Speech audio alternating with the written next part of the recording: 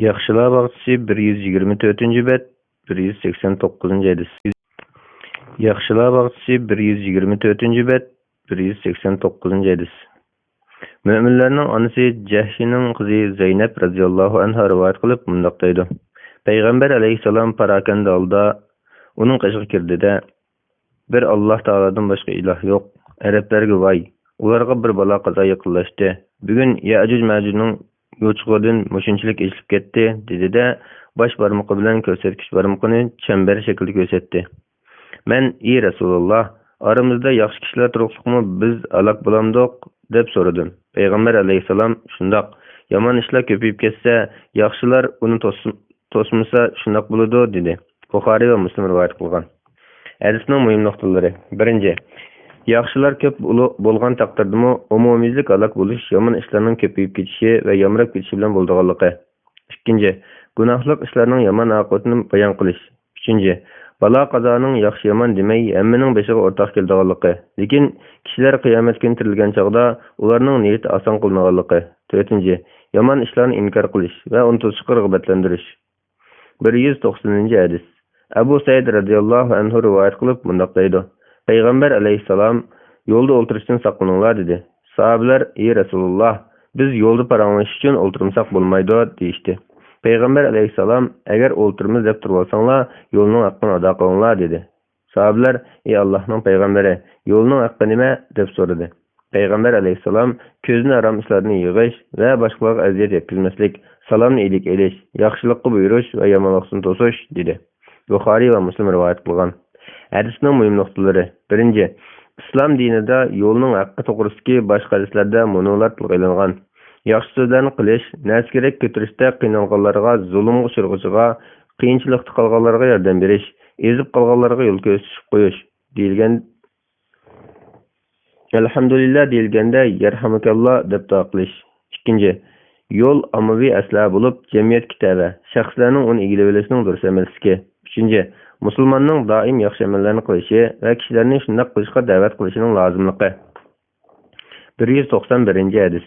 Ibn Abbas radhiyallohu anhu da rivoyat qilindiki, Payg'ambar alayhissalom bir kishining qo'liga bir dona oltin uzuk silib olganligini ko'rib, uni tortib olib tashlab etdi va sizlardan birasinglar qo'lida o'tning cho'g'ini tutib turishni xohlamdi dedi. Payg'ambar alayhissalom ketgan chog'da u kishiga boshqalar uzukni olib undan foydalangan dedi. U kishi, yo'q, Alloh taolo bilan qasamki, Payg'ambar alayhissalom tashlab o'tgan narsani hargiz olmayman dedi. Muslim rivoyat qilgan. Hadisning muhim nuqtalari. Birinchi, qurbi yetgan kishining yomonlikni qo'li bilan o'zgartirish kerakligi. Ikkinchi, erlarning oltin uzuk selishi harom bo'lg'achqa uningdan cheklanish lozimligi. Uchinchi, erlarning oltin uzuk selishiga qattiq azob va va'd qilinganlikdan uning cho'ng gunoh sanalganligi. To'rtinchi, hadisda sahobalarning Payg'ambar alayhissalomning buyrug'ini to'liq qilib, cheklagan ishlardan cheklanishda yuksak ehtiyojchanlikka ko'rsatilgan. 192 hadis. Abu Said Hasan Basri radhiyallohu anhu da rivoyat qilindiki, Aiz ibn Amir radhiyallohu anhu Ubaydullah ibn Riyadninkiga kelib, "Ey o'g'lim, men Payg'ambar alayhissalomning mundoq deganligini anglagan edim. Haqiqatan hokimlarning eng askisi fuqarolarni dastanda qilgan hokimdir. Sen shularning jumlasidan bo'lib qolmagan" dedi Ubaydullah Aizga. "O'ltir, o'zing bo'lsang Payg'ambar alayhissalomning sahobalarining kipkigo" dedi. Aiz ibn Amir sahobalarning ichida kipakdak arzimas kishilar bo'lganmidi? Haqiqatan arzimas kipaklar sahobalardan keyin kelgan sahob bo'lmagan kishilarning asli bo'ladi dedi. Muslim rivoyat qilgan. Hadisning muhim nuqtalari. Sahobalarning amr ma'ruf, nahiy munkar, kishilarni yaxshilik buyurib, yomonlikni to'sishni chong tutganligi. Ikkinchi, sahoba Aiz ibn Amirning Ubaydullohga nasab qilishga jur'ati. Uning Ubaydullohga sahobalarning hammasining nayt esil fazlar ekanligi. Chipirandik kipaklarning sahobalardan keyingi zamonlarda maydonga kelganligini bayon qilganligi. 193 hadis. Uzayfa radhiyallohu anhu rivoyat qilib mundaq deydi. Payg'ambar alayhissalom mundaq degan: "Mening jinim ilkir bo'lgan, ya'ni Alloh taolo bilan qasamki, kishilarni yaxshi ishlarga buyurib, yomon ishlardan to'sishinglar kerak. Unda qila olmasanglar, pat yaqinda Alloh taolo sizlarga o'z tarafidan bir balo avatadi. U vaqtda duo qilsanglar, duoyinglar ijobat bo'lmaydi." Tirmiziy rivoyat qilgan. Hadisning muhim nuqtalari. Birinchi, amr ma'ruf, nahiy munkarni tark etganning jazosi shu kishilarning duosining ijobat bo'lmasligidan iborat bo'lganligi. İkinci, yaman işlarning shumliqi yomonlarning beshiga emas, shuning bilan birga yaxshilarning beshiga keladiganligi. Bu hadisning mazmuni Qur'on Karimdagi buni oyatning mazmunini ta'kidlaydi.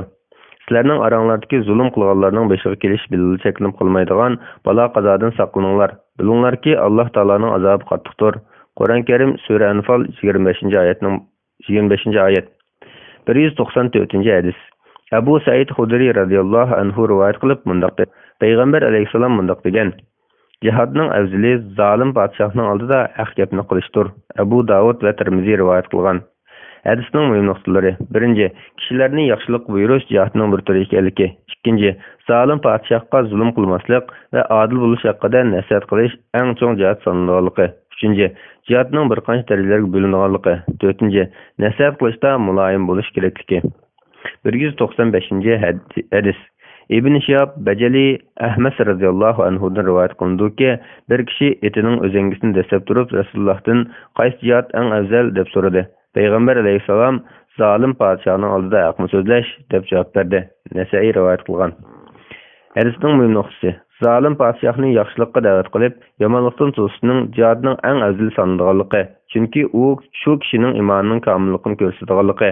U kishining podshohning zulmidan qo'rqmay, o'z jinini alqiniga elib qo'yib, Alloh taolaning amri bo'yicha zolim podshohga nasihat qilishi urush maydonidagi xatardan so'ngroq xatar sanalganligi. 196 hadis. Ibn Mas'ud radhiyallohu anhu rivoyat qilib mundaq deydi.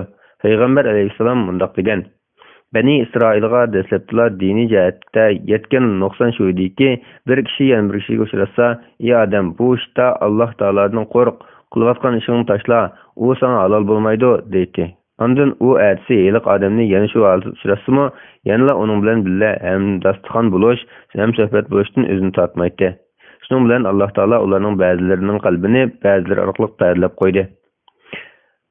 Ondan Bani Isroildan kuffar bo'lganlarga Davudning va Maryam o'g'li Isoning tili bilan la'nat qilindi. Bu ularning osiylik qilganliklari va hadisini eshib ketganliklari uchundir. Chunki ular o'zlari qilgan yomon ishlardan bir-birini to'simaydi. Ularning qilmishlari nimaga yomon? Ularning ishida nurg'unlarning kofirlarni do'st qilganligini ko'rasan. Ularning o'zlari uchun oldin tayyorlagan amallari nimaga yomon? Bu amallar ularga Alloh taolaning g'azabini elib keldi. Ular mangulik azob qolg'uchilardir. Agar ular Alloh taologa, payg'ambarga va payg'ambarga nozil qilingan kitobga iymon etsaydi, kuffarlarni do'st tutmaydi. Lekin ularning to'lisi fosiqlardir. Qur'on Karim Sura Maida 78-oyatdan 81-oyatgacha degan oyatgacha o'qidi. Ondan agah bo'linglar, Alloh taolo bilan qasamki, sizlar yaxshilikka buyuruysizlar, yomonlikdan to'saysizlar, zolimning qilmishidan to'saysizlar, uningga haq ilishni qildirsizlar. Agar unda qilmaydi ekansizlar, Alloh taolo sizlarning ba'zilaringlarning sababi bilan qolganlaringlarning qalbini pardalab qo'ydi. Ondan Bani Isroil kishilarini o'z rahmatidan yiroq qilgan o'xshash, sizlarni o'z rahmatidan yiroq qiladi degan edi. Abu Davud va Tirmiziy rivoyat qilgan. Tirmiziyning yana bir rivoyatida mundaq deyilgan: Payg'ambar alayhisalom mundaq degan: Bani Isroil gunohlarga cho'mganda o'limalari ularni to'sdi. Ular yonmadi. Shundoq bo'lsa-mu, ularning o'limalari ular bilan so'rindosh va hamdastxon bo'lishatdi. Ularning asi bo'lganliklari va haddidan oshganliklari uchun Alloh taolo ba'zilarining sababi tufayli ba'zilarining qalblarini pardalab etdi. Va Davud alayhisalom va Maryamning o'g'li Isa alayhisalomning tili orqali la'nat qildi. Payg'ambar alayhisalom buni yo'linib turib so'zlagan edi. Ondan u bir rus turib, undaq bo'lmasin, jinim ilkida bo'lgan zot Alloh taolo bilan qasamki, sizlar zolimlarni haqqa undab, ularni haq tarafda turg'izishinglar kerak dedi. Hadisning muhim nuqtalari: yomon ishlarni oshkora qilish bilan uni to'smaslikdan iborat illatlarning yahudiylarda topilganligi. Ikkinchi, yomon ishlarni to'smasdan uningga sukut qilish, amaliyotda uni qo'llash bo'lganligi va texnik keng tarqalishiga sabab bo'lganligi. Uchinchi, yomon qo'li bilan to'sib o'zgarishga qodir turiblik, faqat tili bilan o'zgartmoqchi bo'lishning kifoya qilmaydiganligi. 197-hadis. Abu Bakr Siddiq radhiyallohu anhudan rivoyat qilindiki, u: "Ey insonlar, haqiqatan sizlar Alloh taolaning ey mo'minlar, o'zinglarni gunohdan saqlanglar. Sizlar qachonki to'g'ri yo'lda bo'lsanglar, boshqalarning adashqini sizlarga ziyon yetkazolmaydi." Qur'on Karim Sura Maida 105-oyatning bir qismi. degan bu oyatni o'qiysizlar. Men payg'ambar alayhisolamning mundaq deganligini anglagan. Agar kishilar zulm qilg'uchini ko'rib, zulmni to'smasa, pat arada Alloh taolo ularning hammasining boshiga o'rtaq kelgan azobni tushirib, ularni halok qiladi, dedi. Abu Davud rivoyat qilgan. Hadisning muhim nuqtalari: birinchi, mo'minlarning o'zaro bir-biriga mas'ul bo'lishi, bir-biriga tavsiya qilishi, nasihat qilishi zarur bo'lib, shundoq qilganda ularga hech narsa ziyon yetkazilmaydiganligi. Ammo buninglik bilan ularning barliq odamlarni to'g'ri yo'lga da'vat qilish majburiyatining saqit bo'lmaydiganligi. Ikkinchi, Alloh taolaning zolimni zulm qilganligi uchun atrofidagi odamlarni bo'lsa zolimning zulmiga sukut qilganligi, uni to'sishga qodir turuqliq to'smaganligi uchun o'xshash jazolaydiganligi. Bismillah velhamdülillah ve salatu ve selamu ala Resulillah amma ba'd. Assalamu alaikum ve rahmetullahi ve berekatuh. Yaxshilar bag'ishidagi aziz qarindoshlar, kitobimizningki 24-bobiga kelgan. Davomlashtiramiz inshaalloh. Alloh taolo hammamizni o'z yaxshi ko'radigan amallarga muvaffaq qilsin. O'zining g'azabini keltiradigan gunohlarga chiqib qilishdan, shaytonga erishib qilishdan, nafsimizning keyinga kirib ketishdan saqlasin. Tutqan ro'zalarimizni o'qigan, namozlarimizni qilgan, duolarimizni qabul qilsin. Kitobimizni kelgandan boshlab ketamiz. Har biringlarningki qimmatli vaqtinglarni chiqarib anglab berganinglarga rahmat. Alloh rahmat qilsin. Yaxshilar bog'chisi 129-bet, 24-bob kishilarga amri ma'ruf qiladigan, amaliyotda o'z amal qilmaydigan kishilarning qattiq jazolanganligi to'g'risida. Alloh taolo mundaq deydi: kishilarni yaxshi ishga buyurib o'zinglarni unutumsizlar, holbuki sizlar kitobni o'qib tursizlar, tushunmamsizlar. Qur'on Karim Sura Baqara 44-oyat. Alloh taolo yana mundaq deydi: ey mo'minlar, sizlar nima uchun qilmaydigan ishni qilamiz deysizlar?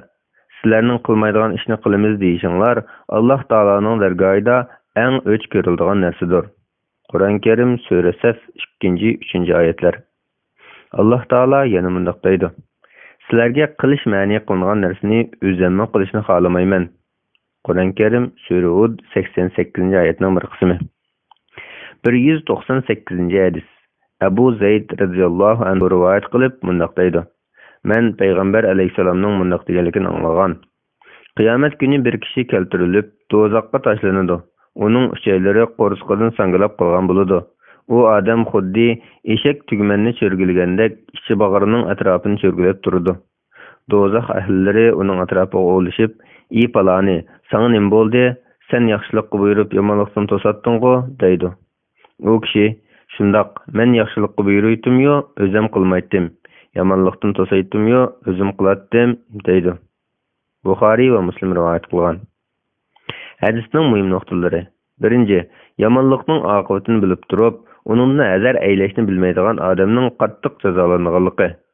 Ikkinchi, payg'ambar alayhisalomning do'zaxning sifati va uningda azoblanuvchilarning ahvolidan xabar berishi ilmiy g'ayb jumlasidan ekanligi. Uchinchi, yaxshilik qilish, yomonlikdan tark etishning kishini do'zax azobidan saqlaydiganligi.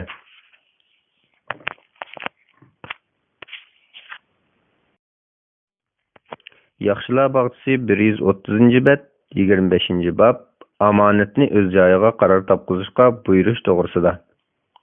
Alloh taolo mundaq deydi: shubhisizki Alloh taolo sizlarni omonatlarni egasiga qaytarishga buyuradi. Qur'on Karim Sura Nisa 58-oyat.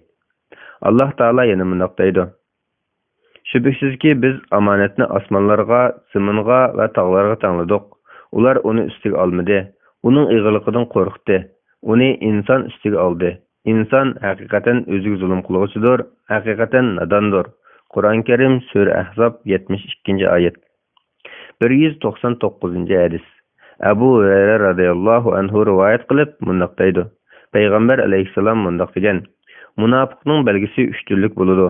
So'zlasa yolg'on so'zlaydi, va'dasiga xiloflik qiladi, omonatga xiyonat qiladi. Buxoriy va Muslim rivoyat qilgan. Yana bir rivoyatda mundaq odam namoz o'qisimi, ro'za tutsimi, o'zini musulmon deb o'ylasimi, hamon munofiqdir deyilgan. 200-hadis. Huzayfa ibn Yaman radhiyallohu anhu da rivoyat qilindiki, u mundaq deydi: payg'ambar alayhissalom bizga 2 ish to'g'risida so'zlab bergan edi. Uning birini ko'rdim, yana birini ko'rishni kutyapman. Birincisi, Peygamber aleyhisselam mundaq dedi. Amanet bolsa kişilerinin kalp yıltızığa Allah Taala tarafından Kur'an düşmey turupla orlaştırılgan. Ondan Kur'an nazil bolgan bolup, kişiler Kur'an ve sünnetin amanetinin qandaq ekanligini bilip aldı, dep söylep berdi. İkincisi, Peygamber aleyhisselam bizge amanetinin kötülüp ketiş doğrusu sözlep, kişi uxlap qılganda onun kalbideki amanet kötülüp ketido. Fakat onun sel-pel izi qaladı. Ondan u yana uxlaydı da, onun kalbideki amanet kötülüp, xuddi putunun üstüdeki dügülep düşken çok payda qılgan qapartmanın izi oxşaş izi qaladı. Elhamdülillah. Qarab baksan, əməliyyatda onun içinde hiç nime yok bulup çıkıdı, dedi. Ondan keyin Peygamber aleyhisselam bir tıl kichik taşını elip, putunun üstüde domunutup görsüp koydu. Amanet kötürülüp ketkendan keyin kişiler soğudu setik kılışsa, ularının içinden birer işençlik adamını tapqılı bulmaydı. Hatta ki şu aletde kişilerge palani avlatqa bir işençlik adam var iken deyilse, kişiler onun qarta neme degen bator, neme degen qızqarlıq, neme degen aqıllık dep apirin okup geçidi. Hakikatte aşu maqtılıvatqan kişinin qalbida qışçaqlıq iman yok. Mening beşimden şundaq günler ötken idi ki, o çağlarda qaysı biringlar bilen soğuk etik qılsam perva qılmaytdim. Ben muamele qilishqa kişi Müslüman bolsa, onun diyaneti bana onun xiyanet qilishini tuzattı. Eğer Hristiyan yoki Yahudi bolgan bolsa, onun başlığı onu bana xiyanet qilishini tuzattı. Bugünkü günü keldigan bolsak, men sizlerning içinlardaki fakat palani ve palanılar bilenla aldı berdi qila alayman. Buxari ve Müslim rivayet qilgan. Hadisning mühim noktası. Amanetni öz joyida ado qilish. Öz joyida ado qilish bolsa, kişinin şeriat takliflerini davamlashtirish, muomalada rostchil bo'lish, boshqalarning haqqini ado qilishiga turtki bo'lganligi. Amanetning kishilarning yomon amallari tufaylidan ularning orasidan barbara ko'tarilib ketib, hatto birer ishonchli odamning topqil bo'lmaydiganligi. Bu oldin ola berilgan xabar bo'lsa, Payg'ambar alayhissalomning payg'ambarlik alomatlaridan biri ekanligi. 201 hadis. Özeyfe ve Ebu Hureyre radıyallahu anhumalar rivayet kılıp mundaq deydi. Peygamber aleyhisselam mundaq degen. Kıyamet günü Allah Taala kişilerini yığıp mahşergahqa toplaydı. Müslümanlar orullardan turdu. Cennet ularga yakın kılındı. Ular Adem aleyhisselamның qışığı kelip, "Ey atımız, bizge cennetni içip berishini talep qılsang" deydi. Adem aleyhisselam, "Sizler cennetten atаңlarning xatalık tüpeyli çıkartılgan emasmi? Men bunun ehli emasman. Sizler mening oğlum, Allah Taala'nın dostu İbrahim'nin qışığı beringlar" deydi. Ular İbrahim aleyhisselamның qışığı barıdı. İbrahim aleyhisselam, "Men bunun ehli emas. Men Allah Taala bilen bolgan dostluk jihatda yanılap perde arqısıdıman. Sizler Allah Taala bilen bevas sözleşken Musa aleyhisselamның qışığı beringlar" deydi. Ular Musa aleyhisselamның aldığı barıdı. Musa aleyhisselam, "Men bunun ehli emasman. Sizler Allah Taala'nın kelimesi ve Allah Taala'nın ruhu bulgan İsa aleyhisselamның qışığı beringlar" deydi. Ular İsa aleyhisselamның aldığı baranda, İsa aleyhisselam, "Men bunun ehli emasman" deydi. Ular Muhammed aleyhisselamның qışığı kelidi.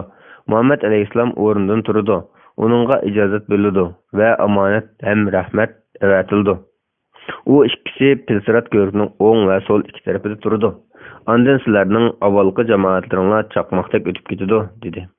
Men ata-anam sang pida bolsun ki çaqmoqdek ötüş qandaq boludu dep soradım. Peygamber aleyhisselam, sizler çaqmoqning ko'zini yumib açıqcha ötüp ketganligini ko'rmaganmi? Ondan shamolga o'xshash o'tidi. Ondan uçar qushlarga o'xshash o'tidi ve kuchlik odamlar yurgandek o'tidi.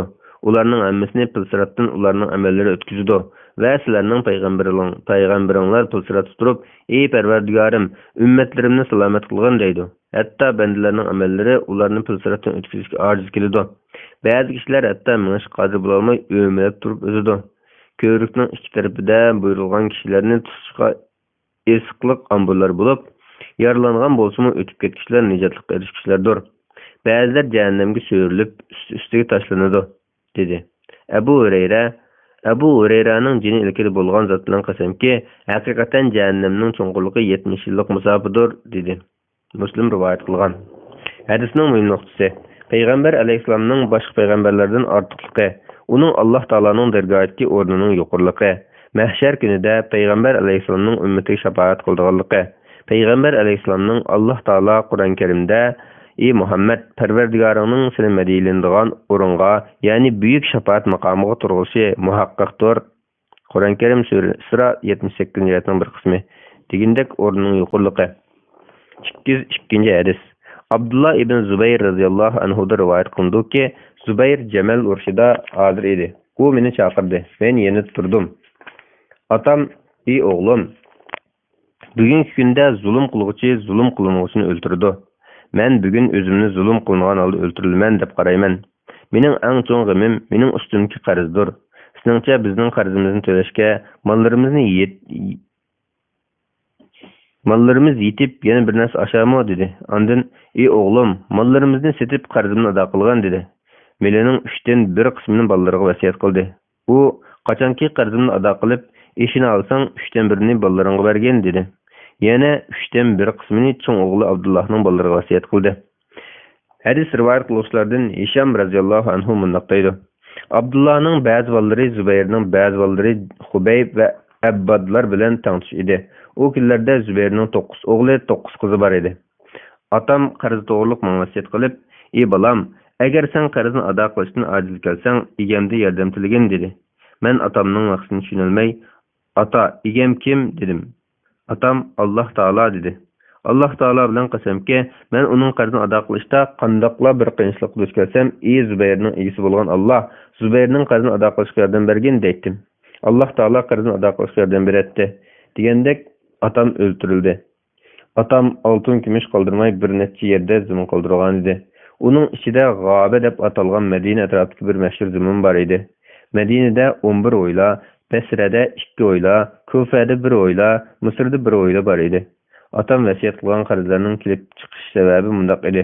Kishilar mollarini atamning qishiga omonat qo'yishga ilib kelsa, atam, "Yo'q, men omonatning zoyi bo'lib ketishdan qo'rqaman, lekin bu men qarz hisob bo'lsin" deydi. Shuning bilan qarzdorlar ko'payib ketgan edi. Atam mergizini siliq, xirajat va boshqa narsalarni yig'ishga qo'ygan emas va amaldarimi bo'lmagan. Faqat Payg'ambar alayhisalom, Abu Bakr, Umar, Osman radhiyallohu anhumlar bilan g'azotda bo'lgan. Ular bilan namshahmat bo'lib o'tgan kishi edi. Men atamning gardindagi qarzni hisoblab baqsam, 2.200.000 chiqdi. Hakim ibn Hizam menga uchrashib, "Ey qarindishimning o'g'li, qarindishimning qancha qarzi bor ekan" dedi. Men yoshirib 100.000 deb qo'ydim. Hakim, "Meningcha sizlarning mollaringlar buningga yetmasmikin" dedi. Men, "Agar 2.200.000 bo'lsa qanday qaraysan" desam, u "Buningga bardashlik berolmaysizlar. Agar qarz qaytarishga ojiz kelsanglar, menda yordam qilinglar" dedi. Atam G'oba degan joyni 170 mingga sotib olgan ekan. Men uni 1.600.000 sotdim. Ondan men kimning atamda elishi bo'lsa, bizning G'oba degan zamonimizga chiqib ulug'son deb e'lon qildim. Abdullah ibn Ja'far keldi. Uning Zubayrda 400.000 elishi bor ekan. Ja'far menga, "Agar xohlasanglar mening malimni sizlardan olmay" dedi. Men, "Yo'q" deb o'ylamasam, Ja'far, "Agar xohlasanglar mening elishimni eng keyini beringlar" dedi. Men, "Yo'q" dedim. Ja'far, "Undaqda menga zamindan bir parcha bo'lib beringlar" dedi. Men, "Bu yerdan bu yergacha sening haqqing hisob bo'lsin" deb bo'lib berdim. Men o zaminni setib atamning qarzini to'liq ado qildim. O zamindan yana 4 yerim masjid qoldi. Men Muaviyaning qishiga kelsam, uning bilan Amr ibn Osman, Munzir ibn Zubayr va ibn Zam'alar bor ekan. Muaviya G'oba qandoq ba qo'yildi dedi. Men har birisiga 100.000 dedim. U uningdan qanchalik qoldi dedi. Men 4 yerim masjid dedim. Munzir ibn Zubayr bir rasini 100.000 ga men alay dedi. Amr ibn Osman bir rasini 100.000 men alay dedi. Ibn Zam'a bir rasini 100.000 men alay dedi. Muaviya "Amda qanchalik qoldi" dedi. Men yerim masjid dedim. U uni 150.000 ga men alay dedi. Keyin Abdullah ibn Ja'far o'z nasibasini Muaviyaga 600.000 ga setib etdi. Shunda qilib Abdullah atasining qarzini tugitib bo'lganda, Zubayrning boshqa bolalari unga mirosimizni taqsim qilib bergan deydi. Abdullah Allah Taala bilan qasamki, har yili ajmasunda Zubayrda qarz borlar kelsin, biz qarzni qaytaramiz deb ular 4 yil jagarlayman. Shuning uchun mirosni taqsim qilmayman dedi. Her yili ajmasunda shunday sakarlab 4 yil o'tgandan keyin qarindoshlarga malning 3dan 1ni berdi. Zubayrning 4 ayoli bo'lib, mirosi har bir ayolga 1.200.000 dan tegdi. Zubayrning umumiy mali 50.200.000 edi. Buxoriy rivoyat qilgan. Hadisning muhim nuqtalari. Urushda o'lish ehtimoli bo'lg'achqa, urushga mangan kishining vasiyat qilishi shariatga uyg'un ish ekanligi. Kishining hamma xil ahvolda Alloh taologa ishonish, Alloh taolodan yordam tilashi lozimligi. Allah Taala'nın en yaxshi yordam berguvchi ekanligi.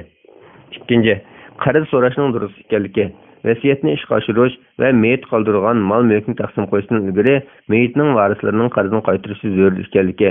Uchinchi, shariatga uyg'un bo'lsa, har qancha ko'p go'yli harom zaminni shaxsiy mulk hisobida egallashning durust ekanligi. To'rtinchi, omonatni ado qilish lozimligi. Sahobalarning ishlari to'g'riliq sukut qilish, ularning hammasi o'z ilmi bo'yicha itoat qiluvchilar bo'lib, zulm qiluvchilardan emasligi. Yaxshilar bog'chisi 135-bet, 26-bob zulmning haromligi va moddiy, ma'naviy haqlarni o'z egalariga qaytarishga buyurish to'g'risida. Alloh taolo mundaq deydi: "Zolimlarga yaqin do'st va shafaat qabul qilingan shafaatchi bo'lmaydi." Qur'on Karim Sura G'ofir 18-oyatning bir qismi. Alloh taolo mundaq deydi: "Zolimlarga hech qanday madadkor bo'lmaydi." Qur'on Karim Sura Haj 71-oyatning bir qismi. Hadislarga keladigan bo'lsak, Abu Zar radhiyallohu anhu da rivoyat qilingan hadis, ya'ni 111-hadis yuqorida o'tdi. 203 hadis. Jabir radhiyallohu anhu rivoyat qilib mundaq deydi: Payg'ambar alayhisalom mundaq degan: "Zulm qilishdan saqlaninglar. Haqiqatan zulm qiyomat kuni qorong'u zulmatga aylandi. Bexillik qilishdan saqlaninglar. Haqiqatan bexillik sizlardan ilgirkilarning o'zaro bir-birining qonlarini to'kishga, harom narsalarni halol sanashga ilib berib halok qilgan." Muslim rivoyat qilgan.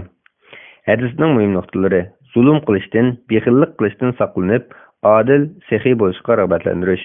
Ikkinchi, zulmning cho'ng gunohlardan jumlasidan bo'lib, zulm qiluvchi qiyomat kunida qattiq azobga duchor qilinganligi. Uchinchi, dunyoga o'zini urish, hirsmanlik, pul molga bexillik qilish bo'lsa, insonni osiylikqa so'rab, gunoh patqiga patirdiganligi. 204-hadis. Abu Hurayra radhiyallohu anhu rivoyat qilib mundaq deydi: Payg'ambar alayhissalom mundaq degan: Qiyomat kuni haqlar o'z egalariga qaytariladi. Hattoki munguzsiz qo'yg'imi munguzli qo'ydan qisos elib beriladi. Muslim rivoyat qilgan. Hadisning muhim nuqtalari: Alloh taolaning odilligi, qiyomat kunida bandalarning qisosini elib berdiganligi, buning zulm qiluvchining yaxshiliklarining savobini zulmga uchrag'uchining elib berish va zulmga uchrag'uchining gunohlarini zulm qiluvchiga yuklash bilan bo'ldiganligi. Ikkinchi, Alloh taolaning odilligi mutlaq bo'lib, hatto hayvonlarning buning sirtida qolmaydiganligi. Uchinchi, haqni o'ziga qaytarishga aldirash lozimligi.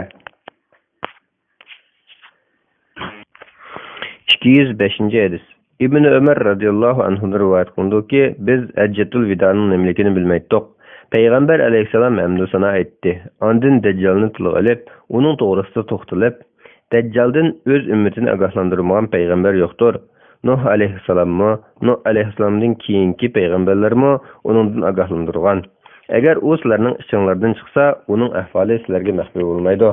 Haqiqatan sizlarning parvardigoringlar alg'ay emas. Dajjalning o'ng ko'zi alg'aydir. Uning ko'zi xuddi poltib chiqib qolgan uzumga o'xshaydi.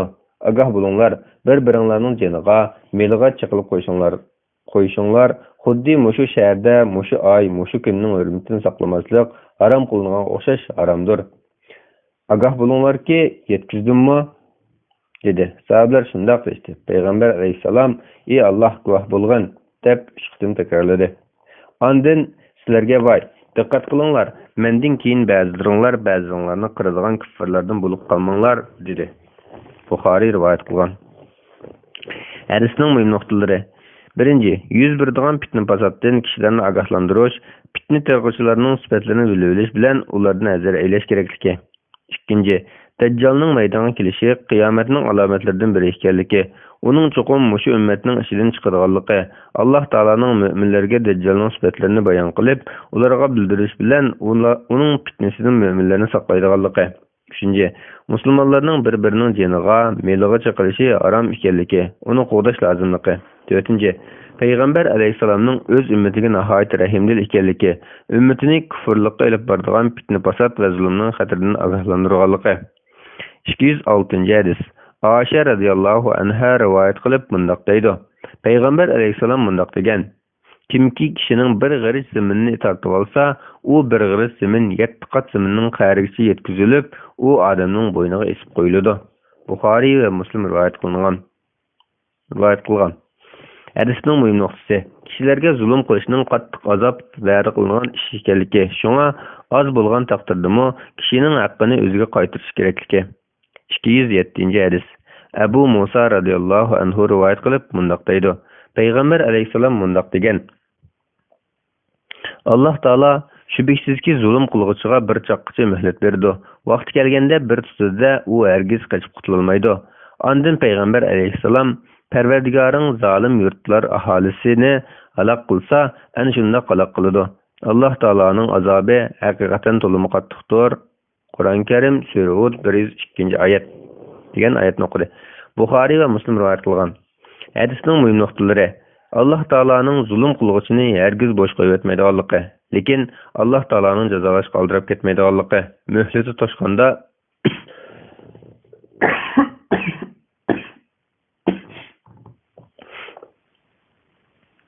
muhlati toshqanda zolimni qattiq jazolaydiganligi.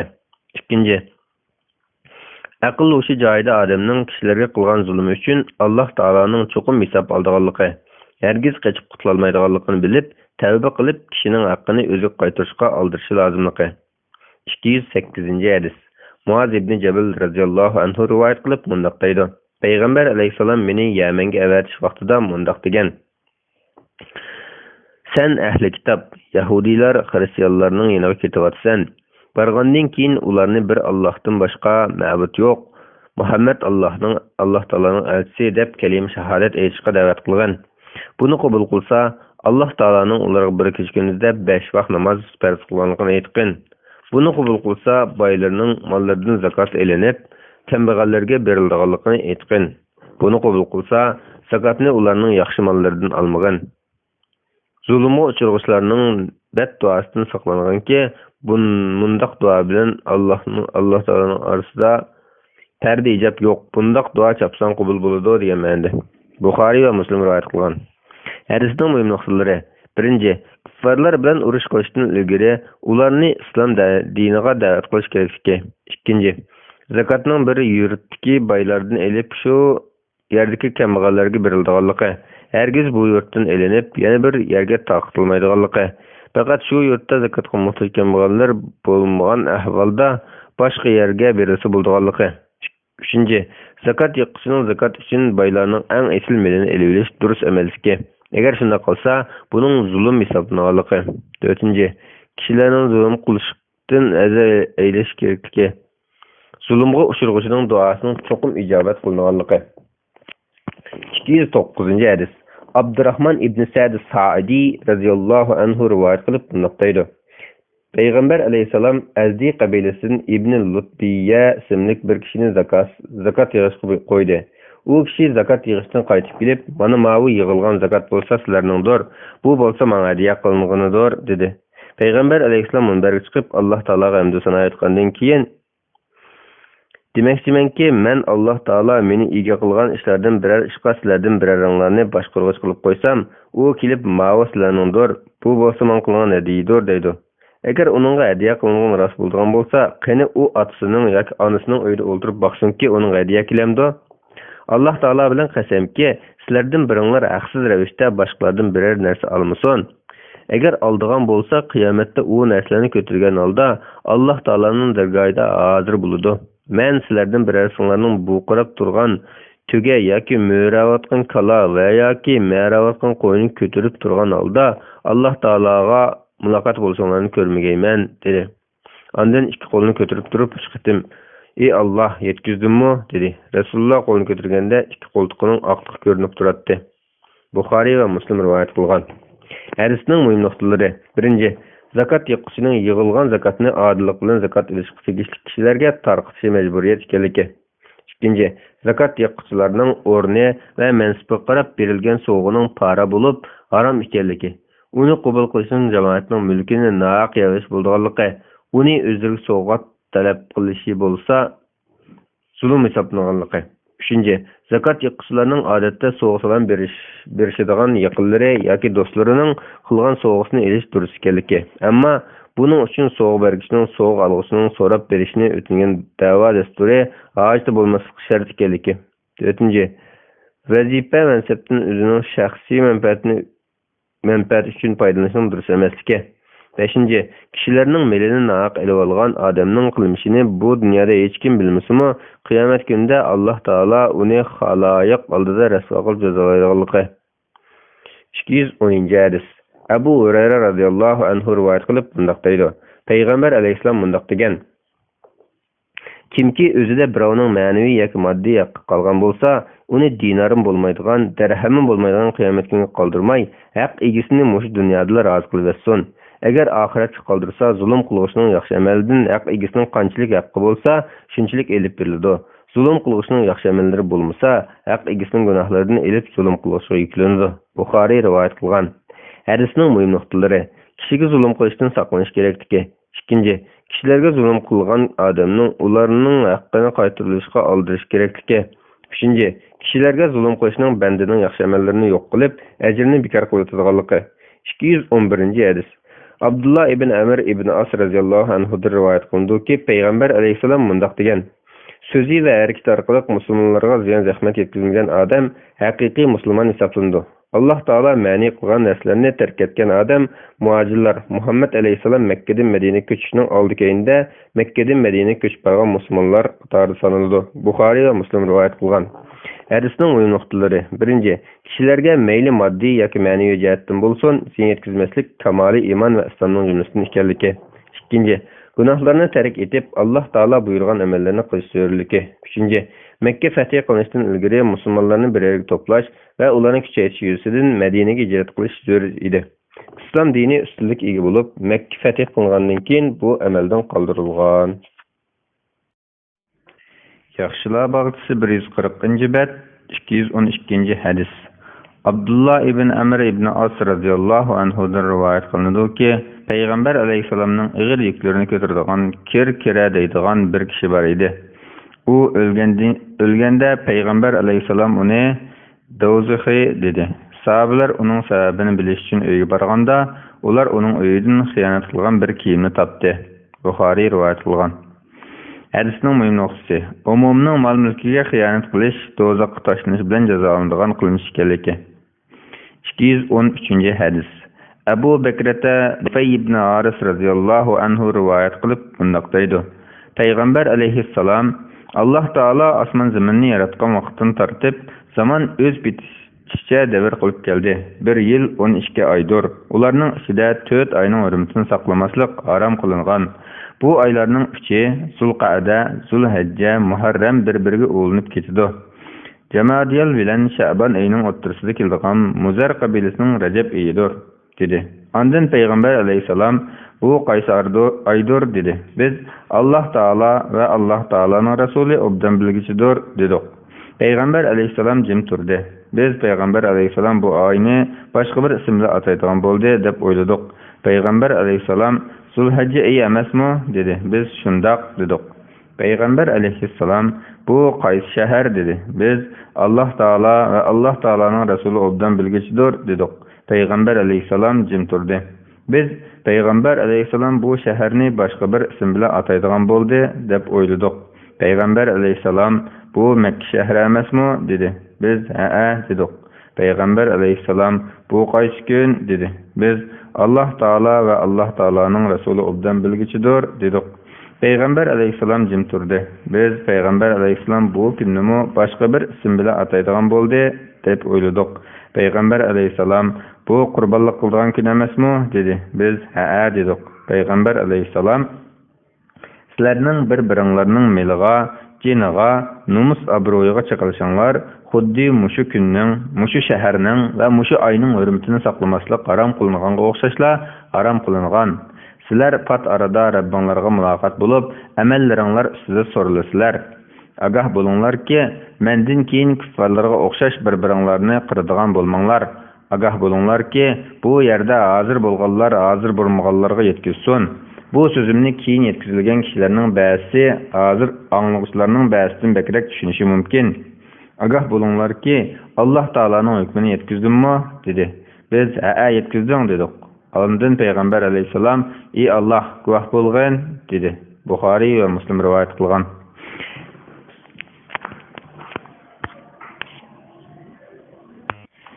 Hadisning muhim nuqtalari: Birinci, İslam dininin kişilerin cahiliyet devletki kılmışlarını bekar kılıp, uruş kılış haram kılınan muayyen aylan bitkikerliki. İkinci, Müslümanların canları, malları ve nam-obroyunun dahsasızlıkını ta'kidlab, bularni qo'g'dashga da'vat qilingan va bularga chaqirishning harom ekanligi bayon qilingan. Uchinchi, bandining qiyomat kunida Alloh taoloning dargohida barliq cho'ng kichik amallarni hisob beradiganligi. To'rtinchi, rostchilik va sodiqlik bilan ilmni yetkazish va targ'ib chiqarib. Beshinchi, payg'ambar alayhissalomning kishilarga ta'lim berishdagi go'zal uslubi, anglag'uvchilarga cho'nqur ta'sir qilishi va aniq tushunish uchun so'zda amaliy misollarni keltiradiganligi bayon qilingan. Bismillah, velhamdülillah, vessalatu vesselamu ala Resulillah, amma ba'd. Assalamu alaikum ve rahmetullahi ve berekatuh. Yaxşılar bağçısı, hadis-i şerif, şerhi ve tercümesini anlatkan aziz kardeşlerimiz. Biz kitabımızı okup 214. hadis kelgan. 26. bab 214. hadis kelgan. Yerimizni davamlaştırırız. Allah bizge paylık etim ata kılsın ve şu ügengellerimizge emel kılışık nasip kılsın. Birbirimizge hakkını, severini tavsiye kılışka nasip kılsın. Öz yaxşı görgen emelge muvaffak kılsın. Bismillahirrahmanirrahim. Yaxşılar bağçısı 141. bet 214. hadis. Abu Umame İyas ibn Sa'laba Haris radıyallahu anhu rivayet kılıp mundaq deydi. Peygamber aleyhisselam kimki bir Müslüman kişinin hakkını qasam kılıp durup nahaq elib olsa, Allah Taala onunğa dozaqni tegishli qiladi ve cennetni haram qiladi dedi. Bir kişi, "Ey Rasulullah, azgın narsa bolsa" dedi. Peygamber aleyhisselam, "Misvak yaxşı çağlıq narsa bolsunmu, hem şundaq buludu" dedi. Müslim rivayet kılgan. Hadisning mühim noktaları. Birinci, başkalarının hakkını yevleşti nazar eyleş. Eğer o az bulgan takdirdimi kişinin hakkını hak eksiye kaytırış kaldıraş gerekliki. İkinci, hadistin ma'lum ki kişinin hakkıcı kara sanıgan ve bunu halal bilgen, kılmışıga tövbe kılmay ilgen adamның мәңгі dozaqda kaldığalıqı. 215. hadis. Adi ibn Amr radıyallahu anhu rivayet kılıp mundaqtaydı. Men Peygamber aleyhisselamның mundaqtagelikini anlagan. Biz sizlerden birer kişini emelge koysak, bizden yanına çağlık, hatta onundan mı küçük nersini yoşursa, o hıyanet kılgan hesaplanıp, kıyamet günü hıyanet kılgan nersi bilen billahi hazır buludu dedi. Andın ensarilerden bulgan bir karamutluk sahabe orundan turup, men onu goya ağzı görüp durgandaki, "Ey Resulullah, men sen bergen emelden istifa berey, qabul kılgan" dedi. Peygamber aleyhisselam, "Sana ne boldu?" dedi. O sahabe, "Senin mundaq digeldirini anlattırıvassam" dedi. Peygamber aleyhisselam, "Yine deymen ki biz kimni birer emelge koysak, andın o az bolsun, köp bolsun toplağının hemmisini elip gelsin. O nerslerden birilgenini alsın, birilmegenini almasın" dedi. Müslim rivayet kılgan. Hadisning mühim noktaları. Birinci, amel vazifasidan foydalanıp, meyli az yoki köp bolsun birer narsaga xiyanat qilgan adamning qattiq jazolanganligini ogohlantirish. İkinci, cemaat işinip umumiy mal-mulklarni amonat qo'ygan kishining uni obdan saqlashi, tegishli kishilarga tarqatib berishi, uningdan birer narsani o'zining qilib olmasligi, agar xiyonat qilgan bo'lsa, uni darhol joyiga qaytarish kerakligi, undaq qilmaydigan qiyomat kunida guvohchilar oldida rasvo bo'lganligi. Üçüncü, özünün ixlas ve sadiqlik bilen əməlinin ödüsünün çıxışığa köz yetmeyen adamның əməl mənsəb tutuşdan yirak boluşunun özü üçün yaxşı ekanligi. 216. hadis. Ömer ibn Hattab radıyallahu anhu'da rivayet kılındı ki, Xayber günü bolgan çağda bir türküm sahabeler Peygamber aleyhisselamның qışıq geldi. Andın palani şehit boldu, pokoni şehit boldu deyişti. Hatta bir kişini tılıq elip palani şehit boldu deyişti. Peygamber aleyhisselam, "Undaq emas, men onu bir ton yoki bir kiyimga xiyonat qilganlik uchun do'zax gördüm" dedi. Müslim rivayet qilgan. Hadisning mühim noktaları. Umumning mulkiga xiyonat qilishning cho'ng gunoh bo'lib, ig'ir jazolanganligi. İkinci, Allah Taala yolida şehit bo'lishmi kishining haqqini yevlashdak gunohni yuyib o'tolmaydiganligi. 217. hadis. Abu Qatada ibn Rabi Haris radıyallahu anhu rivayet qilib mundaq deydi. Peygamber aleyhisselam ularning orasida turib, Allah Taala yolida cihat kılınan cihat ve Allah Taala iman etiş bolsa emellerinin en azılıdır dedi. Bir kişi orundan turup, "Ey Resulullah, men Allah yolunda öldürülsem, mening xatoliklarım yuyulib ketamdi" dedi. Peygamber aleyhisselam, agar Alloh taolo yo'lida sen chidamliq bo'lgan, Alloh taolodan savob umid qilgan, jangga yuzlangan, jangdan qochmagan holatda o'ldirilsang shundoq bo'ladi dedi. U kishi, agar Alloh taolo yo'lida o'ldirilsam, xatoliklarim o'chirilib ketamdi dedi.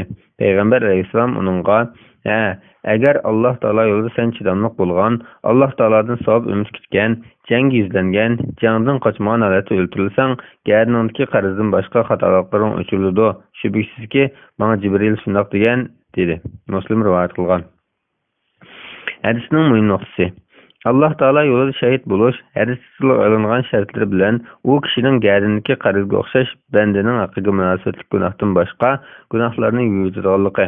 U kishi shu qarzni ado qilishga qodir turib, ado qilmagan bo'lsa, uning gunohi yuyilmaydiganligi. Ammo qarzni qaytarishga qurbi yetmagan va pushaymon bilan tavba qilgan kishi bo'lsa, Alloh taolo undan rozi bo'ladiganligi. 218 hadis. Abu Hurayra radhiyallohu anhu rivoyat qilib mundoq deydi. Payg'ambar alayhissalom, sizlar kimning yalangtosh ekanligini bilamsizlar deb so'raganda, sahobalar yalangtosh degan bizning ichimizdagi puli yo'q, mili yo'q odam dedi. Payg'ambar alayhissalom, haqiqatan yalangtosh degan mening ummatimdan qiyomat kuni namoz va ro'za, zakat qatorliq amallar bilan hozir bo'lgan. Lekin birini tillagan, biriga behtan chaplagan, birining milni yavagan, birining naqini tökkan, birini urgan bo'lib, qisosiy yoki to'lam uchun yaxshiliklardan uningga berib, buningga berib, yaxshiliklar tugab ketganda boshqalarning gunohlarini o'ziga yuklab olgan, shuning bilan do'zaxga tashlangan kishidir dedi. Muslim rivoyat qilgan. Hadisning muhim nuqtalari. Birinchi, cheklangan ishlarni qilishdan nazar aylash kerakligi. Bo'libmi kishining moddiy va ma'naviy haqlariga munosabatli ishlarda zulm qilishdan saqlanish lozimligi. Ikkinchi, harom ishlardan yiroq bo'lish, bo'libmi kishilarga zulm qilish va qilish shu bandaning yaxshi amallarini yo'q chiqarib, ajrini bekor qiladiganligi. Uchinchi, va'z tabliğ va nasihat qilganda kishining diqqatini qo'zg'aydigan, bakrak esida qoladigan ta'sirli so'z, go'zal uslubni qo'llanish lozimligi. 219 hadis. Ummu Salama radhiyallohu anha rivoyat qilib bundoq deydi. Payg'ambar alayhissalom bundoq degan: "Haqiqatan men bir inson, sizlar jidallashib qolib, meni oldimga kelasizlar. Sizlarning ba'zilaringlar pok qo'yishda, ba'zilardan ustunroq bo'lishinglar mumkin. Men bo'lsam, anglanganim bo'yicha hukm chiqaraman. Agar men birarsiga uning qilinishining haqqini hukm qilib bergan bo'lsam, uningga haqiqatan o'tdan bir parchani uzib bergan bo'laman." Buxoriy va Muslim rivoyat qilgan. Hadisning muhim nuqtalari. Payg'ambar alayhissalomning inson ekanligi, shunga odamlar uchirgan turli ishlarga uchraydiganligi, faqatla Alloh taolo bayon qilgandek islom da'vatini yetkazish, xatolikdan pok, harom ishlarni qilishdan pok ekanligi bayon qilingan. Ikkinchi, qozi sudchi oldiga kelgan da'vogar va javobgarga o'zi bildigan guvohchi qasamdek pok sifatlarga asosan hukm chiqarilganligi, hargizmi qiyos faraz bilan hukm chiqilmaydiganligi. Uchinchi, qozining sudchining hukmi oshkora poklarga asosan chiqarilgan bo'lsa-mu, u haromni halol, halolni harom qila olmaydi. Agar qozi bir odamning foyziga hukm chiqargan bo'lsa, u odam buning nohaq ekanligini bilsa, uning shu haqni elishi durust bo'lmaydi. Agar shunday qilsa, qiyomat kuni qilmish uchun jazolanadi. 220 hadis. Ibn Umar radhiyallohu anhu rivoyat qilib bundoq deydi. Men payg'ambar alayhissalomning bundoq deganini anglagan. Mümin adam naqq qon to'kmasala hamisha o'z dinida kamchilik asosida yashaydi. Hadisning muhim nuqtasi. Naqq qon to'kishning cho'ng gunoh bo'lib, kishini Alloh taoloning rahmatidan yiroq qildiganligi. 221 hadis. Hamzining ayoli Amirning qizi Xavla Ansariydan rivoyat qilindiki, men payg'ambar alayhissalomning bundoq deganligini anglagan edim.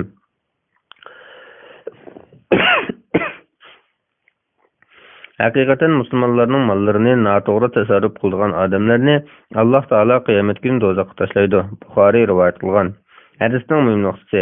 Musulmonlarning mol-mulkini nohaq holda o'zining shaxsiy manfaati uchun ishlatishdan nazar aylash kerakligi. Buning cho'ng gunoh bo'lib, shundoq qilg'uchining qiyomat kuni do'zaxga kiradiganligi. Yaxshilar bog'chisi 145-bab 27-bob. Musulmonlarga chiqilmaslik, ularga mehr shafqat qilish, kuyinish va ularning haqlariga rioya qilish to'g'risida. Alloh taolo bundoq deydi: Kimiki Alloh taolaning dinining ahkamlarini ulug'lasa, ya'ni haj jarayonida Allah Taala'nın buyruqlarını baja keltirib, ma'ni qilgan ishlardan cheklansa, bu Parvardigorining dargohida uning dunyo va oxirat uchun yaxshidir. Qur'on Karim Sura Haj 30-oyat. Allah Taala yana mundaq deydi: Kimki dini işlerini ulug'laydigan, jumladan hajning amallarini, qurbonliqlarni bu dillarning taqvoliqidandir. Qur'on Karim Sura Haj 32-oyatning bir qismi. Allah Taala mundaq deydi: Müminlerge kemtar bo'lgan. Qur'on Karim Sura Hijr 88-oyatning bir qismi. Allah Taala yana mundaq deydi: Kimki nahaq adam öldürmegen, yer yüzü bozgunchilik qilmagan bir adamni öldürse, u bütün insanlarni öldürgenlik buludu. Kimki bir adamni tirildirse, yani qutquzsa yoki hayat qilishga sababchi bo'lsa, u bütün insanlarni tirildirgenlik buludu. Qur'on Karim Sura Maida 32-oyatning bir qismi. 222-hadis.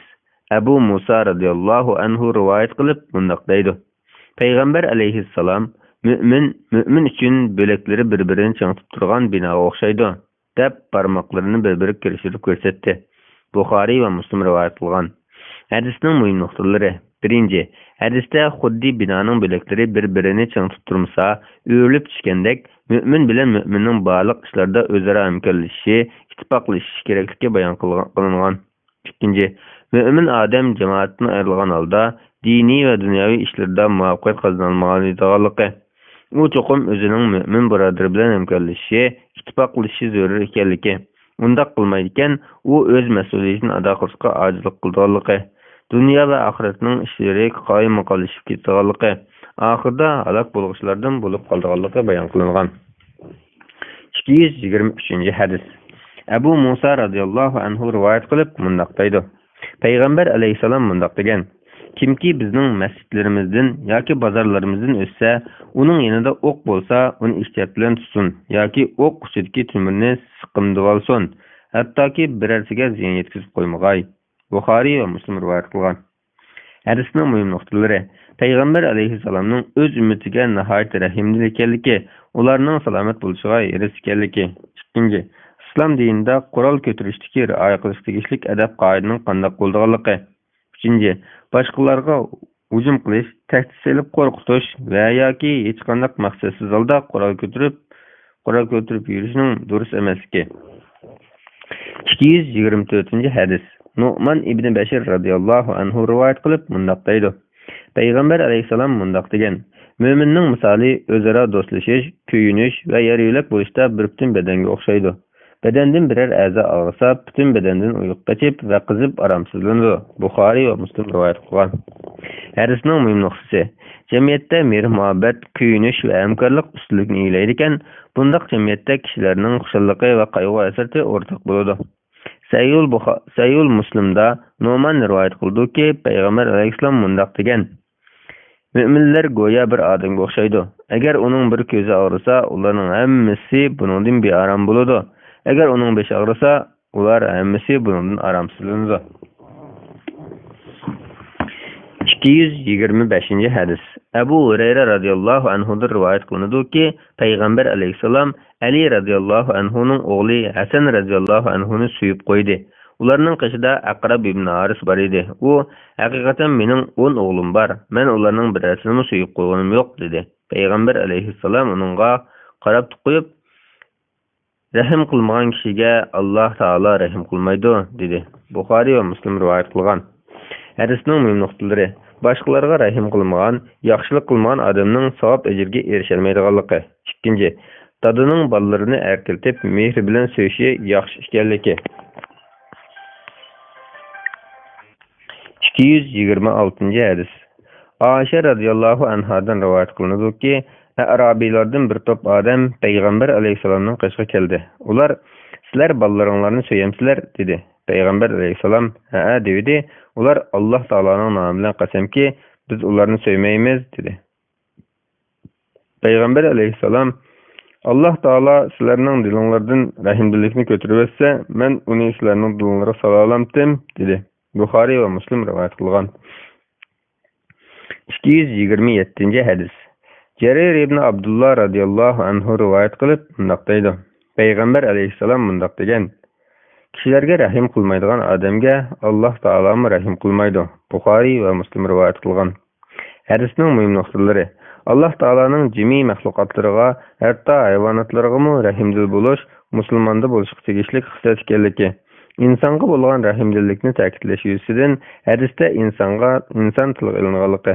Ikkinchi, maxluqotlar tarafidan bo'lgan rahimdillik mehr shafqat ma'nosida bo'ladi. Alloh taolo tarafidan bo'ladigan rahimdillik Alloh taoloning roziligi va Alloh taoloning maxluqotlariga ne'mat ato qilish ma'nosida bo'lganligi. 228 hadis. Abu Hurayra radhiyallohu anhu rivoyat qilib bunday deydi: Payg'ambar alayhisalom bunday degan: Sizlardan biror kishilarga imom bo'lganda namozning yengil o'qisin, chunki jamoat ichida ojiz, kasal, yashangan va ish kuchi bor odamlar bo'ladi. O'zinglar namozni yolg'iz o'qiganda xohlaganinglarcha uzun o'qisanglar bo'laveradi. Buxoriy va Muslim rivoyat qilgan. Hadisning muhim nuqtalari: birinchi, imom jamoatga imomatchilik qilganda qisqa suralarni o'qishi, ruku va sajdalarda tasbihni 3 qitim o'qishi bilan namozning yengil o'qishi, ammo muayyan odamga imomatchilik qilganda bu kishilar namozni uzunroq o'qishga rozi bo'lgan ahvolda namozni uzunroq oldirmay o'qishning yaxshi ekanligi. Ammo hadisda aytilgandek namoz o'quvchilar ichida o'zilik odamlar bo'lganda namozni uzun o'qishning makruh ekanligi. Ikkinchi, islom dinining kishilarga osonlikni ko'zda tutadigan din ekanligi. Namoz o'quvchilarga qiyinchilik bo'lib qolmaslik uchun ularning ig'irchilikni ko'tarib turganligi. 229 hadis.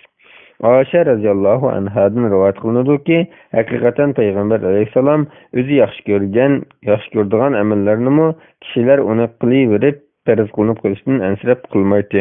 Buxoriy va Muslim rivoyat qilgan. Hadisning muhim nuqtasi: Payg'ambar alayhisalomning diniy ishlarda o'z ummatiga ig'ir kelib qolmasligi, o'rindashqa ojizlik qilib qilishdan ansirab, ularga oslashtirish, yengillashtirishga erishman ekanligi. 230 hadis. Oysha radhiyallohu anhadan rivoyat qilinadiki, payg'ambar alayhisalom kishilarga kuyinish yuzasidan ularni ro'za tutganda uzun muddat og'iz ochmasdan, ikkinchi kuni ular ro'za tutishdan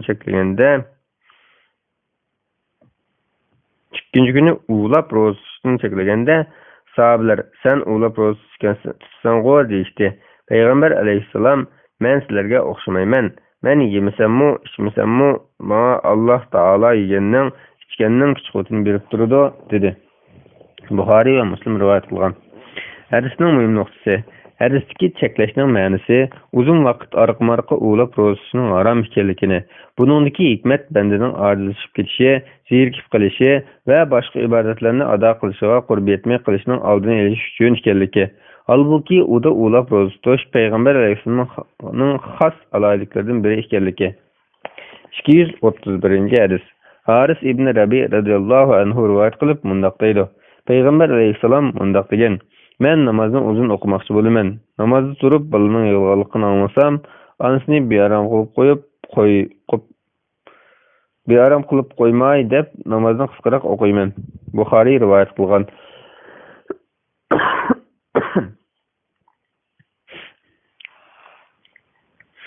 Hadisning muhim nuqtasi: Payg'ambar alayhisolamning sahobalarga nihoyat rahimli ekanligi, har doim cho'ng kichik sammaylarning amaliy ahvolini nazarga olganligi. 232 hadis. Jundub ibn Abdullah radhiyallohu anhu rivoyat qilib bunday deydi: Payg'ambar alayhisalom bunday degan: Kimki bomdodni o'qisa, u Alloh taoloning kepilligida bo'lgan bo'ladi. Alloh taolo sizlardan o'z kepilligidagi kishi to'g'riliq hisob ilib qolmasin. Alloh taolo o'z kepilligidagi kishi to'g'riliq hisob ilib qolsa, uning tutuq yuzi bilan do'zaxga tashlaydi. Muslim rivoyat qilgan. Hadisning muhim nuqtalari: hadisdagi afzallik bomdod namoziga xos qilingan, chunki bu bir kunning boshlanishi, kishilarning o'z odatlari uchun zamonga tirilgan vaqti ekanligi. Ikkinchi, namoz bomdodni tark etish Alloh taolo bilan mu'min o'rtasidagi ahdiga xilof ekanligi. 223 hadis. Ibn Umar radhiyallohu anhu rivoyat qilib bunday deydi: Payg'ambar alayhisalom bunday degan: Musulmonlar o'zaro qarindosh, uni ziyon zahmatga uchrashdan qo'g'daydi yoki uning boshiga bir musibat kelsa, tasalli beradi va yordam bo'ladi degan ma'noda. bir-biriga zulm qilmaydi va bir-birini tashlab etmaydi. Kimki musulmon qilmishining oyishidan chiqsa, Alloh taolo uning oyishidan chiqadi. Kimki musulmon qilmishining oyishiga kelgan ig'irchilikni ko'tarib etsa, Alloh taolo uning beshiga kelgan qiyomat kunining ig'irchiliklarini ko'taradi. Kimki bir musulmonning aybini yapsa, qiyomat kuni Alloh taolo uning aybini yapadi. Buxoriy va Muslim rivoyat qilgan. 234-hadis. Abu Hurayra radhiyallohu anhu rivoyat qilib bunday deydi. Payg'ambar alayhisalom bunday degan: Musulmon musulmonning qarinishidir. U qarinishiga xiyonat qilmaydi, yolg'onchilik qilmaydi, uni yordamsiz qoldirmaydi. Har qanday bir musulmonning yana bir musulmonning obro'yiga, meliga chiqilishi, qini to'kishi ma'ni qilingan. Taqvolik mana bu yerda, ya'ni dilda o'zining musulmon qarinishini haqoratlaganligi kishining yomon ekanligiga yetirlikdir. Tirmiziy rivoyat qilgan. 235-hadis.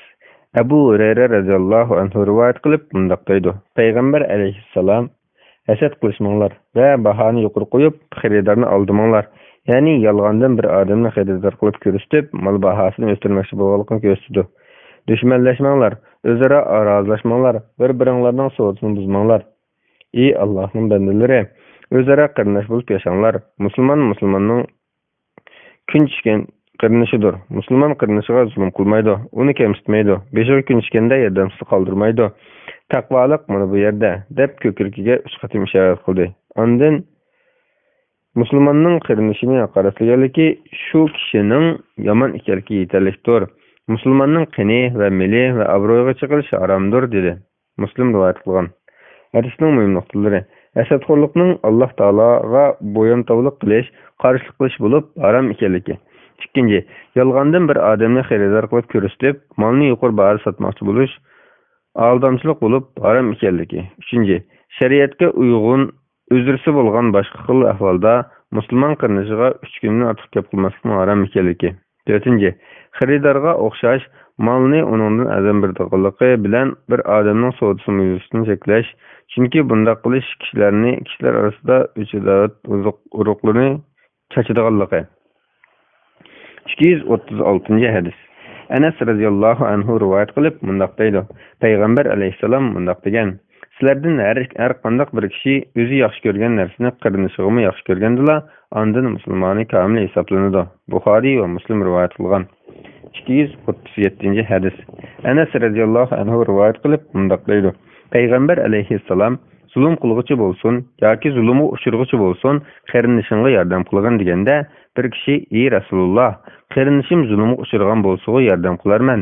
Aytib baqqina, zulm qilg'uchiga qanday yordam qilaman?" dedi. Rasululloh: "Uni zulm qilishdan to'sqin. Haqiqatan u uning yordam hisoblanadi" dedi. Buxoriy rivoyat qilgan. Hadisning muhim nuqtasi: Payg'ambar alayhisalomning dastlabki so'zi arablarning jahiliyat davridagi kuchli qabilavozlik, ya'ni qandoqli bo'lsin o'z qabilasinikini to'g'ri deb qaraydigan xohishini bayon qilib, islom dinining bu xil noto'g'ri xohishini inkor qilib, haqqoniyat taraf tutishga da'vat qilganligini sharhlab bergan. 238-hadis. Abu Hurayra radhiyallohu anhu rivoyat qilib bunday deydi. Payg'ambar alayhisalom bunday degan: musulmonning musulmonda 5 turli haqqi bo'ladi. Salomni ilik elish, kasalni yo'qlash, jinozaning orqasidan minish, chaqirgan yerga berish va tushirgan kishi alhamdulillah, ya'ni jimi hamdu sana Alloh taolo xosdir desa, yarhamukalloh, ya'ni Alloh taolo sana rahmat qilsin deyish. Buxoriy va Muslim rivoyat qilgan. Muslimning yana bir rivoyatida Payg'ambar alayhisalom musulmonning musulmonda 6 turli haqqi bo'ladi. Uchratsang salom bergin, chaqirgan yerga borgin, agar sendan nasihat talab qilsa nasihat qilib qo'ygin, tushkurib alhamdulillah, ya'ni jimi hamdu sana Alloh taolo xosdir desa, yarhamukalloh, ya'ni Alloh taolo sana rahmat qilsin deb javob qaytargin. Kasal bo'lib qolsa yo'qligin, o'lib ketsa jinosiga agashgin degan deyilgan. Hadisning muhim nuqtalari: birinchi, agar salom qilinuvchi bir odam bo'lsa, uningga salom qaytarish farz ayni hisoblanadi. Navoda salom qilinuvchi jamoat bo'lsa, salom qaytarish farz kifoya hisoblanadi. Ikkinchi, kasalni yo'qlash sunnatdir, ammo og'rib qolg'uchi, o'riq tuqqan, qulum qo'shna va yer yo'lakka muhtoj kishilar bo'lganda kasal yo'qlash vojib bo'ladi. Uchinchi, Jinoza namozi o'qilgan joydan dafn qilingan joyga borguncha jinozadan keyindan akshish farz kifoya hisoblanadi. 4. Şeriatda belgilengan shartlarga uyg'un to'y marosimiga chaqirilsa, berish vojib hisoblanadi. Ammo boshqa munosabat bilan chaqirilgan yerlarga berish sunnati muakkada hisoblanadi. 5. Tush ko'rgan odam alhamdulillah desa, yanidagi odamning buning javoban yarhamukalloh deyishini ba'zi ulamolar agar tush ko'rguchining yanida bir odam bo'lsa, bu farz ayn. Agar jamoat bor yerda bo'lsa, farz kifoya bo'ladi deydi. Ba'zilar bo'lsa mustahab deb qaraydi. 6. Kishi talab qilganda uningga nasihat qilib qo'yishning dinning jumlasidan ekanligi. 239 hadis. Bara ibn Azib radhiyallohu anhu rivoyat qilib mundaq deydi. Payg'ambar alayhisalom bizni mundaq buyurib, 7 ishdan to'sdi.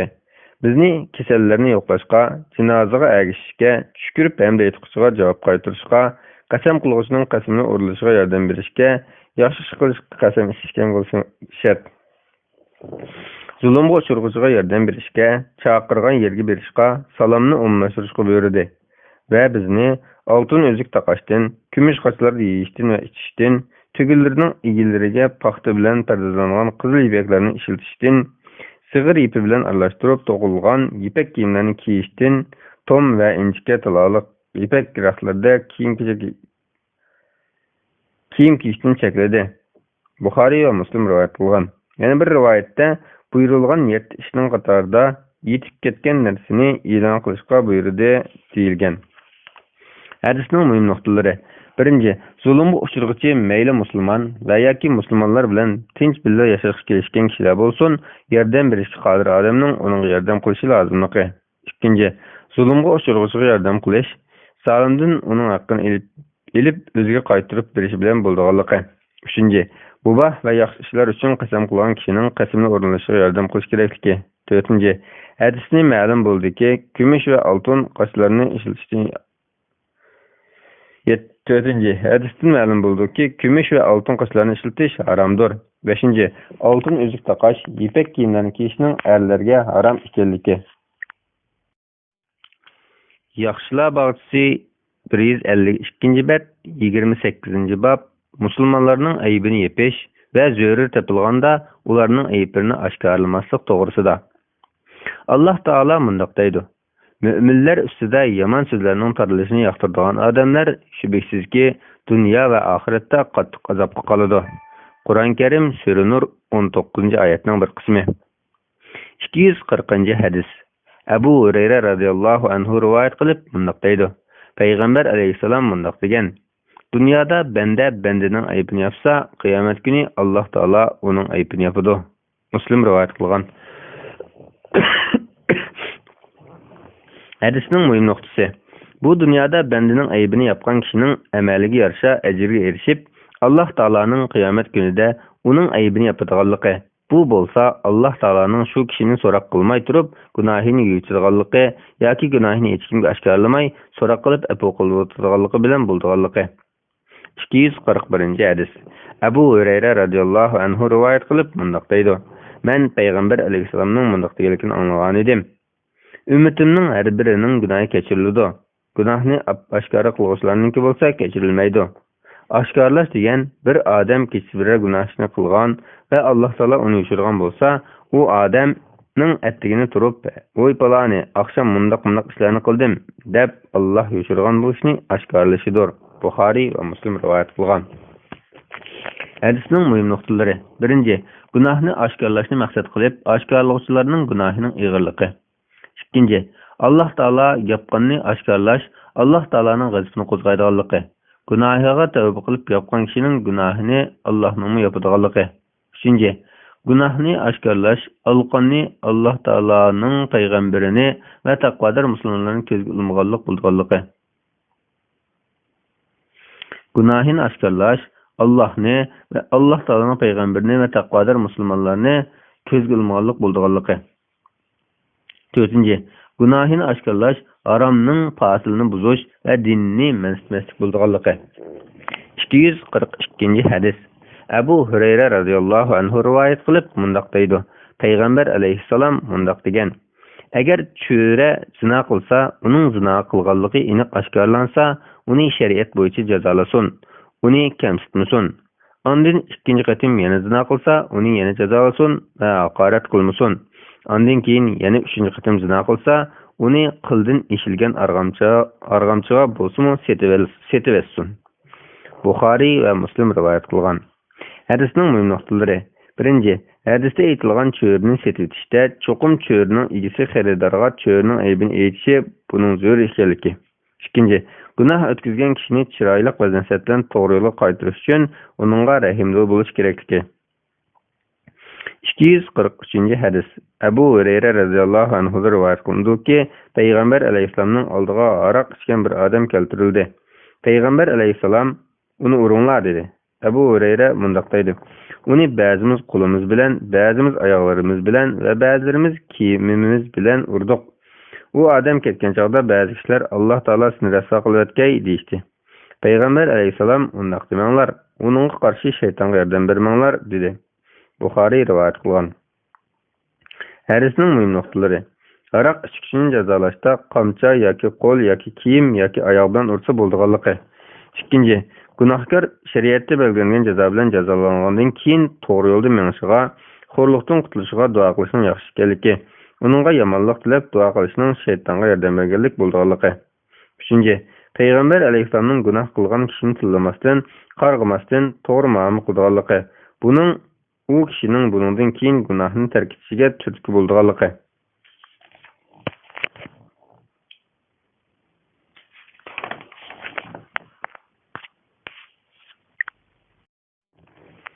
Yaxshilar bog'chisi 154-bet, 29-bob musulmonlarning hojatidan chiqish to'g'risida. Alloh taolo mundaq deydi: Baxtga erishish uchun yaxshi ishlarni qilinglar.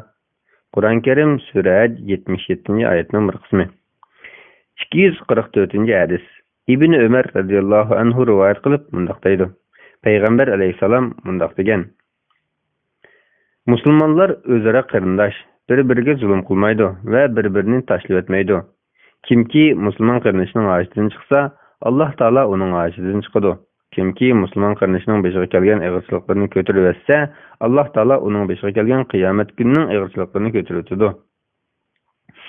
Kimki bir musulmonning aybini yapsa, qiyomat kuni Alloh taolo uning aybini yapadi. Buxoriy va Muslim rivoyat qilgan. 245-hadis. Abu Hurayra radhiyallohu anhu rivoyat qilib mundaq deydi: Payg'ambar alayhisalom mundaq degan: Kimki dunyo ig'irchiliklaridan bir ig'irchilikni mo'mindan ko'tarib etsa, Alloh taolo uningdan qiyomat kunining ig'irchiliklaridan bir ig'irchilikni ko'tarib o'tadi. Kimki qiyinchilik uchirg'uchining qiyinchiligini osonlashtirib bersa, Alloh taolo uningga dunyo va oxiratda osonlik beradi. Kimki bir musulmonning aybini yapsa, Alloh taolo uning dunyo va oxiratda aybini yapadi. Kimki o'z qarindoshiga yariylik bo'ladi ekan, Alloh taolo uningga yariylik bo'ladi. Kimki ilm setish uchun yo'l olsa, Alloh taolo uningga jannatning Kimki ilm elish uchun yo'l olsa, Alloh taolo uningga jannatning yo'lini osonlashtirib beradi. Qachonki bir jamoa Alloh taoloning uylaridan bir uyga yig'ilib, Qur'on Karimni o'qisa va o'rgatsa, ularga tinchlik va xotirjamlik yuzlanadi va ularni Alloh taoloning rahmat farishtalari o'rib oladi. Alloh taolo o'zining huzuridagilarga uni tilga olib o'tadi. Amaliy orqada qoldirgan odamni nasibi oldiga chiqara olmaydi. Muslim rivoyat qilgan. Hadisning muhim nuqtalari. Birinchi, qiyinchilikda qolgan kishiga yordam berib, mushkulni oson qilishning savobi. Ikkinchi, ilm talab qilish uchun tirishning cho'ng savob beriladigan ish ekanligi. Uchinchi, Qur'on Karimni o'rganish va tilovat qilish uchun yig'ilishga rag'batlantirilganligi. To'rtinchi, bandining haqiqiy baxt saodatga nasabi bilan emas, balki yaxshi amallari bilan erishadiganligi. Beshinchi, musulmonlarning yaxshi ishlar ustida o'zaro hamkorlashishi, yariylikda bo'lishning zarurligi. 30-bob shafaat qilish to'g'risida. Alloh taolo mundaq deydi: Kimki kishilar orasida yaxshi ish uchun shafaat qilsa, uning yaxshi ishdan nasibasi bo'ladi. Qur'on Karim sura Nisa 85-oyatning bir qismi. 246-hadis. Abu Musa Ash'ari radhiyallohu anhudan rivoyat qilindiki, payg'ambar alayhissalomning huzuriga biror hojatman kelsa, u billa o'tirgan kishilarga qarab, shafaat qilinglar, savob topsizlar. Alloh taolo o'z bandalarining tili bilan o'zi yoqtirganini hukm qildirdi, deydi. Muslim va Buxoriy rivoyat qilgan. Hadisning muhim nuqtasi: hojatmanning hojatidan chiqolmaslikdan qat'iy nazar, ajrga erishish uchun shafaat qilishga rag'batlantirilgan. 247 hadis. İbn Abbas radhiyallohu anhudan rivoyat qilindiki, Barira va uning yo'ldoshining vaqasida Barira Hazrat Oysha radhiyallohu anhaning cho'risi bo'lib, Oysha uni ozod qilib etgan. Shuning bilan uning qul eri Mug'isning nikohida davomli turishtirmasligi Bariraning ixtiyorida bo'lgan. Chunki cho'ra bir qulning nikohida turuqliq ozod qilinsa, uning nikohini bekor qilmasligi cho'rning ixtiyorida bo'ladi. Payg'ambar alayhissalom Bariraga "Uning bilan yarashib olsang bo'lmamdi?" dedi. Barira: "Ey Rasululloh, bu buyruqmi?" dedi. Rasululloh: "Yarashtirib qo'y da'vatiman" dedi. Barira: "Mening uningga hajotim yo'q" dedi. Buxoriy rivoyat qilgan.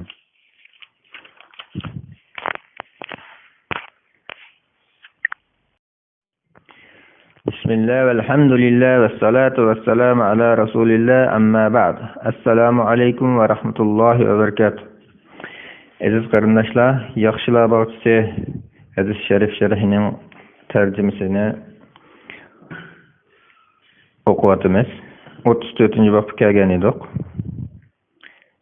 Davomlashtiramiz. Alloh yaxshilik vasila qilsin inshaalloh. Bismillahirrohmanirrohim. Yaxshilar bog'chisi 169-bob, 34-bob ayollarga yaxshi muomalada bo'lish to'g'risida. Alloh taolo mundaq deydi: "Ular bilan chiroyliqcha tirikchilik qilinglar." Qur'oni Karim Sura Nisa 19-oyatning bir qismi. Alloh taolo yana mundaq deydi: "Qancha tirishsanglarmi ayollaringlarga muhabbat va dilning moyilligida barobar muomalada bo'lishga hargiz qodir bo'la olmaysizlar. Shuning uchun birisiga butunlay moyil bo'lib, ikkinchisini eri bordakmi emas, yo'qdakmi emas esib qo'yilgan ayoldek tashlab qo'ymanglar. Agar bu jihatda qusuringlarni tuzasanglar, ya'ni ularga zulm qilishdan saqlansanglar va taqvodor bo'lsanglar, Alloh taolo albatta sizlarga mag'firat qiladi, rahim qiladi." Qur'oni Karim Sura Nisa 129-oyat. 273-hadis.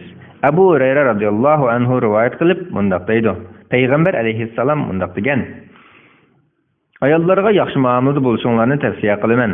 Qovurg'ining eng yuqori qismi eng agri keladi. Chunki ayollar agri qovurg'ida yaratilgan. Uni ruslayman desang, sundirib qo'yasan, qo'yib qo'ysang o'z bitib turaveradi." Buxoriy va Muslim rivoyat qilgan. Yana bir rivoyatda ayol kishi qovurg'iga o'xshaydi.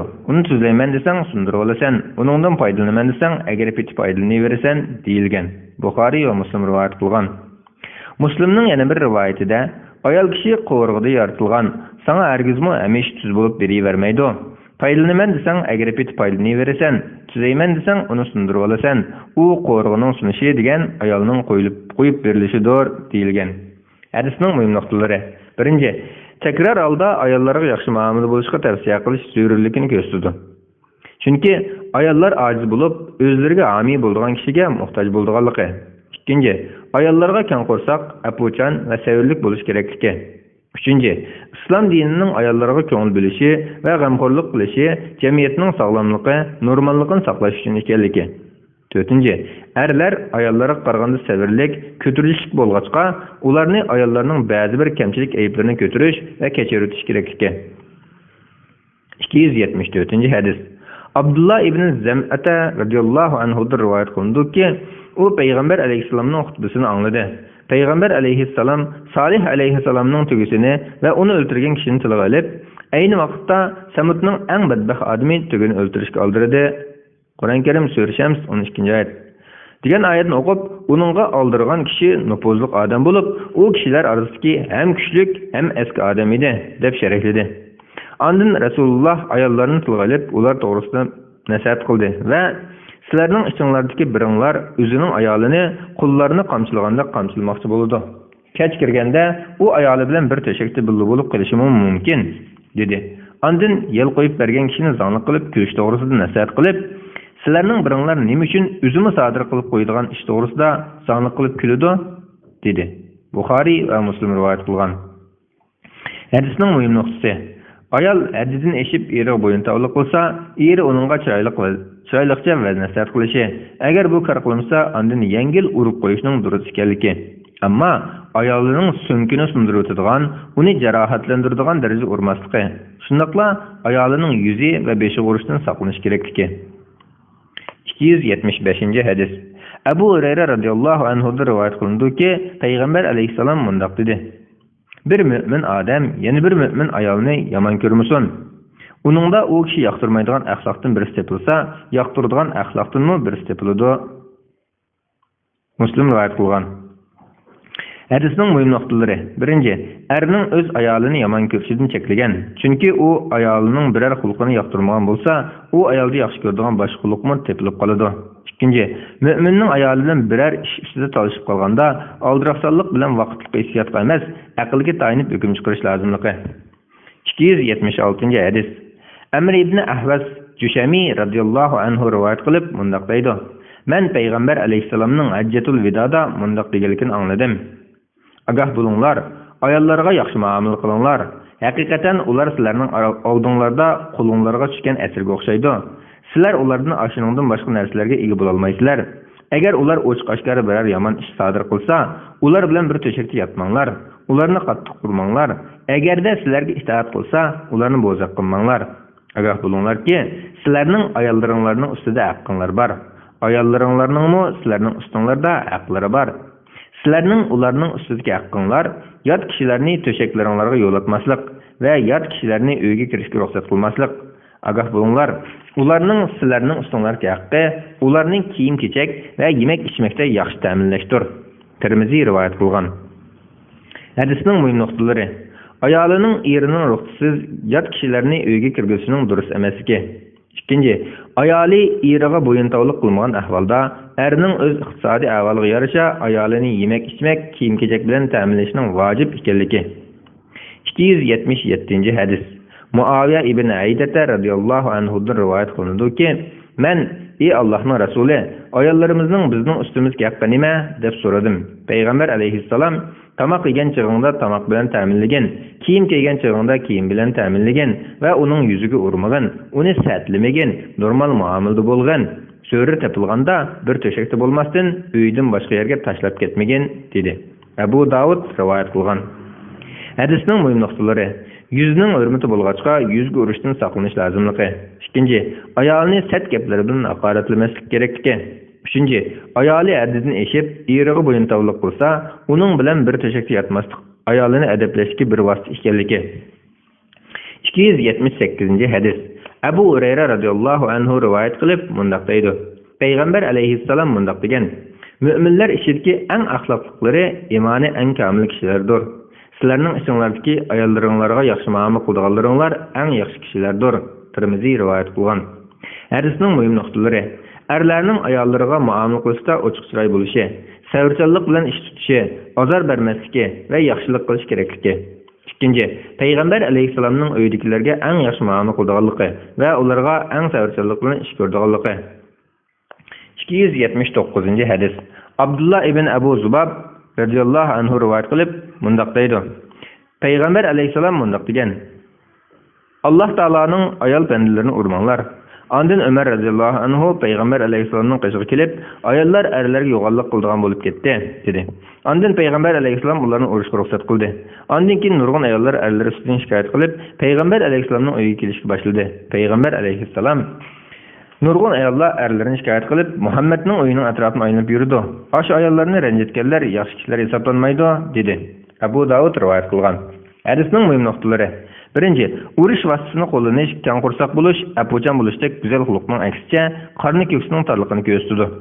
Aisha radhiyallohu anha mundaq degan: Payg'ambar alayhisalom hargizmi ayolini va xizmatchisini urgan emas. Ikkinchi, urushning ayol orasidagi mehr-muhabbatga ta'sir yetkazadiganligi, yaxshi so'z va nasihat, bir to'shakda yotmaslik qatorliq vositalar kor qilmaganda qo'llanilgan eng oxirgi vosita ekanligi.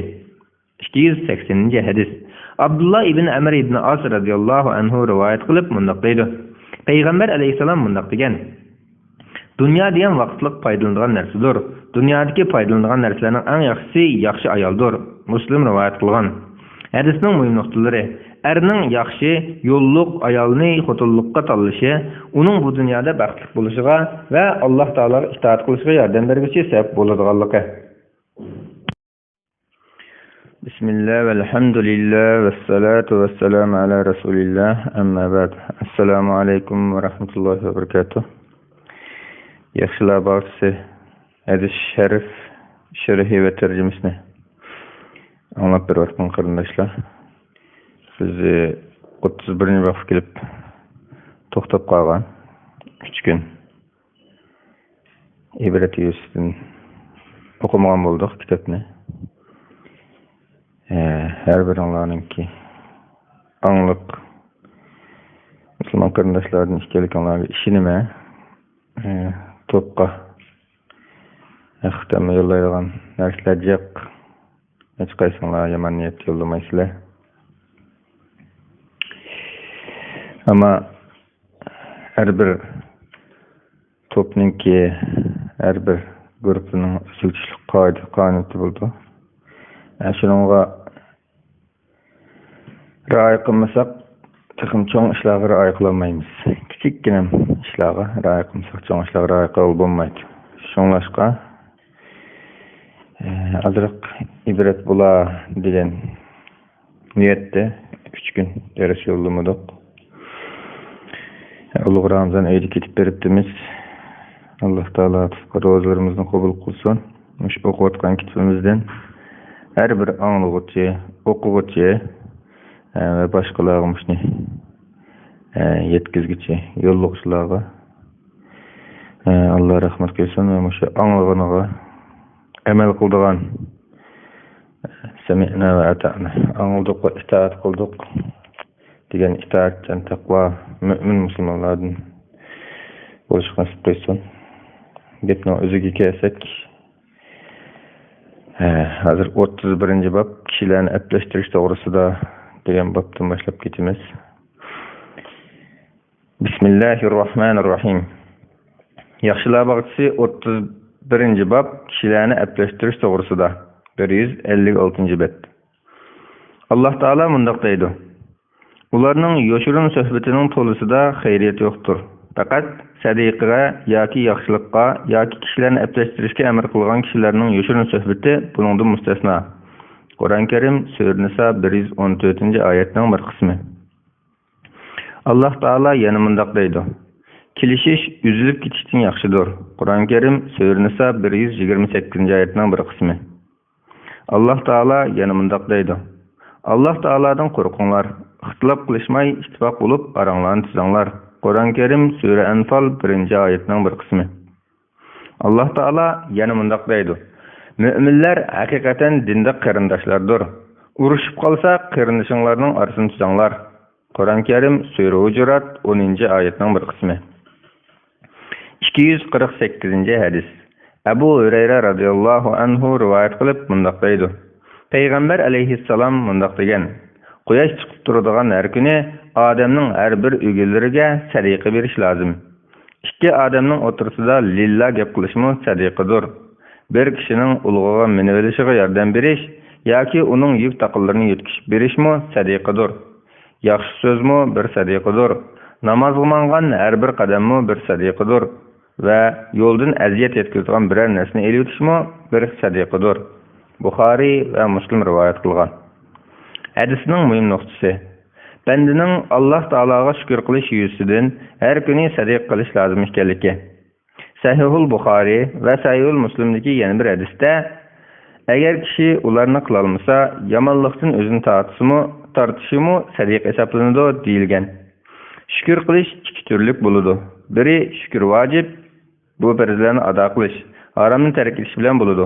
Ikkinchisi shukr mustahab bo'lib, bu zikr tasbihga o'xshash nafli ibodatlar, boshqalarga yordam berish, haqni so'zlash bilan bo'ladi.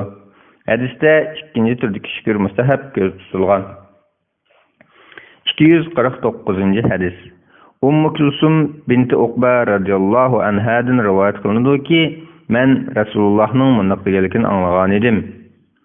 Kishilarni ablashtirish uchun yolg'onni qilgan va yoki yolg'on gap yetkazgan odam yolg'onchi hisoblanmaydi. Buxoriy va Muslim rivoyat qilgan.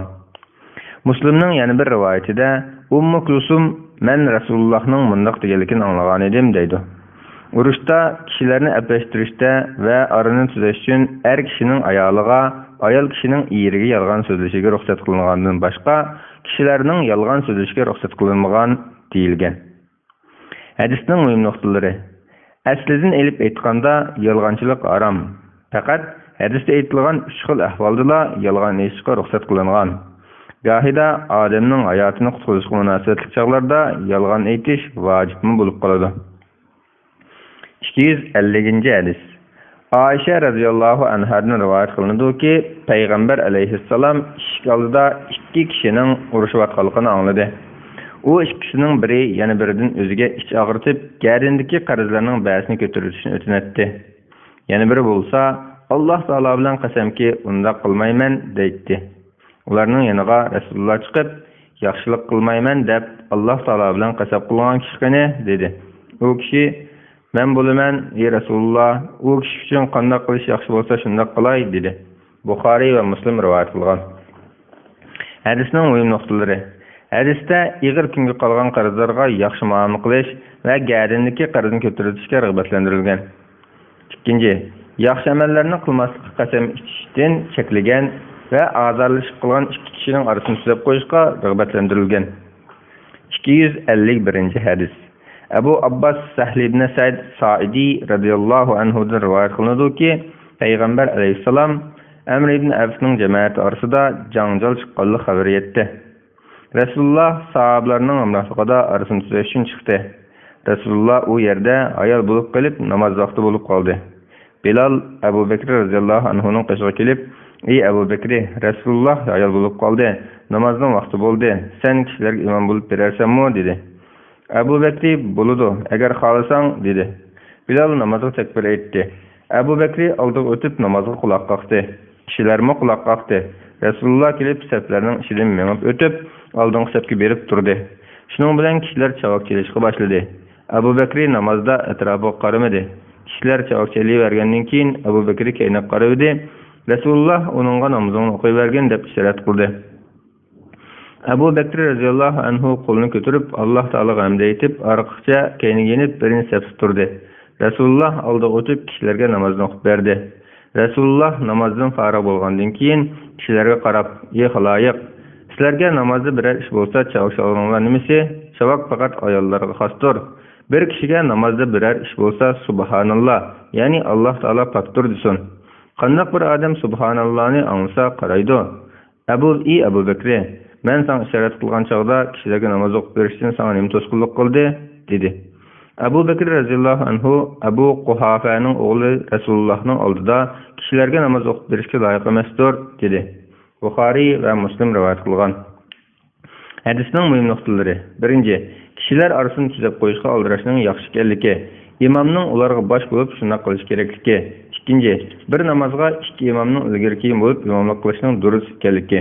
Uchinchi, Abu Bakr radhiyallohu anhuning fazilati. To'rtinchi, namoz o'qishning o'zirlik ahvolda ba'zi bir ushaq harakatlarni qilishning durustligi, ammo uning ko'p bo'lib ketmasligi, namoz o'qishning maqsadini ifodalash uchun ishorat qilishga bo'ldiganligi. Yaxshilar bog'chisi 158-bab, 32-bab. Ojiz, namrat va nomsiz musulmonlarning fazilati to'g'risida.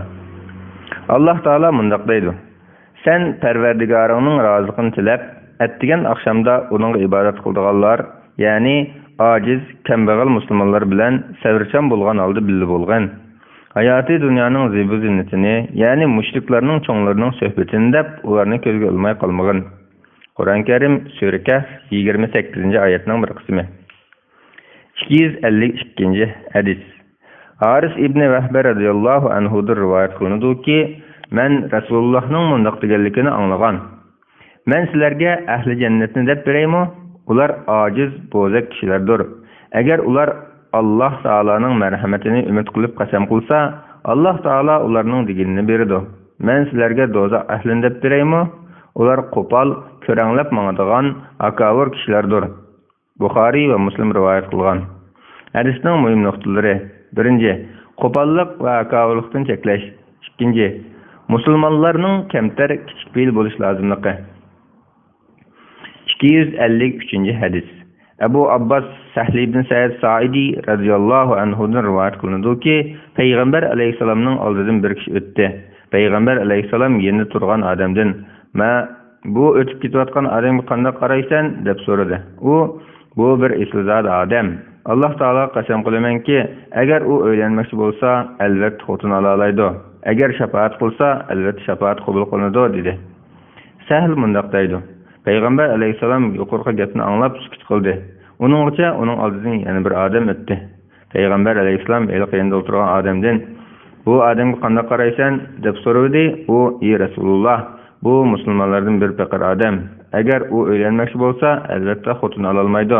Agar shafaat qilsa, albatta shafaat qabul qilinmaydi. Agar so'zlasa, albatta boshqalar uning gapiga quloq solmaydi" dedi. Payg'ambar alayhisalom, "Bu faqir odam hali qadak son-sanoqsiz islizodi odamni yaxshi" dedi. Buxoriy va Muslim rivoyat qilgan. Hadisning muhim nuqtalari. 1.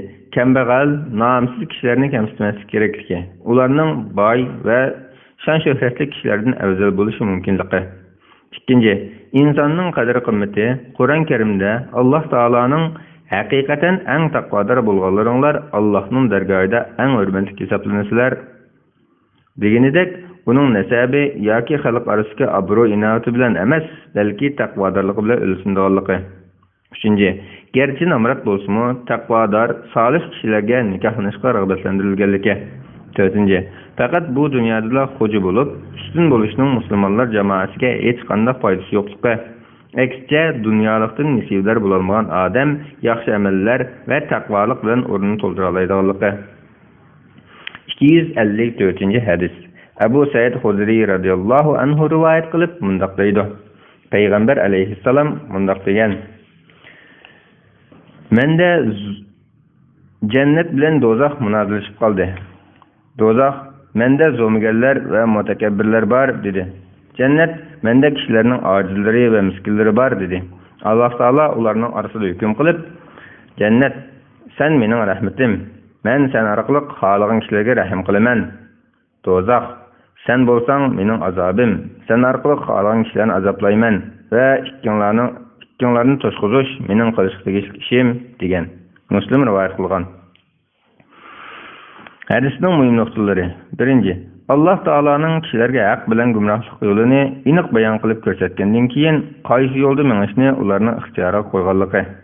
Kishilarning bir turkumining o'z ixtiyori bilan yomonlik yo'lini tanlab, oqibatda do'zaxga loyiq bo'lganligi.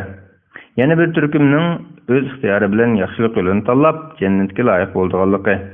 Alloh taoloning shular bilan jannat va do'zaxni to'ldirganligi. 2. Namrat ojiz mo'minlarga jannat bilan xushxabar berilganligi. Akavir zolimlarga do'zaxga kirish bilan azob va'da qilinganligi. 255 hadis. Abu Hurayra radhiyallohu anhu rivoyat qilib mundaq deydi. Payg'ambar alayhissalom mundaq degan: "Qiyomat kuni yo'g'on, semiz bir odam keltiriladi. Alloh taoloning nazarida uning qoshining qanchalikmi e'tibori bo'lmaydi." Buxoriy va Muslim rivoyat qilgan. Hadisning muhim nuqtasi. Qiyomat kunida insonning qadr-qimmati tashqi shakli, ko'rinishi bilan, amallari bilan bo'lganligi. 256 hadis. Abu Hurayra radhiyallohu anhu rivoyat qilinadiki, masjidni supuradigan bir qoratanlik ayol bor edi, yoki bir yosh bola bor edi. Qaysi ekanligi rivoyat qiluvchining esida yo'q. U yo'qolib ketdi. Rasululloh u ayolni yoki yosh bolani so'radi. Kishilar u o'lib ketdi dedi. Rasululloh, "Sizlar nimishqa meni xabardor qilib qo'ymadinglar?" dedi. Kishilar uni kichik ish sanaganda qilatdi. Rasululloh, "Meni uning tuproqqa boshlab beringlar" dedi. Kishilar Rasulullohni boshlab apardi. Rasululloh uning uchun namoz o'qidi. Ondan keyin haqiqatan bu qabrlar yotqinlar uchun qorong'ulik bilan to'shib ketgandir. Shubhasizki, Alloh taolo mening ularga o'qigan namozimning barakati bilan ularning qabrlarini nurlantirdi dedi. Buxoriy va Muslim rivoyat qilgan. Hadisning muhim nuqtalari. 1. Masjidlarni tozalashning fazli savobi. 2.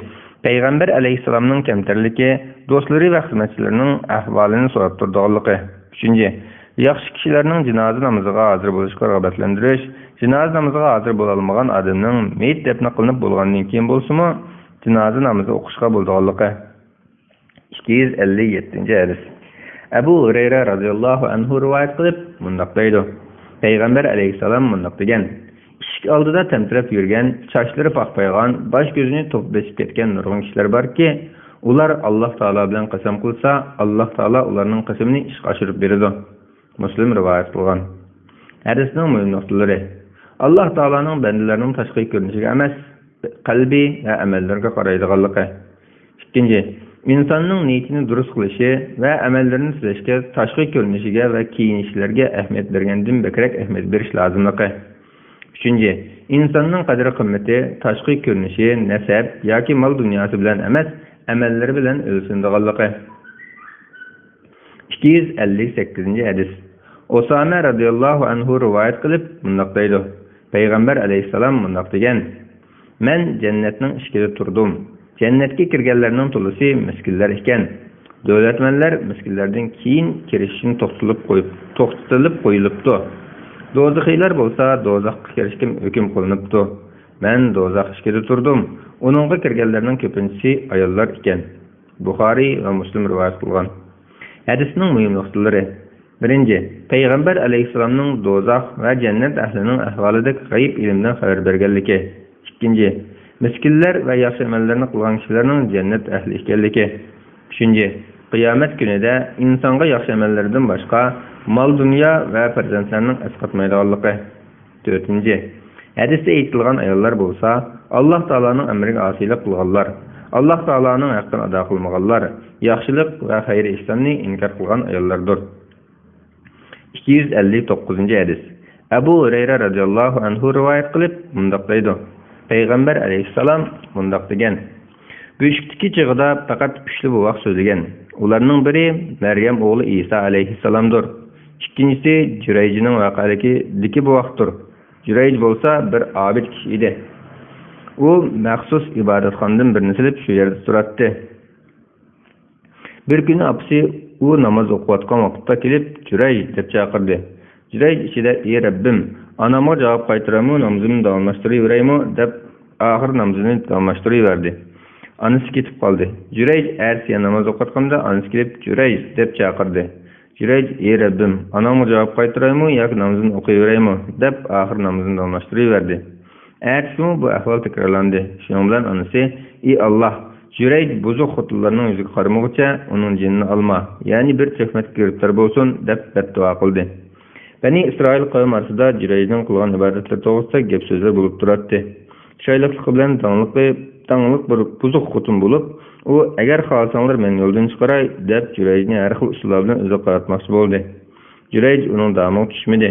Bu xotin Jurayjning ibodatxonasida turgan bir padishning yoniga kelib, uni o'ziga qaratib oldi. Padichi uningga chiqilib qo'ydi. Shuning bilan u amlar bo'lib qoldi. Bola tug'ilganda u xotin bolani Jurayjdan bo'lgan deb turib oldi. Kishilar Jurayjning ibodatxonasini tortib chiqarib, ibodatxonasini chiqib, uni dumbaliga o'tirdi. Jurayj: "Bu nima qilganinglar?" dedi. Kishilar: "Sen bu xotin bilan zina qilib ekansan. Sendan u bolani tug'ibdi" dedi. Jurayj: "Qani u bola" dedi. Bolani akilishdi. Jurayj: "Meni qo'yib beringlar, namoz o'qilay" deb namoz o'qidi. Namozni o'qib bo'lib, bolaning yoniga kelib, bolaning qo'rsqiga qo'lini sanjib turib: "Ey bolam, ey bola, otang kim?" dedi. Bola: "Paloni padichi" deb javob berdi. Kishilar Jurayjning atrofiga o'lishib, Jurayjning sevgili uning qo'llarini belining surkab, tabarruk qilib Ular: "Sen oltindan bir ibodatxona silib berayli" dedi. Jurayj: "Yo'q, mening ibodatxonamni loydan qayta burunqidek silib beringlar" dedi. Kishilar shunday qildi. Uchinchisi, onasini imatgan kichik bola bor edi. Uning onasi esil, chiroyli otga minib o'tib ketayotgan kelishgan bir kishini ko'rib: "Ey Alloh, bolamni mush kishidek qilgin" dedi. Bola emishdan to'xtab, eliq kishiga qarab yiqib: "Ey Alloh, meni bu kishidek qilmagin" deb qo'yib, onasining yoniga verdi. Abu Hurayra Payg'ambar alayhisalomning u bolaning emishini suratlab, ko'rsatkich barmoqini og'ziga silib, sho'rab ko'rsatganligi hozirgidek ko'z o'ngida turibdi dedi. Payg'ambar alayhisalom mundaq dedi: "Ana bola ikkisi kishilar zina qilding, o'g'irlik qilding deb urayotgan bir qizning yonidan o'tdi. U qiz bo'lsa, Alloh taolo menga kifoyadir, Alloh taolo menga yaxshi vakil deydi. Bunu görgen ana, "Ey Allah, balamni bu qizda qilib qo'ymagan" dedi. Bala emishni to'xtatib, o qiz qarab, "Ey Allah, meni mush qizda qilib qo'ygan" dedi. Ana bola ikkilan bo'layotgan ishlar ustida gap talashib qoldi. Anisi kilishgan bir odam o'tuvdi. Balamni mush kishida qilsang deb duo qilsam, "Ey Allah, meni o kishida qilmagan, qilib qo'ymagan" deysan. Kishilar bir dedekni zina qilding, o'g'irlik qilding deb urib dumbalaydi. "Ey Allah, balamni bu qizda qilib qo'ymagan" desam, "Ey Allah, meni shu qizda qilib qo'ygan" deysan-ku deganda bola, "Sen degan eliq odam bo'lsa, zo'mgar kishi edi. Shunga, ey Allah, meni mush kishida qilib qo'ymagan" dedim.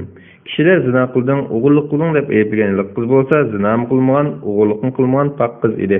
Shunga men, "Ey Allah, meni shu qizda qilib qo'ygan" dedim, dedi. Buxoriy va Muslim rivoyat qilgan. Hadisning muhim nuqtalari. Birinci, nafil namaz o'qiyotganda anasi chaqirsa, darhol javob qaytarish lozimligi. Chunki nafil ibodat bo'lsa sunnat, aniq javob qaytarish bo'lsa vojib ekanligi. Ikkinchi, hadisda erlardan, ayollardan bo'lsin, solih taqvo bandalarning qo'liga Alloh taolo ba'zi karamatlarni xos qilganligi va payg'ambarlardan mo'jizalarning maydonga kelganligi. Uchinchi, ota-onaga yaxshilik qilishning fazli savobi.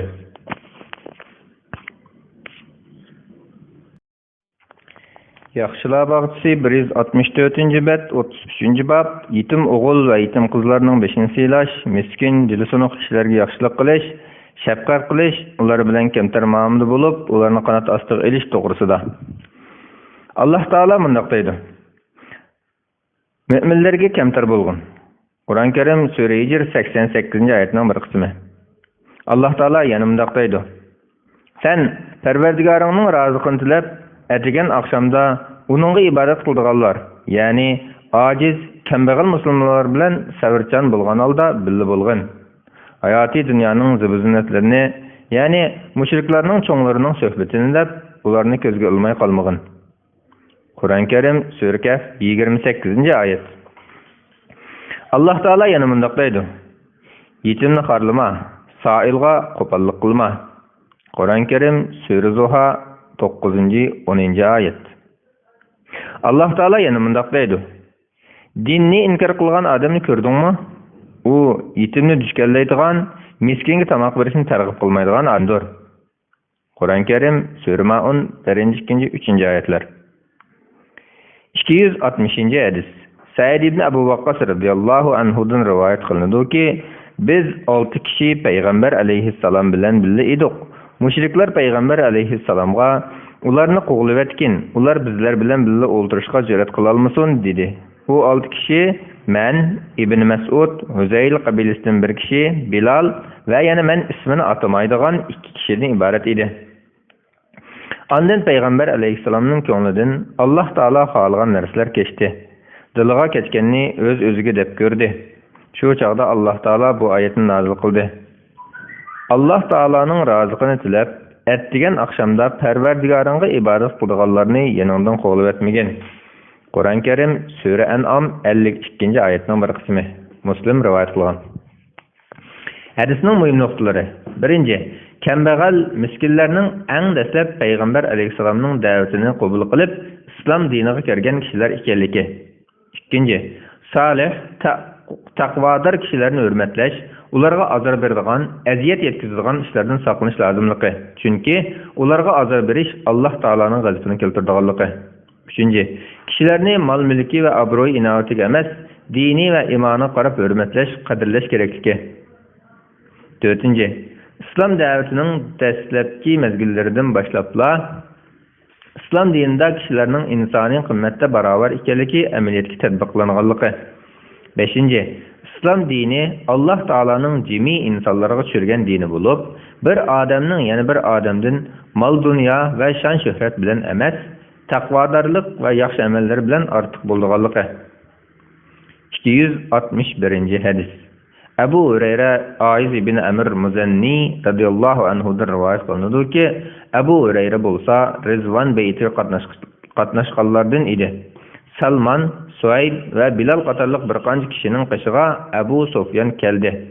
Ondan ular Allah Taala'nın qilishlari Allah Taala'nın düşmanini tegishli ravishda chapolmadi deyishdi. Abu Bakr radhiyallohu anhu sizlar bu so'zni Qurayshning sardori va katta beshig'idamsizlar dedi. Ondan Abu Bakr radhiyallohu anhu payg'ambar alayhissalomning qashiga kelib, uni bu gapdan xabarlantirdi. Payg'ambar alayhissalom: "Ey Abu Bakr, sen ularning achchig'ini keltirib qo'ygan bo'lishing mumkin. Ularni g'azablantirib qo'ysang, Alloh taoloni g'azablantirib qo'ygan bo'lasan", dedi. Abu Bakr ularning qashiga berib: "Ey qarindoshlar, sizlar xafa bo'ldinglarmi?" dedi.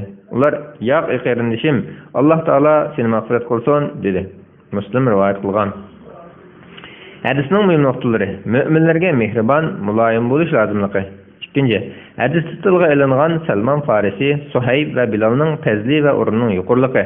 Uchinchi, Alloh taolo yo'lidagi qarindoshlarning o'zaro ba'zilarining so'zlarini yaxshi tarafga burab tushunganligi. 262 hadis. Sa'd ibn Sa'd Sa'idi radhiyallohu anhu rivoyat qilib mundaq deydi: Payg'ambar alayhissalom: "Men yetimni boqquchi odam bilan jannatda mushundaq yaqin turaman" deb ko'rsatkich barmoqi bilan o'ttira barmoqining orasini echib ko'rsatgan. Buxoriy rivoyat qilgan. 263 hadis. Abu Hurayra radhiyallohu anhu rivoyat qilib mundaq deydi: Payg'ambar alayhissalom mundaq degan: "Mayli to'qqining yoki yot bo'lsin, yetimlarni boqquchi bilan men jannatda mushundaq yaqin turaman" degan. Hadis rivoyat qiluvchi Malik ibn Anas ko'rsatkich barmoqi bilan o'ttir barmoqining orasini echib ko'rsatgan. Muslim rivoyat qilgan. Hadisning muhim nuqtalari: Birinchi, yetimning mol-mulkini qo'g'dash va uningga omi bo'lishga rag'batlantirgan. Ikkinchi, Ibn Battal mundaq deydi: Bu hadisni anglagan har qanday bir odam shunday qilishga qiziqadi. Chunki oxiratda payg'ambar alayhissalomning hamrohi bo'lishdan afzalroq o'rin yo'q. 264 hadis. Abu Hurayra radhiyallohu anhu rivoyat qilib mundaq deydi: Payg'ambar alayhissalom mundaq degan: Boshqalarning oldidan 1-2 tal xurmo va 1-2 loqma taom bilan qaytgan odam miskin emas, haqiqiy miskin degan tilamchilikdan o'zini tortgan odamdir. Yana bir rivoyatda kishilarni aylanib yurib 1-2 loqma va 1-2 tal xurmo bersa qaytib ketgan odam miskin emas. Miskin degan o'zini behojat qiluvdak boylikqa ega emas, lekin uning miskinligini boshqalar sezmaydigan, boshqalar sadiqim bermaydigan, tilamchilikmi qilmaydigan kishilardir deyilgan. Buxoriy va Muslim rivoyat qilgan. Hadisning muhim nuqtalari: Xattobiy va boshqalar mundaq deydi: Hadisda aytilgan kishilardan tilaydigan tilamchiga zakat bo'ladi. Shuning bilan behojat bo'lib, miskin deb atalmaydi.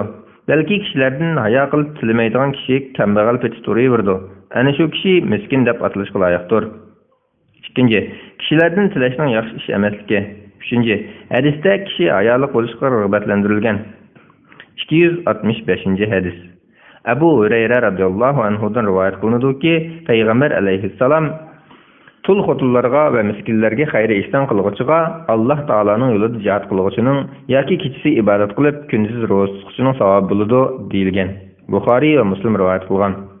Hadisning muhim nuqtalari: tul xotin va miskinlarning holidan xabar olish, savr qilish, nafsi va shayton bilan kurash qilish talab qilingan ish bo'lg'achqa, tul xotin va miskinlarning holidan xabar olg'uvchilar Alloh taolo yo'lida jihad qilg'uchi mujohidga o'xshatilgan. Ikkinchi, ojizlarning ig'irchiliklarini ko'tarib o'tish, hojatlarini o'rinlab berishga rag'batlantirilgan. Uchinchi, ibodatning barliq yaxshi amallarini o'z ichiga olganligi. 266 hadis.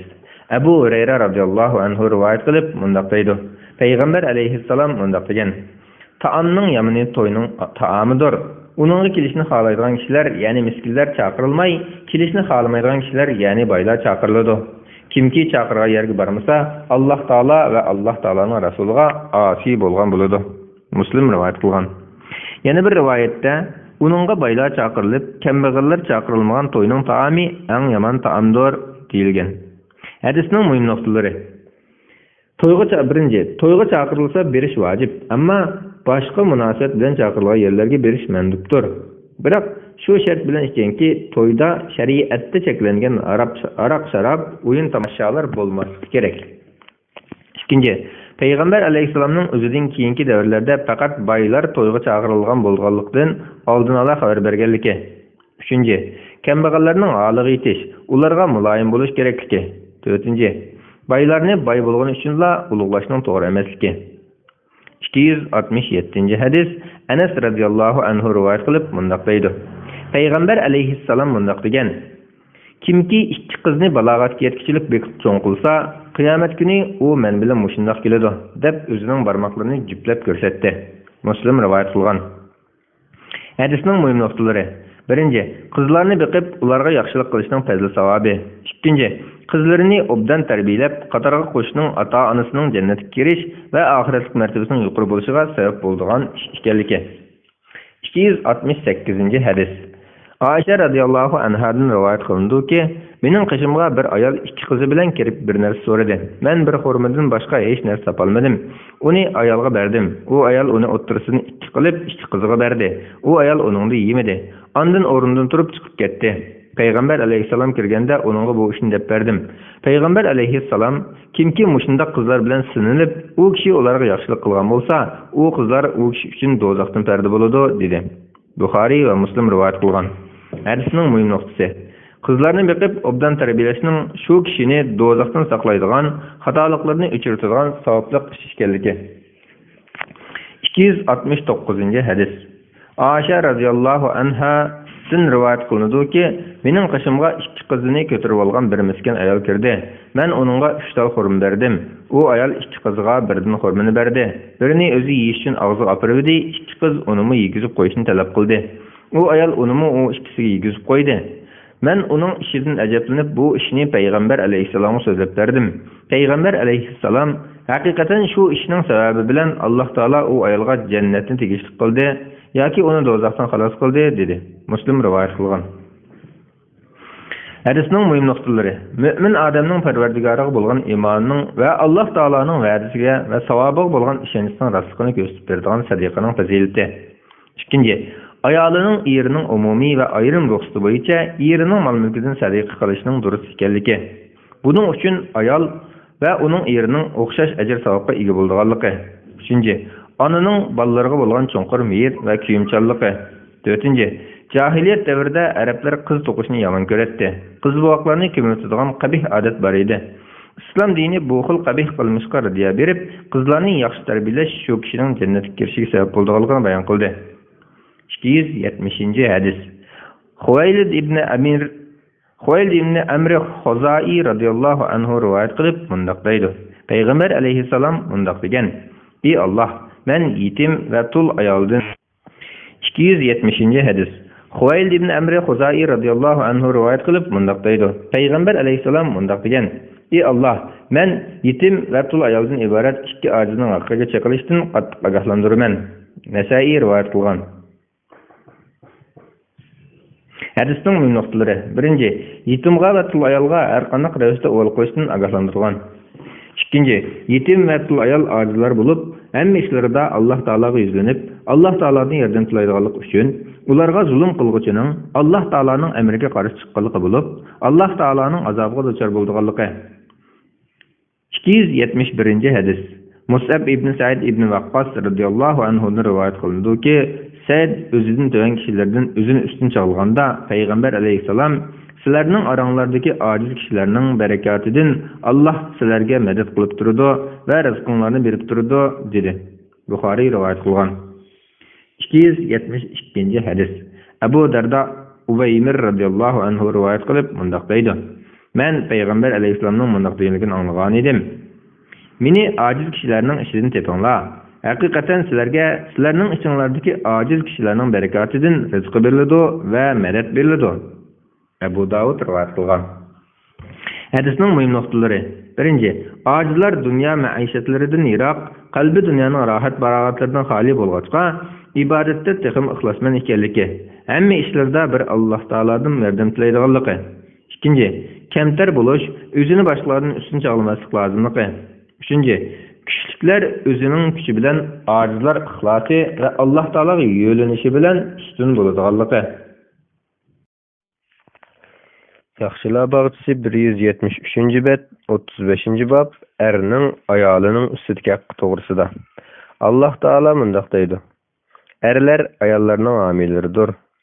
Bu Alloh taoloning ularning ba'sini ba'sidan, ya'ni erlarning kuch-quvvat, g'azotga chiqish qatorliq jihatlarda ayollardan ortiq qilganligidandir va erlarning o'z pul-mollarini sarf qilganligidandir. Ya'ni ayollarning nafaqasi erlarning zimmasiga yuklanganligidir." Yaxşı ayollar itaat qiluvchilardir. Erleri yanında bulungan çağlarda Allah Taala'nın panayida erlerinin aqlını saqlovchilardir. Qur'on Kerim Sure Nisa 34. ayetinin bir qismi. Ebu Hureyre radıyallahu anhu rivayet qilib mundaq deydi. Peygamber aleyhisselam mundaq degan. Her kişi özünün ayalını billi buluş töşekki çakırsa, ayal unumay xafa bolup yetip qalsa, perişler o ayalga taң atıqçı lanet okuydu. Bukhari ve Müslim rivayet kılgan. Yeni bir rivayette, eğer bir ayal özünün iri bilen billi buluştan baş tartıp yetip qalsa, perişler o ayalga taң atıqçı lanet okuydu deyilgen. Bukhari ve Müslim rivayet kılgan. Yeni bir rivayette, Cenim ilkir bolgan zat bilen qasamki, eğer bir ayalını teşekkü çakırsa, ayal unumasa, asmandaki hemmen yaratqısı zat o ayalga gazap kılıdı. Ta ki o o ayaldan razı bolmoğuçilik deyilgen. Hadisning mühim noktaları. Birinci, ayalının özürlük bolmagan ahvalda erig itaat qilish lazımlıqı, özürsiz halda erini red qilish Allah Taala'nın rahmetinden yirak qılıp qoyduğun günah ekanligi. İkinci, ayalının erinin talabini red qilishi erning bir günah ötküzüp qo'yishiga sebep bolup qoldiganligi. 282. hadis. Ebu Hureyre radıyallahu anhu rivayet qilib mundaq deydi. Peygamber aleyhisselam mundaq degan. Eri yanında bar halatda onun ruhsatını almay turib, nafl ro'za tutish ayol kishiga durust bo'lmaydi. Ve bir kishini erining ruxsatsiz uyga kirishga ruxsat qilishi durust bo'lmaydi. Bukhari ve Müslim rivayet qilgan. Hadisning mühim noktaları. Birinci, ayalının erinin razılığını almay turib, nafl ro'za tutishi haram ekanligi. Chunki buningda erning ayoli ustidagi haqqi zoyi bo'lib ketadiganligi. Ikkinchi, ayolning erining ruxsatsiz yat odamni uyga kirgizishning to'g'ri emasligi. 283. hadis. İbn Ömer radıyallahu anhu rivayet qilib bundaq deydi. Peygamber aleyhisselam bundaq degan. Sizlarning ammanglar padachi, sizlarning ammanglar padanglar to'g'riliq so'roq qilinasizlar. Xalifami padachi, her bir odamni o'z ahliga padachidir. Ve ayol kişimi yerinin uyuga ve onun ballarıga padachi. Sizlerning ammanglar padachi. Sizlerning ammanglar öz padalaringlardan so'roq qilinasizlar. Bukhari ve Müslim rivayet qilgan. Hadisning mühim noktaları. Cemiyetning her bir a'zosining ado qilishlik mas'uliyati borligi. Ikkinchi, ayolning iffetlik bo'lishi, erining mol mulkini obdan saqlash kerakligi. Uchinchi, ayol ikkisi hayotdagi hamrohlar bo'lib, her ikisinin öz üstüki mesuliyetini ve birbirinin hakkını ada qilish lazımlıqı. 284. hadis. Talqa ibn Ali radıyallahu anhu rivayet qilib mundaq deydi. Peygamber aleyhisselam mundaq degan. Eğer bir özünün ayalını hacet üçün çakırsa, o ayal tunur beşid bolsun kelsun. Tirmizi rivayet qilgan. Hadisning mühim noktaları. Erning ayali ustidagi haqqının çoğunluqı. İkinci, ayalının öz imkaniyeti dairesinde Allah Taala vacip kılgan işlerde iri itaat qilishi ve razı qilish lazımlıqı. 285. hadis. Ebu Hureyre radıyallahu anhu rivayet qilib bundaq deydi. Peygamber aleyhisselam bundaq degan. Eğer men bir kishini yana bir kishiga hurmat qilish yuzasidan sajda qilish buyurgan bo'lsam, shaksiz ayol kishini eriga sajda qilishga buyurdim. Tirmizi rivayet qilgan. Hadisning mühim noktaları. Birinci, ayolning erining haqqini ado qilishi va eri itoat qilishning zarurligi. Ikkinchi, faqat Allohla banda sajda qilishga loyiq zot ekanligi. 286. hadis. Ummu Salama radıyallahu anha rivayet qilib bundaq deydi. Peygamber aleyhisselam bundaq degan. Qandaq bir ayol eri uningda rozi bo'lgan holat o'lib ketsa, jannatga kirdi. Tirmizi rivayet qilgan. Hadisning mühim noktasi. Ayol mümin alda vafot bo'lsa, erining haqqini ado qilgan, uni rozi qilgan bo'lsa, jannatga kirdiganligi. Bu Alloh taolaning shu ayolning gunohlarini mag'firat qilganligi yoki uning rozi bo'lganligidan bo'lgan bo'lishi mumkinligi. 287. hadis. Muaz ibn Jabal radıyallahu anhu rivayet qilib mundaq deydi. Peygamber aleyhisselam mundaq degan. Eğer bir ayol bu dünyada eriga aziyat yetkizsa, u erning u dunyodagi o'r padalardan bo'lgan ayoli u eriga aziyat yetkizsa, ayoli u ayolga o'lgur, uningga aziyat yetkizma. U sening qishingda bir mehmondir. U seningdan ayrilib bizlarning qishimizga keldigan ozliq vaqt qoldi deydi. Tirmizi rivayet qilgan. Hadisning mühim noktasi. Ayol kishining naq holda eriga azor berishdan ogohlantirilgan. 288. hadis. Osama bin Zeyd radıyallahu anhuma rivayet qilib mundaq deydi. Peygamber aleyhisselam mundaq degan: "Men erlerge ayollardan qattiqroq bir sınaqni qo'yib ketmedim." Buxoriy va Muslim rivoyat qilgan. Hadisning muhim nuqtasi: erler ayollarga mayil bo'lganligi va shu sababli ba'zi gunohlarni o'tkazib qo'yganligi uchun erlarni ayollar bilan sinash ularga nisbatan ig'ir sinoq hisoblanganligi. Yaxshilar bog'chisi 176-bet, 36-bab. Xotun bola chaqalarga xarajat berish to'g'risida. Alloh taolo mundaq deydi: Ata-onalar qoida bo'yicha yemek-ichmek va kiyim-kechak bilan ta'minlab turishi kerak. Qur'on Karim Sura Baqara 233-oyatning bir qismi. Alloh taolo yana mundaq deydi: Boy odam ayolini va bolasini o'zining boyligiga yarasha ta'minlasin. Rizqi tarqalingan odam Alloh taolo uningga berganiga yarasha ta'minlasin. Ya'ni her odam o'zining iqtisodiy ahvoliga yarasha xarajat qilsin. Alloh taolo insonni faqat taqati yetadigan ish qila taklif qiladi. Ya'ni faqir odamni boyni taklif qilgan ishga taklif qilmaydi. Qur'on Karim Sura Taloq 7-oyat. Alloh taolo yana mundaq deydi: Alloh taolaning yo'lida bergan narsalarning o'rnini Alloh taolo to'ldirib beradi. Qur'on Karim Sura Saba 39-oyatning bir qismi. 289-hadis.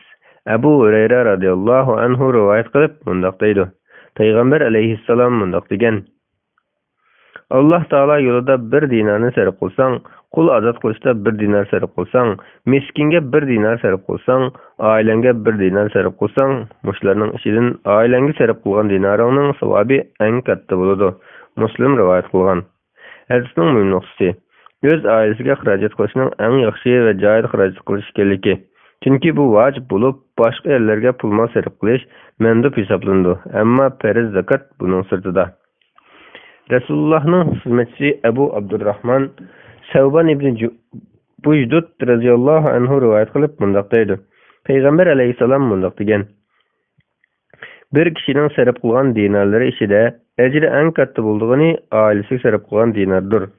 Alloh taolo yo'lida ishlatish uchun atab qo'ygan uloqqa qo'yilgan dinardir va Alloh taolo yo'lida birodarlarga sarf qilgan dinardir. Muslim rivoyat qilgan. Hadisning muhim nuqtasi: turli yo'llarga sarf qilingan pul molning savobining tartibi. Bularning ichida o'z oilasiga qilgan xarajatning savobining eng cho'ng ekanligi. 291-hadis. Ummu Salama radhiyallohu anha rivoyat qilindiki, men ey Rasululloh, Abu Salamaning bolalarini boqqanligimga savob bo'lamdi. Men ularni jon beqish ko'yda taraf cheshib ketgan holatda tashlab qo'ymadim. Ular mening bolalarimdir dedi. Rasululloh shundaq, ular uchun tartgan chiqimlaringga savob bo'ladi dedi. Buxoriy va Muslim rivoyat qilgan. Hadisning muhim nuqtasi: gerçi ana bolalariga bo'lgan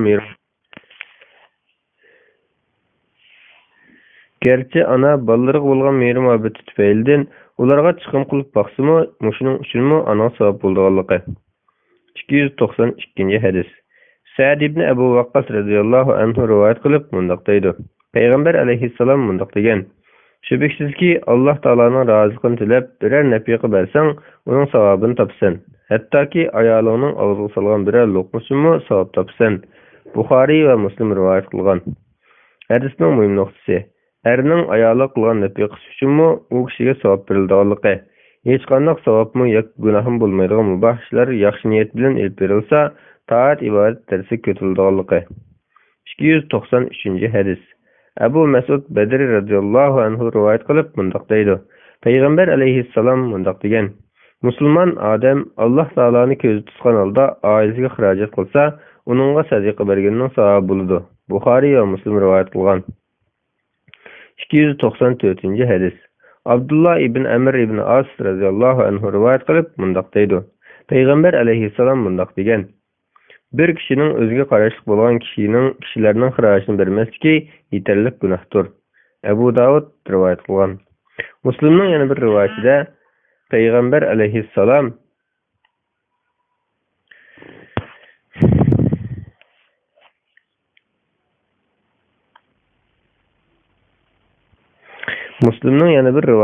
Payg'ambar alayhissalom kafa bil birovning o'ziga tava kishilarning xarajatini uzib qo'yishi yetarli gunohdir degan deyilgan.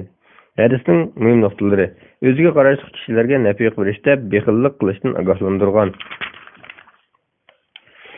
Erning ayoli bola chaqalari shuningdek xizmatchiga o'xshash kishilarga mas'ul bo'lish kerakligi. 295 hadis. Abu Hurayra radhiyallohu anhu rivoyat qilib bundoq deydi.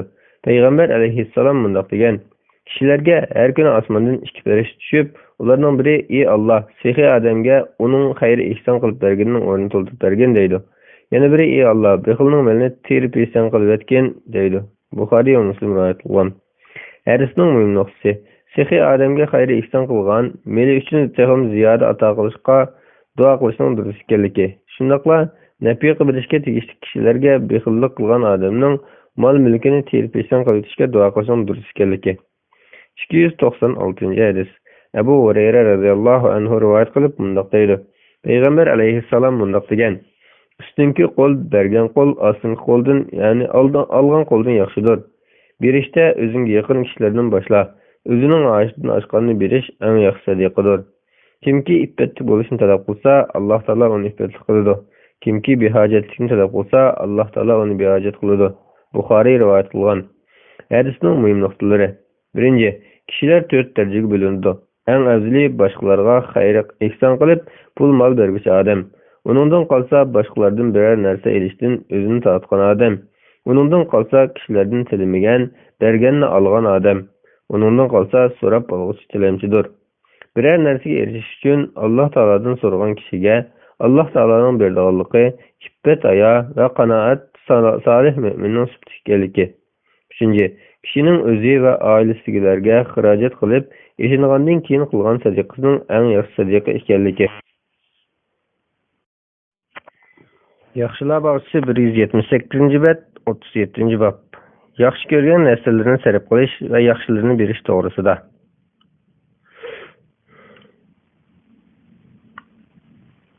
Alloh taolo bundoq deydi: "Yaxshi ko'rgan narsalardan sarf qilmoqcha, ya'ni mollaringlarning yaxshisini sadiq qilmoqcha, hargiz yaxshilikqa, ya'ni jannatga erisholmaysizlar."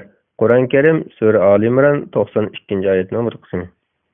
Alloh taolo bundoq deydi: "Ey mu'minlar, sizlar erishgan narsalarning va biz sizlarga zamindan chiqarib bergan narsalar, ya'ni ochliqlar, mevalarning yaxshisini sadiq qilinglar.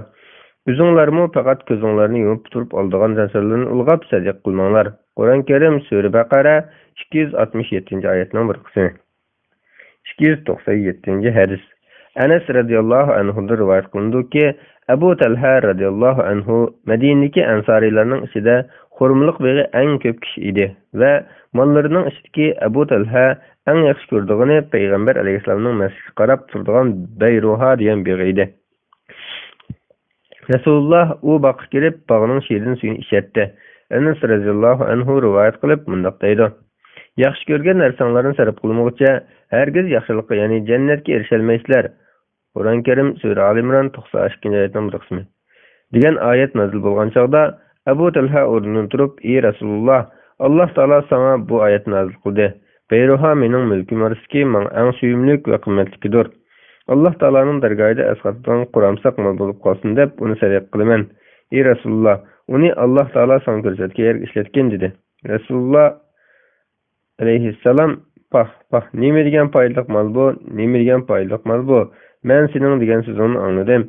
Men uni o'z yaqinlarimga berishni munosib ko'raman" dedi.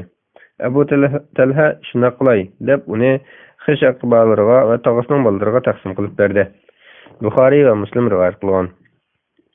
Hadisning muhim nuqtalari: 1. Eng yaxshi shundaqla o'zi yaxshi ko'radigan moldan sarf qilishning fazli savobi. 2. Sahobalarning fazli, ularning Alloh taoloning amrini darhol o'rlashga oldiradigan taqvoligi, oxiratda ustun o'rin berishga bo'lgan erishmanligi. 3. Fazilat egalariga mirosni taqsim qilish, yaxshilik yo'llariga sadiq qilish vazifasini havola qilishning durust ekanligi. 4. Xishaqa va urug' tuqqanlardan muhtoj kishilar bo'lsa, ana shular xayr ihson qilishga eng loyiq kishilar ekanligi, ulardan qolsa boshqalar ekanligi.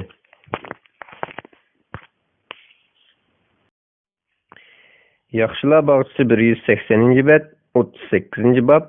O'zining ahli avlodlarini, oq qorin farq etgan bolalarini va boshqa qo'l ostidagilarini Alloh taologa itoat qilishga buyurish, cheklangan ishlarni qilishdan to'sish va ularga adab axloq o'rgatish to'g'risida.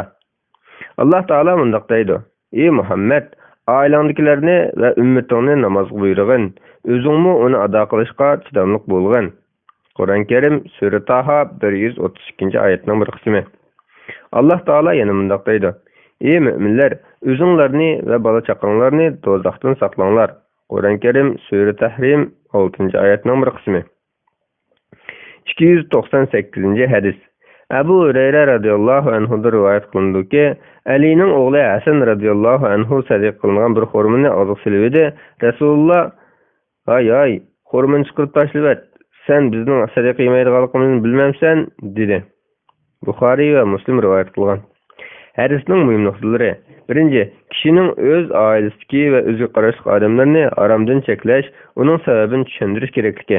Ikkinchi, Payg'ambar alayhissalomning oilasi va o'riq avlodiga sadiqa va zakat elish harom qilinganligi, ularga urush g'animatlarining 5dan 1ni halol elish halol qilinganligi. Uchinchi, ish ustidagilarning zakatni yig'ishi hamda uni elishga eng haqli kishilarga tarqatib berishi. Bularni astoydillik va ishonchli ravishda ado qilish kerakligi. 299-hadis. Rasulullohning tarbiyasida bo'lgan Abu Hafsi Umar ibn Abu Salama Abdullah ibn Abdul Asad radhiyallohu anhu rivoyat qilib bunday deydi: Men Payg'ambar alayhisolamning tarbiyasida turayotgan bola edim.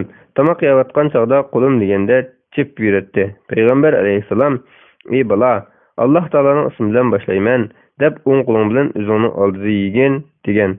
Shundan buyon tomoq yeyish usulim hamon Rasululloh degandek bo'lib keldi. Buxoriy va Muslim rivoyat qilgan. Hadisning muhim nuqtalari: farzandlarni islom adab axloqi bilan tarbiyalash, ularning xatolik sabablarini vaqtida ko'rsatishga yetaklash lozimligi. Ikkinchi, tomoq yeyishda rioya qiladigan adab shuki, bismillah deb boshlash, o'ng qo'l bilan yeyish, boshqalarning oldidan emas, o'zining oldidan yeyish. O'limalar meva-cheva yegan yoki tomoqda birga bo'lgan kishi uning oldidan yeyishga rozi bo'lgandan boshqa chog'da yuqorqi adablarga rioya qilish kerak deb birlikka kelgan. Uchinchi, sahobalarning birdek Payg'ambar alayhissalomning amriga itoat qilib, sunnatiga ergashadiganligi, hatto kichiklarning buning sirtida emasligi. 300-hadis.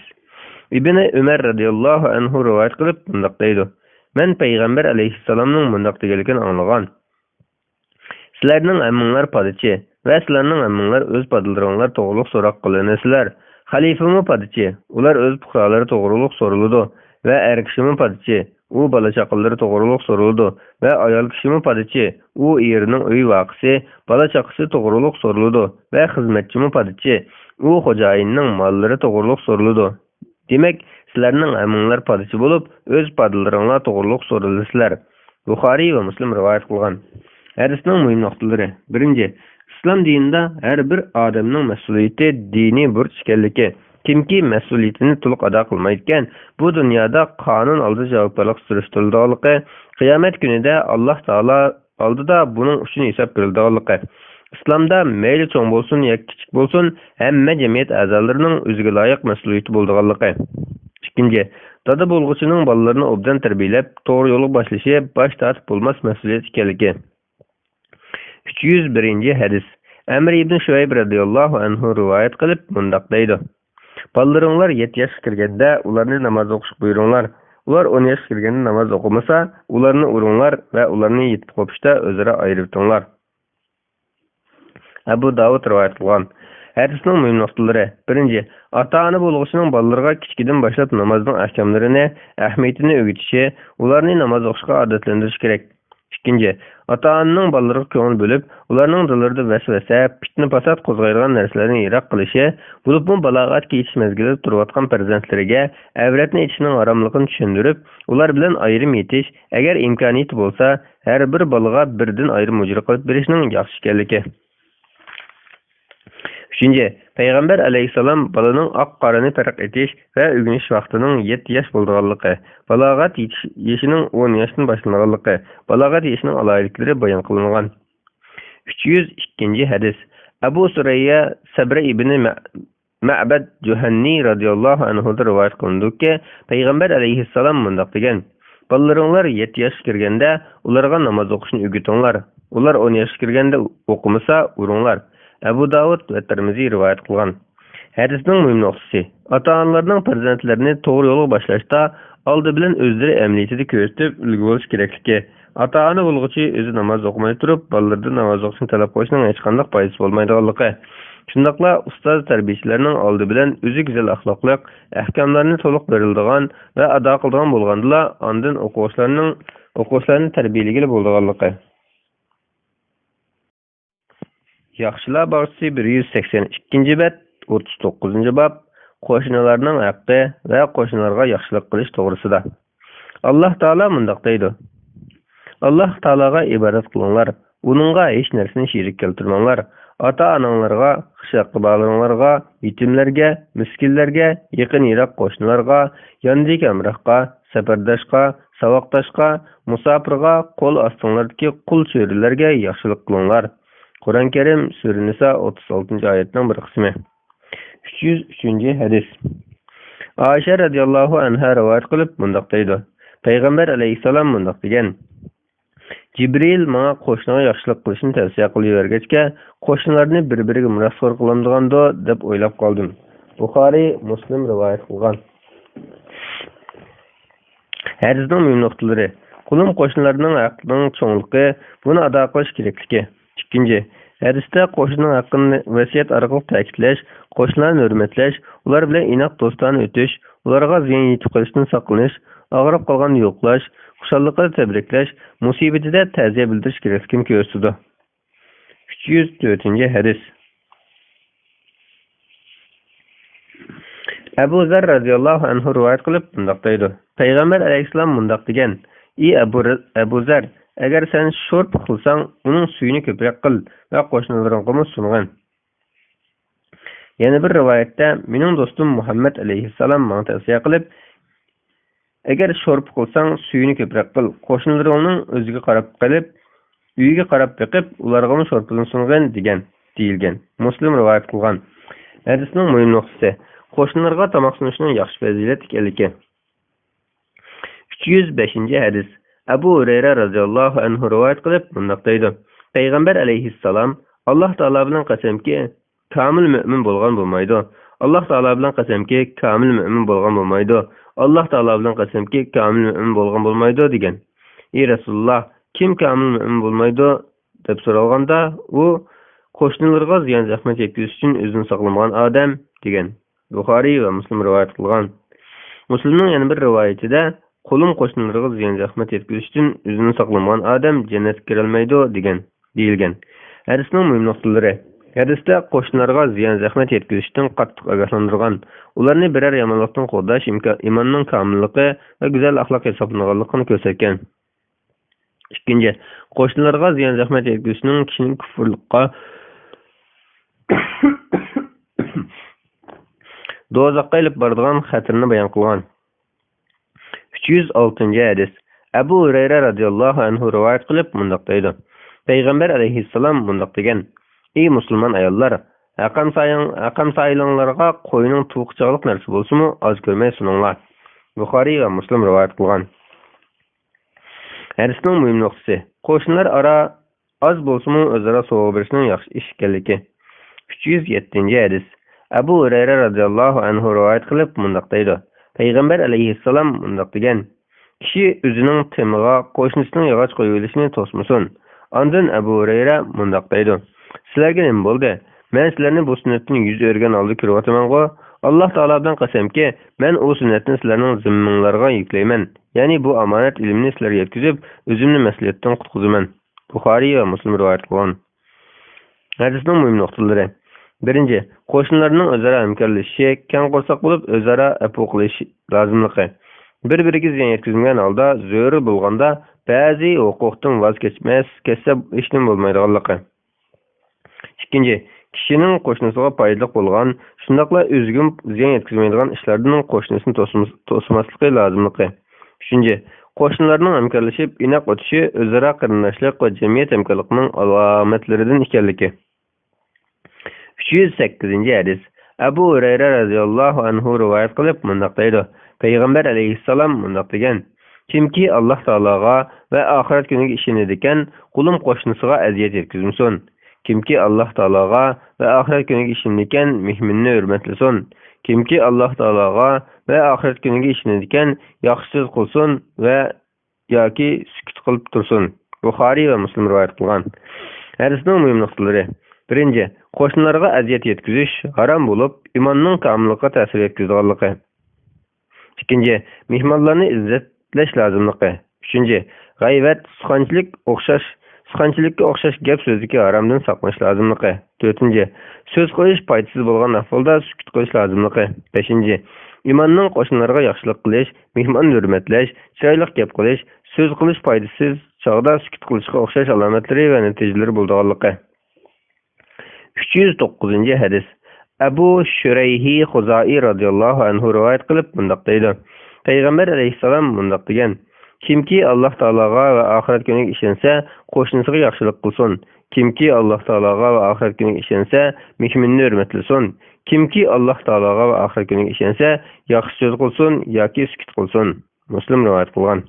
Hadisning muhim nuqtasi: qo'shnisining haqqiga rioya qilish, mehmonni hurmatlash, yaxshi so'z qilish yoki sukut qilish to'g'risi. Sukut qilish bo'lsa, oxirat kuniga iymon etishning va o'z mas'uliyatini to'liq his qilishning haqiqiy ekanligi.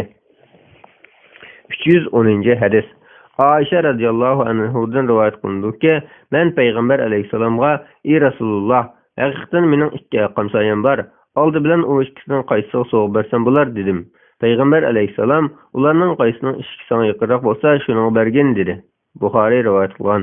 Hadisning muhim nuqtasi: agar qo'shnilarning hammasiga yaxshilik qilishga, sovg'a berishga qodir bo'lmasa, yaqinroq qo'shnilarga qilish kerakligi.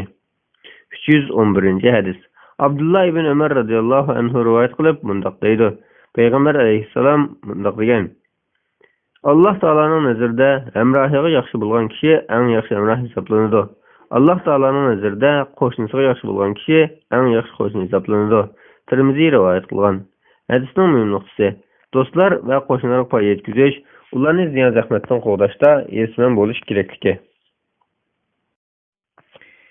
Yaxshilar bog'chisi 185-bet 40-bob ota-onaga yaxshilik qilish va silarahim qilish to'g'risida.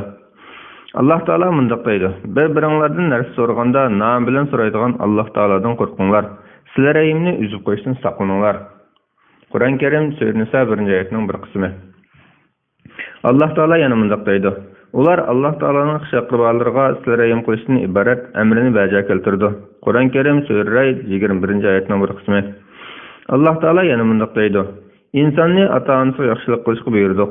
Qur'on Karim Sura Ankabut 8-oyatning bir qismi. Alloh taolo yana mundaq deydi: Parvardigoring faqat uning o'ziga ibodat qilishinglarni va ota-onalarga yaxshilik qilishinglarni tavsiya qildi. Ularning birisi yo ikkilisi sening qo'l ostingda bo'lib, yashinib qolsa, ularga o'hoy demagin. Ya'ni malollikni bildiradigan shunchalik so'zni qilmagan. Ularni dushkanlamagin. Ularga hurmat bilan yumshoq so'z qilgan. Ularga kamoliy mehribonlikdan nihoyat kamtar muomalada bo'lgan va ey Parvardigorim, ular mening kichikligimni tarbiyalagandek ularga marhamat qilgan degan. Qur'on Karim Sura 23-24-oyatlar. Alloh taolo yana mundaq deydi: insonni ota-onasiga yaxshilik qilishga buyurdik. Onasi uni qo'risqida ustiga ojizlik bilan ko'tardi. 2 yilda uni emchakdan ayirdi. Ey inson, menga ota-onangga shukr qilgan. Qur'on Karim Sura Luqman 14-oyatning bir qismi. Abdullah 312 hadis. Abdullah ibn Mas'ud radhiyallohu anhu rivoyat qilindiki, men payg'ambar alayhissalomdan Alloh taolo uchun qaysi amal eng sevimli hisoblanadi deb so'radim. Payg'ambar alayhissalom vaqtida o'qilgan namoz dedi. Men ondan qolishchi deb so'radim. Payg'ambar alayhissalom ota-onaga yaxshilik qilish dedi.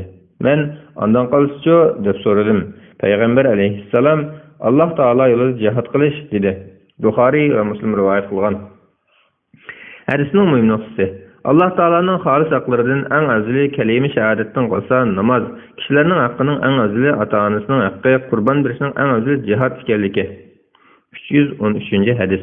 Abu Hurayra radhiyallohu anhu rivoyat qilib bundoq deydi: Payg'ambar alayhissalom bundoq degan: Bola otaning yaxshiligini qaytara olmaydi. Faqat bolaning otasi qul bo'lib, bola uni setilib ozod qilsa, ondan otasining yaxshiligini qaytargan bo'ladi. Muslim rivoyat qilgan. Hadisning muhim nuqtasi: ota-onaning boladagi haqqi ajrining intayin cho'nligi. Ikkinchi, agar ota qul olsa bo'lsa, bolaning uni setilishining o'zila qulluqdan ozod qilganga barobar bo'lganligi. 314 hadis. Abu Hurayra radhiyallohu anhu rivoyat qilib bundoq deydi: Payg'ambar alayhissalom bundoq degan: Kimki Alloh taologa va oxirat kuniga ishonsa, mehmonini hurmat qilsin. Kimki Allah Taalaga ve ahiret günüge işense sizlere rahim kılsın. Kimki Allah Taalaga ve ahiret günüge işense yaxşı söz kılsın ve sükut kılsın. Buxari ve Müslim rivayet kılgan. Hadisinin mühim noktası. Mihman hürmetleş, sizlere rahim davamlaştırış, mulayim, yumşak sözleş, sert geplerini kılmaslıklarının Allah Taalaga ve ahiret günüge iman etişinin alametlerden hesaplandıqanlığı. 315. hadis. Ebu Hureyre radıyallahu anhu rivayet kılıp mundaqdaydı. Peygamber aleyhisselam mundaq degen. Hakikaten Allah Taala barliq mahlukatlarını yaratıp tamamlagandan keyin sizler rahim orundan turup, "Ey Allah, bu orun sizler rahimni üzüp qo'yishdan panoh tilab, sana sığınğısının orunumu" dedi. Allah Taala shundaq, "Sizler rahim qilgan kishiga rahim qilsam, sizler rahim qilmagan kishiga rahim qilmasam rozi bo'lamsan" dedi. U "Ha, rozi bo'laman" dedi. Allah Taala "Bu merhamet sana xosdir" dedi. Ondan Rasulullah "Eğer xalasanglar bunu oqinglar" dedi. "Sizler İslam dininden yüz örsanglar, zaminda bozgunchilik qilarsizlarmi va sizlar rahimni üzüp qo'yasizlarmi? Ana shunday kishilarni Allah Taala o'z rahmatidan yiroq qildi. Ularni haqni anglashdan g'as qildi, hidoyatni ko'rishdan ko'r qildi." Qur'on Karim Sura Muhammad 22-23 oyatlar. Buxoriy va Muslim rivoyat qilgan. Buxoriyning yana bir rivoyatida Allah Taala "Kimki sizlar rahim qilsa, uningga rahim qilaman. Kimki sizlar rahimni üzüp qo'ysa, uningga sizlar rahim qilmayman" degan deyilgan. Hadisning mühim nuqtalari: sizlar rahimni üzüp qo'yishning, o'riq tuqqanlarni yo'qlash, yordam berish, ular bilan berishishni tarik etishning harom ekanligi. Ikkinchi, sizlar rahim qilishga tegishli kishilar dada va ona tarafdan bo'lgan barliq o'riq tuqqan yaqinlarni o'z ichiga olganligi. 316. hadis. Ebu Hureyre radıyallahu anhu rivayet qilib mundaqdaydi. Bir kishi Peygamber aleyhisselamning qashiga kelib, "Ey Rasulullah, mening yaxshilik qilishimga eng aql odam kim?" deb so'radi.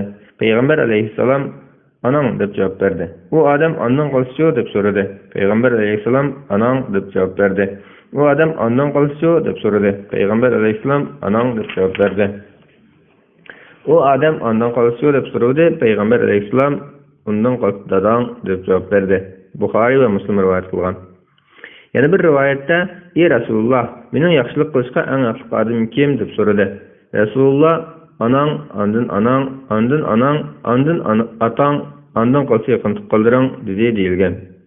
Hadisning mühim nuqtalari: birinchi, o'riq tuqqanlarga yaxshilik qilish, hurmatlash darajalar bo'lingan bo'lib, onaning ojizligi va muhtojligi sababli uning yaxshilik qilish ta'kidlangan.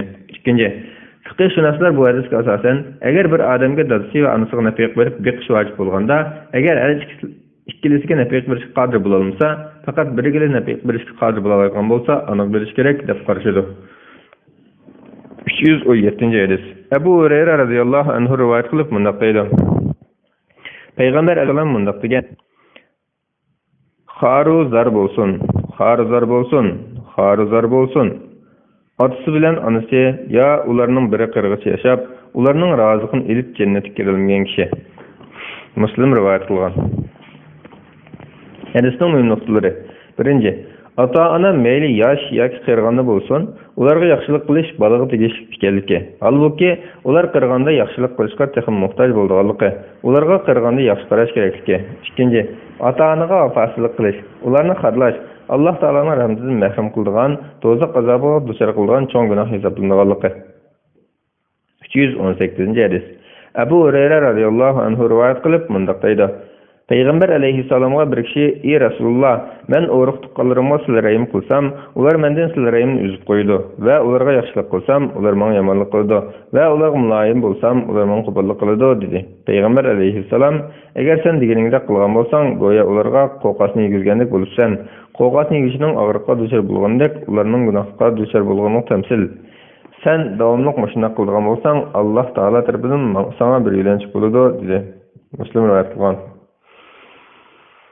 Hadisning mühim nuqtasi: yomonlik qilguvchiga yaxshilik qilish, balkim u kishini yomonlikdan qaytarishi mumkinligi. Agar yomonlikni qilaversa, uning Alloh taoloning rahmatiga yiroq qolinganligi. 319. hadis. Enes radıyallahu anhu rivayet qilib mundaqdaydi. Peygamber aleyhisselam mundaq degan: "Kimki rizqning keng bo'lishini, umrining uzun bo'lishini yoqtirsa, sizlar rahim qilsin." Buxoriy va Muslim rivayet qilgan. Hadisning mühim nuqtasi: sizlar rahim qilishning fazli savobi uning kishining umri rizqiga berkat bo'lganligi.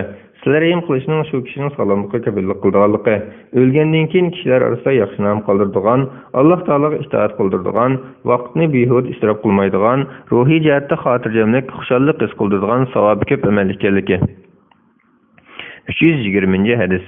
Anas radhiyallohu anhudan rivoyat qilindiki, Abu Talha radhiyallohu anhu Madinadagi ansorilarning ichida xo'rmliq beg'i eng ko'p kishi edi.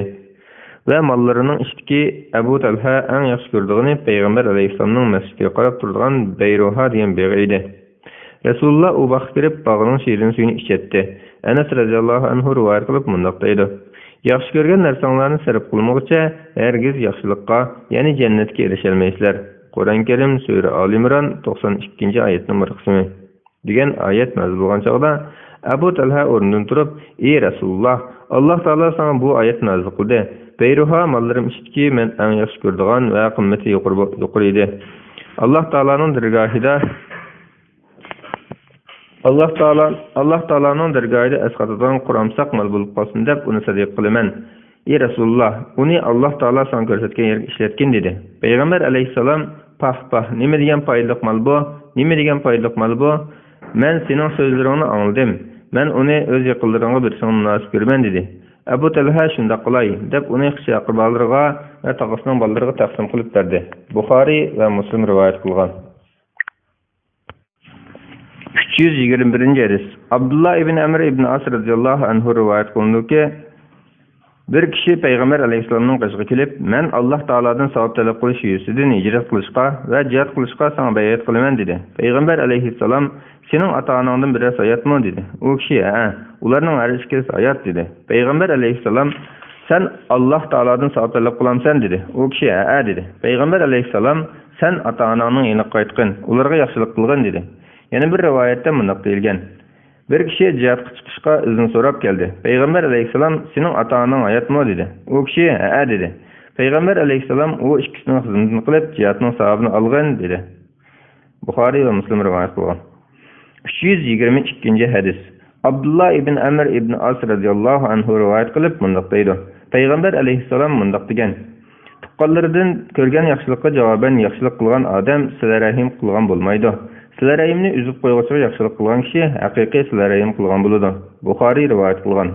Hadisning muhim nuqtasi: sizlar rahim qilishning savobli ish ekanligi. Boshqalar uzib qo'ygan taqdirdami, sizlar rahimni davomli ziyorat qilishning fazli savobi. 323-hadis. Aisha radhiyallohu anha rivoyat qilib mundaq deydi. Payg'ambar alayhissalom mundaq degan: "Sizlar rahim erishga esiq bo'lib, u meni kim o'lsa, Alloh taolo uningga meni o'laydi. Meni kim uzib qo'ysa, Alloh taolo meni uningga uzib qo'ydi" deydi. Buxoriy va Muslim rivoyat qilgan.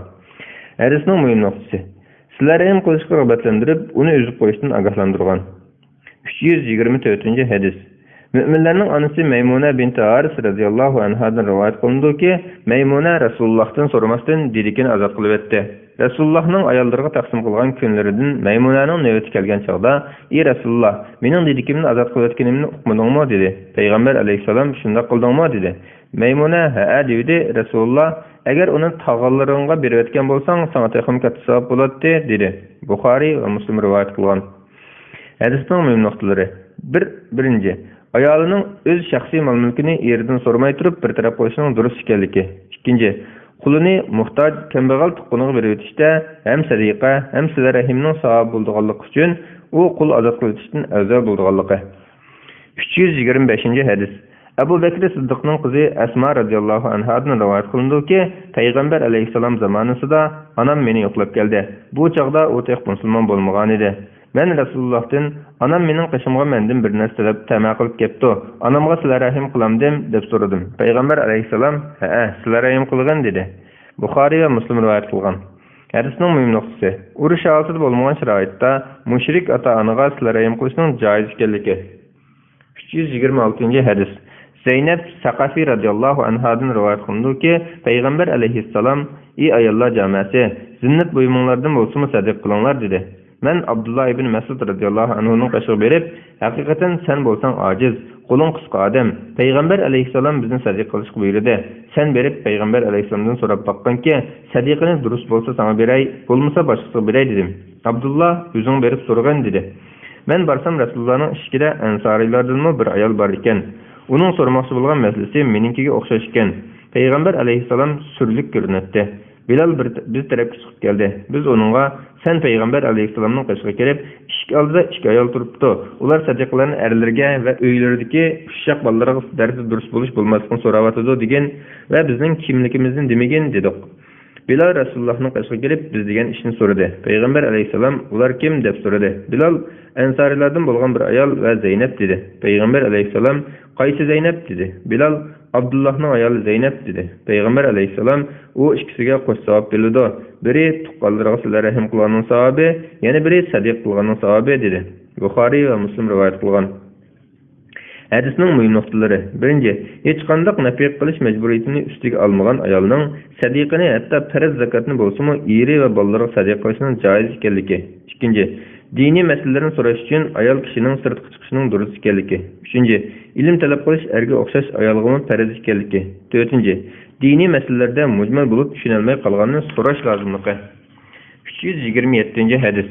Abu Sufyan Saxra ibn Harb radhiyallohu anhu Heraklining qissadagi uzun hadisda bunday bayon qiladi.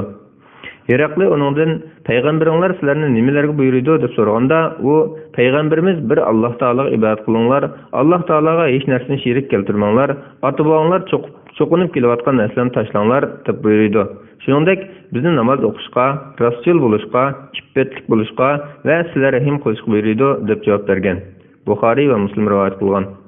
Hadisning muhim nuqtalari. Birinchi, Payg'ambar alayhisalomning darsining xususiyatlari bayon qilingan. Ikkinchi, e'tiqod masalasida qarilarcha agashmasdan tafakkur qilish, o'ylanish lozimligi. 328 hadis. Abu Zar radhiyallohu anhu rivoyat qilib mundaq deydi.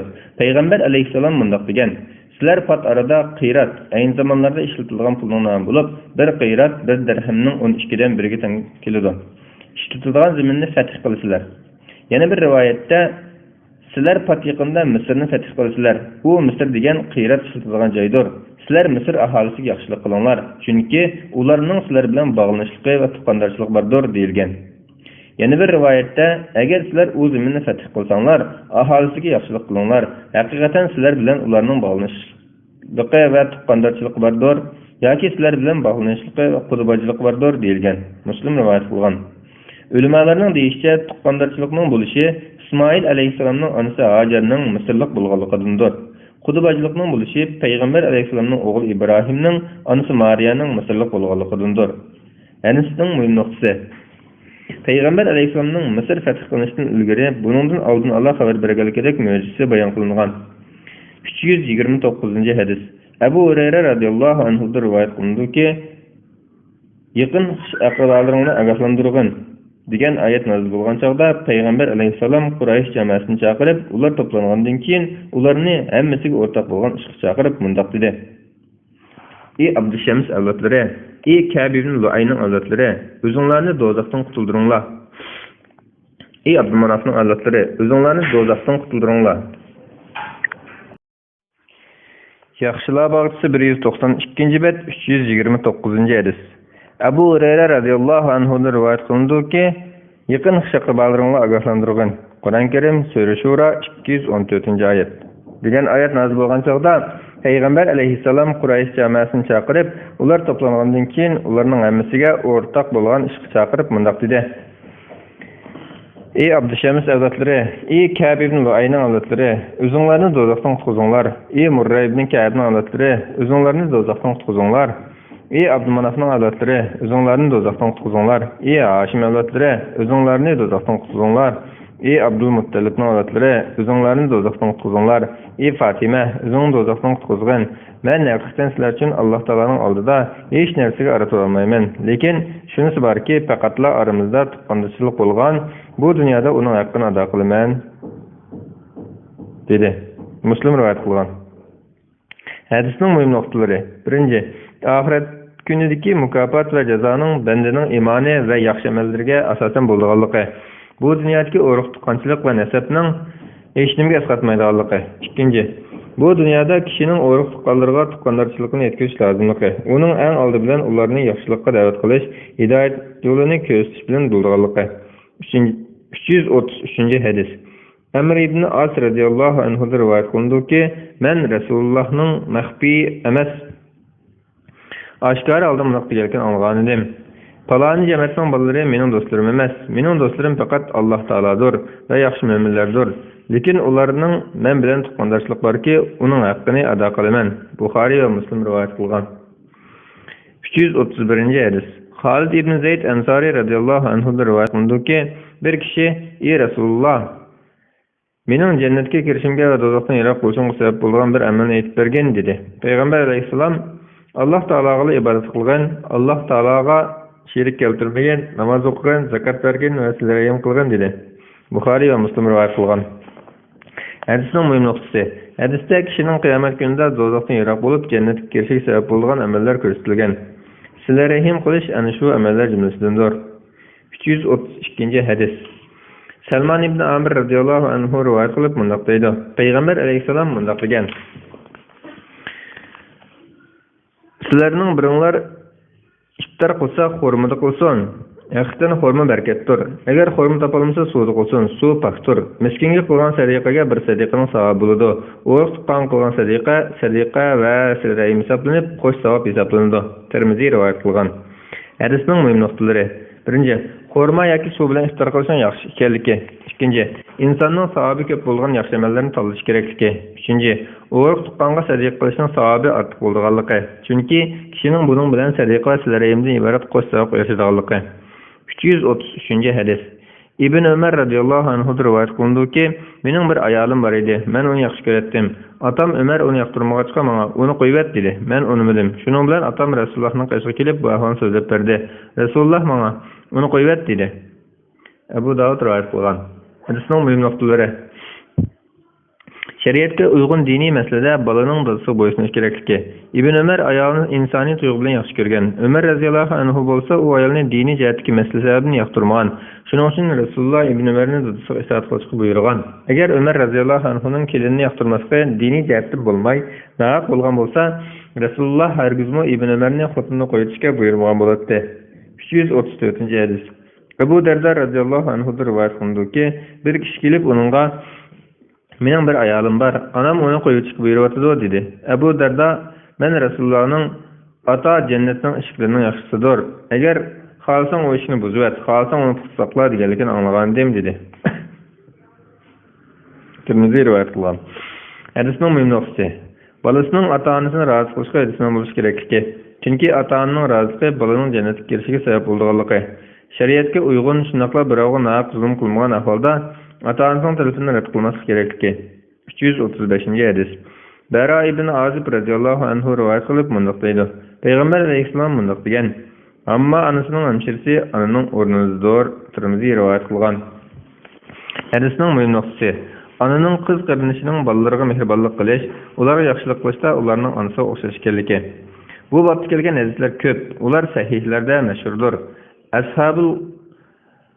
Ashabul G'ar haqidagi hadis, Jurayj haqidagi hadislar shularning jumlasidan bo'lib, ular yuqorida o'tdi. Yana bir muncha hadis, mashhur hadislar bo'lib, kitobning ixcham bo'lishi uchun ularni bayon qilmadim. Shu hadislarning eng mashhurlaridan biri Amr ibn Abasaning hadisidirki, u uzun hadis bo'lib, islom dinining qoidalarining muhimlarini o'z ichiga olgan. U hadisni Rajab babida to'liq bayon qilaman. Shu hadisda Amr mundaq deydi: "Rasululloh Makkaga chog'da men uning yoniga kirdim. Bu payg'ambarlikning dastlabki chog'lari edi. Men onunğa sen kim dedim. Resulullah peygambermen dedi. Men peygamber degen kim deb so'radim. Resulullah Allah Taala meni peygamber qilib evetdi dedi. Men seni nima uchun evetdi dedim. Resulullah sizlarga rahim qilishga, butlarni chiqishga, Allah Taalani bir bilib, onunğa hech narsani sherik keltirmaslikka evetdi dedi.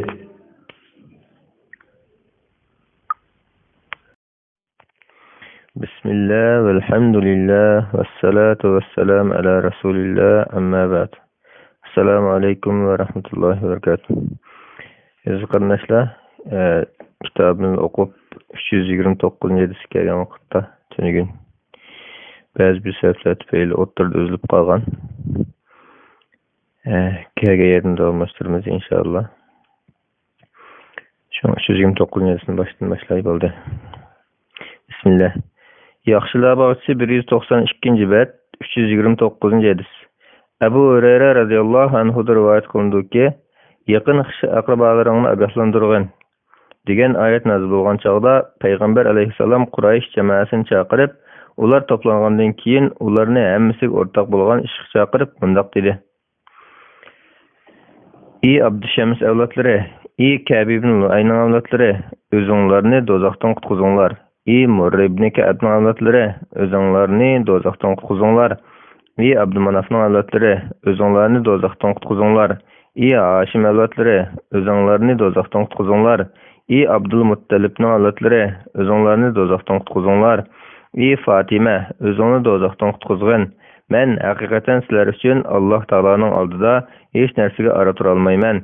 Lekin shunisi borki, faqatla aramizda tuqqandarchilik bo'lib, bu dunyoda uning haqqini ado qilaman dedi. Muslim rivoyat qilgan. Hadisning muhim nuqtalari. 1. Oxirat kunidagi mukofot va jazoning bandaning iymoni va yaxshi amallarga asosan bo'lganligi. Bu dunyodagi urug' tuqqanchilik va nasabning hech nimga saqmaydiganligi. 2. Bu dunyoda kishining urug' tuqqanlarga tuqqandarchilikni yetkazishi lozimligi. Uning eng oldi bilan ularni yaxshilikka da'vat qilish, hidoyat yo'lini ko'rsatish bilan bo'lganligi. 330 hadis. Amr ibn As radhiyallohu anhu rivoyat qilindiki, men Rasulullohning maxfiy emas, oshkora holda bundoq deganligini anglagan edim. Palani jamoatning bolalari mening do'stlarim emas. Mening do'stlarim faqat Alloh taolodir va yaxshi mo'minlardir. Lekin ularning men bilan tuqqandarchiligi borki, uning haqqini ado qilaman. Buxoriy va Muslim rivoyat qilgan. 331 hadis. Xolid ibn Zayd Ansari radhiyallohu anhu rivoyat qilindiki, bir kishi: "Ey Rasululloh, mening jannatga kirishimga va do'zaxdan yiroq bo'lishimga sabab bo'ladigan bir amalni aytib bergin" dedi. Payg'ambar alayhissalom: "Alloh taologa ibodat qilgan, Alloh taologa sherik keltirmagan, namoz o'qigan, zakat bergan va sizlar rahim qilgan" dedi. Buxoriy va Muslim rivoyat qilgan. Hadisning muhim nuqtasi. Hadisda kishining qiyomat kunida do'zaxdan yiroq bo'lib, jannatga kirishiga sabab bo'lgan amallar ko'rsatilgan. Sizlar rahim qilish ana shu amallar jumlasidandir. 332 hadis. Salman ibn Amir radhiyallohu anhu rivoyat qilib bundoq deydi. Payg'ambar alayhissalom bundoq degan: "Sizlarning biringlar iftor qilsa, xurma qilsin. Haqiqatan xurma berkatdir. Agar xurma topilmasa, suvda qilsin. Suv pokdir. Miskinga qilgan sadiqaga bir sadiqaning savobi bo'ladi. Urug' tuqqanga qilgan sadiqa va sizlarga hisoblanib, qo'sh savob beriladi." Termiziy rivoyat qilgan. Hadisning muhim nuqtalari. 1. Xurma yoki suv bilan iftor qilishning yaxshi ekanligi. 2. Insonning savobi ko'p bo'lgan yaxshi amallarni tanlash kerakligi. 3. Urug' tuqqanga sadiqa qilishning savobi ortiq bo'lganligi. Chunki kishining buning bilan sadiqa va silarimdan iborat qo'sh savobga erishadiganligi. 333 hadis. Ibn Umar radhiyallohu anhu rivoyat qilindiki, mening bir ayolim bor edi. Men uni yaxshi ko'ratdim. Atam Umar uni yoqtirmag'achqa menga uni qo'yib dedi. Men unimidim. Shuning bilan atam Rasulullohning qilishga kelib bu ahvolni so'zlab berdi. Rasululloh menga uni qo'yib dedi. Abu Davud rivoyat qilgan. Hadisning muhim nuqtalari. 1. Shariatga uyg'un diniy masalada bolaning dadaga bo'ysunish kerakligi. Ibn Umar ayolni insoniy tuyg'u bilan yaxshi ko'rgan. Umar radhiyallohu anhu bo'lsa u ayolni diniy jihatdagi masala sababini yoqtirmagan. Shuning uchun Rasululloh Ibn Umarni dadasiga itoat qilishga buyurgan. Agar Umar radhiyallohu anhuning kelinini yoqtirmasligi diniy jihatdan bo'lmay, nohaq bo'lgan bo'lsa, Rasululloh hargizmo Ibn Umarni xotinini qo'yishga buyurmagan bo'ladi. 334 hadis. Abu Darda radhiyallohu anhudan rivoyat qilinadiki, bir kishi kelib uningga: "Mening bir ayolim bor, onam uni qo'yishga buyuryapti" dedi. Abu Darda: "Men Rasulullohning ata jannatning eshiklarining yaxshisidir. Agar xohlasang u eshikni buzib et, xohlasang uni putsaqla" deganligini anglagan edim dedi. Termiziy rivoyat qilgan. Hadisning muhim nuqtasi. Bolasining ota-onasini rozi qilishga erishgan bo'lish kerakligi. Chunki ota-onaning roziligi bolaning jannatga kirishiga sabab bo'lganligi. Shariatga uyg'un, shundaqla birovga nohaq zulm qilmagan ahvolda ota-onasining talabini rad qilmaslik kerakligi. 335 hadis. Bara ibn Azib radhiyallohu anhu rivoyat qilib bundoq deydi. Payg'ambar alayhissalom bundoq degan: "Amma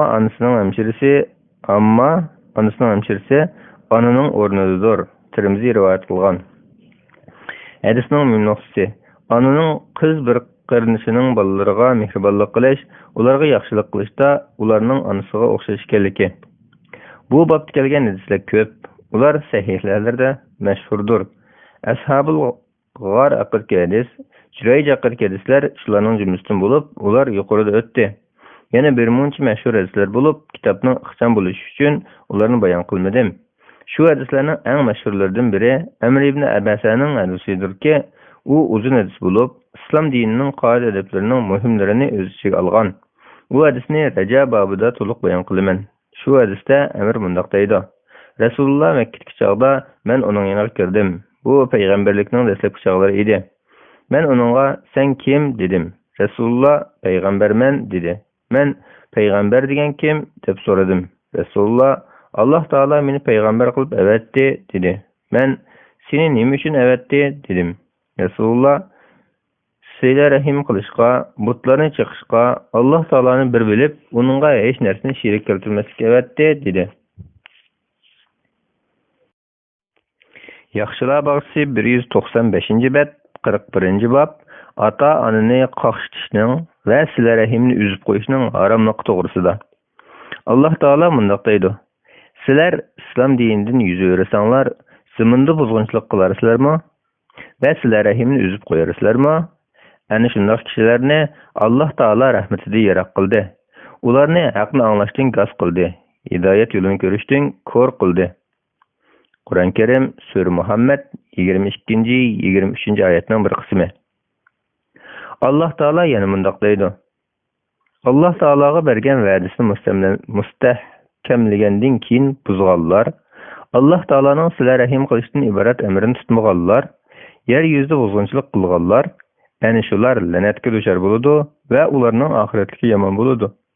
Qur'on Karim Sura Ra'd 25-oyat. Alloh taolo yana mundoq deydi: Parvardigoring faqat uning o'ziga ibodat qilsanglarni va ota-onalarga yaxshilik qilsanglarni tavsiya qildi. Ularning ikkilisi yo birisi sening qo'l ostingda bo'lib, yashinib qolsa, ularga "Ohoy" demagin. Ya'ni malollikni bildiradigan shunchalik so'zni qilmagan. Ularni do'shkallamagin. Ularga hurmat bilan yumshoq so'z qilgan. Ularga kamoliy mehribonlikdan nihoyat kamtar muomalada bo'lgan. Va "Ey Parvardigorim, ular meni kichikimni tarbiyalaganidek ularga marhamat qilgan" degin. Qur'on Karim Sura Isro 23-24-oyatlar. 336-hadis. Abu Bakrata Nufay ibn Haris radhiyallohu anhu rivoyat qilib mundoq deydi: Payg'ambar alayhissalom mundoq degan: Sizlarga cho'ng gunohlarni deb beraymi? deb 3 qitim takrorladi. Biz shunday qilgan ey Rasululloh dedik. Rasululloh Alloh taologa sherik keltirish va ota-onani qaqshatish dedi. Rasululloh bu chog'da yo'linib o'tirdi. Ondan Rasululloh o'tirib, "Agah bo'linglar, yolg'on so'z va yolg'on guvohlik" deb uni takrorlaverdi. Hatto biz Rasululloh to'xtab qolskan deb umid qilib ketdik. Buxoriy va Muslim rivoyat qilgan. Hadisning muhim nuqtalari: 1. Gunohlarning fasod terish darajasining o'xshamaydiganligi, farqlanadiganligi.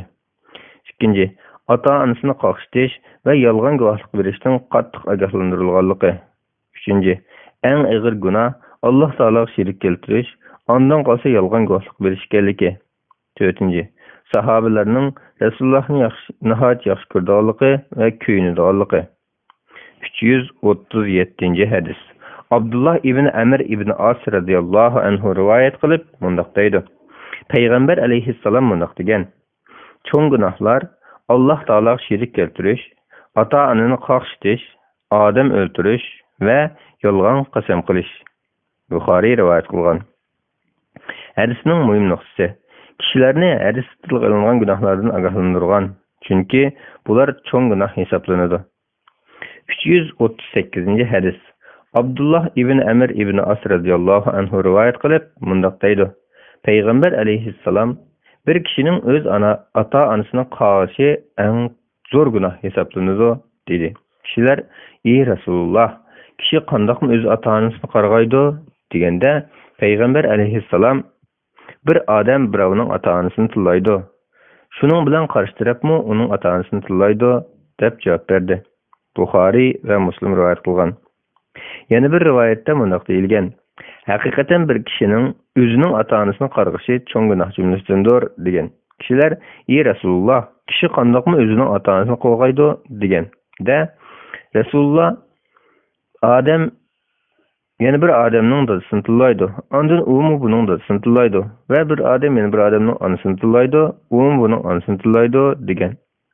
Hadisning muhim nuqtalari: ota-onani tillashning harom ekanligi.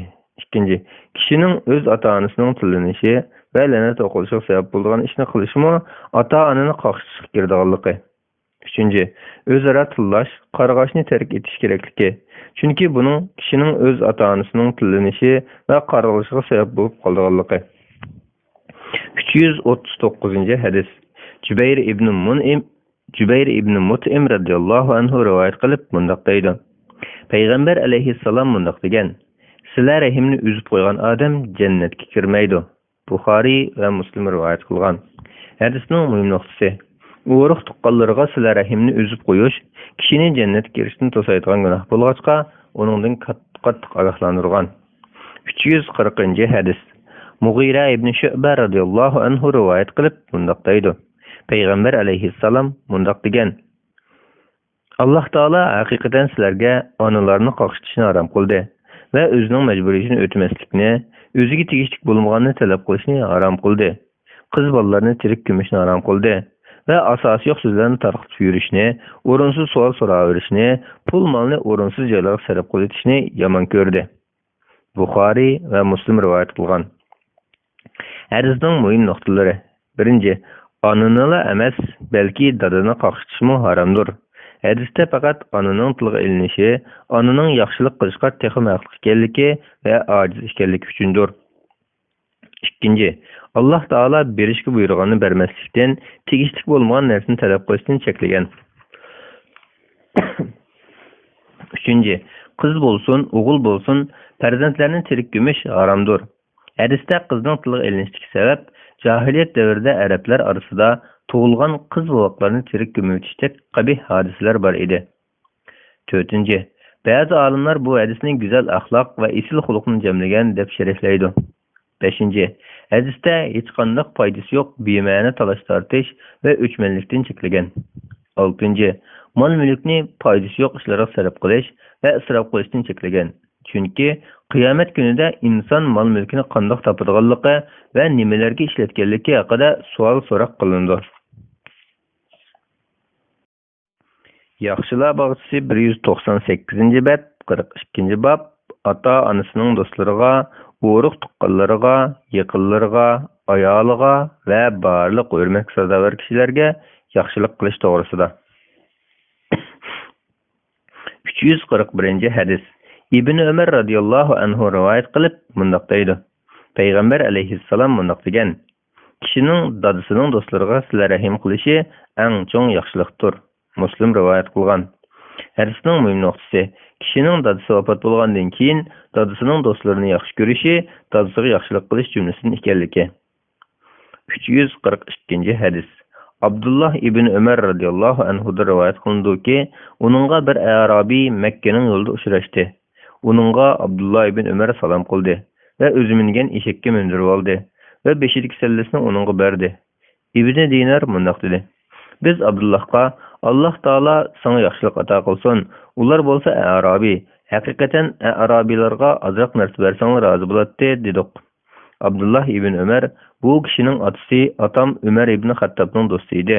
Men Rasulullohning undaq deganligini anglagan edim.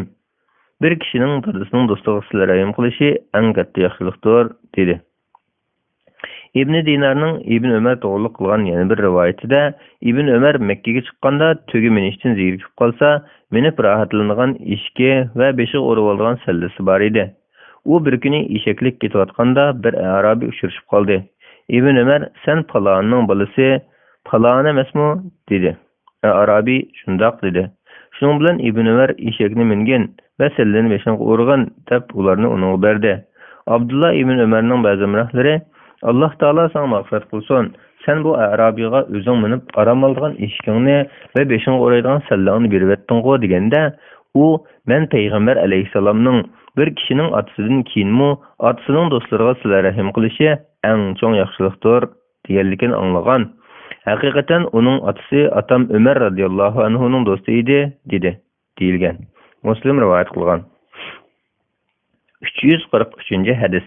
Malik ibn Rabi'a Saidi radhiyallohu anhudan rivoyat qilindiki, biz Rasulullohning qishida o'ltiratdik. Bani Salamadan bir kishi kelib, "Ey Rasululloh, ota-onam o'lib ketgandan keyin mo sahoba ularga yetib turadigan, men qiladigan yaxshiliklardan birasi bormi?" dedi. Rasululloh shundoq, ularga duo qilgaysan, ularga mag'firat tilaysan, ularning qilgan va'dalarini o'rinlaysan, ular orqali qilinadigan sizlar rahimni qilib turgaysan va ularning do'stlarini hurmatlaysan, dedi. Abu Davud rivoyat qilgan. Hadisning muhim nuqtalari. 1. Ota-onaning hayotligida fursatni g'animat bilib, ularga yaxshilik qilish kerakligi. Ular vafot bo'lgandan keyin yaxshilik qilish bo'lsa, ularga duo qilish, ularga istig'for aytish bilan bo'lganligi. 2. Ota-onaga rioya qilish bo'lsa, ularning vasiyatini o'rinlash, tuqqanlarga silah-rahim qilish, do'st birodarlarni hurmatlash bilan bo'lganligi. 3. Ota-ona vafot bo'lgandan keyin bolaning ularga qilgan duosining qabul bo'lganligi va buning savobi ularga yetib turganligi. 344 hadis. Aisha radhiyallohu anhadan rivoyat qilindiki, u mundaq degan: Payg'ambar alayhissalomning ayollarining hech biriga Xadichaga kundashlik qilgandek kundashlik qilib boqmagan edim. Men Xadichani ko'rib boqmagan, lekin Rasululloh uning gapini ko'p qilatdi va qo'y so'ygan chog'larida qo'yni bir nechaga bo'lib, ondan uni Xadichaning do'stlariga avatib beradi. Men ko'p qatim Rasulullohga dunyoda go'yo Xadichadan boshqasi yo'qdek desam, Rasululloh Xadichani maqtab, Xadicha mundaq ayol edi, men uningdan bolaliqim bo'lgan deydi. Buxoriy va Muslim rivoyat qilgan. Yana bir rivoyatda agar Rasululloh qo'y so'yib qolsa, Xadichaning do'stlariga yetarlik hadiya qiladi deyilgan. Yana bir rivoyatda agar Rasululloh qo'y so'yib qolsa, buni Xadichaning do'stlariga olib beringlar deydi deyilgan. Yana bir rivoyatda mundoq deyilgan. Aisha radhiyallohu anha mundoq degan: Xadichaning singlisi Xuvaylidning qizi bo'lgan Hala Rasulullohning qishga kelishga ruxsat so'radi. Ovozning o'xshashligidan Rasululloh uni Xadichaning ovozi deb bilib xush bo'lib ketdi. Ondan Xudoqi, u Xuvaylidning qizi Hala ekan-ku, dedi. Hadisning muhim nuqtasi. Müminlarning onasi Xadicha radhiyallohu anhaning Payg'ambar alayhisalomning da'vatini qo'llagan, yordam bergan fazli Payg'ambar alayhisalomning Xadicha radhiyallohu anhaga bo'lgan muhabbatining cho'nqurligi uni doim eslab turganligi. 345 hadis. Anas ibn Malik radhiyallohu anhu rivoyat qilindiki, men Jarir ibn Abdullah Bajali radhiyallohu anhu bilan birga safarga chiqdim. U mening xizmatimni qildi. Yoshda u meningdan cho'ng edi. Men uningga undaq qilmagan dedim. U men haqiqatan ansorilarning Rasululloh xizmat qilganini ko'rib, men ansorilarning birasiga hamroh bo'lib qolsam, cho'qim uning xizmatini qilaman deb qasam qilgan dedi. Buxoriy va Muslim rivoyat qilgan. Hadisning muhim nuqtasi. Jarir ibn Abdullah Bajali radhiyallohu anhuning fazli, kamtarligi, Payg'ambar alayhisalomga bo'lgan muhabbati bayon qilingan. Yaxshilar bog'chisi 201-bet, 43-bob Rasulullohning oila tavobatlarini hurmatlash va ularning fazilatining bayoni. Alloh taolo mundaq deydi: Ey payg'ambarning oilasidagilar, Alloh sizlardan gunohni soqit qilishni va sizlarni tamoman pok qilishni xohlaydi. Qur'on Karim sura Ahzob 33-oyatning bir qismi. Alloh taolo yana mundaq deydi: Kimki diniy ishlarni ulug'laydi ekan, bu dillarning taqvoligidandir. Qur'on Karim sura Aj 32-oyatning bir qismi. 346 hadis. Yazid ibn Ayyan radhiyallohu anhu rivoyat qilindiki, men va Husayn ibn Sabira va Amr ibn Muslim birlikda Zayd ibn Arqamaninkiga bordik. Alloh taolo ulardan rozi bo'lsin. Biz uning qishida o'tirgan vaqtda uningga Husayn, "Ey Zayd, Rasulullohni ko'rding, hadislarini anglading, Rasululloh bilan urushda birga bo'lding, uning keyinda namoz o'qiding. Haqiqatan sen ko'p yaxshiliklarni beshingdan kechirding. Sen Rasulullohdan anglaganlaringni so'zlab bergan", dedi. U: "Ey qarindishimning o'g'li, Alloh taolo bilan qasamki, haqiqatan men yashanib qoldim. Bu ishlarga uzun zaman bo'lib ketdi. Men Rasulullohdan anglagan narsalarimning ba'zisini unutib ketdim. Sizlarga so'zlab berganlarimni qabul qilinglar. So'zlab bermaganlarimga meni taklif qilmanglar", dedi. Ondan mundaq dedi: Rasulullah Mekke bilan Medine arasidagi Humma deb atalgan suv bo'yida so'z qilib, Alloh taologa hamd sano aytdi va vaznasihat qildi. Maqsadga kelsak, ey xaloyiq, ogoh bo'linglar. Haqiqatan menmu bir inson. Pat yaqinda Rabbim avatgan o'lim farishasi kelsa, uningga jon taslim qilaman. Men sizlarga ikki narsani qo'yib ketaman. Ularning birisi Alloh taoloning kitobidir. Bu hidoyat va nurdir. Alloh taoloning kitobini mahkam tutinglar va uning uchun eslanglar, dedi. Va bizni Alloh taoloning kitobiga qiziqtirdi, rag'batlantirdi. Ondan men sizlarga oyat tavobatim haqida Alloh taoloning yodinglarga solaman, dedi. Ondan uningga Husayn, ey Zayd, Rasulullahning oyat tavobati kim? Rasulullahning oyat tavobati uning ayollari emasmi, dedi. Zayd, Rasulullahning ayollari Rasulullahning oyat tavobatiga kirdi. Lekin Rasulullahning bu yerda demoqchi bo'lgani sadiq aram qilingan kishilardir, dedi. Husayn, ular kim, dedi. Zayd, ular Alining oilasi, Aqilning oilasi, Ja'farning oilasi va Abbosning oilasi, dedi. Husayn, ularning hammasiga sadiq arammi, dedi.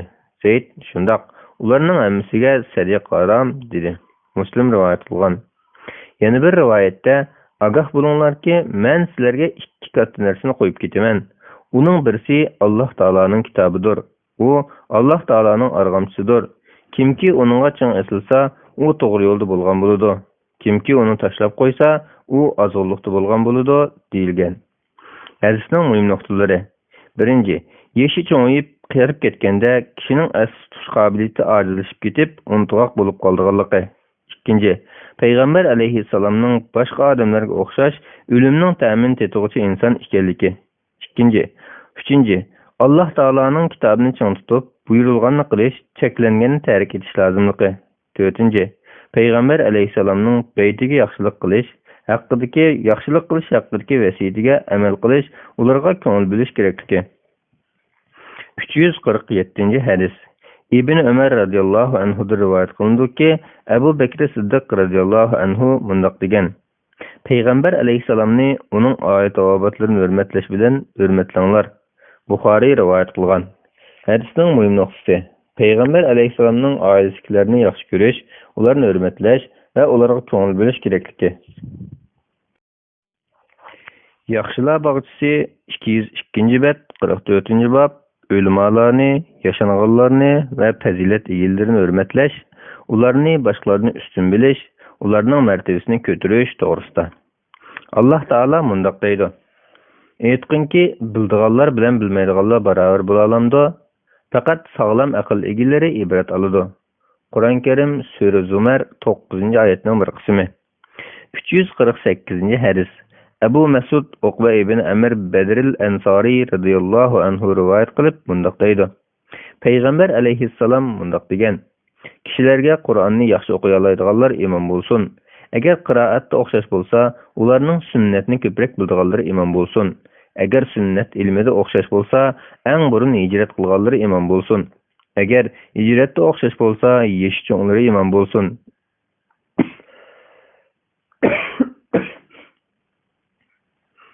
Yeshi cho'nglari imom bo'lsin va bir kishi boshqa bir kishining tavallik doirasida imom bo'lmasin va uy egisining o'ziga xos o'rnida ruxsatsiz o'ltirmasin. Yana bir rivoyatda ularning yeshi cho'nglari yoki islomga bog'liq kirganlari deyilgan. Muslim rivoyat qilgan. Yana bir rivoyatda kishilarning ichidagi qori Qur'on bo'lganlari, ularning qiroati yaxshi bo'lganlari, agar ular qiroati yaxshi bo'lsa, eng burun hijrat qilganlari, agar hijrat o'xshash bo'lsa, ularning yaxshi cho'nglar imom bo'lsin deyilgan. Hadisning muhim nuqtalari. Birinchi, sulton, uy egisi, so'rin egisi va masjidning imomi namoz imom bo'lishga eng haqli ekanligi. Ikkinchi, hijrat qilganning va eng dastlab islom diniga kirganning fazl savobi. Uchinchi, ayol erga imom bo'lsa durust emasligi. 349 hadis. Abu Mas'ud Uqba ibn Amr Badri Ansari radıyallahu anhu'dan rivayet qilindiki, Rasululloh namoz turganda bizning mo'rilarimizni tutib turib, "Rus turinglar, ilgari keyin turmanglar. Agar undaq qilsanglar, aloko'ngil bo'lib qolsizlar. Aql va fazl egillari, aqldor va fazilatliklarim" deyilgan. Yaqın tursun, ondan ularga yaqinlari tursun degan. Muslim rivoyat qilgan. Hadisning muhim nuqtalari. Birinchi, ilm ahli bo'lgan odamlarning imomga yaqin turishi va namoz sepining shu yo'sinda tizilish lozimligi. Chunki ahli ilm odamlarning hurmatga loyiq kishilar bo'lib, buningda imom o'zillik bo'lib qolganda, ularning imom bo'lib namoz o'qish ehtimolligi borligi. Shundaqla ularning imomning unutib qilishi yoki savallik tufayli namozda kam qolgan, durust bo'lmagan joylarni bayqab, imomga aytishi, namoz o'qishning adablari va sifatlarini kishilarga o'rgatish ehtimolligi ko'zda tutilgan. Ikkinchi, ahli ilm odamlarning eng oldida bo'lishi namozda emas, boshqa ishlarga ham qartilganligi. Uchinchi, namoz sepining tuz barobar bo'lish kerakligi. Buningda yana islom ummatining birligini saqlab, ittifoq bo'lishi, hamma ishlarda bu birlikni amalga oshirishiga ishorat qilingan. 350-hadis. Abdullah ibn Mas'ud radhiyallohu anhu rivoyat qilib, mundaq deydi. Payg'ambar alayhissalom mundaq degan: "Sizlardan menga aql va fazl egillari, muloyim va aqldarlar yaqin tursin. Ondan ularga yaqin bo'lganlari" deb 3 qatim takrorladi. Ondan keyin yana "O'zinglarni bozorning shavqin so'ralaridan tortinglar" dedi. Muslim rivoyat qilgan. Hadisning muhim nuqtalari. Birinchi, masjid oldida va namoz o'qiyotganlarning oldida shavqin so'ran solish, yuqori ovoz gap qilishning durust emasligi. Ikkinchi, namoz o'quvchining huzuri qalb bilan namoz o'qish uchun shavqin so'ran gap so'z bilan uning diqqatini bo'lmaslik kerakligi. 351-hadis. Abu Yahya Ansari radhiyallohu anhu rivoyat qilindiki, Abdullah ibn Sahla va Muhayyasa ibn Mas'ud Xaybarga mangdi. O kunlarda Xaybar sulh holatida edi.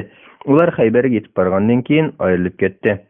Muhayyasa keyin Abdullah ibn Sahlning qishga kelganda, Abdullah ibn Sahl o'ldirilgan bo'lib, qoniga milinib yotadi. U Abdullah ibn Sahlni dafn qilib bo'lib, Madinaga qaytib keldi. Abdurrahman ibn Sahl va Mas'udning ikki o'g'li Muhayyasa bilan Muhayyasa Rasulullohning qishga bordi. Ondan Abdurrahman ahvolini bayon qilishga boshladi. Rasululloh cho'ngdan kelsin. Cho'ng degan qavmning so'zlaydigan kishisi dedi. Shuning bilan u jim turib qoldi. Ondan u ikki so'zladi. Rasululloh, sizlar qotil mushu deb qasam qilib, uningda haqqinga borligini isbotlay olamsizlar dedi. Deb hadisni to'liq bayon qildi. Buxoriy va Muslim rivoyat qilgan. Hadisning muhim nuqtalari. Birinchi, ilm fazilatda barobar bo'lgan ikki kishidan yoshi cho'ng kishining oldi bilan so'zlashi, shundaqla imomatchilik to'y ishiga bosh bo'lishdimi, shundoq bo'lish lozimligi. Ikkinchi, o'lgusning varislari qisos olishni talab qilganda Alloh taoloning nomi bilan 50 qatim qasam qilganligi. Shundaqla javobgar atalg'ichi qotillikni inkor qilsa-mu 50 qatim Alloh taoloning nomi bilan qasam qilganligi. 50 qatim. 352-hadis. Jabir radhiyallohu anhu rivoyat qilindiki, Payg'ambar alayhissalom Uhud g'azotida o'ldirilganlarni bir qabrga ikkidan qo'yatdi. Ondan Rasululloh ikkisining qaysi Qur'onni ko'p yod olgan deydi. Qur'onni ko'p yod olganligiga qaysi ko'rsatilgan bo'lsa, shuni qabrga ilgari qo'yatdi. Buxoriy rivoyat qilgan. Hadisning muhim nuqtasi. Zurriyat bo'lganda 2 yoki 3 odamni bir qabrga dafn qilishning durust bo'lganligi. Qaysi Qur'onni ko'p yodlagan bo'lsa, hurmat yuzasidan shuni oldi bilan qo'yish kerakligi. 353-hadis.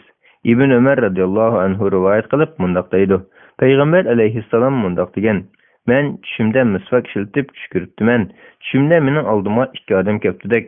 U ikkisining biri yana biridan cho'ngdak. Men misvakni ichiga sunsam, u menga cho'ngdan kelsin debdi-dak. Men uni qaytarib olib cho'ngga bergudakman." Muslim rivoyat qilgan. Hadisning muhim nuqtasi. Boshqalarning misvakni ruxsat bilan elib ishlatishning makruh emasligi. 354-hadis. Abu Musa radhiyallohu anhu rivoyat qilib mundaq deydi. Payg'ambar alayhissalom mundaq degan: "Yashangan musulmonni hurmatlash, Qur'onni chekdan oshirib o'tmay, tashlabmi qo'ymay o'zlashtirgan odamni hurmatlash va odil hukmlarni hurmatlash Alloh taolani ulug'lashning jumlasidandir." Abu Davud rivoyat qilgan.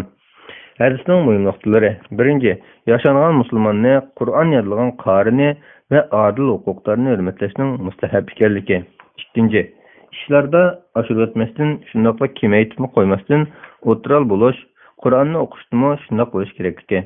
355-hadis. Amr ibn Shuayb radhiyallohu anhu rivoyat qilib mundaq deydi. Peygamber aleyhisselam mundaq degan: Kichiklerimizga rahim qilmagan va cho'nglarimizning hurmatini qilmagan kishilar bizga mansub emas. Abu Davud va Tirmiziy rivoyat qilgan. Hadisning muhim nuqtasi: kichiklarga kuyinish, rahim shafqat qilish, yaxshilik qilish va cho'nglarni hurmatlash kerakligi. 356 hadis. Maymuna ibn Abu Shabib radhiyallohu anhu rivoyat qilindiki, Oysha radhiyallohu anhaning yenidan bir tilamchi o'tuvdi, uningga bir parcha non berib yo'l soldi.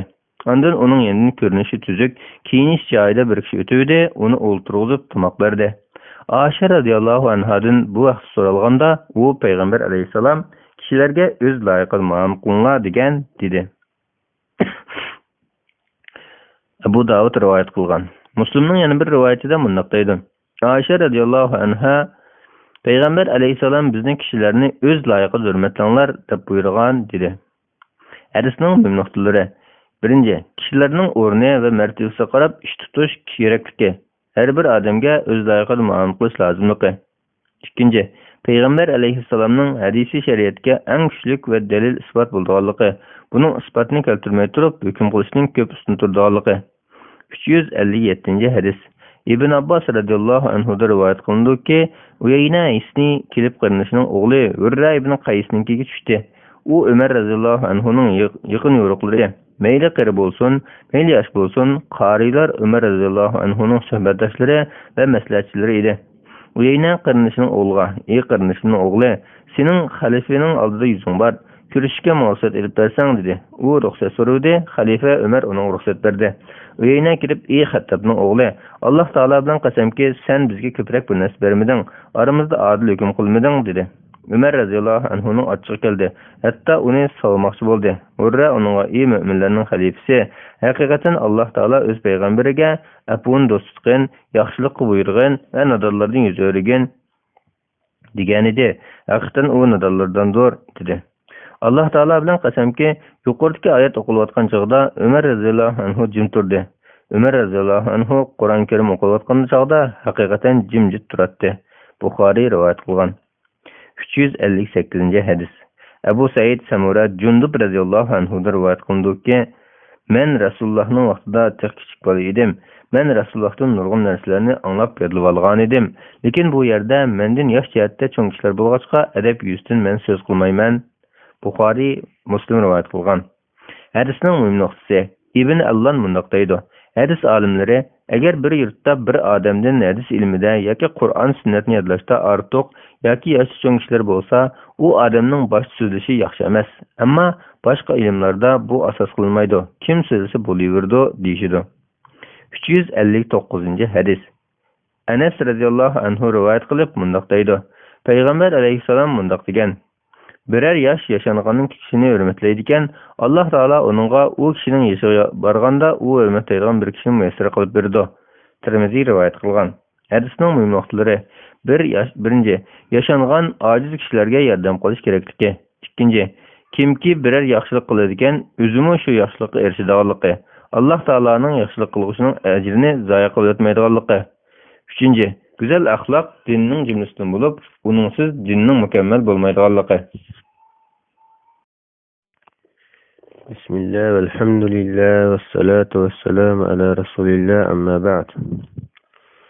Assalamu alaykum ve rahmetullahi ve berekatuh. Aziz qardoshlar, yaxshilar bo'lsa, hadis sharif sharhi tarjimasini o'qiyotimiz. 45-oqib kelgan edik. Akşam ba'zi bir sabablar o'qib beramadik. Özür aytamiz. Shu munosabat bilan har biringlarni yaxshilikqa, yaxshi ishlarni qilishga, oldirishga tavsiya qilamiz. Niyat qilgan ishinglar qancha kichik bo'lsin, oddiy bo'lsin, 1 minut, 1 sekund bo'lsin, shu yaxshi ishinglarni bildirib, ro'yobga chiqarish uchun tirishinglarni umid qilaman. Alloh hammamizni o'zi yaxshi ko'radigan, rozi bo'ladigan yaxshiliklarga muvaffaq qilsin. Qalbimizni hidoyat qilgandan keyin gunohlikqa burib etmasin. Gapni o'ziga kelsak, 45-ga kelgan edik, davomlashtiramiz. Bismillah. Yaxshilar bog'chisi 207-bet, 45-bob. Yaxshilarni ziyorat qilish va ular bilan hamso'rin bo'lish, hamsuhbat bo'lish, ularni yaxshi ko'rish, ularni ziyorat qilish, ulardan duo talab qilish va ularga va ulug' joylarni ziyorat qilish to'g'risida. Alloh taolo bundoq deydi. O'z vaqtida Musa yosh xodimiga, ya'ni Yusha ibn Nunga ikki daryoning qo'shiladigan joyiga yetmaguncha men ishini to'xtatmayman. Shu joyga yetganga qadar uzoqqa minaveraman dedi. Degan yerdan Musa onunga Allah sana bildirgan to'g'ri ilmni o'rgatishing uchun sen ergishaymi? Qur'on Karim Sura Kaf 60-oyatdan 66-oyatgacha. Alloh taolo yana bundoq deydi. Sen Parvardigoringning roziligini tilab etdigan oqshomda uning ibodat qilganlar, ya'ni ojiz, kambag'al musulmonlar bilan sabrchan bo'lgan holda birga bo'lgan. Qur'on Karim Sura Kaf 28-oyat. 360-hadis.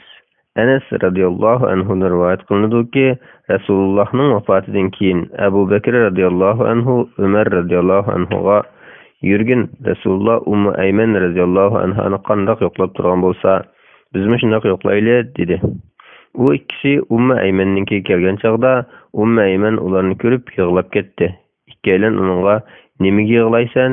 Alloh taolaning dargohidagi narsalarning Rasululloh uchun yaxshi kelgan bilmamsan dedi. Ummu Ayman, men Alloh taolaning dargohidagi narsalarning Rasululloh uchun yaxshi kelgan bilmay yig'layotganim yo'q. Men osmondan tushgan vahiyning uzilib qolganligiga yig'layotman dedi. Ularning ko'ngli buzilib, Ummu Ayman bilan qo'shilib yig'lab ketdi. Muslim rivoyat qilgan. Hadisning muhim nuqtalari. Birinchi, Imom Navaviy bundoq deydi. Bu hadisdan ma'lumki, salih, yaxshi kishilar bizdan ayrilib, Alloh taolaning dargohida texim yaxshi narsalarga erishsimi, ulardan ayrilib qolganlik uchun qayg'urib yig'lashning durustligi. Ikkinchi, salih kishilar va ularning do'st-yaradlarini yo'qlab turishning lozimligi. Uchinchi, Ummu Ayman radhiyallohu anhaning fazilati bayon qilingan. 361-hadis. Abu Hurayra radhiyallohu anhu rivoyat qilib bundoq deydi. Payg'ambar alayhissalom bundoq degan: bir kishi boshqa bir yurtdagi diniy qarindoshini yo'qlab mangdi. Alloh taolo uning yo'liga bir farishtani qo'ydi. U kishi minib farishtaning qashiga kelganda, farishta "Qayerga mangding?" deb so'radi. U kishi "Bu yurtdagi bir qarindoshimni yo'qlab kelay deb mangdim" dedi. Farishta "Sening u kishiga qilgan qandaqdir biror yaxshiliging bo'lib, uning badaliga nafga erishish uying bormi?" dedi. U kishi "Yo'q, mening uni faqat Alloh taolo uchun yaxshi ko'rishdan boshqa uyim yo'q" dedi. Farishta "Men Alloh taoloning sana aytgan elchisi. Haqiqatan Alloh taolo seni sen qarindoshingni yaxshi ko'rgandek yaxshi ko'rdi" dedi. Muslim rivoyat qilgan. Hadisning muhim nuqtalari. Birinchi, Alloh taoloning bandaga bo'lgan muhabbati uningga yaxshilikni iroda qilish va ishlarga tavfiq, nusrat ato qilishdan iborat ekanligi. Ikkinchi, Alloh taoloning roziligi uchun bir-birini yaxshi ko'rish va bir-birini yo'qlab turishning nihoyat savobli katta ish ekanligi. 362-hadis. Abu Hurayra radhiyallohu anhu rivoyat qilib bundoq deydi. Payg'ambar alayhissalom bundoq degan: kimki biror kasalni yo'qlasa yoki Alloh taolo yo'lida do'st tutishgan bir qarindishini yo'qlasa, bir nido qilguvchi uningga yaxshi ish qilding, bosgan qadamlaring xayrlik bo'ldi va o'zing uchun jannatdan bir o'rin hozirlading deb nido qiladi. Tirmiziy rivoyat qilgan. Hadisning muhim nuqtasi: kasal yo'qlashning, Alloh yo'lida qarindoshlarni yo'qlab turishning ajr savobi bayon qilingan. 363-hadis. Abu Musa Ash'ari radhiyallohu anhu rivoyat qilib bundoq deydi. Payg'ambar alayhissalom bundoq degan: haqiqatan yaxshi amroh bilan yomon amrohning misoli ipar sotquchi bilan temirchiga o'xshaydi. Ipar sotquchiga kelsak, u yoki san ipardan berdi, yoki sana setib berdi, yoki uning xushpurqini purib olasan. Temirchiga kelsak, u yoki kiyimini kuydirdi, yoki uning sessiq purqini puraysan. Buxoriy va Muslim rivoyat qilgan. Hadisning muhim nuqtalari. Birinchi, kishining dunyolik ishlari va dinga ziyon yetkazadigan amallar bilan do'st bo'lmaslik kerakligi. Ikkinchi, tanlab do'st tutish, foydali to'g'ri yo'lliq kishilar bilan do'st bo'lish lozimligi. 3. İfar seçishning joiz ekanligi va ifarning pok ekanligi. 364 hadis.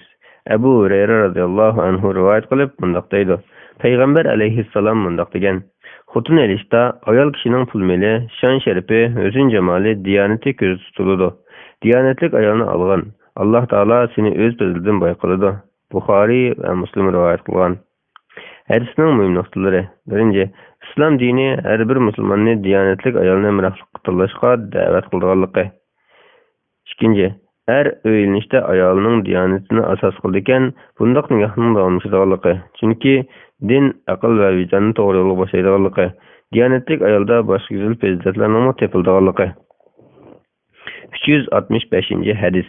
İbn Abbas radhiyallohu anhu rivoyat qilindiki, Payg'ambar alayhissalom Jibrilga bizni hozirgidan ko'proq ziyorat qilishga nima to'sqinlik qiladi deganda bu oyat nozil bo'lgan. Biz bir joydan yana bir joyga faqat Alloh taolaning buyrug'i bilan yetkazamiz. Bizning oldi keynimizdagi va shuning oraliqdagi narsalar Alloh taologa xosdir. Qur'on Karim Sura Maryam 64-oyat. Buxoriy rivoyat qilgan. Hadisning muhim nuqtasi. Payg'ambar alayhissalomning Jibril alayhissalomga bo'lgan muhabbati, uni ko'rishga, u olib kelgan ilm va hiy bo'lgan rasmanligi bayon qilingan. 366 hadis. Abu Said Xudri radhiyallohu anhu rivoyat qilib mundoq deydi. Payg'ambar alayhissalom mundoq degan: Sen faqat mu'min bilalloh amsihmat bo'lgan. Tamoqni faqat taqvodorlarla yesin. Abu Davud rivoyat qilgan. 367 hadis. Abu Hurayra radhiyallohu anhu rivoyat qilib mundoq deydi. Payg'ambar alayhissalom mundoq degan: Kishining diyonati do'stining diyonatiga bog'liq bo'ladi. Shunga sizlarning har biringlar kim bilan do'stlashganligiga qarasin. Abu Davud va Tirmiziy rivoyat qilgan. Yana bir rivoyatda Payg'ambar alayhissalomga bir kishi yaxshi kishilarni yoqtirsa, ularning darajasiga yetolmasa qanday qiladi deyildi. Payg'ambar alayhissalom kishi yaxshi ko'rgan odam bilan birga bo'ladi deyilgan. Abu Musa Ash'ari radhiyallohu anhu rivoyat qilindiki, Payg'ambar alayhissalom bundoq degan: Kishi yaxshi ko'rgan odam bilan birga bo'ladi. Buxoriy va Muslim rivoyat qilgan. Hadisning muhim nuqtasi. Kishining qiyomat kunida yaxshilar, taqvodorlar bilan birga jam bo'lish uchun shular bilan do'stlashishi, yomonlar, fosiqlardan yiroq bo'lish lozimligi. 369 hadis. Anas radhiyallohu anhu rivoyat qilindiki, bir Arabiy Payg'ambar alayhissalomga qiyomat qachon bo'ladi dedi. Payg'ambar alayhissalom qiyomatga nimalarni tayyorlading dedi. U kishi Alloh taolo va Alloh taoloning rasulining muhabbatini tayyorladim dedi. Payg'ambar alayhissalom sen yaxshi ko'rgan odam bilan birga bo'lasan dedi. Yana bir rivoyatda men uningga ro'zalarni ko'p tutish, namozlarni ko'p o'qish va sadiqalarni ko'p berishni tayyorlayolmadim. Lekin men Alloh taolo va Alloh taoloning rasulini yaxshi ko'raman dedi deyilgan. Buxoriy va Muslim rivoyat qilgan. Hadisning muhim nuqtalari. 1. Payg'ambar alayhissalomning savol so'rg'uchiga oqilona javob berganligi. U kishiga qiyomatning vaqtiga emas, qanday amallarni tayyorlashga ahamiyat berish kerakligini ogohlantirganligi. 2. Qiyomat kunida har bir kishining mayli yaxshi, yomon bo'lsin, o'zi yaxshi ko'rgan odam bilan birga bo'lganligi. 370 hadis. Ibn Mas'ud radhiyallohu anhu rivoyat qilindiki, Rasululloh ning qishiga bir kishi kelib, "Ey Rasululloh, yaxshi kishilarni yoqtirib, ularning darsiga yetolmagan kishi to'g'risida nima deysan?" dedi. Rasululloh yaxshi ko'rgan kishisi bilan birga bo'ladi dedi. Buxoriy va Muslim rivoyat qilgan. Abu Hurayra radhiyallohu anhu rivoyat qilib bundoq deydi. Payg'ambar alayhissalom bundoq degan: Kishilar oltin kumush kanlariga o'xshash kanlardir. Ularning jahiliyat davridagi yaxshilari islom ahkomlariga olim bo'lsalar, islom dini davridimi yaxshilardir. Kishilarning ruhlari olimiy arvohda to'plangan lashkarlardir. Olimiy arvohda o'zaro tanishgan ruhlar bu dunyoda bir-biri bilan kelishalaydi. Tanishmoqlari bo'lsa, kelisholmaydi.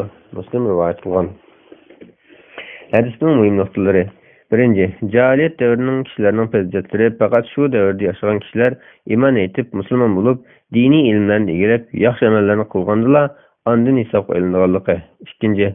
Ruhlarning asli yorilishidagi yaxshilik yoki yomonlik tabiatlar bilan tanishganlari bu dunyodami chiqishib o'tadiganligi, qatlashganlari bu dunyodami o'tilmaydiganligi. 372 hadis. Usayr ibn Amr radhiyallohu anhu rivoyat qilindiki, Umar ibn Xattob radhiyallohu anhuga Yamanliklardan yordamchi kishilar kelganda, ulardan Aranglarda Uveys ibn Amir barmı deb so'radi va barligini bilgandan keyin Uveys radhiyallohu anhuning qishig'i bordi. Uningga "Sen Uveys ibn Amirmi?" dedi. U "Ha" dedi. Andın onunğa "Sende ak kesel bulup hozir saqib faqat bir dirhamchilik o'rni qoldimi?" dedi. U "Ha" dedi. U Ömer "Sening anang barmı?" dedi. U "Ha" dedi. Andın Ömer "Men Rasulullohning munaq degan anglagan edim. Sizlarga Yaman ahlida yordamchi qo'shinlari bilan Murad qabilasidagi Qaran jamoatidan bo'lgan Uveys ibn Amir degan kishi keladi. U oqkashar bo'lib, saqib bir dirhamchilik o'rni qiladi. Uning bir onasi bo'lib, u onasiga bek yaxshilik qiladi. Agar u Alloh taolo qasam qilsa, Alloh taolo uning qasamini ishga oshirib beradi. Agar uning bilan uchrashsang, sen mag'firat talab qilsang, o'tmagan, menga mag'firat talab qilgan dedi. Ondan u Alloh taolodan mag'firat talab qildi. Ömer onunğa "Sen qayerga berishni xohlaysan?" dedi. U Kufaga berishni xohlayman dedi. Ömer "U yerning boshliqlariga sen to'g'ri xat yozib beraymi?" dedi. U kishi "Mening kishilarning ichki ojizlardan bo'lganim yaxshidir" dedi. Yandirqi yili haj mavsumida Ömer ularning cho'nglaridan bir kishiga uchrashdi. Uningdan Uveys to'g'rilik so'radi. U "Men hajga borgan chog'da Uveysning uylari vayrona, mol-mulklari nihoyat oz qolgan" dedi. Ömer "Men Rasulullohning mundoq deganligini anglagan" deb Rasulullohning yuqori so'zlarini aytib berdi. U kishi hajdan qaytib Uveysning qiziga kelib, "Menga Alloh taolodan mag'firat tilagin" dedi. Uveys u kishiga "Sen Ömer bilan uchrashibsan-da" dedi. U kishi "A" degandilar. Uveys u kishi "Sen Alloh taolodan mag'firat tiladi." Ondan kishilar uni tutunib qoluvdi, u Kufani tashlab ketdi. Muslim rivoyat qilgan. Muslimning yana bir rivoyatida mundaq deyilgan: Usayr ibn Jabir radhiyallohu anhu rivoyat qilindiki, Kufa ahli Umar radhiyallohu anhuning yoniga keldi. Ularning ichida Uveysni masxar qilgan kishilardan biri edi. Umar "Bu yerda Qaran jamoatining birarsi bormi?" deb so'radi. U kishi keldi. Umar "Haqiqatan payg'ambar alayhissalom sizlarga Yamandan Uveys ismli bir kishi keladi. U Yamanda onasidan boshqa narsani qoldirib qo'ymaydi. Haqiqatan u oqkesel bo'lib qolib, Alloh taolo duo qildi. Saqib kesel faqat dinarning yoki dirhamning o'rnichilik joyida qoldi. Sizlardan kimki uning yo'liqsa, o'zi uchun Alloh taolodan mag'firat tilab qo'yishni so'rasin" deganida deydi. Muslimning yana bir rivoyatida Umar radhiyallohu anhu "Men Rasulullohning mundoq deganligini anglagan edim" deb rivoyat qiladi. Tabiinlarning yaxshisi Uveys adli kishidir. Uning onasi bor va oqkesel bilan og'irgan. Uningdan o'zinglar uchun Alloh taolodan mag'firat tilab qo'yishni so'ranglar. Hadisning muhim nuqtalari. Uveys ibn Amirning fazilati uning tabiinlarning eng yaxshilaridan ekanligi. Ikkinchi, payg'ambar alayhissalomning kelgusi ishlardan oldin Alloh xabar beradigan mo'jiza bayon qilingan. Uchinchi, Umar radhiyallohu anhuning shariat ilmini yetkazish, sunnatni tarqatish yo'lidagi tirishchiligi. Uning fazil kishilarni qadrlaydigan, maqtaydigan fazilatidan uning iymonining komilligi oshkor bo'lganligi. To'rtinchi, xayrlik savobli safarning barakati. Uningdan qaytgan kishining duosini ijobat bo'lganligi. Beshinchi, solih, taqvodor kishilardan duo qilib qo'yishni so'rash, garchi duo talab qilg'uchi u kishidan afzal bo'lsa-mu, yaxshilik savobini ziyoda qilish yuzasidan duo qilib qo'yishni so'rashning to'g'ri ekanligi. 373 hadis. Ömer ibn Xattob radhiyallohu anhu rivoyat qilindiki, "Men Rasulullohdan umra qilishga izn so'radim. Rasululloh menga izn berib, "Ey qarindishim, duoyingda bizni unutib qolmagin" dedi. Ömer radhiyallohu anhu Rasulullohning u so'zining o'rniga "Butun dunyo mening ilkimda bo'lsa-mu, meni unchalik xushal qolmaydi" dedi. Abu Davud va Tirmiziy rivoyat qilgan. Yana bir rivoyatda "Ey qarindishim, duoyingga bizni sherik qilgin" degan deyilgan. Hadisning muhim nuqtalari. Birinchi, muqim bir yerda turg'uchining safar qiluvchidan o'ziga duo qilib qo'yishni so'rashi, agar safar haj yoki umr uchun bo'lganda, garchi u odam safar qiluvchidan afzal bo'lsa-mu, safar qiluvchidan duo qilib qo'yishni so'rashning fazli bayon qilingan. Ikkinchi, Umar radhiyallohu anhuning fazli bayon qilingan. 374 hadis. Ibn Umar radhiyallohu anhu rivoyat qilindiki, payg'ambar alayhissalom ulug'liqmi, piyodimi Quba masjidini ziyorat qildi. U yerda 2 rakat namoz o'qiydi. Buxoriy va Muslim rivoyat qilgan. Yana bir rivoyatda payg'ambar alayhissalom har shanba kuni ulug'liq va piyoda Quba masjidiga keladi. Ibn Umar mu shuna qildi deyilgan. Hadisning muhim nuqtalari. Quba masjidini ziyorat qilishning mustahabligi, u yerda namoz o'qishning savobi hadislar bayon qilingan. Quba masjidida namoz o'qigan kishi umr qilganga o'xshash savob ko'rishadi degan hadisni Imom Tirmiziy rivoyat qilgan. Ikkinchi, Abdullah ibn Umarning hamma ishlarda payg'ambar alayhissalomni ulgu qilib, sunnatiga ergashadiganligi.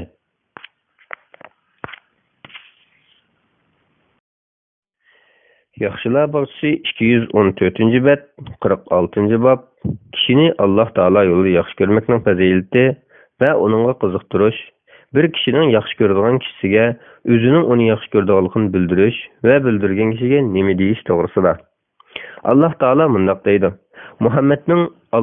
Muhammed Allah'ның Resuludur. Onun bilen birge bolgan müminler kuffarlarga qattiqdir, özara kuyumchandir. Kur'an-ı Kerim Sure Feth 29. ayetinin bir kısmı. Allah Taala yana mundaq deydi: Ulardan, yani muhacirlardan Medine'de yerlik bolgan, imani küçük bolganlar yeniga hicret kılıp kelgenlerini dostuzdu. Kur'an-ı Kerim Sure Eşir 9. ayetinin bir kısmı. 375. hadis. Enes radıyallahu anhu rivayet kılıp mundaq deydi: Peygamber aleyhisselam mundaq degen: Kimde üçtülük nasip olsa, o imanın alaatını tetiğen buludu. Allah Taala ve Allah Taala'nın peygamberini hem nesli artık söyüş. Birer bendin dost tutsa, onu fakat Xudalık üçün dost tutuş. Allah Taala'nın iltifatı bilen küfürden kutulgandan keyin qayta küfürü qaytışını terik biti otuq taşlangandan mı bekerek yaman görüş. Bukhari ve Müslim rivayet kılgan. Hadisning mühim nuqtasi. Birinci, Allah Taalaga taat ibadet qilish, onu dünya nimetlerinden artık görgandila imanның alaatının lezzetlengil bulduğanlıqı. İkinci, Allah Taala'nı ve Allah Taala'nın Resulünü yaxşı görüş, insanның Allah Taala'nı ve Allah Taala'nın Resulünün razılığını öz nefsi xahişini artık görüş bilen bulduğanlıqı.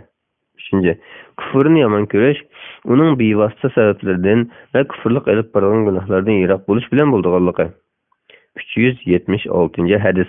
Ebu Hureyre radıyallahu anhu rivayet kılıp mundaq deydi: Peygamber aleyhisselam mundaq degen: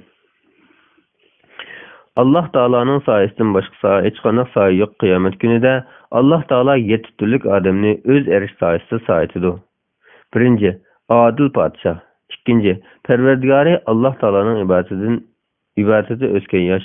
Üçüncü, esyadi hemişi mescid bolgan adam. Dördüncü, Allah Taala'nın razılık için dost buluşkan ve Allah Taala'nın razılık için ayrılışkan adamlar. Beşinci, isil ve çıraylık bir ayol özüge çakırsa Allah Taala'dan korkumen dep onu red kılgan kişi. Altıncı, on kolu bilen nimin vergenlikini sol kolu bilmey kalgıdak derecede mehbi sedik vergen kişi. Yettinci, hali cayda Allah Taala'nın yat etip yaş dökken kişi. Bukhari ve Müslim rivayet kılgan. Hadisning mühim noktaları. Birinci, Adil Sultanның fezli. Allah Taala'nın onun bolgan merhameti bayan kılgan. Adil padişahның başkalarının en aldıda kilişi, nurgun menfaat ve hakkının onun bilen münasebet bolganlık üçündür. İkinci, Allah Taala'nın taat ibadeti bilen çoğun bolgan günahlardan yirak bolgan yaşının fezli. Üçüncü, cemaat bilen namaz okuşunu yaxşı görüp, kalbi mescid bağlanan kişinin fezli. Dördüncü, dünyanın menfaatleri yüzünden emez, Allah Taala'nın yolunda bir-birini yaxşı görüp cem buluşunun fezli. Beşinci, günahının şeraiti hazırlanğanda Allah Taala'dan korkup iffet bolgan kişinin fezli. Altıncı, kembegalning g'ururug tegishdan saqlanadigan, kemsitmaydigan, shunaqla kishilar orasiga riyoga ilib bormaydigan maxfiy sodiqning fazli. Yettinci, Allah Taala'nın her daim küsüp turduğanlığını his kıldıgan ve hali joyda Allah Taala'dan korkup yaş tökкен adamning fazli. Sekizinci, başka hadislerde kıyamet günü Allah Taala'nın 70 türlük adamını öz sayısallıqı bayan kılıngan. İmam Suyuti bu 7 türlük adamның ornuğa Bu 7 türlük adamның ornunun alahid işkenligi ve onlarning amellerinin fazli sebebinden bu hadiste 7 türlük adamlar tilga ilingan deb ko'rsatdi. 9. Dostlaşışning prinsipi gösterilgan. 377. hadis. Ebu Hureyre radıyallahu anhu rivayet kılıp mundaq deydi: Hakikaten Allah Taala kıyamet günü mening ulug'liqim bilen dostlaşkan kişiler qayerda, mening sayemden başka hiç qanday sahibi olmagan bugungi kunda ularni öz sayemda sahibi etaman deydi. Müslim rivayet kılgan. 378. hadis. Ebu Hureyre radıyallahu anhu rivayet kılıp mundaq deydi: Peygamber aleyhisselam mundaq degen: Jenim ilkide bolgan zat bilen qasamki, sizler mümin bolmagycha cennet kirelmeysizler. Özara dostlaşmagycha mümin bolalmaysizlar. Men sizlerni özara dostlaştırdıgan bir işni aytip bereymi? U bolsumu arаңlarda salamni umumlaştırыңlar. Müslim rivayet kılgan. Hadisning mühim noktaları. İmansız halda cennet kirgil bolmaydiganlığı. Müslümanның özü nimeni yaxşı görse, qırnışıgıma şunu yaxşı görmekçe imanның kamil bolmaydiganlığı. İkinci, Salam berish o'zaro do'stlikning sabablaridandir ki, u do'stlikni, mehribonlikni paydo qiladi. Salam berish bilan musulmonlar orasidagi mehr-muhabbat kuchaydi. Salam bilan musulmonlar boshqalardan farqlanib turadi. Salam qilish sunnat, uningga javob qaytarish farz. Salam qilish qoidasi: Assalomu alaykum va rahmatullohi va barakatuh. Assalomu alaykum va rahmatullohi va barakatuh deyish bo'lib, boshqa so'zlarni aytib salomlashish buning o'rnini bosolmaydi. 379 hadis. Abu Hurayra radhiyallohu anhu rivoyat qilib mundaq deydi: Payg'ambar alayhissalom mundaq degan: Bir kishi boshqa bir yurtdagi diniy qilinishni yo'qlab mangdi. Alloh taolo uning yo'liga bir farishtani qo'ydi. U kishi minib farishtaning qashiga kelganda, farishta qayerga mangding deb so'radi. U kishi bu yurtdagi bir qilinishni yo'qlab kelay deb mangdim dedi. Farishta: Sening u kishiga qilgan qanaqdir biror yaxshiliqing bo'lib, uning badaliga nafq erish o'ying bormi dedi. U kishi: Yo'q, mening uni faqat Alloh taolo uchun yaxshi ko'rishdan boshqa o'yim yo'q dedi. Farishta: Men Alloh taoloning sana avatga elchisi. Haqiqatan Alloh taolo seni sen qilinishini yaxshi ko'rgandek yaxshi ko'rdi dedi. Muslim rivoyat qilgan. 380-hadis. Bara ibn Azib radhiyallohu anhu rivoyat qilib mundaq deydi: Payg'ambar alayhissalom mundaq degan: Ansarilarni faqat mu'minlarni yaxshi ko'rdi, munofiqlarni yomon ko'rdi. Ansarilarni yaxshi ko'rgan odamni Alloh taolo yaxshi ko'rdi. Ansarilarni yomon ko'rgan odamni Alloh taolami yomon ko'rdi. Buxoriy va Muslim rivoyat qilgan. Hadisning muhim nuqtasi: Ansarilarning islom dinining nusrat tepish uchun ko'rsatgan xizmatlari sababli ansarilarni yaxshi ko'rish tegishlidir va iymonning alomatlaridan biridir. Ularni yomon ko'rish munofiqlik bo'lib, musulmon toifasidan chiqib ketganlikdandir. Ammo ularning birasini biror adovat tufayli yomon ko'rish munofiqlik emas, balki gunoh hisoblanadi. 381-hadis. Muaz radhiyallohu anhu rivoyat qilib mundaq deydi: Men payg'ambar alayhissalomning mundaq deganligini angladim. Alloh taolo mundaq deydi: Mening ulug'liqim to'g'riliq do'stlashgan kishilarga nurliq munbarlar tayyorlanadi. Payg'ambarlarmi, shahidlarmi ularga zo'qlanadi. Tirmiziy rivoyat qilgan. Hadisning muhimsi: Alloh taolo yo'lida do'stlashganlarga oxiratda cho'ng savob va katta o'rin hozirlangan bo'lib, payg'ambarlar Alloh taoloning eng aziz bandalari bo'lib, ularning bu nurliq munbarlarni orzu qilishi Alloh taolo yo'lida do'stlashganlarning fazli, sharafi, darajasining yuqorligini bayon qilish yuzasidan aytilgan. 382-hadis. Abu Idris Havlani radhiyallohu anhu rivoyat qilindiki, men Damashqning masjidiga kirdim. U masjidda xushro'y bir yigit bor ekan. Kishilar uning bilan birga o'ltiribdi. Agar ular biror narsada dardlash qilishib qolsa, u yigitga talpinib, uning fikrini elib qaytishgan. Men u yigit to'g'riliq so'rasam, ular bu Muaz ibn Jabal radhiyallohu anhu bo'ladi deyishdi. Ertasi deganda masjidga oldirib kirib qarasam, u mendan oldirib kelib namoz o'qitibdi. Men uni namozini o'qib kutib turdim. Ondan uning old tarafiga o'tib salom berib, Alloh taolo bilan qasamki, men seni Alloh taolo rizosi uchun yaxshi ko'raman dedim. U Alloh taolo uchunmi dedi. Men Alloh taolo uchun dedim. U Alloh taolo uchunmi dedi. Men Alloh taolo uchun dedim. U meni tunimning peshidan tutib o'ziga tortdi. Ondan sana xo'sh xabar. Men Rasulullohning Alloh taolo mundaq deydi: Mening muhabbatimni deb do'stlashgan, meni deb o'ltirishgan, meni deb ziyorat qilishgan, meni deb o'zaro bir narsalarni berishgan kishilarga mening muhabbatim tegishli bo'ldi deganligini anglagan dedi. Imom Malik rivoyat qilgan. Hadisning muhim nuqtalari: Alloh taolo uchun do'stlashgan odamning do'stlashgan odamiga o'zining uni yaxshi ko'rganligini aytib qo'yishning yaxshi ekanligi. Ibodat qilayotgan bo'lsa, u ibodatdan bo'shganda ondan uningga gap qo'yishning so'zlashish adablari jumlasidagi. Ikkinchi, birarsiga gap qilganda uni cho'chitib qo'ymaslik uchun oldi tarafidan kelib gap qilishning adab axloq jumlasining ekanligi. 383-hadis. Abu Karima Miqdad ibn Ma'di Ka'b radhiyallohu anhu rivoyat qilib mundaq deydi: Payg'ambar alayhissalom mundaq degan: Agar bir kishi biror qarindoshini yaxshi ko'rsa, uningga yaxshi ko'rganligini bildirsin. Abu Davud va Tirmiziy rivoyat qilgan. Hadisning muhim nuqtasi: kishining diniy qilinishiga o'zining uni yaxshi ko'rganligini aytib qo'yishdan maqsad ular o'rtasidagi do'stlik, mehr-muhabbat, hamkorlik, qarindoshlik aloqasini kuchaytirish uchundir. 384-hadis. Muaz radhiyallohu anhu rivoyat qilindiki, payg'ambar alayhissalom uning qo'lini tutib turib: "Ey Muaz, Allah Taala bilan qasamki, men seni haqiqatan yaxshi ko'raman dedi.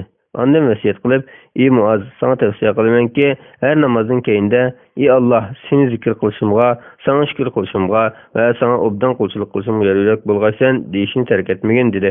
Abu Davud va Nasai rivoyat qilgan. Hadisning muhimliklari: birinchi, har farz namozdan keyin yuqorqi duoni o'qishning fazli ekanligi. Yaxshi ekanligi. Ikkinchi, Payg'ambar alayhisolamning Muaz ibn Jabal radhiyallohu anhu bo'lgan muhabbati, hurmati, uning texim ko'p yaxshilik va savob berishini umid qilganligi. 385-hadis. Anas radhiyallohu anhu rivoyat qilindiki, bir kishi Rasulullohning qo'shida turadi. Bir kishi uning endi o'tdi. U kishi: "Ey Rasululloh, men uni albatta yaxshi ko'raman" dedi. Payg'ambar alayhisalom uningga bildirdingmi dedi. U yo'q dedi. Rasululloh uning bildirib qo'ygan dedi. Ondan o kishi yetishib olib, "Men seni Alloh taolo uchun yaxshi ko'raman" dedi. U kishi: "Sen meni Alloh taolo yaxshi ko'rgandek, Alloh taolo seni yaxshi ko'rgay" dedi. Abu Davud rivoyat qilgan.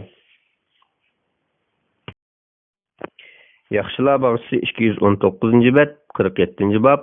Alloh taoloning bandalarni yaxshi ko'rganligining alomatlari va bu alomatlarni kishi o'ziga so'ndirish va uni qo'lga keltirish uchun tirishchilik ko'rsatish to'g'risida. Alloh taolo mundoq deydi: "Ey Muhammad, ularga aytqinki, agar sizlar Allohni do'st tutsanglar, menga ergishinglarki, Alloh sizlarni do'st tutadi. O'tganki gunohinglarni mag'firat qiladi. Alloh nihoyat mag'firat qiluvchidir, nihoyat mehribondir."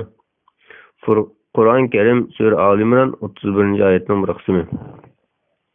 Alloh taolo yana mundoq deydi: "Ey mu'minlar, sizlardan kimki murtad bo'lgan, Alloh taolo uning o'rniga Alloh ularni do'st tutadigan, ularmi Allohni do'st tutadigan, mu'minlarga kuyinadigan, kuffarlarga shafqatsiz, Alloh taoloning yo'lida jihad qiladigan va malomat qiluvchining malomatidan qo'rqmaydigan bir qavmni keltirdi. Bu Allohning fazlidirki, uni xohlagan kishiga berdi. Alloh taoloning fazli kengdir. Alloh taolo hammasini bilguchidir." Qur'on Karim Sura Maida 54-oyat. 386-hadis. Abu Hurayra radhiyallohu anhu rivoyat qilib mundoq deydi. Payg'ambar alayhissalom mundoq degan: Alloh taolo mundoq deydi: "Kimki mening yaxshi bandamni dushman so'zlagan, uningga men urush ochganligimni uqtiraman. Men bandamning uning ustiga farz qilib ketgan ibodatlarni ado qilish orqali menga yaqinlashishni eng yoqtiraman. Bandam nafs ibodatlari orqali menga yaqinlashaversa, uni yaxshi ko'rib qolsin. Men uni yaxshi ko'rib qolgan chog'da uning anglaydigan quloqi, ko'radigan ko'zi, tutadigan qo'li va mangadigan puti qilib qolaman. Agar u so'rasa, so'rg'ini cho'qim beraman. Agar u meningdan panoh tilasa, uningga cho'qim panoh bo'laman." Buxoriy rivoyat qilgan. Hadisning muhim nuqtalari: birinchi, Alloh taolo yaxshi ko'rgan kishiga dushmanlik qiluvchidan Alloh taoloning intiqom olganligi. Ikkinchi, bandaning farz amallarini ado qilish bilan Alloh taoloning muhabbatiga erishganligi. Nafl amallar bilan Alloh taoloning muhabbatining texmida ziyoda bo'lganligi. Uchinchi, farz amallarni ado qilish nafl amallarining oldida turganligi. Chunki farz amallar Alloh taoloning qat'iy amri bo'lib, amal qiluvchiga savob ajr berganligi, tark etkichiga gunoh yozilganligi, ammo nafl amallarni qiluvchiga savob berilib, tark etgan kishiga gunoh yozilmaydiganligi. To'rtinchi, hadisda aytilgan "Men u bandaning anglaydigan quloqi" degan sifatlarni bundaq ikki xil ma'noda tushunish mumkin.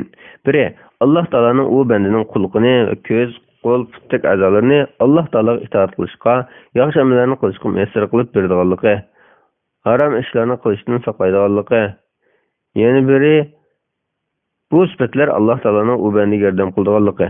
Buni hargizmi ulul va ahad aqimdagilar aytgandek, Alloh taoloning u banda bilan qo'shilib ketishi yoki a'zolarga kirishi deb tushunish bo'lmaydi. Alloh taolo bundaq insoncha o'xshatishdan pokdir, ulug'dir. 5. Alloh taolo yaxshi ko'rgan bandaning vaqt uzargan taqdirdimi hamon duosining ijobat bo'lganligi. 387-hadis. Abu Hurayra radhiyallohu anhu rivoyat qilib bundoq deydi: Payg'ambar alayhissalom bundoq degan: Alloh taolo biror bandani do'st tutsa, Jibril alayhissalomga Alloh taolo falon kishini do'st tutdi, sen uni tutqin deydi. Shuning bilan Jibril alayhissalom uni do'st tutdi. Jibril alayhissalom osmondagilarni to'lab Allah Taala falani adamni dost tutdu. Sizler onu dost tutunlar deydi. Şunun bilen asmandagilar onu dost tutdu. Şundan keyin o zeminlikler dost tutgan adam bulup qaladı. Buxari ve Müslim rivayet kılgan. Müslim'nin yana bir rivayetinde Resulullah mundaq degan deyildi. Eğer Allah Taala birer bendini yaxşı görse, Cibril'ni çağırıp men palani kişini yaxşı görümen, onu sen mi yaxşı görgen deydi. Cibril onu yaxşı gördü. Andın asmandan nida qilib, Allah Taala palani kişini yaxşı gördü. Onu yaxşı görüyorlar deydi. Şunun bilen onu perişlerimi yaxşı gördü. Andın o Ademni, ziminlik kişilerimi makbul gördü. Eğer Allah Taala birer bendini yaman görse, Cibril'ni çağırıp men palani kişini yaman görümen, onu yaman görgen deydi. Onu Cibril'mi yaman gördü ve perişlerimi nida qilib, palani kişini Allah Taala yaman gördü. Onu yaman görüyorlar deydi.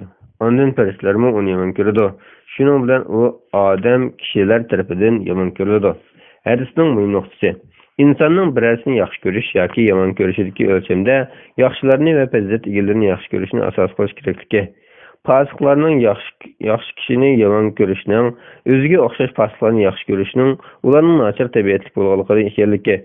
Müminning kişilerge Allah Taala'nın nuru bilen qaraydiganligi. Allah Taala kimni yaxşı görse, şunu yaxşı gördiganligi.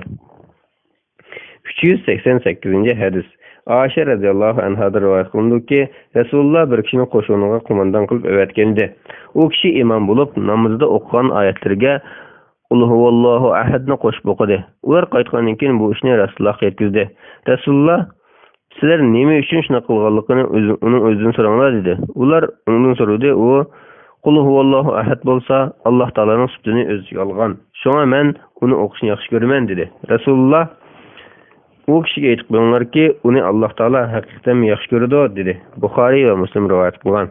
Hadisning mühim noktaları. Birinci, namazdaki bir rekette Sure Fatiha'dan başka iki sureni birlikte okuşunun caiz ekanligi. İkinci, sahabelerinin özleri yoluqqan bir meselede Peygamber aleyhisselam'a müracaat kılıp hükmünü sözleşke aldıradiganligi. Üçüncü, Sure İhlasqa Allah Taala yaxşı gördigan sıfatlarına cemlengenligi. Onunda tevhid, bendilerinin Allah Taala'ga hem işide iltica kıldiganligi. Allah Taala'nın tuğanını emas, bala tapqanı emaslik sıfatları bayan kılıngan. İkinci, bendinin emellerge onun maqsadiga yarasha savab berildiganligi. Bende Allah Taala yaxşı gördigan emeller bilen Allah Taalaga yaqinlashmoqchi bolsa, Allah Taala'nın onu yaxşı gördiganligi. Beşinci, namazda oxşaş bir süreni tekrarlashning durust ekanligi. Chunki hadisda aytilgandek sahabe her bir qatdan keyin Sure İhlasni o'qigan.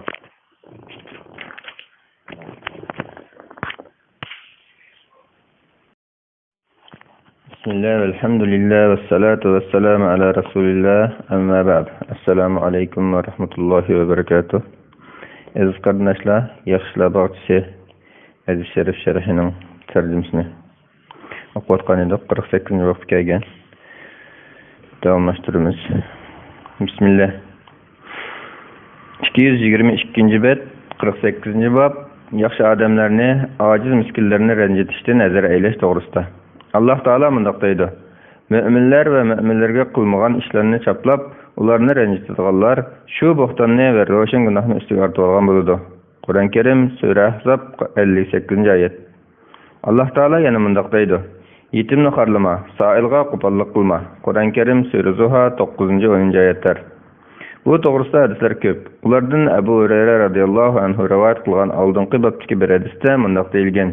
Allah Taala mundaq deydi. Kimki mening yaxshi bandamni dushman tutadi ekan, men uningga urush ochganligimni uqtiraman. Sa'd ibn Abi Waqqas radhiyallohu anhu rivoyat qilgan yetim o'g'il va yetim qizlarga mehribonlik ko'rsatish degan babda kelgan 261-hadisdagi Rasulullohning "Ey Abu Bakr, ularni xaf qilib qo'ygan bo'lsang mumkin, sen ularning ochiqini keltirib qo'ysang, Alloh taolo senga g'azablanadi" degan so'zimi bu mavzuda bayon qilingan hadislar jumlasidandir. 389-hadis. Jundub ibn Abdullah radhiyallohu anhu rivoyat qilib mundaq deydi. Payg'ambar alayhissalom mundaq degan: Kimki bomdod namozini o'qisa, u Alloh taolaning kepilligida bo'ladi. Alloh taolo o'z kepilligidagi biror narsa to'g'riliq sizlarni hisob olmoqchi bo'lib qolmasin. Alloh taolo o'z kepilligidagi narsa to'g'riliq hisob qiladigan tutmay qo'ymaydi. Ondan uning yuzini yerga qilib do'zaxga tashlaydi. Muslim rivoyat qilgan. Hadisning muhim nuqtasi: Kimki jamoat bilan birga bomdod namozini o'qiydi ekan, u kishining Alloh taolaning kepilligi va qo'rqishda bo'lganligi. Alloh taolaning kepilligidagi kishiga azor bermaslik kerakligi. Agar kimki shunday qiladi ekan, Alloh taolaning u kishiga g'azablanib jazolaydiganligi.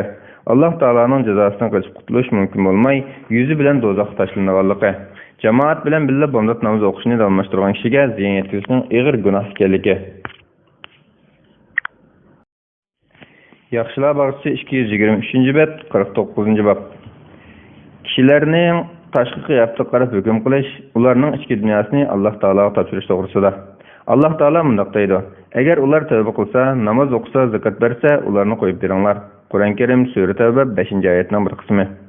390-hadis. Ibn Umar radhiyallohu anhu rivoyat qilib bunday deydi: Payg'ambar alayhisalom bunday degan: Men kishilar bilan ular bir Alloh taoladan boshqa iloh yo'q, Muhammad alayhisalom Alloh taolaning elchisi deb guvohlik bergan, namoz o'qigan, zakotni ado qilgan qadar urush qilishga buyurildim. Ular namoz o'qisa, zakot bersa, ularning jonlari va mollari daxlsizdir. Faqat islomdagi had qisos bundan mustasno. Ularning qilgan ishlaridan hisob olish Alloh taolaning ishi. Buxoriy va Muslim rivoyat qilgan. Hadisning muhim nuqtasi: islom diniga kirganligini e'lon qilib, islomning ahkomlarini ado qilgan kishilarning jonlari va mollariga chiqilish harom ekanligi. Ularga bu dunyoda islom ahkomlarini ijro qilishda musulmon sifati bilan muomala qilganligi. Ammo ularning ichki ahvoli, niyatlarining qandoqligi haqida faqat Alloh taolaning hisob oldiganligi. 391-hadis. Abdullah Tariq ibn Aysham radhiyallohu anhu rivoyat qilib bunday deydi: Payg'ambar alayhisalomning bunday deganligini anglagan.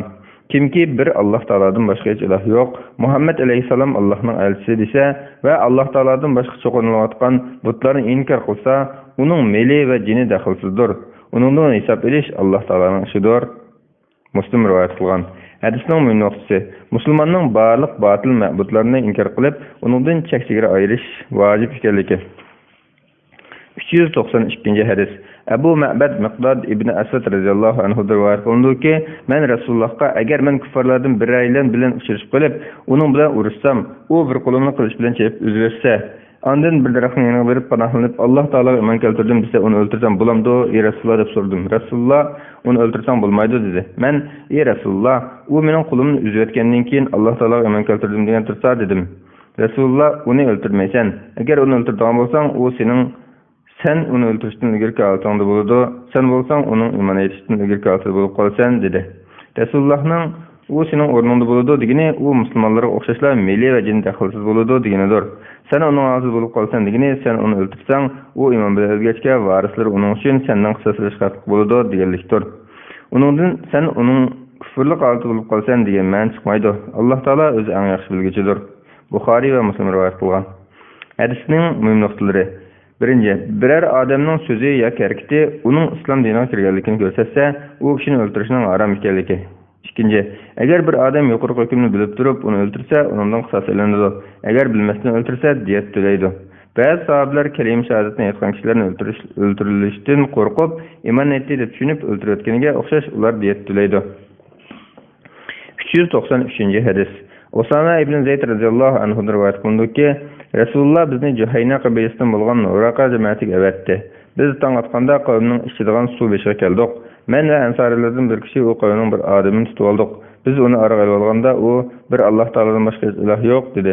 Ansorilardan bo'lgan odam uningga qo'l solmadi. Men nayzamni sanjib uni o'ldirib o'tdim. Biz Madinaga kelganda bu ish payg'ambar alayhisalomga yetdi. Rasululloh menga: "Ey Osama, uni bir Alloh taoladan boshqa iloh yo'q degandan keyin o'ltiryaptingmi?" dedi. Men: "Ey Rasululloh, u o'zini qo'g'dash uchun shunday dedi" dedim. Rasululloh: "Uni bir Alloh taoladan boshqa iloh yo'q degandan keyin o'ltiryaptingmi?" dedi. Ondan bu gapni takrorlaverdi. Hatto men shu kundan burun musulmon bo'lmoq bo'lsam bo'pti ekan deb qoldim. Buxoriy va Muslim rivoyat qilgan. Yana bir rivoyatda bunday deyilgan: Rasululloh u bir Alloh taoladan boshqa iloh yo'q degandan keyin o'ltiryaptingmi dedi. Men: "Ey Rasululloh, o vaqtdan quroldan qo'rqishnoq dedim." Rasululloh: "Sen uning chin dilidan degan yoki deganligini bilish uchun uning qalbini yerib boqdingmi?" dedi. Rasululloh o gapni takrorlaverganlikdan men shu kuni musulmon bo'lsam bo'pti ekan deb o'ylab ketdim. Hadisning muhim nuqtalari: birinchi, islom ahkomlarini ijro qilishda bandalarning tashqi holati bilan kifoyalanish, ichki sirlar haqida ortiq surish qilmaslik, bu intiqom olishni maqsad qilib, qarshi tarafning niyatining chin emasligini bahona qilib o'ltirmoqchi bo'lganlarni ma'no qilish uchundir.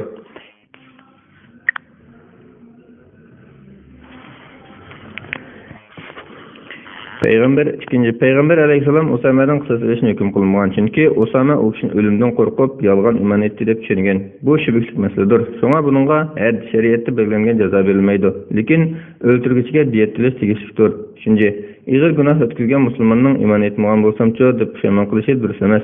Usame bolsa Peygamber aleyhisselam onun kılmyşyny gatlyk inkar kılanlykdan korkuşundak degen. 394. hadis. Cundub ibn Abdullah radıyallahu anhu'dan rivayet kılındı ki Resulullah bir Müslümanlar koşununu bir müşrikler kavmiga evetdi. Ular uruşdu.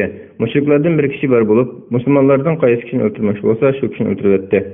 Müslümanlardan bir kişi onu öldürüşüne katıldı ve onu öldürdü. Biz onu öldürgen kişi Osama ibn Zeyd deştik. Osama kılıçını götürgende müşrik La ilahe illallah dep tursumu onu öldürüvetdi. Andan bir hoş haber etkizgi kişi Resulullah'ın kısıp geldi. Resulullah onundan ahvallarını sordu. O bolgan işlerini ve bir Müslüman erinin kandak bolğanlygyny etkildi. Resulullah o kişini çağırıp onu nimiş öldürdün dep soradı. O, ey Resulullah, o Müslümanlar göngeçlik kıldı ve falan bugün öldürdü dep Resulullah'a bir mün kişilerini sanıp berdi. Ve men kılıçını götürdüm, o kılıçını görüp La ilahe diyen sözünü dedi. Resulullah onu öldürdün mü dep soradı. O dedi. Resulullah La ilahe illallah diyen sözünü kıyamet günü kandak kılasan dedi. O, ey Resulullah, man maksatligin dedi. Resulullah La ilahe illallah diyen sözünü kıyamet günü kandak kılasan dep birer sözünü arttırmay sözünü verdi. Müslim rivayet kılgan. 395. hadis. Abdullah ibn Uqba ibn Mesud radıyallahu anhu'dan rivayet kılındı ki, men Ömer ibn Hattab radıyallahu anhu'nun münafıklygyny anlagan.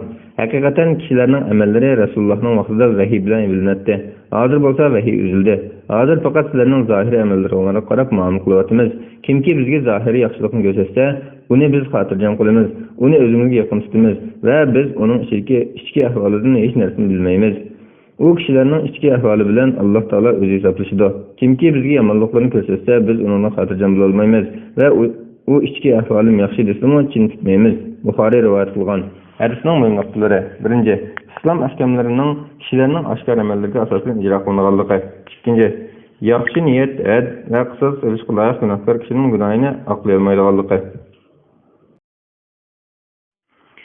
50. bab Allah Taala'dan korkuş toğrusida. 226. bet. Allah Taala mundaq deydi: "Menden korkunlar." Kur'an-ı Kerim Sure Bakara 40. ayetinin bir kısmı. Allah Taala yana mundaq deydi: "Perverdigarının cezası şek şübhesizki qattiqdir." Kur'an-ı Kerim Sure Burç 13. ayet. Allah Taala yana mundaq deydi: "Perverdigarın zalim yurtlar ahalisini alaq kılsa, ana şunda qalaq kılıdı." Allah'ın azabı hakikaten tolumu qattiqdir. Ahiret azabından korkutulan adam bu kıssadan elbet ibret alıdı. Eğer şu gün bütün halayık yığıldıgan gündür. Ana şu gün bütün halayık yığıldıgan gündür. Ana şu gün emma hazır bulduğan gündür. Onu biz muayyen müddetçe tahir kılımız. Kıyamet günü bolganda her kandak adam fakat Allah'tan icazet bulgandyly sözleydi. Onun bazıları bedbaht buldu, bazıları saadetmen buldu. Bedbahtlar kelsek, ular dozaq kirdi. Ular dozaq toğlap, nal feryat çekidi. Kur'an-ı Kerim Sure Hud 102. ayetten 106. ayetgacha. Allah Taala yana mundaq deydi: Allah sizlerni özünün azabından korkutdu. Kur'an-ı Kerim Sure Al-İmran 28. ayetinin bir kısmı. Allah Taala yana mundaq deydi: O günde kişi özünün kırınışıdan, anısıdan, atsıdan, xotunudan ve ballarından kaçıdı. O günde her adamdan bir hali buldu ki, onun başkalara karşıga şu hal yer vermeydi. Kur'an-ı Kerim Sure Abese 34. ayetten 37. ayetgacha. Allah Taala yana mundaq deydi: Ey insanlar, Perverdigarıňlardan yani azabdan korkunlar.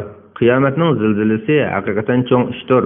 O günde her bir süt imwatkan ayal qattiq korkunçdan taňarqap kılıç bilen imwatkan boğukun unutuydu.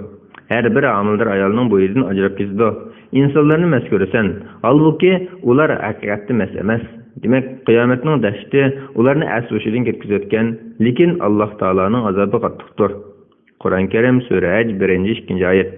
Allah Taala yana mundaq deydi: Perverdigarının aldıda turup hesap berişden korkan adamga iki cennet var. Kur'an-ı Kerim Sure Rahman 46. ayet. Allah Taala yana mundaq deydi: Ular yani cennet ehli bir-biriga qarşı paransalışıdı. Ular eytidi: Biz hakikaten dünyalik çağda ailemizde Allah'ın azabından korkattık.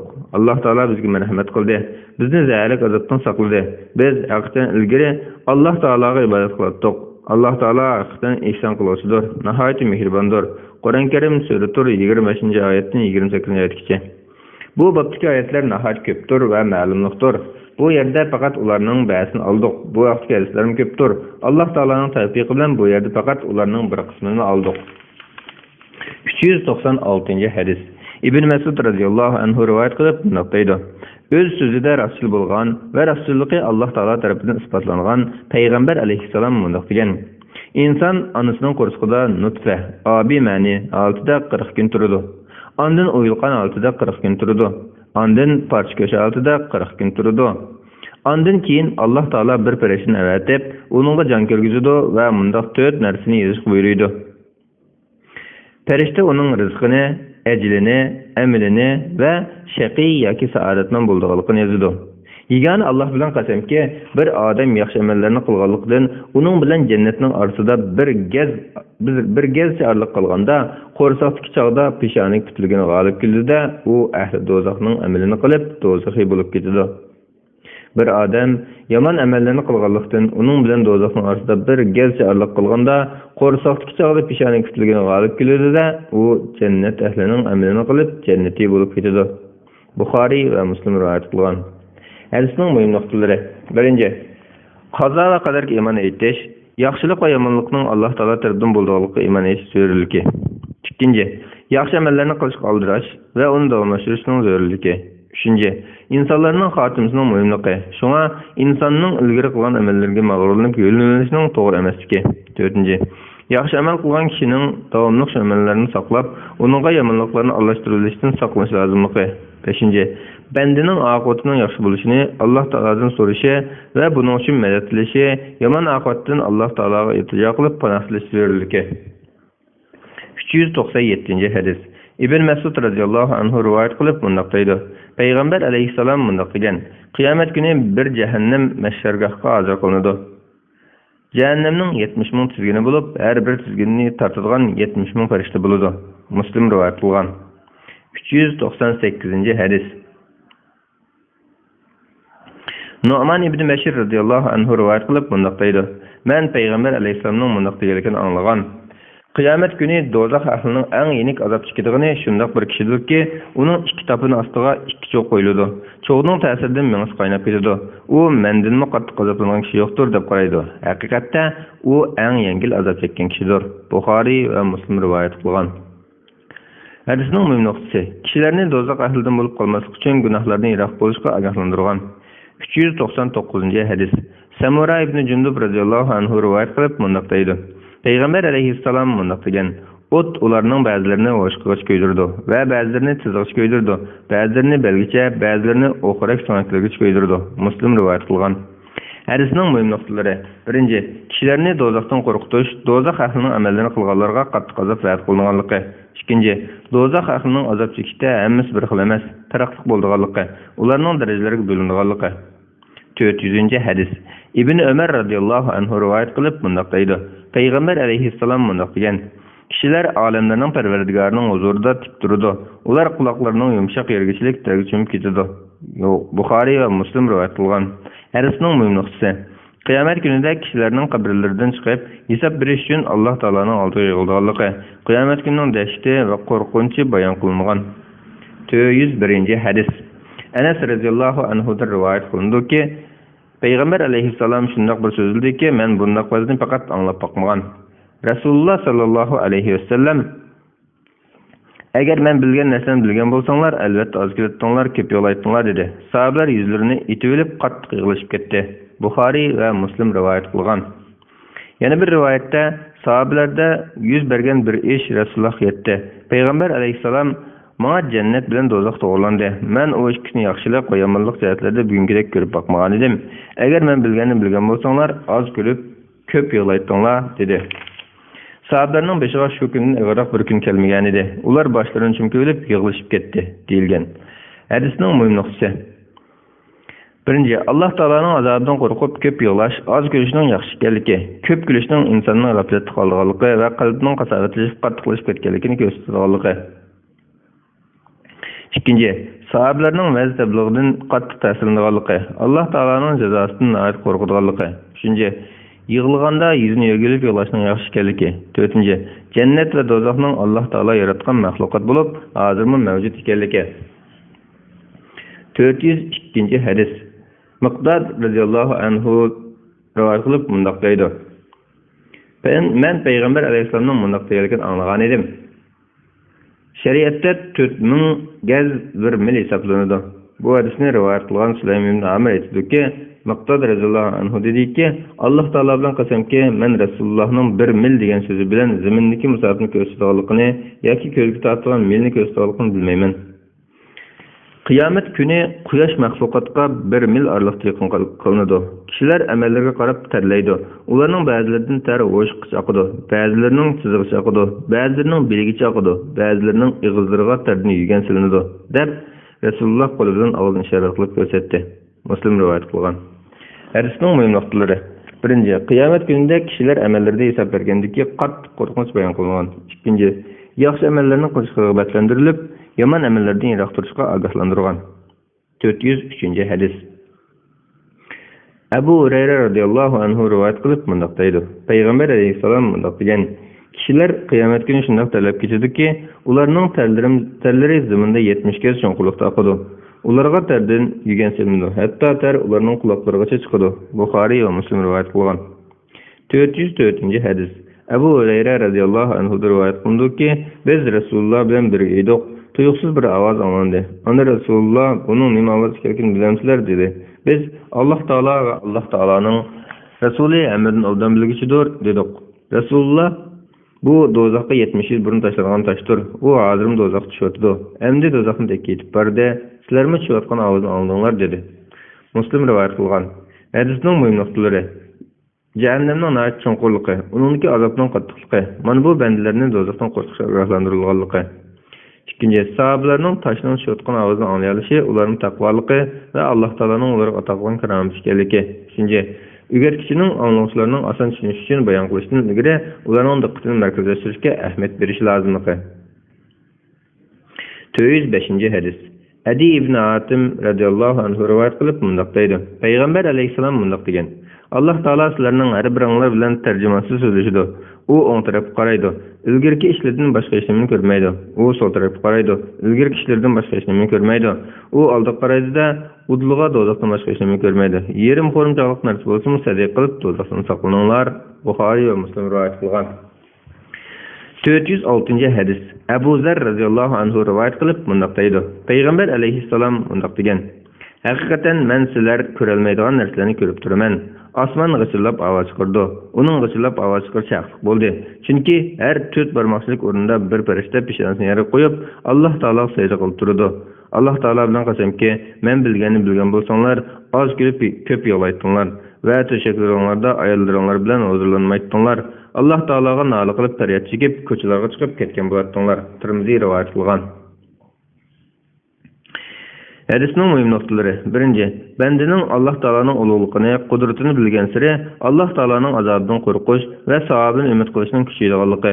Shuning bilan gunohdan yiroq bo'lib, texnik ko'p taat ibodat qilganligi. Ikkinchi, Alloh taolodan aymanish va qo'rqish mo'minning sifati ekanligi. Lekin buninglik bilan Alloh taoloning rahmatidan umidlanishning to'g'ri emasligi. Uchinchi, bandani Alloh taoloning rahmatini, roziligini va yordamini tilashga rag'batlantirish. 407 hadis. Abu Barzata radhiyallohu anhu rivoyat qilib mundaq deydi. Payg'ambar alayhissalom mundaq degan: qiyomat kuni Alloh taoloning dargohida bandining qadami joyidan midilmay turib, uni umrini qanday ishlarga sarf qilganligi, o'rgangan bilimini nimalarga ishlatganligi, uning iqtisodini qayerdan tepib, qayerga nimalarga sarf qilganligi va uning o'z vujudini qanday ishlarga ufratganligidan savol qilinadi. Tirmiziy rivoyat qilgan. Hadisning muhim nuqtalari. Birinchi, bandaning o'z hayotini Alloh taolo rozi bo'lgan ishlar bilan o'tkazishi, amallarni ixlos bilan qilishi, shariatga uyg'un, halol yo'l bilan pul tepishi va uni yaxshilik yo'llarga sarf qilishi lozimligi. Ikkinchi, insonning o'z vujudini harom ishlardan saqlashi va Alloh taoloning toatiga beg'ishish kerakligi. Uchinchi, insonning foydali ilmni o'rganib, uni xolis holda Alloh roziligi uchun ishlatishi, shuning bilan o'ziga va boshqalarga foyda manfaat yetkazishi lozimligi. To'rtinchi, qiyomat kunida insonning mas'uliyatining surishti qilinganligi bayon qilingan. 408 hadis. Abu Hurayra radhiyallohu anhu rivoyat qilindiki, payg'ambar alayhissalom bu kunda zamin o'zining xabarlarini ma'lum qildi degan oyatni o'qidi. Ondan ziminning xabarlarini nima ekanligini bilamsizlar dedi. Sahabelar Alloh taolo va Alloh taoloning rasuli hamma yaxshi biladi deyishdi. Rasululloh zimin har bir ayol bandining ziminda nima ishlarni qilganligiga guvohlik berib, sen falon kunlarda mundoq ishlarni qilding deydi. Mana bu ziminning xabarlaridir dedi. Tirmiziy rivoyat qilgan. Hadisning muhim nuqtalari: bandining Alloh taologa itoat qilishi, gunohlardan yiroq turish lozimligi. Ikkinchi, Alloh taoloning jonsiz narsalarni tilga kirgizib, insonning qilgan amallariga guvohlik beradigan guvohchi qilishdek ulug' qudrati bayon qilingan. 409-hadis. Abu Said Xudri radhiyallohu anhu rivoyat qilib bundoq deydi. Payg'ambar alayhisalom bundoq degan: "Men qandoqmi shadxuram yashayman, albuki surchag'us sudni chelish uchun og'ziga olgan tursa, u ruxsatni kutib o'tadi. Qachonki uni to'lashga buyruq qilinsa, uni to'laydi." Go'yo bu gap sahobalarga qattiq ta'sir qilgandek edi. Rasululloh Alloh taolo bizga kifoya, Alloh taolo nimga yaxshi ega edinglar dedi. Tirmiziy rivoyat qilgan. Hadisning muhim nuqtalari: bandining qiyomat kunidan qo'rqish lozimligi. Ikkinchi, bandining Alloh taologa iltijo qilishi, Alloh taolodan yordam tilashi va yaxshi amallarni qilishga oldirish kerakligi. Uchinchi, payg'ambar alayhisalom qiyomat qoyim bo'lganda zaminda hayot turgan kishilarning ummati ichidagi eng yomon kishilar ekanligini bilganligi uchun ularning oldini xavfsiraydiganligi. 410-hadis. Abu Hurayra radhiyallohu anhu rivoyat qilib bundoq deydi. Payg'ambar alayhisalom bundoq degan: "Qo'rqqan kishi kechining avvalida mangdi. Kishining avvalida mangan odam manziliga yetib boradi. Ogoh bo'linglar, Alloh taoloning mollari bebahodir. Bilinglarki, Alloh taoloning moli jannatdan iboratdir." Tirmiziy rivoyat qilgan. Hadisning munofiqsi: bandini itoat ibodatga ahamiyat berishga, gunohdan xalos bo'lishga oldirishga, jannatga erishish yo'lida mollarini va jonlarini Alloh taolo yo'lida atashga rag'batlantirgan. 411-hadis. Aisha radhiyallohu anha rivoyat qilib bundoq deydi: "Men payg'ambar alayhissalomning bundoq deganligini anglagan. Qiyomat kuni kishilar yalang'oyoq, yalang'och, xatnisiz holatda to'plandi. Men: "Ey Rasululloh, erlar va ayollar to'plansa, ba'zilari qaraydi-ku" dedim. Rasululloh: "Ey Aisha, qiyomatning dahshatidan ularning bir-biriga qarag'idek holi bo'lmaydi" dedi. Buxoriy va Muslim rivoyat qilgan. Yana bir rivoyatda o'z holi bilan qilib bir-biriga qaray olmaydi deyilgan. Hadisning munofiqsi: qiyomat kunki qo'rqishning qattiq bo'lganligi, har bir insonning u kunda o'z amallarini hisob berishdan boshqa hech narsaga qarashga majoli yetmaydiganligi. Yaxshilar bog'chisi 233-bab, 51-bob umidvorlik to'g'risida. Alloh taolo bundoq deydi: "Mening tilimdan aytqinki, gunohlarni qilaverib o'ziga zulm qilgan bandalarim, Alloh taoloning rahmatidan umidsizlanmanglar. Alloh taolo haqiqatan xohlagan odamning jami gunohlarini mag'firat qiladi. Shubhasizki, Alloh taolo nihoyat mag'firat qiluvchidir, nihoyat mehribondir." Qur'on Karim Sura Zumar 53-oyat. Alloh taolo yana bundoq deydi: "Biz faqat kufrli qiluvchilarni jazolaymiz." Qur'on Karim Sura Saba 17-oyat. Alloh taolo yana bundoq deydi: "Bizga shak shubhasiz vahiy qilindiki, Alloh taoloning payg'ambarini inkor qilgan, imondan yuz o'rgan odam qattiq azob tushar bo'ladi" denglar. Qur'on Karim Sura Taha 48-oyat. Alloh taolo yana bundoq deydi: "Mening rahmatim mahluqotning hammasiga o'rtoqdir." Qur'on Karim Sura Ahzab 156-oyatning bir qismi. 412-hadis. Ubada ibn Sabit radhiyallohu anhu rivoyat qilib bundoq deydi: Payg'ambar alayhisalom bundoq degan: "Kimki yegan Alloh taolodan boshqa hech iloh yo'qdir, uning sheriki yo'qdir. Muhammad alayhisalom Alloh taoloning bandisi va elchisi, Isa alayhisalom Alloh taoloning bandisi va elchisi, Alloh taoloning Maryamga ilqo qilgan kalimasi, Alloh taolo tarafdan bo'lgan rahtor, jannat bilan do'zax haqdir" deb guvohlik bersa, uning amali qanday qilishidan qat'iy nazar Alloh taolo uni jannatga kirgizadi. Buxoriy va Muslim rivoyat qilgan. Muslimning yana bir rivoyatida: "Kimki bir Alloh taolodan boshqa hech iloh yo'q, Muhammad alayhisalom Alloh taoloning elchisi deb guvohlik bersa, Alloh taolo uningga do'zaxni harom qiladi" deyilgan. Hadisning mu'minasi: kimki iymon bilan o'ladigan, cho'ng gunoh qilgan taqdirdami, iymondan chiqib ketmaydiganligi, u kishining mangu do'zaxda qolmaydiganligi. 413-hadis. Abu Zar radhiyallohu anhu rivoyat qilib bundoq deydi: Payg'ambar alayhisalom bundoq degan: Alloh taolo aytdiki, kimki biror yaxshilikni qilgan bo'lsa, u narsa ortiq savob berishdi, yoki uningdan ortiq savob ko'paytib beraman. Kimki biror yomonlik qilsa, faqat uning yomonligiga barobar jazo beriladi yoki mag'firat qilaman. Kimki menga bir g'arich yaqinlashsa, men uningga bir gaz yaqinlashaman. Kimki menga bir gaz yaqinlashsa, men uningga bir g'ulat yaqinlashaman. Kimki menga minib kelsa, men uningga yugurib boraman. Kimki menga hech narsani sherik keltirmay, yer yuzida to'lg'ida xatolik bilan dirgayim kelsa, men uningga zimin to'shqadak mag'firat bilan muloqot bo'laman. Muslim rivoyat qilgan. Hadisning muhim nuqtasi bandining Alloh taolaning rahmatini va mag'firatini davomli umid qilishi, uningda umidlanmasligi lozimligi. Banda qilgan bir yaxshilikqa uni savob berish savobning eng to'g'ri darajasi bo'lib, Alloh taolaning yaxshilikqa 70 yasdan 700 yasgacha savob berishga va'da qilganligi. 414-hadis. Cabir radhiyallohu anhudan rivoyat qilindiki, Payg'ambar alayhisolamning oldiga bir arabiy kelib, "Ey Rasululloh, kishini jannatga yoki do'zaxga kirishga tegishli qilgan ikki ish qaysi?" deb so'radi. Rasululloh biri kimki Alloh taolaga hech narsani sherik keltirmay o'ladi ekan, u odam jannatga kirdi. Yana biri kimki Alloh taolaga biror narsani sherik keltirib o'ladi ekan, u odam do'zaxga kirdi dedi. Muslim rivoyat qilgan. Hadisning muhim nuqtasi iymon bilan o'lgan kishining har qanday gunoh qilgan taqdirdami do'zaxda menga qolmaydiganligi va kuffarlarning do'zaxga menga qoldiganligi to'g'riliq ulamolar o'rtaq fikr kelgan. 415-hadis. Anas radhiyallohu anhudan rivoyat qilindiki, Rasululloh bilan Muaz bir uloqqa mingilik edi. Rasululloh "Ey Muaz" dedi. Muaz "Xo'sh, labbay ey Rasululloh" dedi. Rasululloh "Ey Muaz" dedi. Muaz "Xo'sh, labbay ey Rasululloh" dedi. Rasululloh bir banda chin qalbdan rostdan bir Alloh taoladan boshqa iloh yo'q. Muhammad alayhisalom Alloh taolaning bandasi va elchisi deb guvohlik bersa, Alloh taolo uning do'zaxni harom qiladi dedi. Muaz "Ey Rasululloh, bu so'zingni kishilarga yetkazmaymanmi? Ularmi xush xabarni anglab xushlansin" dedi. Rasululloh "Undaqda ular bu so'zga yo'linib oladi" dedi. Muaz o'lib ketadigan chaqda ilmni yoshirganlik sababidan gunohkor bo'lib qolmay deb kishilarga buni so'zlab bergan. Buxoriy va Muslim rivoyat qilgan. Hadisning muhim nuqtasi so'zlasa boshqacha ma'no chiqib qoladigan va kishilarni amal qilmay yo'llanishga olib boradigan so'zlarni so'zlamaslikning durust ekanligi. Muaz radhiyallohu anhuning ilmni yoshirish gunohi qilishdan qo'rqib, Rasulullohning so'zini kishilarga aytganligi. 416-hadis. Abu Hurayra radhiyallohu anhu rivoyat qilindiki, Tabuk qazasida kishilar ochlikdan qiynaldi. Shuning bilan ular "Ey Rasululloh, agar ruxsat qilsang, tugunlarimizni so'yib yesak va uning bilan maylansak" deydi. Rasululloh "Shunday qilinglar" dedi. Umar radhiyallohu anhu kelib, "Ey Rasululloh, agar unday qilgan bo'lsak, uloqlarimiz azayib ketadi. Ularning safarga tayyorlagan 5-chi oziqlarini yig'ib, uning barakatli bo'lishi uchun Alloh taolaga duo qilgan. Alloh taolo uningdan barakat berishi mumkin" dedi. Rasululloh "Bo'ladi" dedi. Ondan bir teri dasturxonni yoydi va ularning 5-chi oziqlarini eklashga buyurdi. Biri bir siqim teriq ekeldi, biri bir changal xo'm ekeldi, yana biri bir parcha non ekeldi. Shuning bilan dasturxonga ozroq bir narsa yig'ildi. Rasululloh uning barakatli bo'lishiga duo qildi. Ondan ularni qachonlar solinglar dedi. Ular qachonlar soldi. Hatto qo'shindan eshitib qoldi. Rasululloh bir Alloh taoladan boshqa hech iloh yo'qdir. Men Alloh taolaning elchisidirman. Har qanday banda bu ikki kelim bilan hech qanday shak keltirmasdan Alloh taolaga muloqot Hadisning muhim nuqtalari.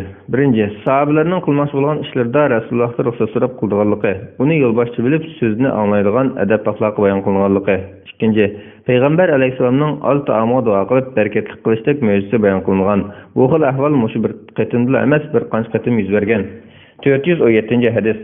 Itban ibn Malik radhiyallohu anhu rivoyat qilindiki, u Badr urushi qatnashganlardan edi. Men qavmim Bani Salimga imom bo'lib namoz o'qib berdim. Men bilan ularning o'rtasida bir jilg'i bo'lib, yomg'ir yoqqanda masjidga o'tishim qiyin bo'ladi. Men Rasulullohning qishiga kelib, uningga mening ko'zim ojizlab qoldi. Men bilan qavmimning orasida bir jilg'i bor. Yomg'ir yoqqan chaqda jilg'ida suv ko'pib qoladi. Shuning bilan ular tarafga o'tishim qiyinlashadi. Uyimdagi bir joyni namoz o'qigan joy qilishim uchun uyimga kelib namoz o'qib bersankan deyman dedim. Rasululloh shuna qilay dedi.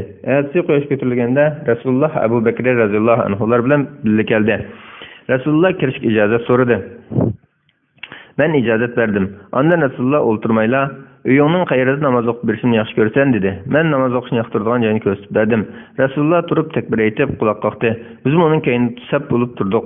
Rasululloh 2 rakat namoz o'qib salom berdi. Bizim salom berdik. Ondan Rasulullohni uning uchun tayyorlangan hazira tamoqqa, un bilan mayda pishirilgan tamoqqa tutib qoldim. Mahalladagilar Rasulullohning bizning uyga kelganini anglab top-top bo'lib kelib, uyda odam ko'payib ketdi. Bir kishi Malik ko'rinmaydi-ku, uningga nima bo'lgandi dedi. Yana bir kishi u Alloh taolo va Alloh taoloning rasulini sevmaydigan munofiq dedi. Rasululloh undaq demanglar. Buning Alloh taoloning razısını tilab, bir Alloh taolodan boshqa hech iloh yo'q deganini ko'rmadinglarmi dedi. Men Alloh taolo va Alloh taoloning rasuli yaxshi biladi, ammo Alloh bilan qasamki biz uning munofiqlardan boshqa kishilar bilan so'zlashganligini va do'stlashganligini ko'rmadik dedim. Rasululloh haqiqatan Alloh taoloning razısını tilab, bir Alloh taolodan boshqa hech iloh yo'q degan kishiga Alloh taolo do'zaxni harom qildi dedi. Buxoriy va Muslim rivoyat qilgan.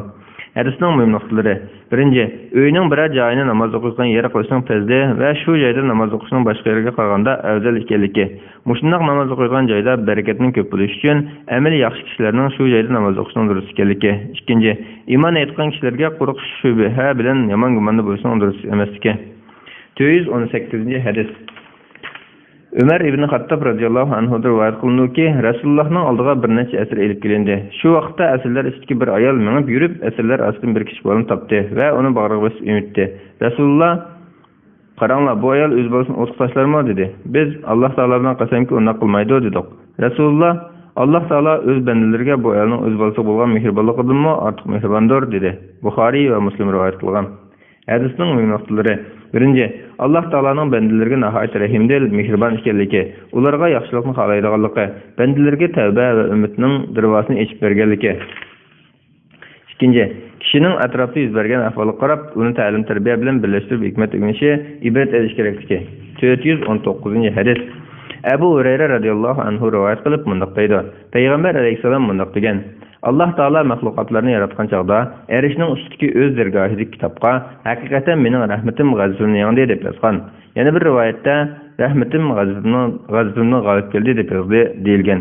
Yana bir rivoyatda rahmatim g'azabimni o'tib ketdi deb yozdi deyilgan. Buxoriy va Muslim rivoyat qilgan. Hadisning muhim nuqtalari. Alloh taolaning g'azabi va rahmati Alloh taolaning irodasiga bog'liq bo'lganligi. Alloh taolaning itoat qiluvchini mukofotlaydigan va bandalarga yaxshilikni xohlaydigan irodasi Alloh taolaning roziligi va rahmati ekanligi. Alloh taolo osiylik qiluvchini jazolaydigan irodasi Alloh taolaning g'azabi ekanligi. Ikkinchi, hadisda deyilgan g'olib kelish Alloh taolaning rahmatining ko'pligi va hammani o'z ichiga oladiganligiga qartilgan. Uchinchi, Alloh taolaning osiylik qiluvchini va kuffarlarni jazolashga oldirib ketmaydiganligi. Tavba qiluvchining tavbasini qabul qiladiganligi, itoat qiluvchiga, osiylik qiluvchiga rizq beradiganligi Alloh taolaning rahmatining kamligining alomatlaridandir. 420-hadis. Abu Hurayra radhiyallohu anhu rivoyat qilib mundaq deydi: "Men payg'ambar alayhisolamning mundaq deganligini anglagan. Alloh taolo rahimlilikni 100 o'lish qilib, o'zining qishida 99 ni elib qilib, simonga faqat bir o'lishni tushirgan. Mahluqotlarning o'zaro sil-rahim qilishi, hatto otning o'z bolasini dasvatmaslik uchun to'qini ko'tarib o'lishimi ana shu bir o'lishning sababidandir." Buxoriy va Muslim rivoyat qilgan. Yana bir rivoyatda haqiqatan Alloh taolaning 100 o'lish rahmati bo'lib, uningdan bir o'lish rahmatini jinlar, insonlar, uchar qushlar va hasharotlar orasiga tushirdi. Aşı bir o'lish rahmatining sababi bilan ular o'zaro mehribonlik qilishidi va rahim qiladi.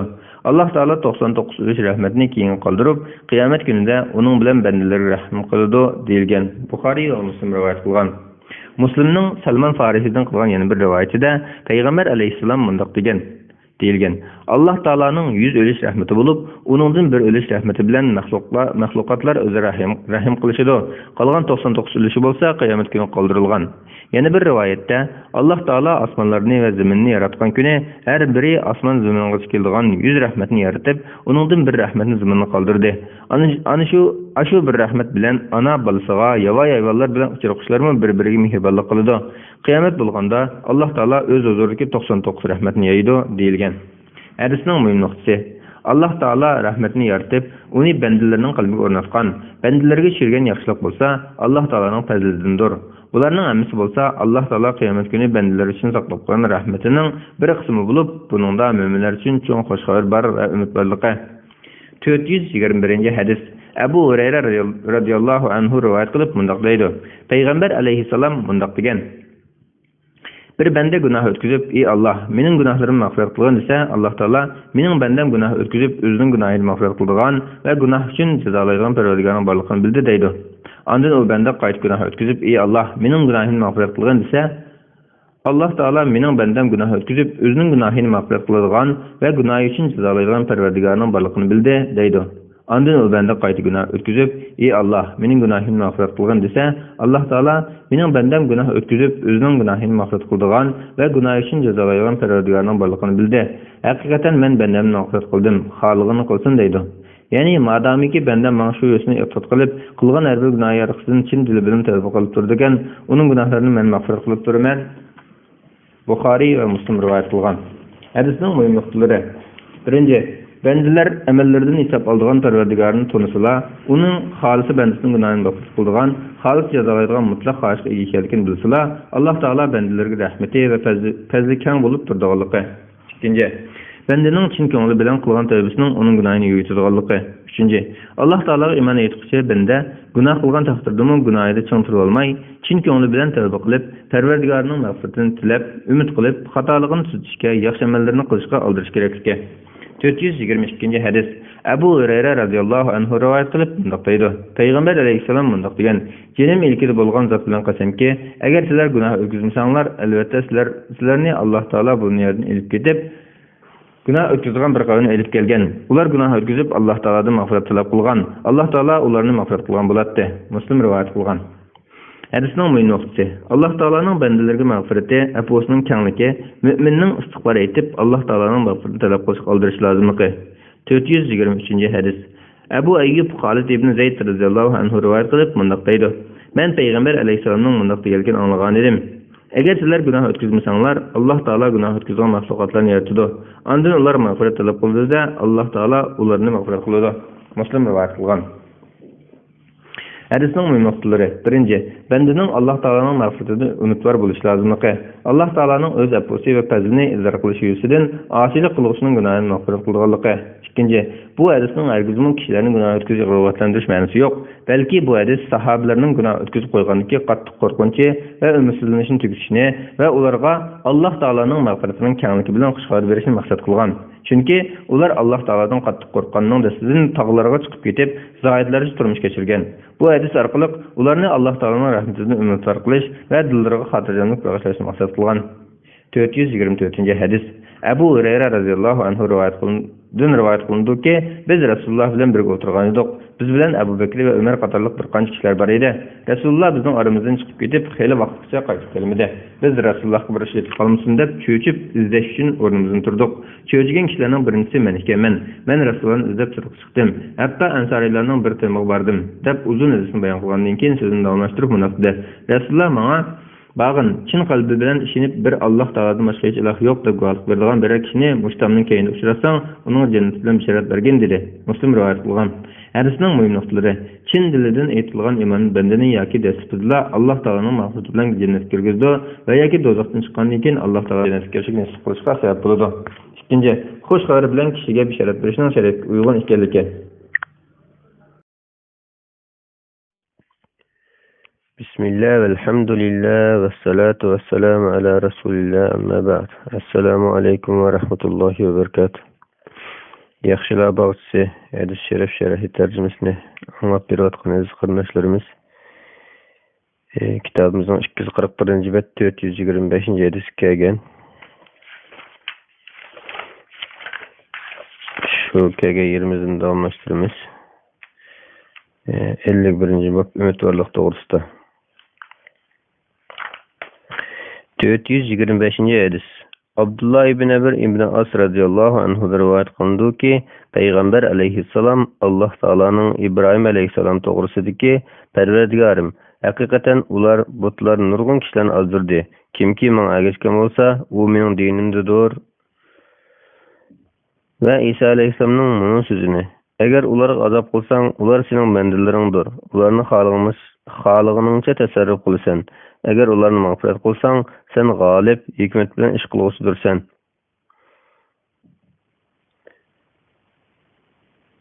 Degan iki oyatni tilovat qildi. Ondan Peygamber aleyhisselam ikki qo'lini egiz ko'tarib, "Ey Allohim, ümmetim" deb yig'lab ketdi. Allah Taala: "Ey Cibril, Muhammed'nin qışığı bargın. Gerçi Perverdigarın hemen bilip tursunu sorgan ki, o nimishqa yig'laydi" dedi. Ondan Cibril aleyhisselam Muhammed aleyhisselamın yanına bardı.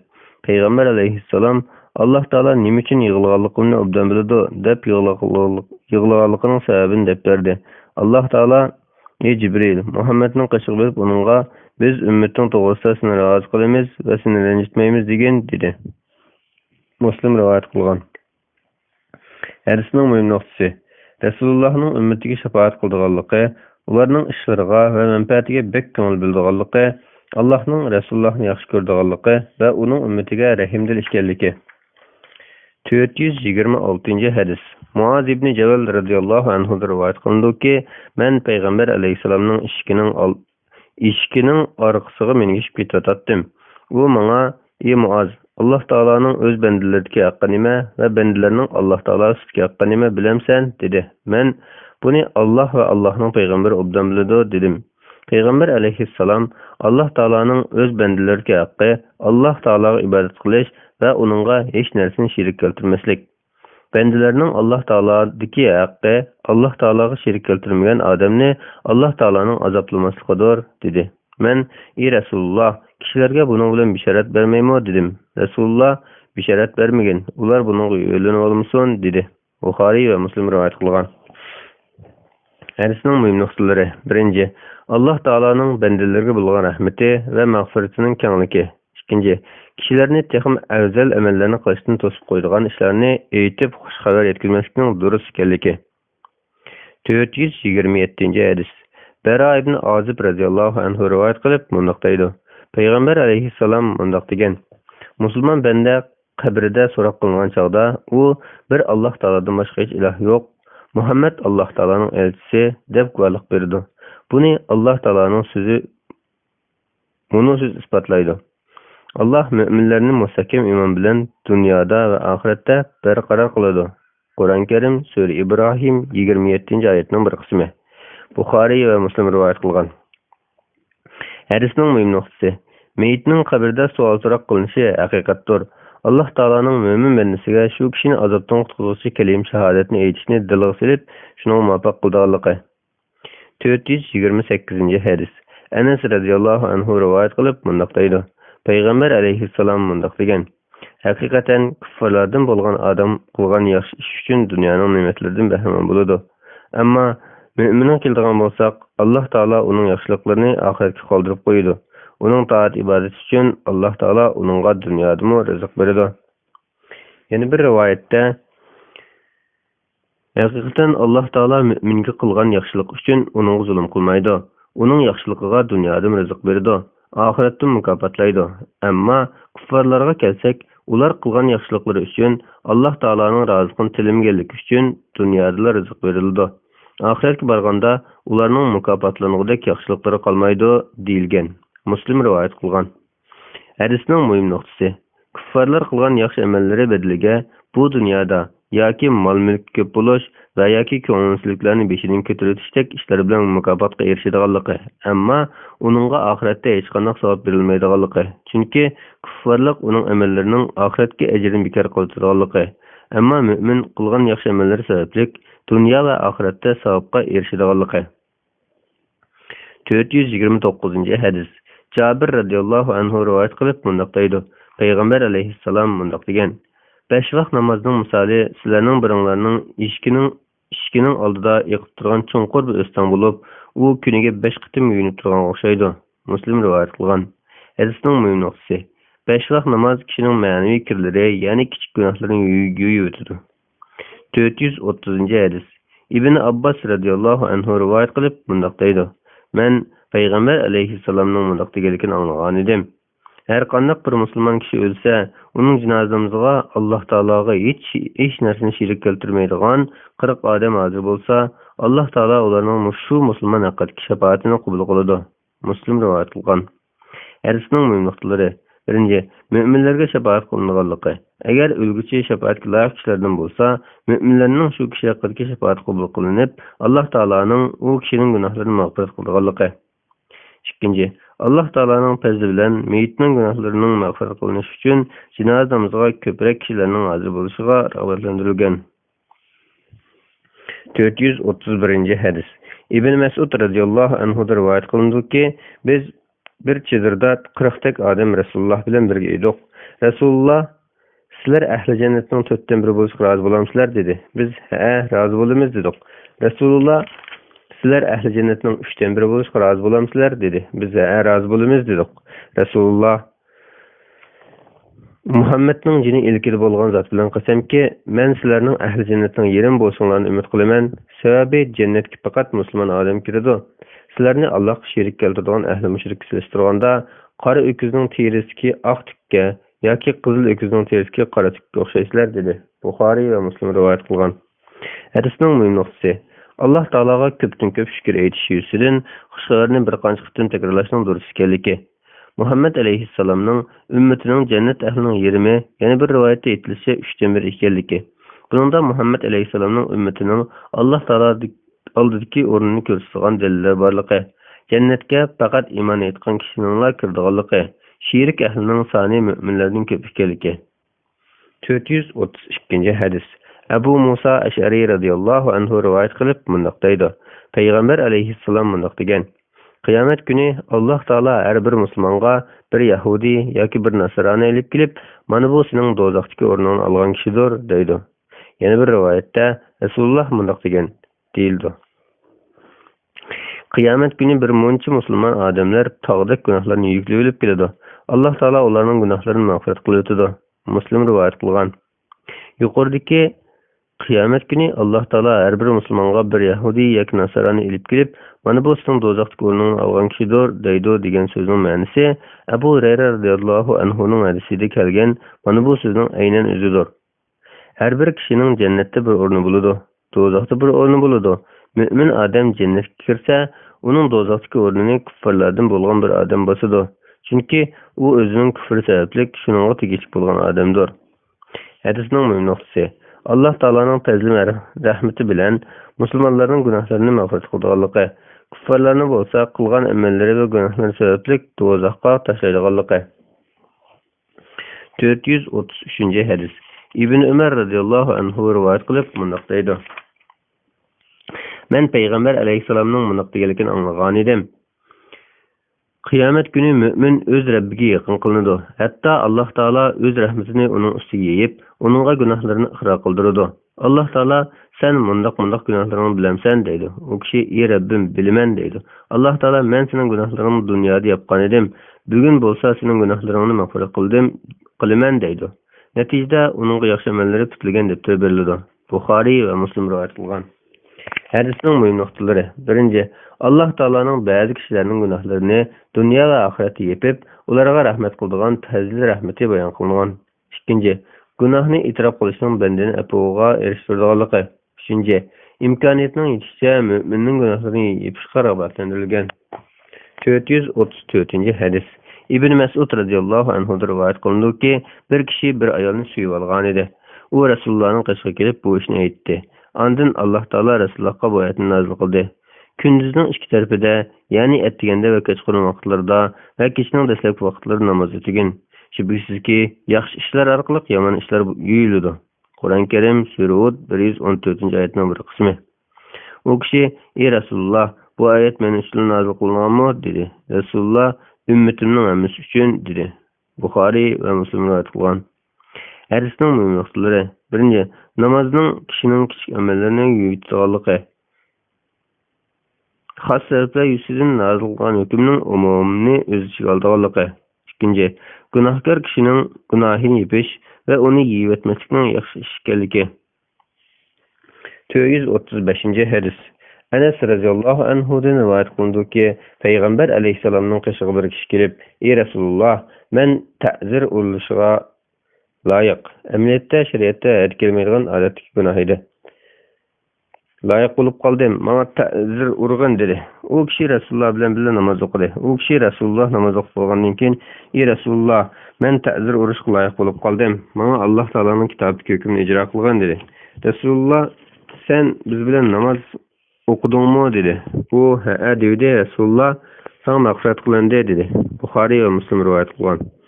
436-hadis. Anas radhiyallohu anhu rivoyat qilib mundaq deydi: Payg'ambar alayhissalom mundaq degan: "Shubhasizki, yeydiganni yeb, Alloh taologa hamd aytgan va ichadiganni ichib, Alloh taologa hamd aytgan bandasidan Alloh taolo rozi bo'ladi."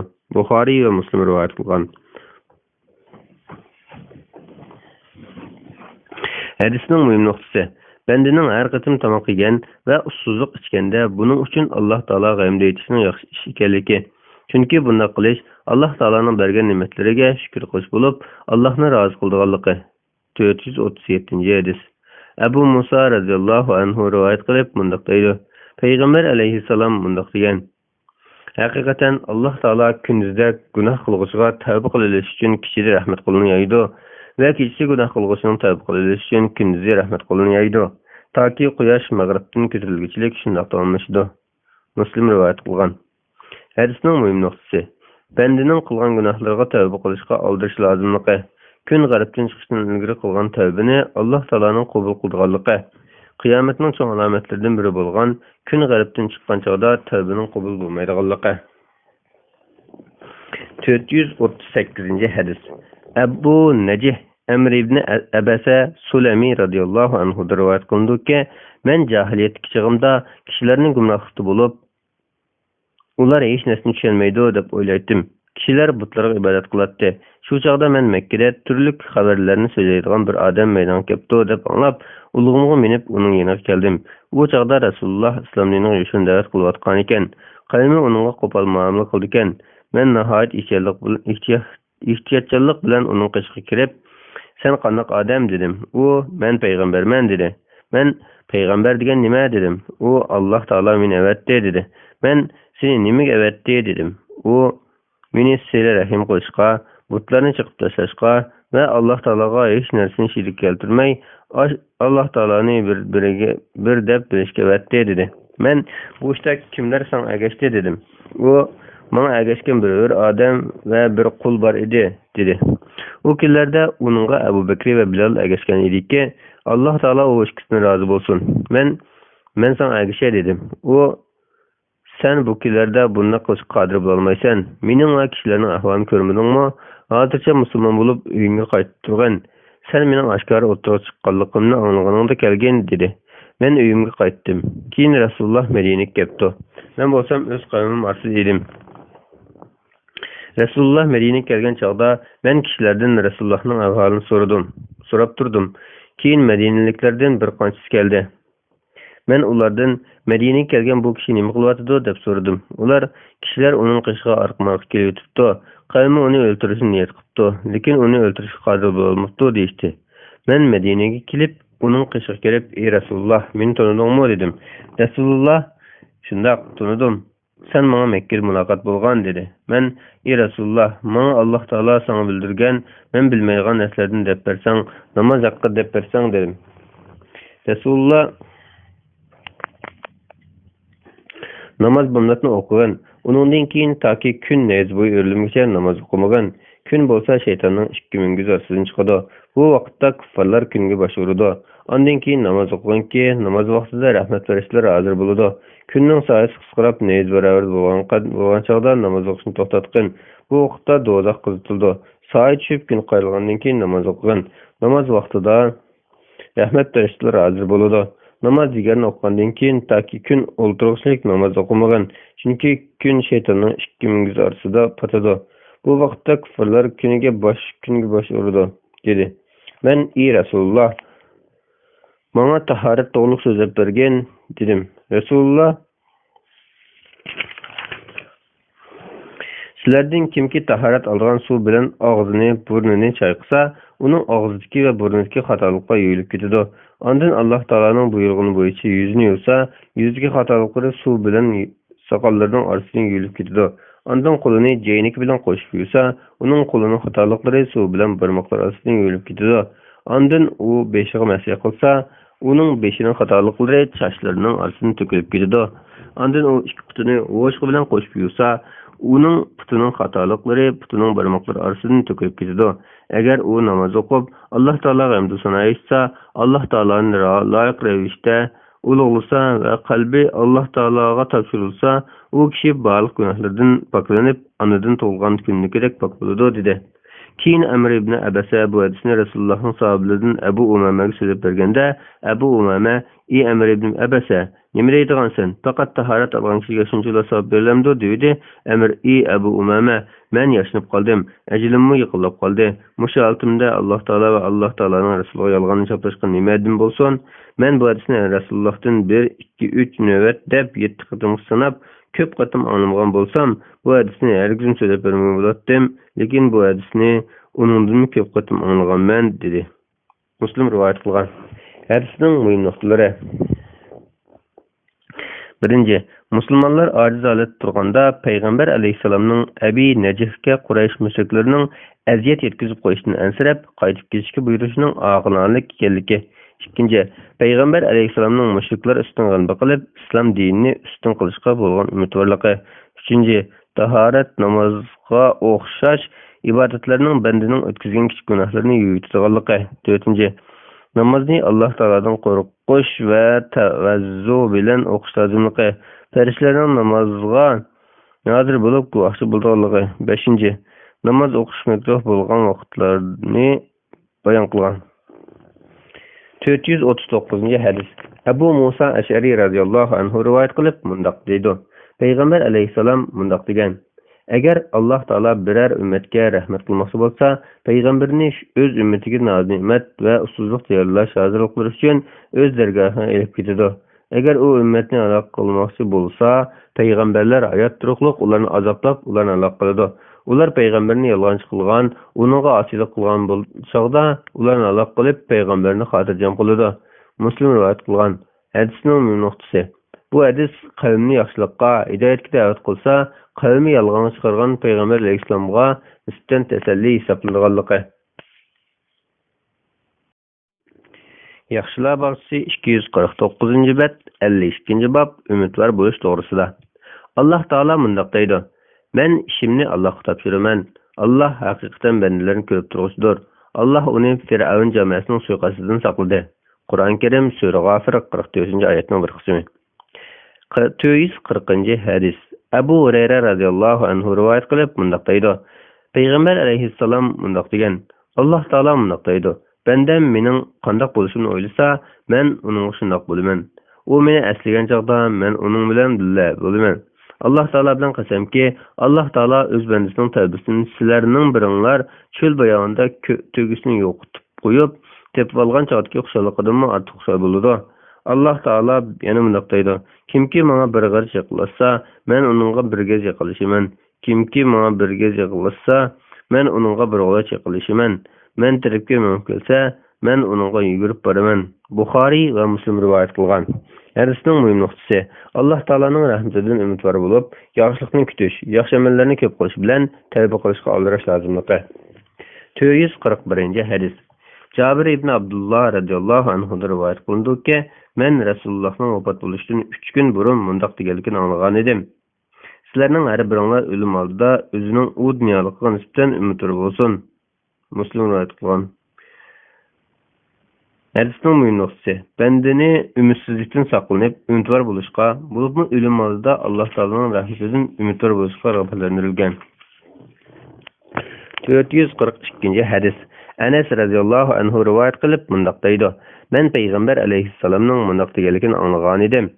Alloh taolo aytadi: Ey odam bolasi, sen qachonki menga duo talabda bo'lsang va mendan umidvor bo'lsang, sening gunohlaring bo'lishidan qat'iy nazar seni mag'firat qilaman.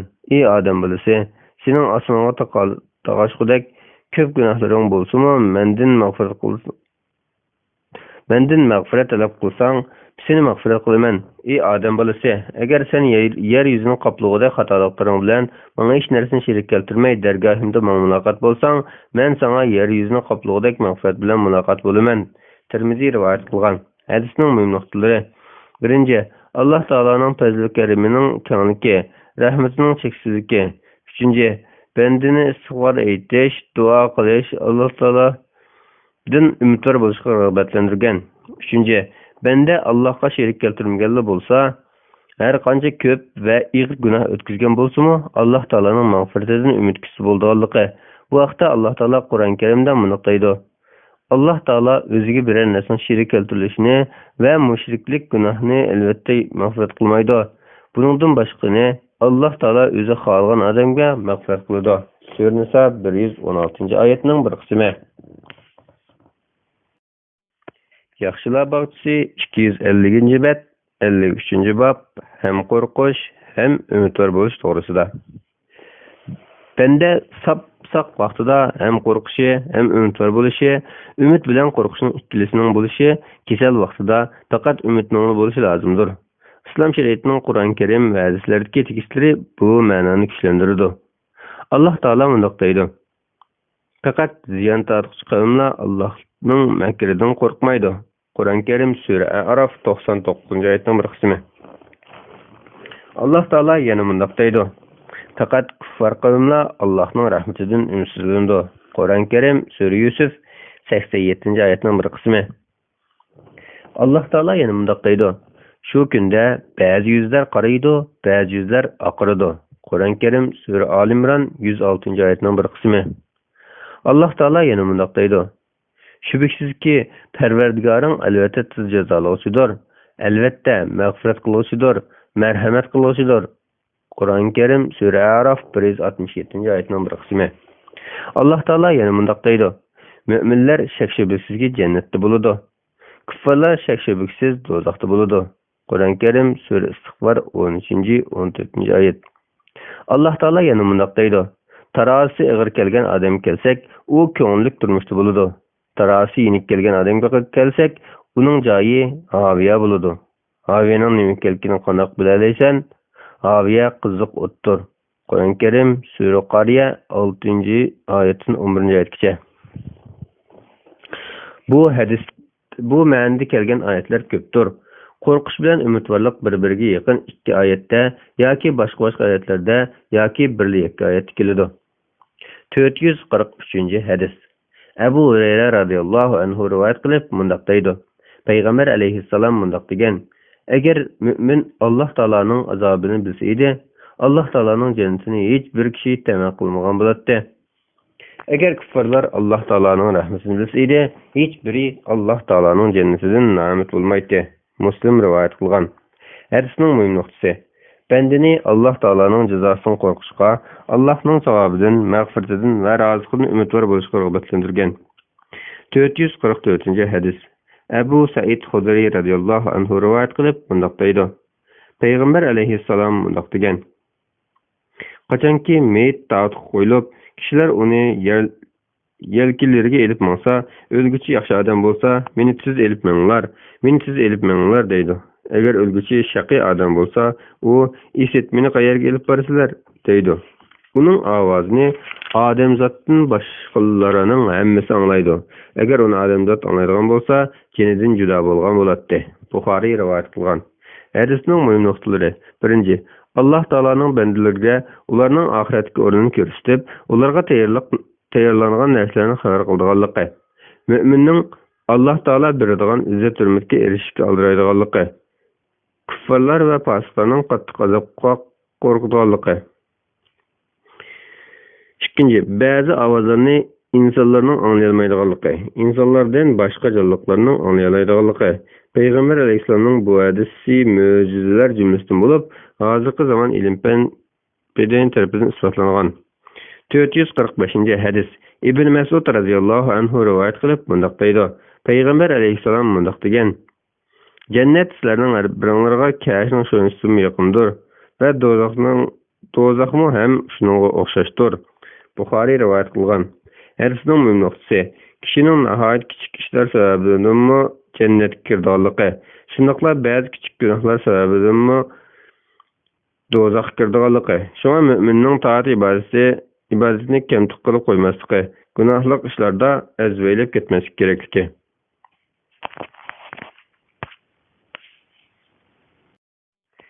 Yaxshilar bog'chisi 252 bet 54 bab.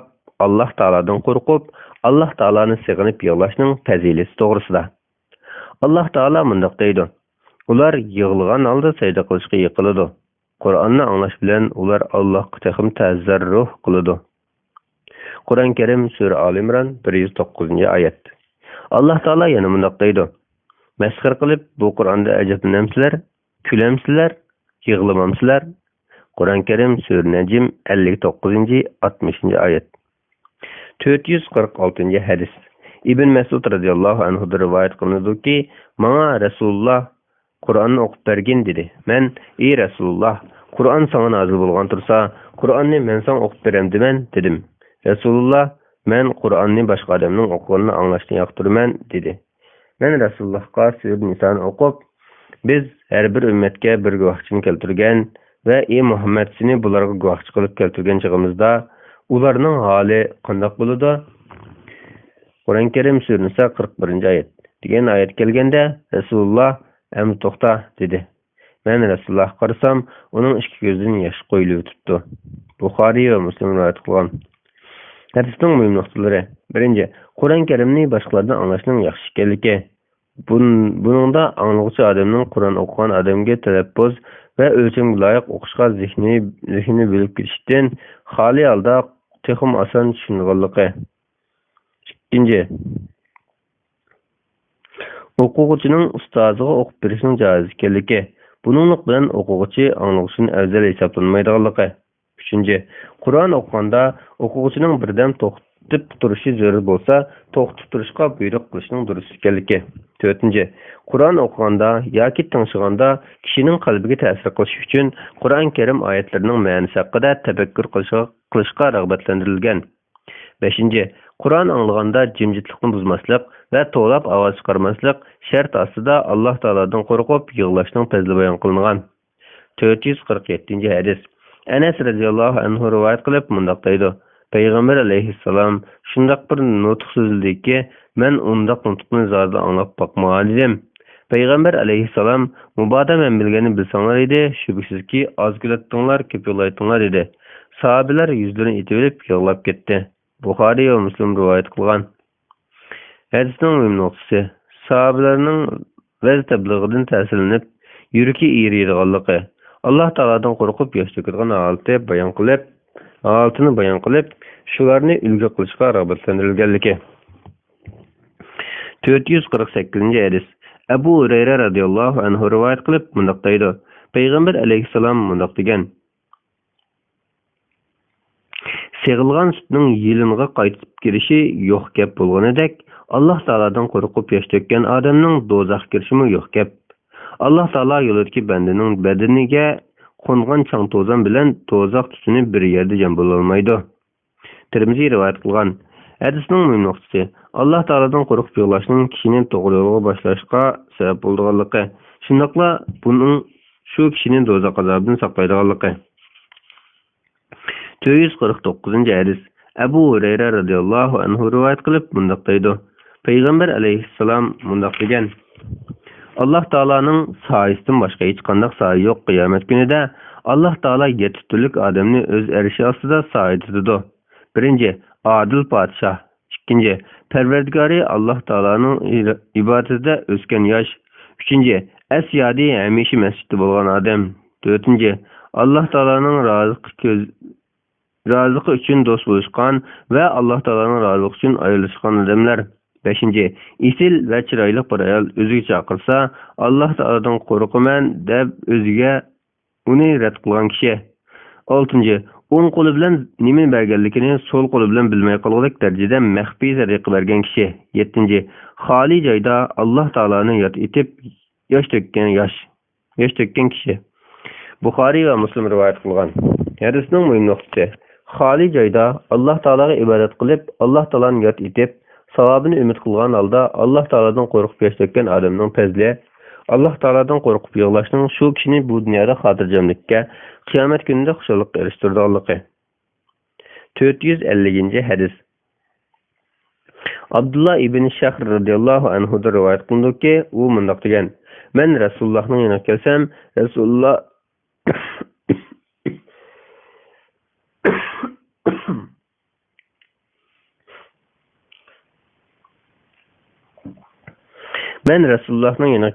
Rasululloh namoz o'qiyotgan ekan. Uning yig'ilgan yig'isidan ichidan qaynagan qozonning ovozidek ovoz chiqdi. Abu Davud rivoyat qilgan. Hadisning muhim nuqtalari: Payg'ambar alayhisalomning Allohning oldidagi o'rni, darajasining shuncha yuqori turib, yanala Alloh taoladan qo'rqish va tuvanchilik bilan Alloh taologa iltijo qilgan fazli bayon qilinib, mu'minlarni Payg'ambar alayhisalomni ulgu qilib, uningga ergashishga rag'batlantirgan. 2. Söz aralashmagan holdagi g'ayri ovoz chiqargan kishining namozining buzilmaydiganligi. 451-hadis. Anas radhiyallohu anhu rivoyat qilindiki, Payg'ambar alayhissalom Ubay ibn Ka'b radhiyallohu anhuga: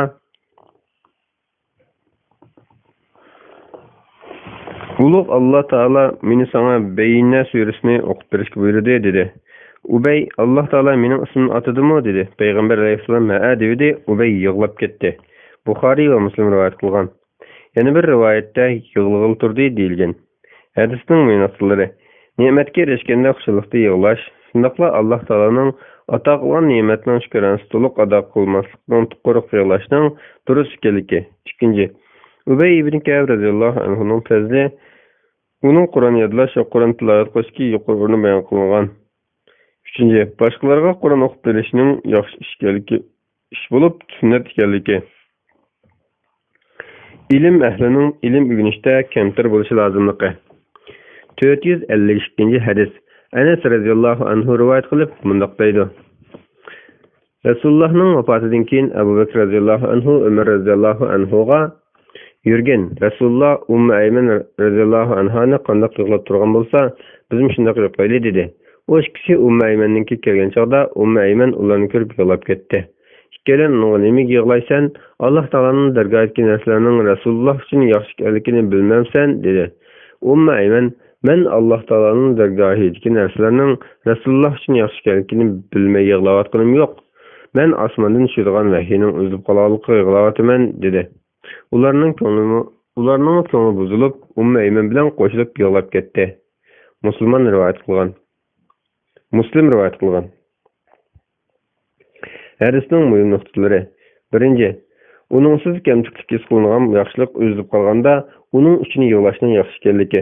Ikkinchi, to'g'ri yo'lliq, solih kishilardan ayrilib qolgan yig'lashning durust ekanligi. Buning Alloh taolaning qazo va qadariga bo'ysunishga zid emasligi. 453 hadis. İbn Ömer radhiyallohu anhudan rivoyat qilindiki, Rasulullohning kesli yig'lashgan vaqtida uningga namoz to'g'riliq so'z qilindi. Rasululloh: Abu Bakrni buyuringlar, namoz o'qib bersin dedi. Oysha radhiyallohu anha: haqiqatan Abu Bakr ko'ngli uzuk odam, u Qur'on o'qisa uni yig'itadi dedi. Rasululloh: uni buyuringlar, u o'qib bersin dedi.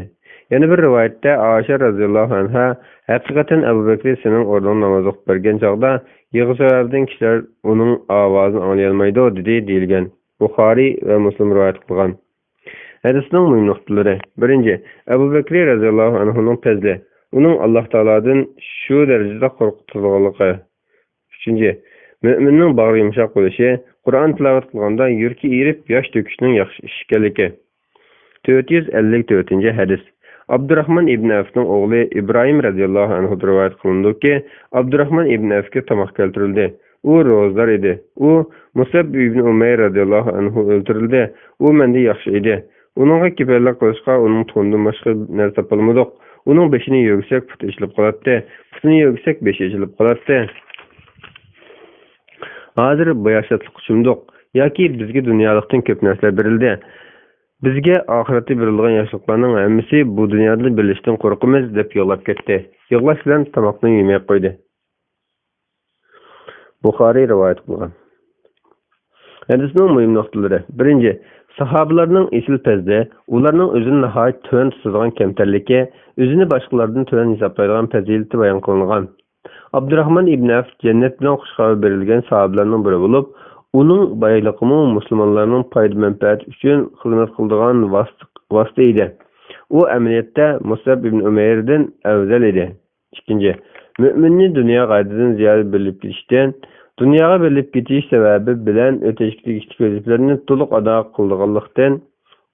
ado qilmaslikdan, o'ziga yuklangan haqlarni ado qilmay terk etish bilan ne'mat berguchi Alloh taolaga shukr qilmaslikdan ogohlantirgan. 455 hadis. Abu Umama Suday ibn Bahili radhiyallohu anhu rivoyat qilib mundaq deydi: Payg'ambar alayhissalom mundaq degan: Alloh taolo ikki tomchi bilan ikki izni eng yoqtirdi. Uning biri Alloh taoladan qo'rqib to'kilgan yosh tomchisi, yana biri Alloh taolo yo'lida to'kilgan qonning tomchisidir. Ikki izga keladigan bo'lsak, biri Alloh taolo yo'lida besilgan qalamning o'zi, yana biri Alloh taolaning fazilati, yana biri Alloh taolaning farzlarini ado qilishda qolgan izdir. Tirmiziy rivoyat qilgan. Hadisning muhim nuqtalari: birinchi, Alloh taoladan qo'rqib yosh to'kishning fazli, chunki bu bandaning Alloh taolaga bo'lgan chin iymonining dalili ekanligi. Ikkinchi, jihadning fazli, Alloh taolo yo'lida qani oqqan kishiga katta savob beradiganligi. Uchinchi, tahoratning o'likni qoldirib qo'yganiga o'xshash, ibodatning iz nishonlarini qoldirib qo'yishning joiz ekanligi. 456. İrbaz ibn Sariya radıyallahu anhu rivayet kılındı ki Resulullah bizge şundaq bir nasihat kıldı ki onundan kalpler lerzik geldi ve gözlerden yaş koyuldu. Ebu Davud ve Tirmizi rivayet kılgan. Bismillah ve elhamdülillah ve salatu ve selamu ala Resulillah amma ba'd. Assalamu alaikum ve rahmetullahi ve berekatuh. Aziz qarindoshlar, yaxshilar bag'isi. Hadis şerifi tercümesinki 55. babı kelgan 257. bet. Davomlashtiramiz. Bismillahirrahmanirrahim. Yaxshilar bag'isi 257. bet, 55. bab. Dunyoga berilmaslikning fazilati, dunyoning ko'p bo'lmasligiga qiziqtirish va namozlikning fazilati to'g'risida.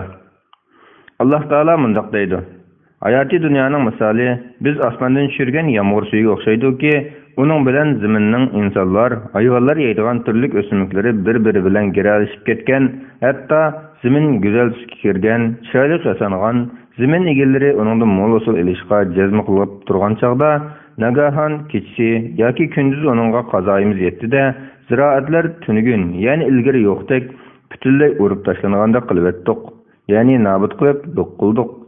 Fikir yürgüzden kavim için ayetlerini muşundaq tefsili bayan kılımız. Kur'an-ı Kerim Sure Yunus 24. ayet. Allah Teala yanımındaq deydi: Ey Muhammed, ularga dünya tirikçilik hakkında şundaq bir misalını keltirgin. O şunun o'xshaydi ki, biz asmandan yağmur yağdırdık. Şu su bilan zaminning o'simliklari bir-biriga giralishib, buluq o'sdi. Keyin u qurib to'kildi. Şamallar onu taraf uçurup gitti. Allah her nesige qadirdir. Mallar ve balalar dünya tirikçiliginin zinnetidir. Baqi qaldığan yaxşı amellerinin savabı Perverdigarının nazarında texim yaxşıdır, ümit teximi çoğundur. Kur'an-ı Kerim Sure Kehf 45-46. ayetler. Allah Teala yanımındaq deydi: Ey insanlar, Allah'ın vədi səhqdir. Sizlərni hergiz dünya tirikçilik mağrur qılmasın. Şeytanның sizlarni Allah'ның əpusunun kənliki bilan məğrur qilishig'a yo'l qo'ymanglar. Kur'an-ı Kerim Sure Fatir 5. ayet. 457. hadis. Amr ibn Avf Ansari radıyallahu anhu'dan rivayet kılındı ki, Peygamber aleyhisselam Ebu Ubeyde ibn Cerrah radıyallahu anhu'ni Bahreyn'nin cizyasını elip gelişki buyurdu. O Bahreyn'den mal elip geldi. Ensariler Ebu Ubeyde'nin Bahreyn'den mal elip gelgerken anladı. Ular bomdat namazga kelip namazını Peygamber aleyhisselam bilen birlikte okudu. Peygamber aleyhisselam namazdan qaytqanda ular onun aldını tosuştu. Resulullah ularını görüp külümsirep Ebu Ubeyde'nin bir narsa elip gelgerken anlagan bolsanglar kerak dedi. Ular şundaq ey Resulullah deyişti. Peygamber aleyhisselam sizlerine oqşal qıldıgan narsa bilen şatlanыңlar ve onu kütüңlar. Allah Teala bilen qasamki sizlerning yo'qsul bo'lib qolishinglardan qo'rqmayman. Lekin burunqilarning boy bo'lib ketganidek sizlarning boy bo'lib ketishinglardan, shuning bilan burunqilarning boyliqqa haddidan ortiq bo'lib ketib halok bo'lganidek sizlarning boyliqqa haddidan ortiq bo'lib ketib halok bo'lishinglardan qo'rqaman dedi. Buxoriy va Muslim rivoyat qilgan.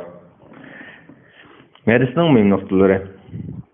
Birinchi, dunyolik rizqi keng tasha bo'lib ketgan odamning dunyoning ne'matlari bilan sinalib yomon oqibatga chiqishidan ogohlantirgan. İkinci, dünyalık mal-mülk üçün haddidan ziyada qiziqib ketish odamning diniga buzilishga elib boradi. İbn Hajar rahmatulloh alayhi bu vaqtda mundaq degan: Mal dunyo insonga nihoyat chiroyli tatliq tuyuladi. Uni talab qilish bilan insonning ko'ngli rohatlanadi, uningdan huzurlanadi. Shuning bilan mal dunyo talish sababi bilan kishilar orasiga adovat tushib, halokatga elib boradi. 458. hadis. Ebu Said Hudri radıyallahu anhu'da rivayet kılındı ki Resulullah munber üstüde oturdu. Biz onun etrafında oturduk. Resulullah men meningden keyin sizlarga dunyoning keng kushari bo'lib ketishidan ensirayman dedi. Buxoriy va Muslim rivayet qilgan. 459. hadis. Ebu Said Hudri radıyallahu anhu rivayet qilib mundaq deydi: Peygamber aleyhisselam mundaq degan: Haqiqatan dunyo shirin va yapishildir. Şübhəsizki Allah Teala sizlarni o'rinbosar qildi. Sizlarning qanday amal qilganliklaringizni ko'rib turdi. Mal dunyo bilan mag'rurlanishdan va ayollarning sababi bilan ezib ketishdan saqlaninglar. Buxoriy va Muslim rivoyat qilgan. 460 hadis. Enes radıyallahu anhu rivayet kılıp mundaqdaydı. Peygamber aleyhisselam mundaq degan: "Ey Allah, faqat ahiretning turmushila haqiqiy turmushdir." Buxoriy ve Müslim rivayet kılgan. Hadisning mühim nuqtasi: İbn Allan mundaqdaydı. Peygamber aleyhisselam vidalı şecidki Arafat günüde Müslümanlarning soninin köpçükünü görüp, xuşallıqida bu sözünü aytqan. Bunun ma'nosi aqlli kishi bu baqiysiz dunyoning xuşallıqlari uchun xo'sh bo'lib ketmaydi. Uning ahamiyat berdigini oxiratning xuşallıqidir. Chunki oxiratdagi hayot insonning mangulik hayotidir. 461 hadis. Enes radhiyallohu anhu rivoyat qilib mundaqdaydi. Peygamber aleyhisselam mundaq degan: "Meyitqa onun ahli, meli ve emelidən ibaret üç narsa ergişib barıdı. Onun ikkisi qaytib kelidi, biri qaladı. Onun ahli bilan meli qaytib kelidi. Onun ameli meyit bilan birga qolib qoladi." Buxoriy ve Müslim rivoyat qilgan. Hadisning mühim nuqtasi: meyit dafn qilingandan keyin uning bilan birga qoldigini u bu dunyoda qilgan amallari ekanligi. 462 hadis. Enes radıyallahu anhu rivoyat qilib mundaqdaydi. Peygamber aleyhisselam mundaq degan: "Qiyomat kuni dunyoda eng yaxshichilikda yashagan, ammo do'zaxi bo'lgan bir odam keltirilib do'zaxga cho'ktirilib, uningga: "Ey odam bolasi, sen burun yaxshi yashaganmi, nazimatlarni ko'rganmi?" deyildi. Bu odam: "Yo'q, Rabbim sen bilan qasamki, hech qachon yaxshi yashab boqmagan" deydi. Dunyoda eng jafo mashaqqatda yashagan, ammo jannati bo'lgan bir kishi keltirilib, uni jannatga kirgizib, uningga: "Ey adam balası, sen burun qattiqchilik, jafo mashaqqat tortganmi, beshingdan qattiqchilik o'tganmi?" deyildi. "Yo'q." "Yo'q, Alloh taolo bilan qasamki, men qiyinchilik tortib boqmadim, men qattiqchilikdan beshimni o'tkazmadim" deydi. Muslim rivoyat qilgan. Hadisning mühim nuqtalari: mangulik jannatning ne'matlariga qiziqib, do'zax azobida ogohlantirgan. Ikkinchi, Alloh taolo yaxshi amallarni qilganlarga tayyorlagan mukofot bilan xush xabar berib, osiylik qilguvchilarga tayyorlagan azobdan ogohlantirgan. 463 hadis. Mustavrid ibn Shiddad radıyallahu anhu rivayet qilib mundaqdaydi. Peygamber aleyhisselam mundaq degan: "Dunyoni oxiratga silashtirganda, dunyo faqat sizlarning qo'linglarni dengizga silib chiqqandek chiqargandek gap. Qo'lini suv soluvchi qarab baqsinki, uning qo'liga qanchalik suv yo'qidi." Muslim rivoyat qilgan. Hadisning mühim nuqtasi: oxirat ne'matlarining oldida dunyoning qanchalik arzimas ekanligini bayon qilgan. Oxiratdagi yaxshilarga tayyorlangan noz ne'mat va rohat farog'at kislashtirganda, bu dunyoning ne'matlari bir odam qo'lini dengizga tiqib qarasa, barmoqqa hech narsa yo'q. Magandek hech nimaga arzimaydigan quruq narsa ekanligi. 464 hadis. Jabir radıyallahu anhu rivoyat qilindiki, Rasululloh bozordan o'tib ketib boradi. Bozorning ikki qasnog'ida nurg'un kishilar bor edi. Rasululloh o'lib qolgan kishi quloqliq bir o'g'loqning yonidan o'tib ketib berib, uning quloqini tutib turib: "Qaysinglar buni bir dirhamga elishni qilsizlar" dedi. Kishilar: "Biz uni kichik narsaga elishni xohlamaymiz. Biz uni nima qilamiz?" deydi. Rasululloh: "Sizlar u o'g'loqning sizlarning bo'lib qolishini xohlamsizlar" dedi. Ular: "Alloh taolo bilan qasamki, u tirik chig'idimi, quloqi kichik bo'lib, aytib tursa, uning o'ligini qanday qiladiq" deydi. Rasululloh: "Alloh taolo bilan qasamki, dunyo Alloh taoloning nazarida sizlarning buni mansitmasliklarni bekor arzimaydi. Arzimasdir" dedi. Muslim rivoyat qilgan. Hadisning mühim nuqtalari: Alloh taoloning nazarida dunyoning xuddi kishilar o'lib qolgan quloq kichik o'g'loqni ko'rganimmi bekrak arzimas ekanligi. 465 hadis. Abu Zar radıyallahu anhu rivoyat qildiki, "Men Peygamber aleyhisselam bilan Madinaga qaratashliqda ketyotdim. Bizga Uhud tog'i ko'rindi. Rasululloh: 'Ey Abu Zar' dedi. Men: 'Xo'sh, ey Rasululloh' dedim. Rasululloh: 'Mening mushu Uhud tog'ichilik oltinim bo'lsa, 3 kun ichida uningdan qarz qaytarishim o'ylab qolganimdan boshqa bir dinarning meni qilishi meni xursand qilmaydi. Mening deydiganim, mushu tog' bararda oltinim bo'lsa, Alloh taoloning bandalariga mundaq yana o'ng tarafimdan, so'l tarafimdan, orqa tarafimdan bergan bo'lardim" dedi.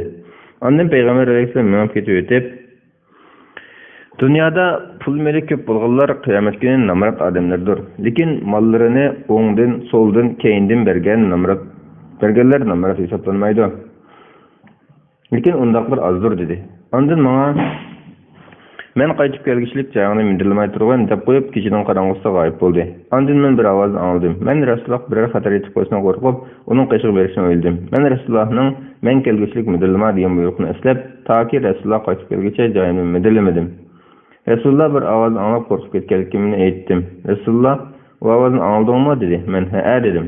Resulullah o Cibril bulup benim kışımı kilip senin ümmetinizden birer kişi Allah Teala'ya şerik keltirmeyi ölse o cennet girdi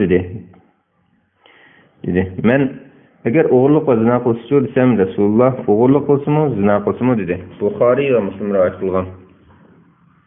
Hadisning mühim noktaları. Peygamber Aleyhisselam'ın nihayet kemterliki, sahabelerden birigime çoğunçılık kılmaydıganlığı. İkinci, aldın ala birer qazını töleşi mal mülkünü saklap koyuşun durus ekanligi. Hayır ihsan üçün sariya kılıştın aval gədinlik qardan töle ötüş kerekligi. Üçüncü, mal egelerini Allah Taala yolda mal mülkünü sarf koyuşqa rağbatlandırganligi. Dördüncü, Allah Taala yolunda pul meleden hayır ihsan kılıp turgan kişiге nispeten mal dünyanın yaman narsa hesaplanmaydiganligi. Beşinci, ba'zi günahlarni qilgan bo'lsa-mu, Alloh taologa sherik keltirmay, iman bilan o'lgan kishining gunohiga loyiq jazodan keyin jannatga kirdiganligi. 6. Alloh taologa sherik keltirgan kishining do'zaxda mangu qoldiganligi. 466 hadis. Abu Hurayra radhiyallohu anhu rivoyat qilib mundaq deydi. Payg'ambar alayhissalom mundaq degan: Mubada mushu Uhud tegishlik oltinim bo'lsa, 3 kun ichida uningdan qarz qaytarishim bo'lib qolganidan boshqa bir dinarning qilishni xohlamayman. Buxoriy va Muslim rivoyat qilgan. Hadisning mühim noktaları. Birinci, qarzni qaytarish, amonatni loyiq ravishda ado qilishga rag'batlantirgan. Ikkinchi, yaxshilikni umid qilish yuzidan muborak degan so'zni ishlatishning durust ekanligi. Uchinchi, payg'ambar alayhissalomning dunyoga berilmaydigan xislati bayon qilingan. 467 hadis. Abu Hurayra radhiyallohu anhu rivoyat qilib mundaq deydi.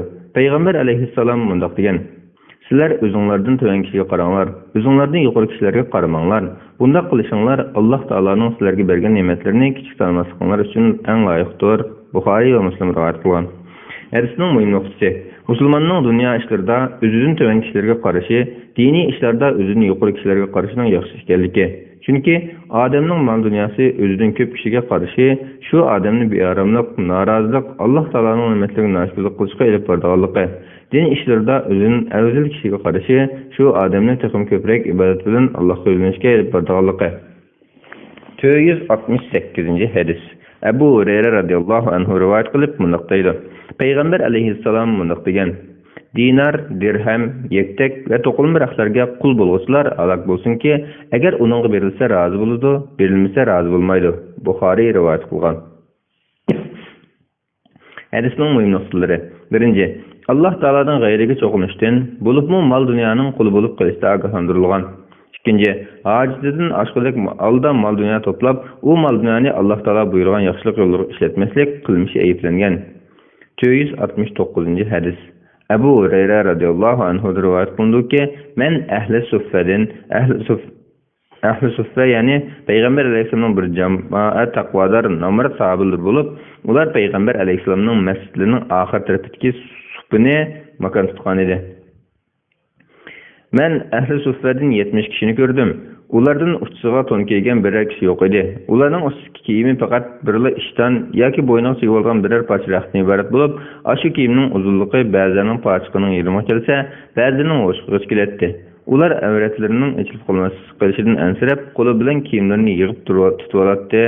Buxoriy rivoyat qilgan. Hadisning mühim noktaları. Abu Nuaym Avliyalar Zinnati nomli kitobida bu vaqtda mundaq degan: Ahli sufa kişilerinin ahvalida ma'lumki, ular nihoyat kambag'al bo'lib, azga shukr qilgan va shuni tanlagan. Ularning hech birining bir vaqtda ikki kiyimi bo'lmagan va yoki ikki xil taomga bir vaqtda eg'iz tegmagan. Mushundaq yashash yo'lliq bir ulug' g'oyaga yetish uchun zarurati bo'lgandila, mushundaq yashashning yaxshi ekanligi. Yaxshilar bog'isi 263-bet 470 hadis. Abu Hurayra radhiyallohu anhu rivoyat qilib mundaq deydi. Payg'ambar alayhissalom mundaq degan: Dunyo mu'minga zindondir, kuffarlarning jannatidir. Mu'min bandaga oxiratda tayyorlangan ne'matlarga nisbatan bu dunyoning go'yo bir zindonning o'rni ekanligi. Kuffarlarning u dunyoda tayyorlangan qattiq azobga nisbatan bu dunyoning ularga go'yo jannatdek bo'lganligi. Muslim rivoyat qilgan. 471 hadis. İbn Ömer radhiyallohu anhu rivoyat qilindiki, Rasululloh mo'ramni turib dunyoda xuddi musafir yoki yo'lovchilik bo'lgan degan edi. Ibn Ömer radhiyallohu anhu mundaq deydi: Kechqurunligi atganligingni kutmagan, atganligi kechqurunligini kutmagan. Saq vaqtini g'animat bilib, kesal vaqtida qilolmaydigan ishlarini qilib ol. Hayatlıqını ganimet bilib ölgəndən keyin qıla almaydigan işlərini qılıb al. Buxari rivayet qılğan.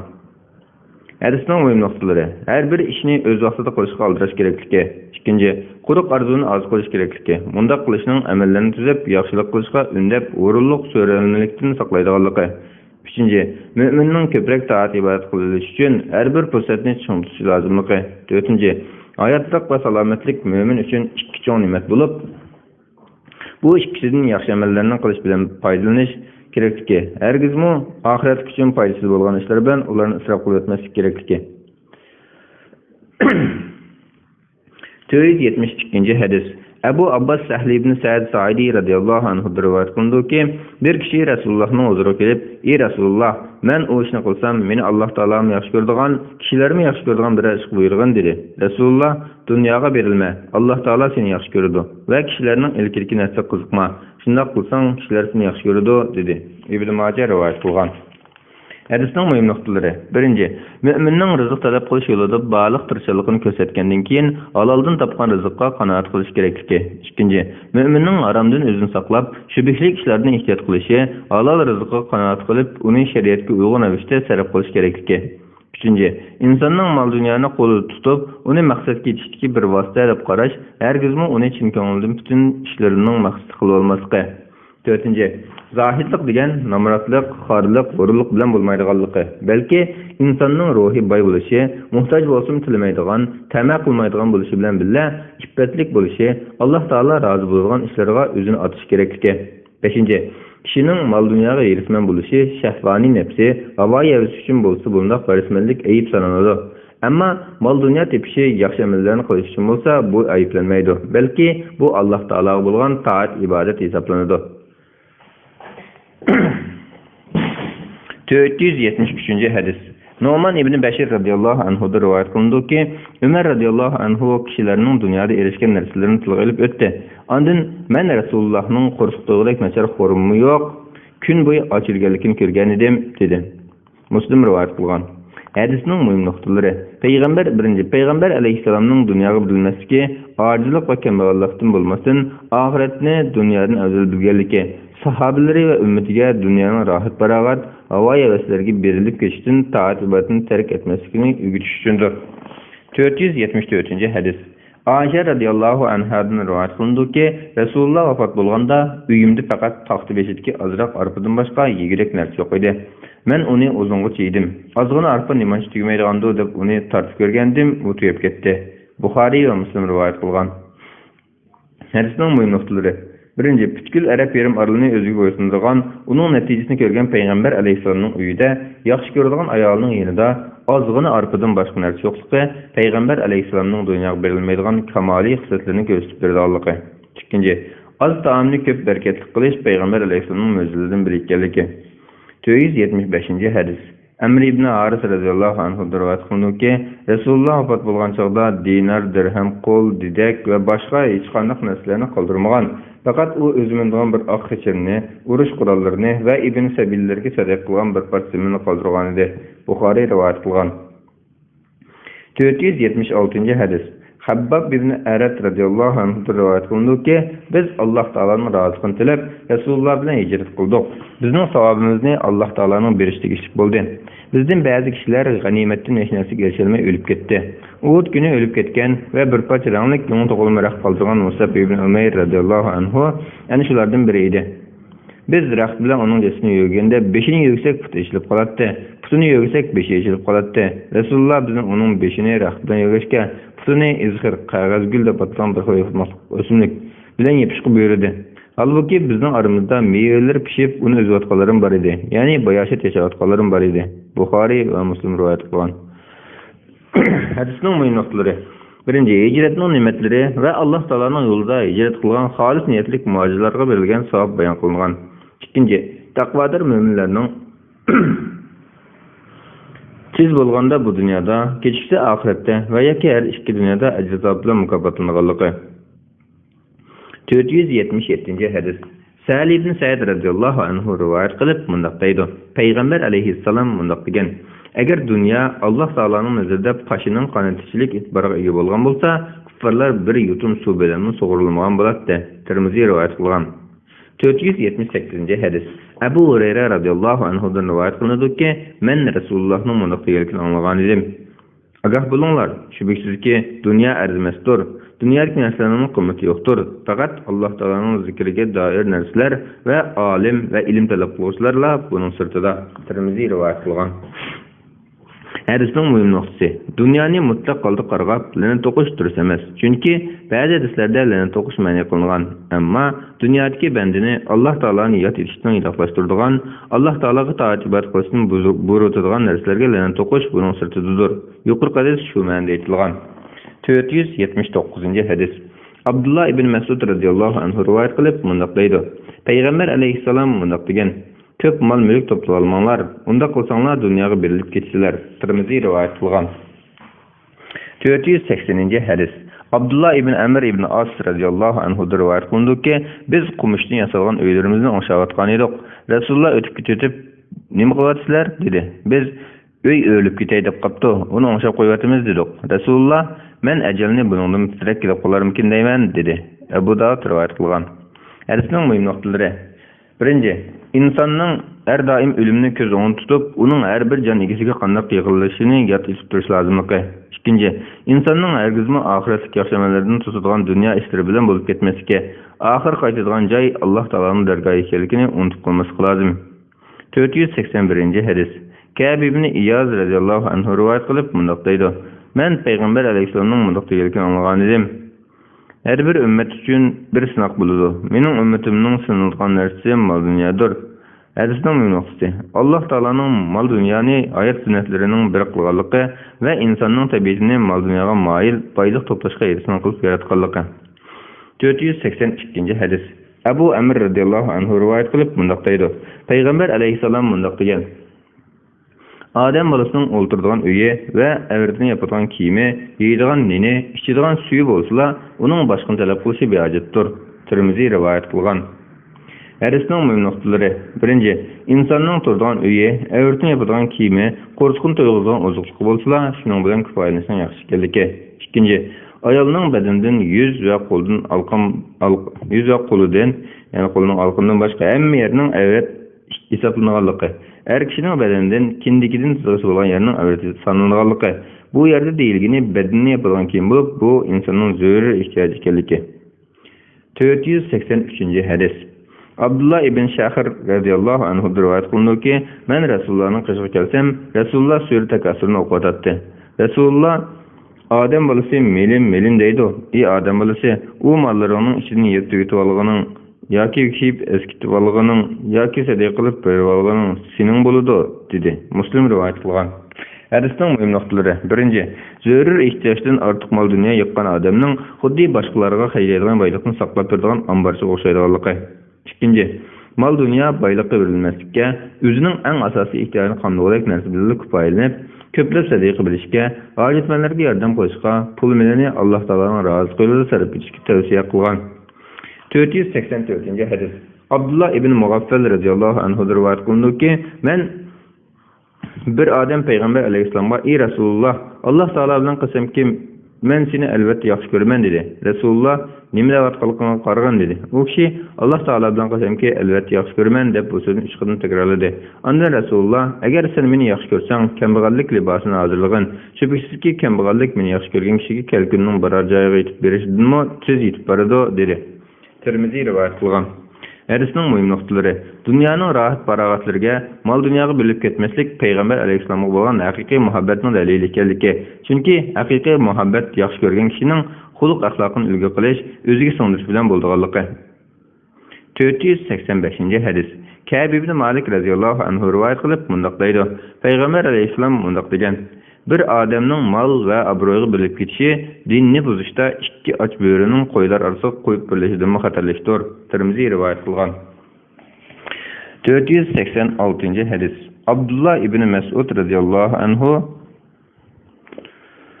din rivoyat qilindiki, Rasululloh bir bo'rining ustida uxlab qo'rganda, bir bo'rining ustida uxlab turganda, uning biqinlariga bo'rining izlari chiqib ketdi. Biz: "Ey Rasululloh, sana ko'rib bergan bo'lsaqchi" dedik. Rasululloh: "Mening dunyo bilan nima ishim? Men dunyoda faqat daraxtning ostida soydab, aram olgandan keyin uni tashlab ketgan yo'lovchiga o'xshayman" dedi. Tirmizi rivoyat qilgan. Hadisning mühim noktaları. Birinci, Peygamber aleyhisselamның dünyaga berilmesligi, dünya hayatını xuddi ahirki menzil, ahiretga qarab ketayotgan yo'lovchi o'tib ketayotgan o'tanga o'xshatganligi.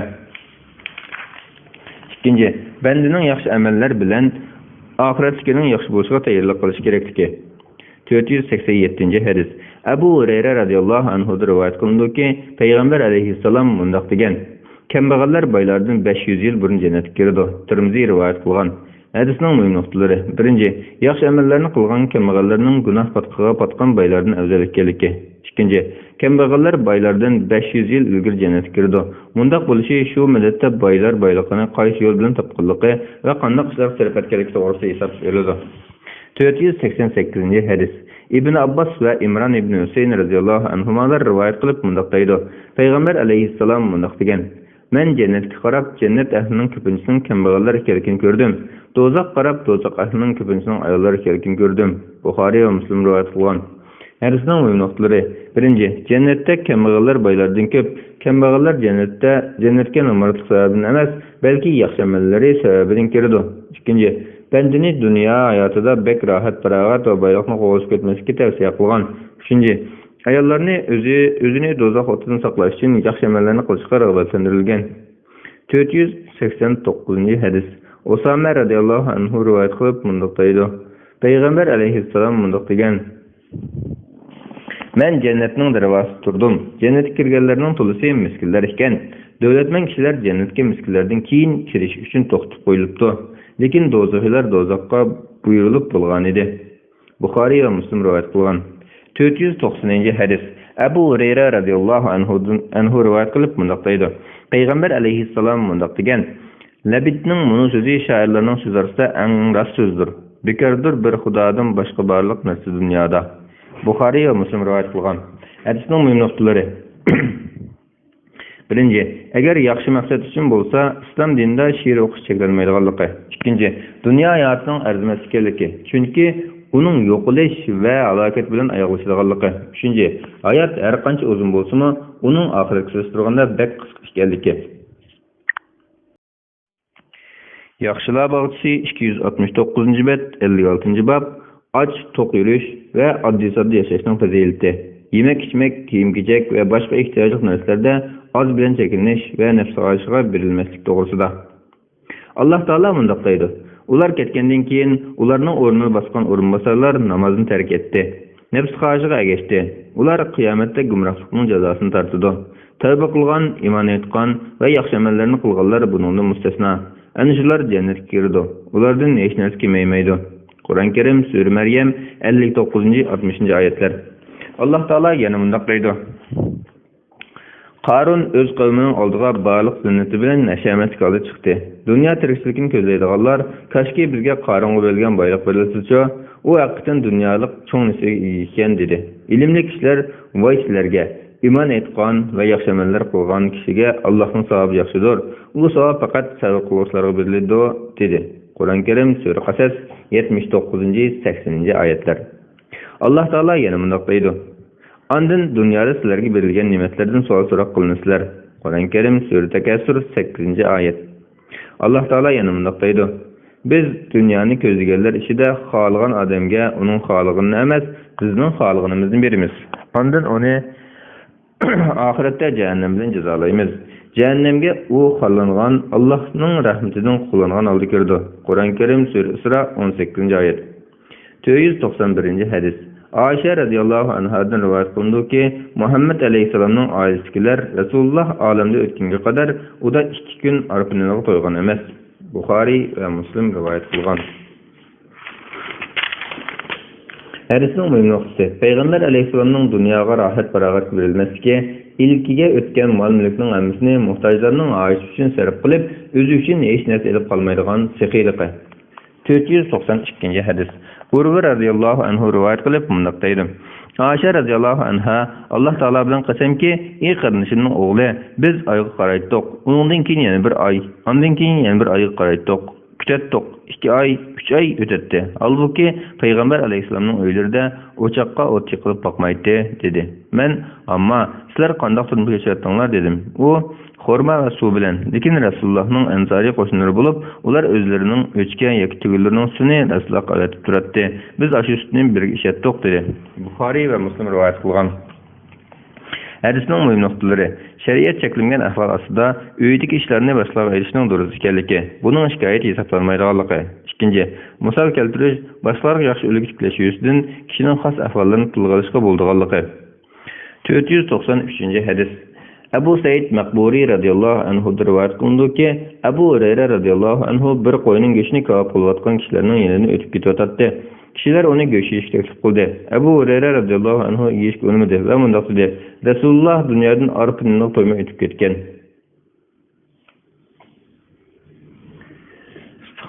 Buxoriy rivoyat qilgan.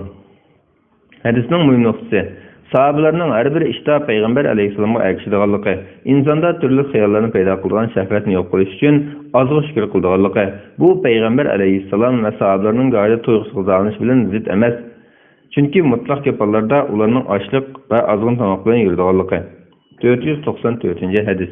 Anas radhiyallohu anhu rivoyat qilindiki, u mundaq degan: Payg'ambar alayhissalom vafot bo'lguncha u shirada tomoq yeb boqmagan, toki vafot bo'lgan qadar tas qolgan yumshoq unning nenni yeb boqmagan. Buxoriyning rivoyatida Payg'ambar alayhissalom bo'g'izlanib qaynoq suv besib yo'ndalgan qo'yning go'shtini yemagan deyilgan. Davlatman odamlar bo'g'izlangan qo'yni qaynoq suv besib yungdib o'tib terisi bilan pishirib yeydi. Buxoriy rivoyat qilgan. Hadisning muhim nuqtasi: dunyoning rohat farog'atga haddidan ortiq berilib ketkichilarga payg'ambar alayhissalom jonliq ulgu tiklab bergan. Payg'ambar alayhissalomning dunyoga berilmasligi nomratlarni yo'laydigan, miskinlarga tasalli berib ko'ngilni ko'taradigan isil fazilati ular uchun nihoyatda obdan dunyoga berilib o'z nafsining keyniga kirish kishining shahvatini qo'zg'ab gunohga so'rab kiradiganligi amaliyat. 495 hadis. Nu'man ibn Bashir radhiyallohu anhu rivoyat qilindiki, u mundaq degan: Men payg'ambarimizning qo'rsaq so'g'lik nachar xormonini topolmay yurganligini ko'rgan edim. Muslim rivoyat qilgan. Hadisning muhim nuqtasi: payg'ambar alayhissalomning ba'zi chog'larda hatto qo'rsaqni to'yg'izlik oziqni topolmaydiganligi. Bu payg'ambar alayhissalomning islom da'vati uchun borliqni atab havoyi havasini tark etishi sababidan ekanligi. 496 hadis. Sa'li ibn Sa'd radhiyallohu anhu rivoyat qilindiki, Alloh taolo payg'ambar alayhissalomni payg'ambar qilib o'tgandan tortib, toki Alloh taolo uni qabzroq qilgan qadar u tasqilgan yumshoq unning nenni ko'rib boqmagan. Sa'li ibn Sa'dga Rasulullohning vaqtida eglak barmidi deyildi. U Rasulullohni Alloh taolo payg'ambar qilib o'tgandan tortib, Alloh taolo uni qabzroq qilgan qadar eglak degan so'zni narsani ko'rib boqmagan dedi. Uningga sizlar arpa unini tasqimay qanday qaytinglar deyildi. U biz uni yanchitdik va puvlaytdik. Uskuni uchib ketdi. Qolganlarni bo'lsa yo'g'irib qiymatlatdik dedi. Buxoriy rivoyat qilgan. Abu Hurayra radhiyallohu anhu rivoyat qilindiki, Rasululloh bir kunduzi yoki kechasi chiqdi. Shu vaqtda Abu Bakr va Umar radhiyallohu anhularni chiqqan edi. Rasululloh bu chaqda ikkilar uydan nimishga chiqdinglar dedi. U ikkalan: "Ey Rasululloh, qo'rqimiz yetib ketib chiqdik" deydi. Rasululloh: "Jinim ilgir bo'lgan zot bilan qasamki, men sizlar nimada chiqqan bo'lsanglar, shunda deb chiqdim, yuringlar" dedi. Ular ansorilardan bir kishining, bu ansori Abu Haysam ibn Tayyan edi. Uyiga bordi. U vaqtda u kishi uyi yo'q edi. Rasulullohni u kishining ayoli ko'rib, "Xo'sh kelibsan, qarshi olamiz" dedi. Rasululloh o ayolga: "Falon qayerga ketdi" dedi. U ayol: "Bizga tatliq suv olib ketdi" dedi. Shu vaqtda ansori keldi. U Rasulullohga va uning ishkamroyiga qarab: "Xudoga shukr, bugungi kunda mening mehmonlarimdan hurmatli mehmoni bor kishi yo'q" dedi-de berib ularning oldiga xom xorma, pishgan xorma va quru xorma bo'lgan xorma shayxini elib keldi. Ondan "Yanglar" dedi va pichoqni qo'liga oldi. Rasululloh uningga sog'liqlarni o'ltirmagan dedi. U mehmonlarga bir qo'y so'ydi. Ular qo'y go'shtini va xormani yedi va ichdi. Ular to'yganda Abu Bakr va Umar radhiyallohu anhularga: "Jinim ilgir bo'lgan Alloh taolo bilan qasamki, sizlar qiyomat kuni mushu ne'matlardan savol so'roq qilinasizlar. Ochliq sizlarni uyinglardan chiqargan edi. Ondan sizlar bu ne'matga erishmaguncha qaytmadinglar" dedi. Muslim rivoyat qilgan. Hadisning muhim nuqtalari: 1. Hijratdan keyin sahobalarning jonlari va mollarini Alloh taolo yo'lida otib o'tganligi. Ba'zi chog'larda ularning yigrak bir narsaning bo'lmaydiganligi. Buningdan ularning ba'zi chog'larda yemak-ichmakda kangtashar bo'lishidan cheklanganlik ma'nosi chiqmaydi. Ularning o'zlari yordamlashadiganligi. 2. Diniy qarindoshining roziligini bilgan holda uningdan yordam so'rab uyga berishining durust ekanligi. 3. Mehmonni hurmatlash va Allohning ne'matiga shukr qilish lozimligi. 4. Sözünü ta'kidlash yuzasidan qasam qo'yishning joiz ekanligi. 5. Erning mehmonlar uyga kelganda, agar fitna bo'ladigan va mehmon bilan ayol xoli qolgan ahvol bo'lmaganda, ayolning erining mehmonlarning oldiga chiqishi bo'lganligi. Ya'ni kelib hadisda uy egisi erning keyinida yetib kelganligi. 498 hadis. Xolid ibn Umar Adaviydan rivoyat qilindiki, Utba ibn G'azvan nutq so'zladi. U Basrning valisi edi. U Alloh taologa hamd sano aytgandan keyin mundaq dedi: Dünya ahirçiliğinden derak berdi. Dünya tizlik bilan ketyotdi. Dünya kishining tamoq qachidagi eng oxirgi tamoq qoldiqini yiqqandek ozgina qoldi. Sizlar bu dunyodan mangulik makonga yetilasizlar. Sizlar o'zinglardagi eng yaxshi narsalar bilan yetilinglar. Bizga shundoq bayon qilib berilganki, jahannamning ustidan bir tosh tashlansa, 70 yil tushibmi tekka yetolmaydi. Alloh taolo bilan qasamki, jahannam cho'qim sizlar bilan to'shqiziladi. So'zimda ajablanamsizlar. Bizga shundoq bayon qilinganki, jannatning eshiklarining ikki qanti 40 yillik musofadir. Chuqumki shundoq bir kun keldiki, jannatga kirgan kishilarning ko'pligidan shundoq keng jannat tarliq qiladi. Ayni chog'da men Rasululloh bilan birga bo'lgan 7 kishining biri edim. Bizlarga yeyrak narsa yo'q. Yeydiganimiz daraxtning yurtmoqlari edi.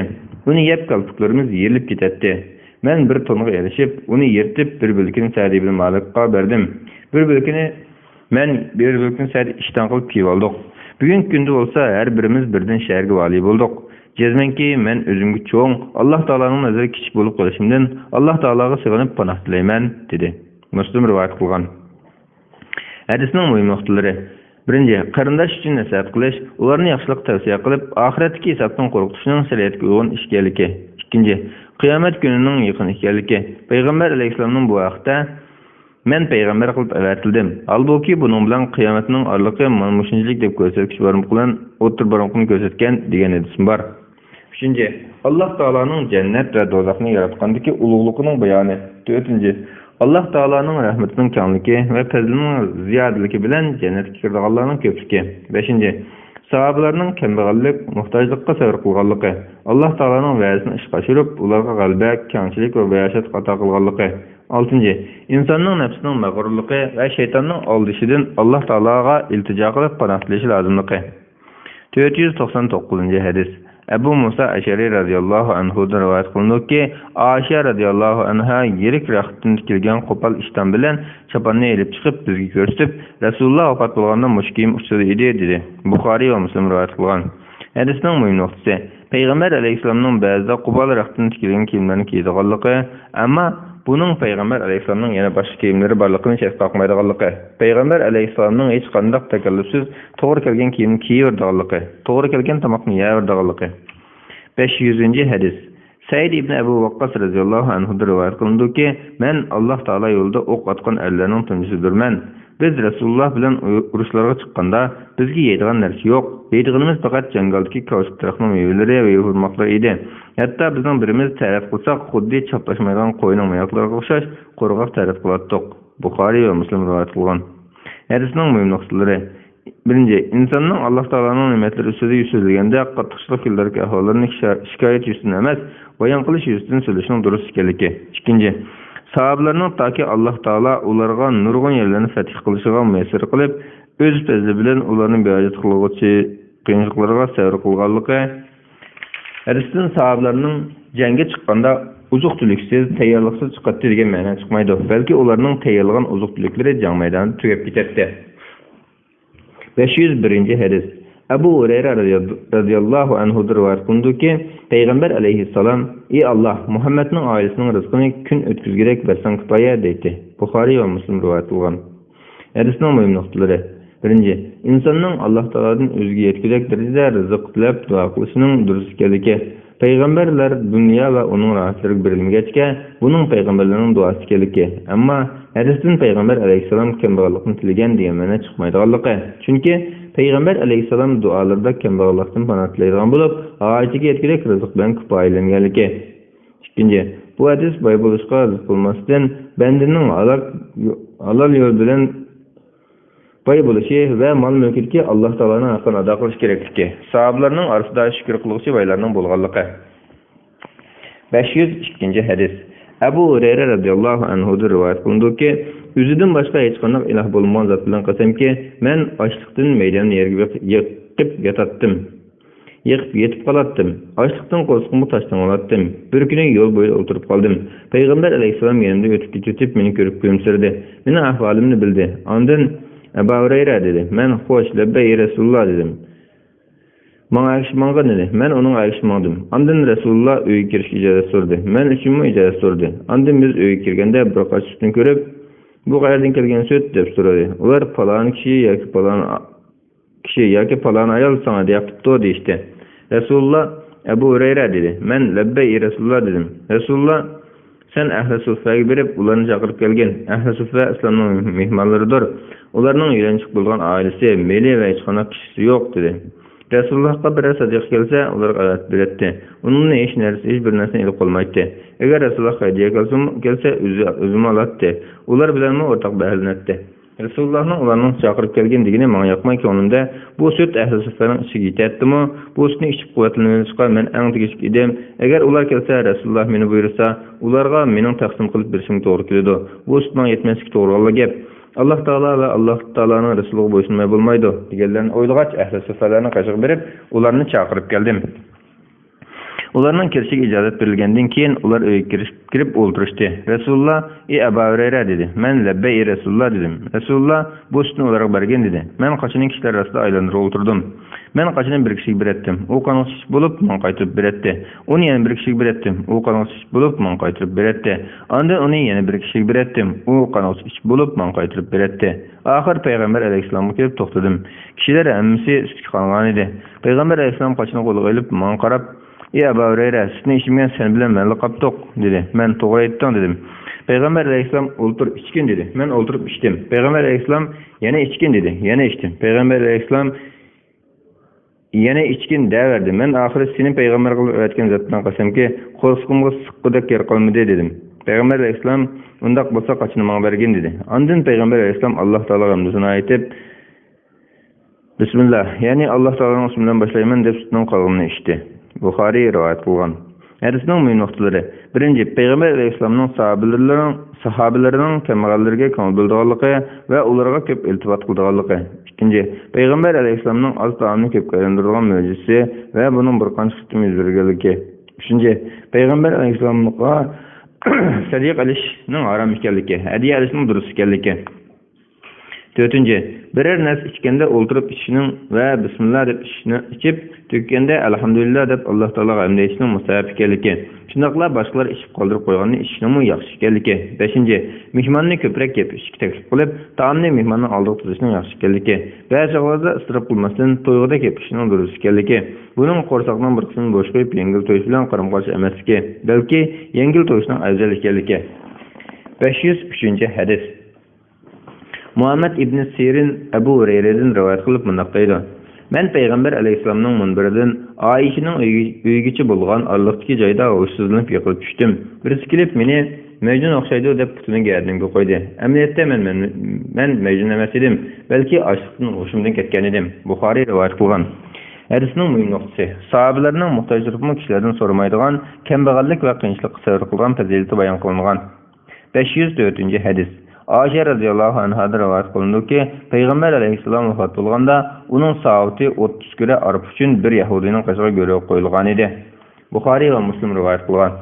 Hadisinin mühim noktaları. Peygamber Aleyhisselam'ın mal dünya yığmayı rahat birilme ötkenliki. İkinci, ehli kitap bilen iqtisadi muamele koyuşun durust ekanligi. Peygamber Aleyhisselam'ın Yahudiga göre koyuşu ehli kitap bilen muamele koyuşun durust ekanligini bayon qilish uchun va yoki sahabelerinin yanında göre hakkı belgilek birer nersinin yok olganlığı ve yoki Peygamber Aleyhisselam'ın hak edişke unumaslıkının endişik olganlığının bolsa gerek. Üçüncü, işençlik adam bilen kırız muamele kılsa durust olganlığı. 505 hadis. Enes radıyallahu anhu'da rivayet kılındı ki Peygamber Aleyhisselam saatini arpıga göre koyup koydu. Men Peygamber Aleyhisselam'ın kaşığa bir arpının bilen temizlik kalgan iyetilgen yağa ilip geldim. Onun Muhammed'in balçakları için 9 öyde etigenden geçkisi yigirek birer sağ ığırlık birlikidek açlık bulmadı digerken anladım. Bukhari rivayet kılgan. Hadisning mühim noktası. Peygamber Aleyhisselam'ın naat kemterligi, mal dünyanın qanchalik xalisa shunchalik yig'alaydigan turuqliq, mal dunyoga berilmay, pul-mal toplama ilkitki hamma narsaning kambag'al mushkullarga berib, o'zi urush kiyimining go'riga qo'yishga majbur bo'lganligi. 506 hadis. Ebu Hureyre radıyallahu anhu rivayet kılındı ki, men ehli sohbetin 70 kişini gördüm. Ulardan 30'u toyun kiygen, birer kişimi yok idi. Ularning 32 kiyimi fakat birli işten yoki bo'yindan chigib olgan birer parcha raxt edi. Bu raxtning uzunligi ba'zilarining sızg'ich kelatdi, ba'zilarining o'shqich kelatdi. Ular avratlarining eshib kelishidan ansirab, qo'li bilan kiyimini yig'ib oladi. Buxoriy rivoyat qilgan. Bismillah velhamdülillah vessalatu vesselamu ala Rasulillah amma ba'd. Assalamu alaikum ve rahmetullahi ve berekatuh. Yaxşılar bağısı hadis şerif şerhi tercümesini anlap beriyotgan aziz qarindoshlar. Biz kitapning 277-bet 507 hadisga kelgan davomlashtiramiz. Alloh hammamizga foydali ilm ato qilsin va shu ilmga amal qilishga va boshqalarga yetkazishga nasib qilsin. Yaxshiliklardan mahrum qilmasin, gunohlarimizni mag'firat qilsin. Ulug' Ramazon oyida ketib beribmiz. Duolaringlarda unutib qolmasliklarini umid qilaman. Yaxshi duolaringlarda eslab turishinglarni so'rayman.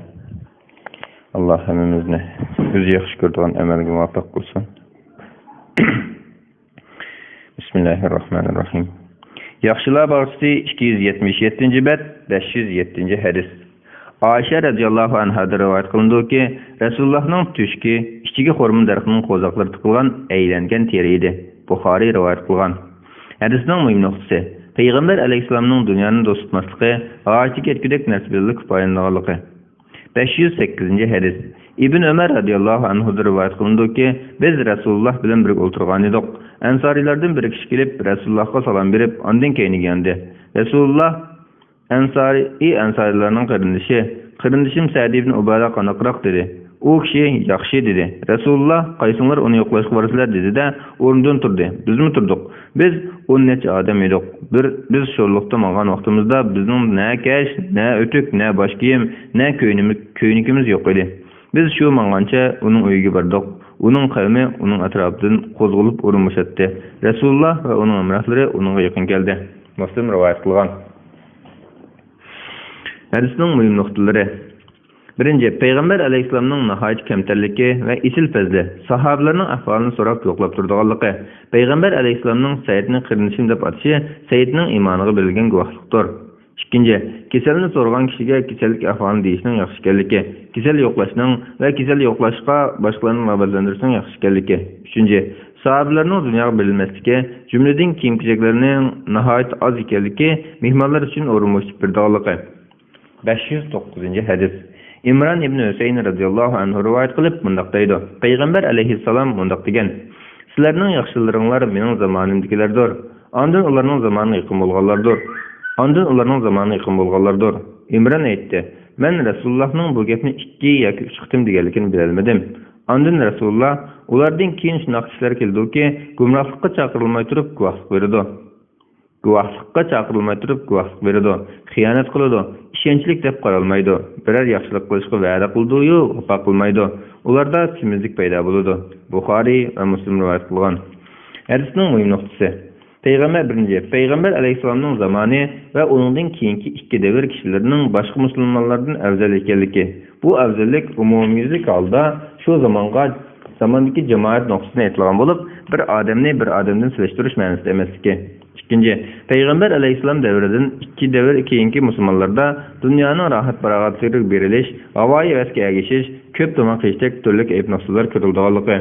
Üçüncü, yolg'on guvohlik berishning harom ekanligi. Hadisda mushu ma'noda ko'z tutilgan. 4. Meyli Allah Taoloning omonati yoki bandining omonati bo'lsin, uning xiyonat qilish harom ekanligi. Yaxshi ish qilishga va'da qilgan kishining va'dasiga vafo qilishning zo'r ekanligi. 510 hadis. Ebu Umame radıyallahu anhu rivayet qilib mundaq deydi. Peygamber aleyhisselam mundaq degan: "Ey odam bolasi, ortiq melingni berib etganing yaxshidir. Uni bermasliging sen uchun yomondir. Yetarlik rizqingga qanoat qilsang, ayib buyurilmaysan. Xayr ihsonni o'zingga tava kishilaringdan boshla." Tirmiziy rivoyat qilgan.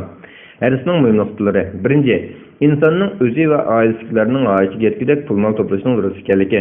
2. İnsanni ajizdan eshitilgan pul molni yaxshilik yo'llariga sarf qilishga rag'batlantirgan. İnsanning o'shqmanini ajizman kishilarga bermay, bexillik bilan ching tutilishi uning uchun yomonlik ilib kelganligini bayon qilgan. 3. İnsanның әң avval öz ailesikilerini beqishi farz ayni hisoblanadi. Xayr ihson yusidan boshqalarga yordam qilish bo'lsa, farz kifoya yoki sunnatdir. 511-hadis. Ubaydullah ibn Mihsan Ansari Xatmi radhiyallohu anhu rivoyat qilib mundaq deydi. Payg'ambar alayhissalom mundaq degan: Sizlardan kimki tinch aman, tini sog'lom, oldida kundalik kiyim-kechak bor bo'lsa, go'yo dunyoning hamma taraflari uning ilkiga jamlangan bo'ladi. Tirmiziy rivoyat qilgan. Hadisning muhim nuqtasi: kimki turmushda xotirjam, ochiq erkidek narsalar bo'ladi ekan, dunyoning hamma yaxshiliklarga erishgan hisobda bo'ladi. Uningdan ko'proq narsaga erishishni talab qilish bo'lsa, kishini Parvardigorning zikridan burab, noshukirlikka elib boradi. 512-hadis. Abdullah ibn Amr ibn As radhiyallohu anhu rivoyat qilib mundaq deydi. Payg'ambar alayhisalom mundaq degan: Iymon etgan, yetkizik rizq berilgan, Alloh taolaning berganlariga qanoat qilgan kishi murodiga yetgan bo'ladi. Muslim rivoyat qilgan. Hadisning muhim nuqtalari: 1. Hamma ishning asosi islom dinidir. Shundaqla islom kishining amallari qabul bo'lishining asosidir. 2. Rizq insonning ochiq yetkizik darajada bo'lsa, u insonni xorliqdan, zulmga uchrashdan saqlaydi. Haqiqiy boylik pul molning ko'p bo'lishi bilan emas, qanoat bilan bo'ladi. 513-hadis. Abu Muhammad Fazala ibn Ubayd radhiyallohu anhu rivoyat qilib mundaq deydi: Men payg'ambar alayhissalomning mundaq deganini anglagan edim. Islomga hidoyat qilingan, yetkizik rizq berilgan va berilgan rizq qanoat qilgan kishiga xush muborak bo'lsin. Tirmiziy rivoyat qilgan. Hadisning muhim nuqtasi: insonning baxti, iymonning komilligi, turmushning o'ziga yetarlik bo'lishi va Alloh taolo ato qilgan narsalarga rozi bo'lishi bilan bo'lganligi. Bundan boshqa ortiqcha narsa insonning Parvardigoridan yiroqlashtirib, oxiratni yod etishni unutildirganligi. 514-hadis. Ibn Abbas radhiyallohu anhu rivoyat qilindiki, Rasululloh uda necha kun och qolsa ketib qoladi. Uning oilasiga kechqurunlikqa yegidek tomoq topolmaydi. Ularning nenining pulisi orpinen edi. Tirmiziy rivoyat qilgan. 515-hadis. Fazala ibn Ubayd radhiyallohu anhu rivoyat qilindiki, Rasululloh kishilarga namoz o'qib bergan chog'da nurg'un kishilar namozda ochlikdan yiqilib tushadi. Ular ahli suffalar edi. Hatto arabiylar ularni tutqoqlik kesli bor ekan deyishadi. Rasululloh namozni o'qib bo'lib, ularning qishiga kelib, agar sizlar Alloh taolaning dargohiga kishilarga tayyorlangan narsalarni bilgan bo'lsanglar, albatta texim namrat, texim ajisman bo'lishni yaxshi ko'radinglar deydi. Tirmiziy rivoyat qilgan. 516-hadis. Abu Karima Maqdad ibn Ma'di Karib radhiyallohu anhu rivoyat qilib mundaq deydi: Men payg'ambar alayhissalomning mundaq deganligini anglagan edim. Odam bolasining qo'rquvdan yomonroq to'shqizdan qochi yo'q. Odam bolasiga hayotini saqlayotgan bir qancha luqma kifoya qiladi. Agar ko'proq yemasa bo'lmaydigan bo'lib qolsa, qo'rsoqning 3dan 1iga to'ysin, 3dan 1iga so'ysin va 3dan 1ni nafas uchun bo'sh qo'ysin. Tirmiziy rivoyat qilgan. Hadisning muhim nuqtasi: tomoqni bek to'yg'icha yemaslik, buning ichini xomshashtirib salomatlikni buzdiganligi. 517-hadis. Abu Umama Iyas ibn Sa'laba Ansari Rarisi radhiyallohu anhu rivoyat qilindiki, Rasulullohning sahobalari bir kuni payg'ambar alayhissalomning qishida dunyo to'g'risida paranglashdi. Rasululloh: Sizlar anglamamsizlar. Oddiy sodda kiyinish iymonning jumlasidandir. Oddiy sodda kiyinish iymonning jumlasidandir dedi. Abu Davud rivoyat qilgan. Hadisning muhim nuqtasi: insonni oddiy sodda bo'lishga, dunyo zinatlarga bek berilib ketmaslikka tavsiya qilgan. Chunki insonning rohat farog'atga butunlay berilib ketishi uni dinni mukammallashtirishdan, Alloh taolo yo'lida fidokorlik ko'rsatishdan to'sadi. Insonning oxiratining xayrli bo'lishini talab qilish yusidan nafsiga qattiq talab qo'yishi, yuklangan majburiyatni ado qilishi iymonning belgisidir. Oddiy sodda kiyinish degan so'z hargizmi pokizlikni tark etishdan darak bermaydi. Hadisda kelgandek pokizlik iymonning bir bo'lkidir. 518-hadis. Abu Abdullah Jabir ibn Abdullah radhiyallohu anhu rivoyat qilib mundaq deydi: Rasululloh bizni Abu Ubayda radhiyallohu anhuning boshchiligida Qurayshning karvonini to'sib qavatdi. Boshqa narsa topolmag'achqa oziq uchun bizga bir qop xo'rim bergandi. Abu Ubayda bo'lsa xo'rimini bizga bir taldan beradi. U bir tal xo'rimni qanday qilasizlar deb so'raganda Abdullah aytdi. U bir tal xo'rimni kichik bola so'ragandek so'rab ustiga suv ichirdik. Bir dona xurmo 1 kunlik o'zimiz edi. Asallarimiz bilan quruq yopirmoqlarni tushirib suv bilan namdab yedik. Şunda qılıp dengizden qırğıga berip qaldık. Dengizning qırğıda döngü oqşaş bir çoğun narsa dumbuyup çıkıp qalgandi. Yakın kelip qarsaq kit deyildigan bir canvar ekan. Abu Ubeyda bu kit ölükken dedi. Andın yo'q, belki biz Allah Taalaning payg'ambarining elchilarimiz.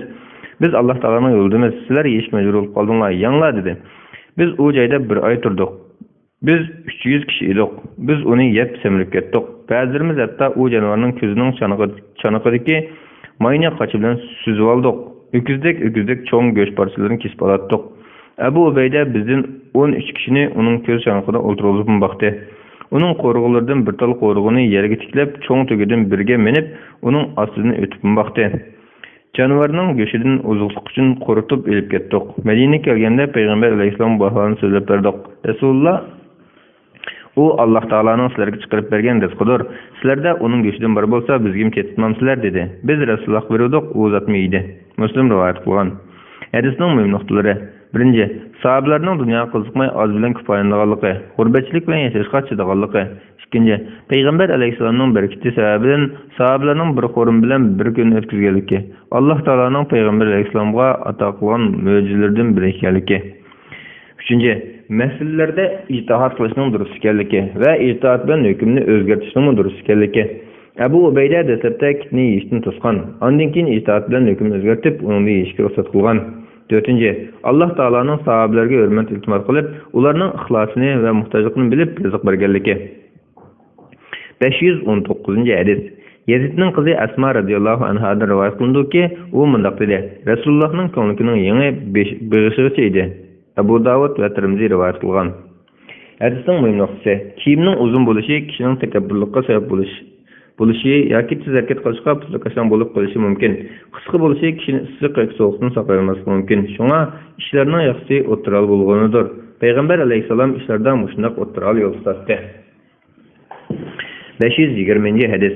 Jabir radhiyallohu anhu rivoyat qilindiki, biz Xandaq g'azoti kuni Xandaq yo'lab o'tib, yer qatlamining palto o'tmaydigan qattiq bilkiga to'g'ri kelib qilib, Rasulullohga ahvolni aytdik. Rasulullah men şey deb o'rnidan turdi. Rasulullah qo'rqib tashlanib olgan edi. Biz 3 kun hech narsa yemagan edik. Rasulullah metinni ilib chopdi. Yilqi qattiq yer Rasulullohning chepishi bilan qumdek yumshab ketgandi. Men, "Ey Rasulullah, men uyga berib kelay" deb ruxsat elib, uyga berib ayolimga Rasulullohning taqat qilganidek qo'rqib ketganligini ko'rdim. "Yigidek bir narsang yo'qmi?" dedim. Ayolim arpa bilan bir tish o'g'loq bor dedi. Men o'g'loqni bo'g'izlab arpini yanjidim. Go'shini qozonga silib, o'choqqa esib, go'sh pishay deb qolganda Rasulullohning qiziga keldim. Men Rasulullohga men azroq tomoq tayyor qilgan edim. Sen bir yoki 2 kishi bilan borsang dedim. Rasululloh qanchalik tomoq o dedi. Rasulullohga deb bersam, Rasululloh pek ko'p ekan, yaxshi ekan. Ayolimga aytgan, men borguncha qozonni o'choqdan elib etmisin, nonni to'nirdan elib etmisin dedi. Ondan turunglar dedi, muhacir ansarilar ondan turdi. Men ayolimning qo'shib kelib, "Sana Xudo rahmat qilsin." Rasululloh muhacir ansarilarni va ular bilan birga bo'lgan kishilarni elib kelmoqda desam, ayolim "Sendan Rasululloh tomoqni qanchalik deb so'ramadimi?" dedi. Men so'radi dedim. Rasululloh "Kiringlar, qustashmanglar" dedi. Payg'ambar alayhisalom nonni o'shtib, go'shni uning ustiga olatdi. Nonni olganda qozon va to'nirni yeb qo'yib, uni sahobalarga sunib berib, yana olatdi. Ularning hammasi to'yib tomoqdan eshib qoldi. Rasululloh Jabirning ayoliga "Sizmiyang, boshqalarga ham sunib bering. Haqiqatan kishilarga ocharchilik yetdi" dedi. Buxoriy va Muslim rivoyat qilgan. Yana bir rivoyatda mundaq deyildi: Xandaq bo'layotgan chog'da men Rasulullohning qo'rqisini eshib ketganligini ko'rib, ayolimning yoniga kelib, "Yigidek biror narsang bormi?" Rasulullohning qo'rqisini eshib ketganligini ko'rdim dedim. U menga bir arpa qashlangan bir xaltani berdi. Uyda yiqilgan bir tish o'g'liqimiz bor edi. Men uni bo'g'izladim. Men o'g'loqni so'yib bo'lguncha ayolim arpani uni qilib bo'ldi. Men o'g'loqni parchalab qozonga soldim. Ondan Payg'ambar alayhisolamning qo'shig'ini mindim. Ayolim menga "Sen Rasululloh bilan birga ko'p odam boshlab kelib, meni kishilar oldida yerga qaratma" dedi. Men Rasulullohning yoniga kelib asta, "Ey Rasululloh, bizning bir o'g'liqimiz bor edi. Uni bo'g'izlab 2 ko'rdan ortiqroq arpa bilan tomoq tayyorladim. Sen bir qancha odam bilan borsang ekan" desam, Rasululloh "Ey Xandaq qo'layotganlar, Jabir taom tayyorlabdi, yuringlar" dedi. Va men barg'cha qozonni tushirmanglar, nonni rastlamanglar dedi. Rasululloh ikkimiz uyga keldik. Men ayolimning yoniga kirdim. Ayolim to'pdan qilib "Senza" deb ketdi. Men sen degandek qildim dedim. Ayolim xamirni elib chiqdi. Rasululloh uningga suf qo'yib barakat tiladi. Ondan qozon tubiga berib, uningga suf qo'yib barakat tiladi. Ondan non rastlayolg'idek bir ayolni chaqirgan. "Sen bilan non rastlasin. Qozondan go'shni suzgin. Qozonni o'choqdan tushirmay turinglar" dedi. Ular 1000 odam edi. Allah Taala bilan qasamki, ular tamoqni yeb bo'lolmay ashirib qo'yishdi. Qazonmi burung'idek qaynayotibdi. Nonlarimizmi yiqilib o'tibdi. Hadisning muhim nuqtalari: Payg'ambar alayhisolamning sahobalar bilan birga emgak qildiganligi, ularni yaxshi ko'rdiganligi va ularga kuyindiganligi. Ikkinchi, sahobalarning ochliq va og'irlikqa chidaydigan sabrisi va Payg'ambar alayhisolamni nihoyat yaxshi ko'rdiganligi. Uchinchi, Payg'ambar alayhisolamning barakat bilan oz-taomni nurg'un odamga yetkazib darajada ko'paytiradigan mo'jizasi. Bunun bir qancha qitim yuz berganligi. To'rtinchi, kishiga sovg'a deya berishning yaxshi ish ekanligi. Bo'libmi hojatman va ocharchilik oldida kishilarga sovg'a berishning texmi yaxshi ekanligi. Mulohiza: Dunyoga berilmaslik mavzusi ostidagi bu bobning oxirida shuni ta'kidlab qo'yish zarurki, islom dini mol dunyoga ega bo'lish va Alloh taoloning yaratgan ne'matlaridan mahrum bo'lishni cheklamaydi. Chunki islom dinida Alloh taolo koinotdagi hamma narsani insonning foydalanishi, manfaatlanishi uchun yaratgan. Lekin Alloh taolo bandalarining pulmoq to'ymaslik, israfxo'rlik tabiatini eng yaxshi bilguchidir. Shunga inson tabiatidagi bu kamchilikni dunyoga berilmaslik, oxiratlik uchun ko'proq yaxshi amallarni qilib, har doim oxiratlikni ko'z o'ngida tutishdek tashabbus orqali davolaydi. Mana shu xil tashabbus bilan inson dunyo ishlarida mo'tadil bo'lib, pul mol vasvasasidan oromni yeb, gunoh batqilib ketishdan saqlanib qoladi. Sahabalarning dunyoning pul mol noz-ne'matlariga faqat berilmasligi islom dinining dastlabki mezgillariga nisbatan intayin zarur edi. Chunki u mezgilda islom dini jahiliyatning barliq masalalari bilan kurash qiladigan, dunyoga berilmagan esil fazilatli kishilarga muhtoj edi. Sahabalar dunyoga berilmagan ochliq, jafo mushaqqatga ajoyib sabrlik edi. Ammo ko'pchilik kishilar bunday qila olmaydi. Shundoqla ularga dunyolik pul mol jihatlarda o'tiroq bo'lib, ne'matlardan bahramand bo'lishdan boshqa yuqori talabni qo'yilmaydi. Alloh taolo bu vaqtda bunday degan: "Yanglar, ichinglar, isrof qilmanglar. Alloh taolo isrofxo'rlarni yaxshi ko'rmaydi." 521 hadis. Anas radhiyallohu anhudan rivoyat qilindiki, Abu Talha Sulaymga "Men Rasulullohning ovozini nihoyat bo'shliqni anglab, qo'rqishga ishib ketganligini bildim. Bir narsang bormi?" dedim. Sulaym "Bor" dedi va bir necha artmanni elib, ro'mliga o'rab, kiyimimning ostiga tiqdi va yana bir tarafini ma'nus qilib, meni Rasulullohning yoniga avatdi. Men nonni elib berib Rasulullohning kishilar bilan masjidda o'tirgan yerini topdim. Men ularning yonida turdim. Rasululloh menga "Seni Abu Talha avatdimi?" dedi. Men javoban "Ha" dedim. Rasululloh "Tamoq chaqiribdimi?" dedi. Men "Ha" dedim. Rasululloh "Turinglar" dedi. Ular hammasi mandi. Men oldida kelib Abu Talha xabar qildim. U "Ey Sulaym, Rasululloh kishilar bilan kelyapti. Ularga erkak tamoqimiz bo'lmasa qanday qilamiz?" dedi. Sulaym "Alloh taolo va Alloh taoloning rasuli biladi" dedi. Abu Talha chiqib Rasululloh bilan salomlashib uyga kirdi. Rasululloh "Bar narsalarni keltir, ey Sulaym" dedi. U aşı arpinini elib keldi. Rasulullohning amri bilan non o'stildi.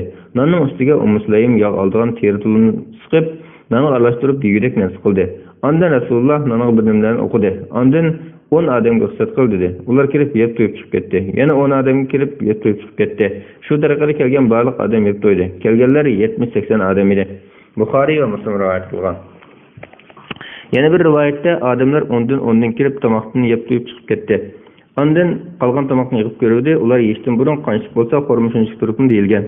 Yana bir rivoyatda kishilar ondan kirib yedi. Shu tariqada to'yg'ish edi. Onda Rasululloh va oyat obatlarga ularni eshib qoldi deyilgan. Yana bir rivoyatda ular qo'shnilarga yetkazib ashirib qo'ydi deyilgan. Yana bir rivoyatda bunday deyildi. Anas radhiyallohu anhu bunday dedi. Bir kuni payg'ambar alayhisolamga qishga kelsa, bu sahobalar bilan o'tirgan ekan.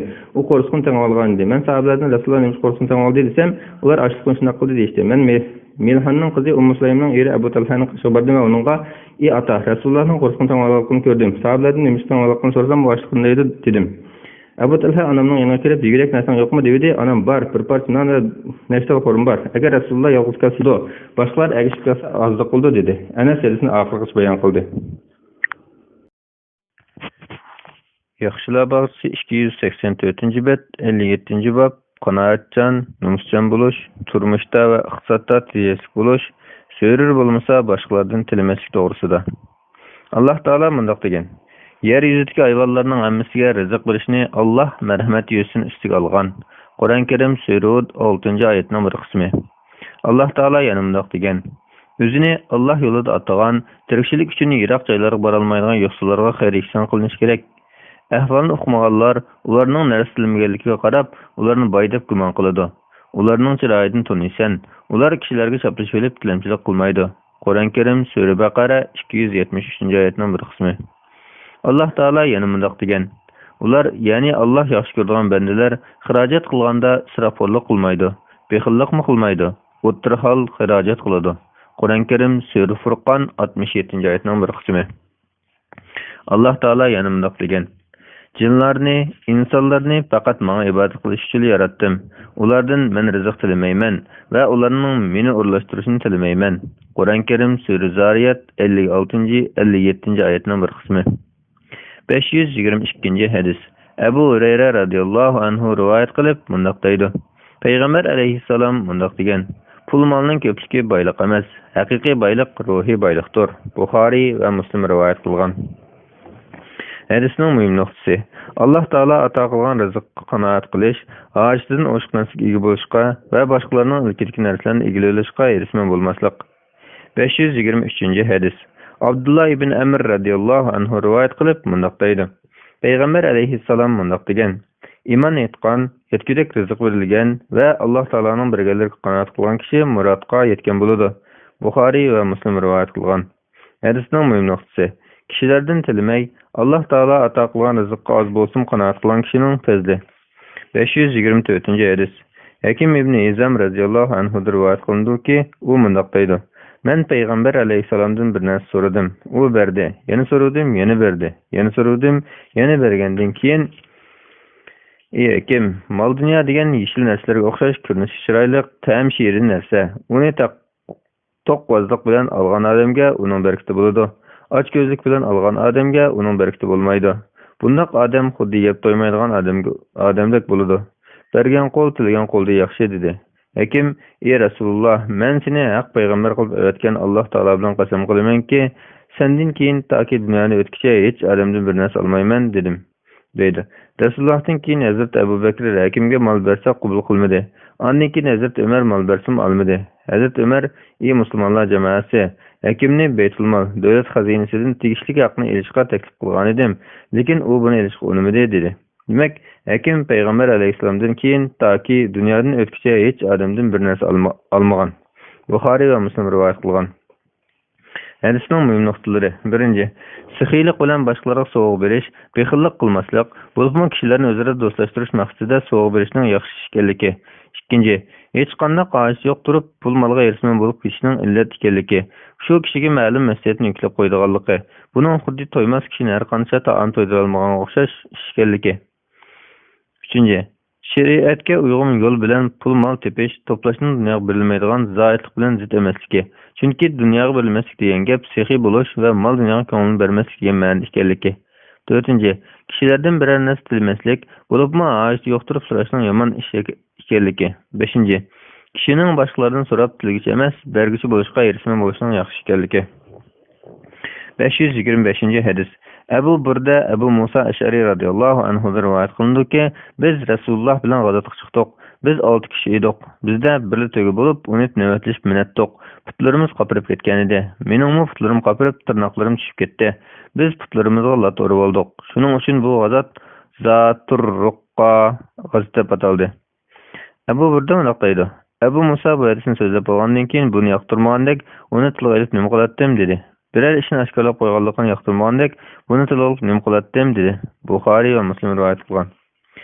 1. Sahobalarning mamnunlik va chidamchanlik bilan oddiy-sodda yashaydiganligi. 2. Riyokorlik bo'lib qolishdan asrash yuzasidan bir yaxshilik qilgan odamning boshqalar oldida yaxshilikni tilga olib o'tishning yaxshi emasligi. 526-hadis. Amr ibn Tag'lib radhiyallohu anhu rivoyat qilib bunday deydi: Rasulullohga bir turkum mol yoki asirlar keltirildi. Rasululloh uni taqsim qilib, ba'zi kishilarga berdi, ba'zi kishilarga bermadi. Rasulullohga mol bermagan kishilarning norozi bo'lganligi xabar yetdi. Rasululloh Alloh taologa hamd sano aytgandan keyin bunday dedi: Maqsad kelsak, Alloh taolo bilan qasamki, men albatta ba'zilarga berib, ba'zilarga bermadim. Bergan kishilarimdan bermagan kishilarim menga suyimlikdir. Lekin men dillarda sabrsizlik va g'am qayg'u bor kishilarga berdim. Alloh taolo tarafidan qalblariga boylik va yaxshilik berilgan kishilarga bermadim. Amr ibn Tag'lib ana shulardandir dedi. Amr ibn Tag'lib Alloh taolo bilan qasamki, Rasulullohning menga aytgan bir og'iz so'zi arablar azizlardan qizil tugudim suyimlikdir dedi. Buxoriy rivoyat qilgan. Hadisning muhim nuqtalari: 1. Pul mol dunyoning insonning o'zini o'lchaydigan va o'rnini ko'rsatadigan o'lcham emasligi. Ikkinchi, Peygamber aleyhisselamның qalblarini dostlashtirish va uni halokatdan saqlash hikmati. Uchinchi, pul-molni sarf qilish va boshqalarga nasib berishda umumiy manfaatni asos qilish kerakligi. To'rtinchi, musulmonni boshqalardan so'ramay, talab qilmay, o'z emgiki bilan erishgan rizqqa rozi bo'lishga rag'batlantirish. 527 hadis. Hakim ibn Hizam radhiyallohu anhu rivoyat qilib mundaq deydi. Payg'ambar alayhissalom mundaq degan: "Bergich qo'l tilgich qo'lda yaxshi. Sadiqani oldi bilan sen ta'minlash tegishli odamlarga bergin. Anangga, ondan otangga, ondan och singillarga, ondan akukanga, ondan daraja bo'yicha san yaqinlarga. Boyliqda berilgan sadiqa afzal sadiqadir. Kimki Alloh taoladan kishilarga naslashni saqlashni tilasa, Allah Taala onunğa tiligini berdi. Kimki Allah Taala'dan boyliqni dilese, Allah Taala onu boy qiladi.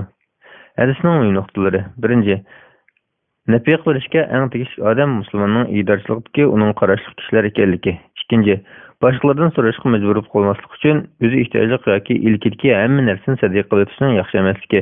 Uchinchi, kishilardan hojatmand bo'lib tilamaslik. Alloh taoladan tilash bilan kifoyalanishning rizqini keltiradigan va kishining izzetini yuqoriga ko'taradigan yo'l ekanligi. 528 hadis.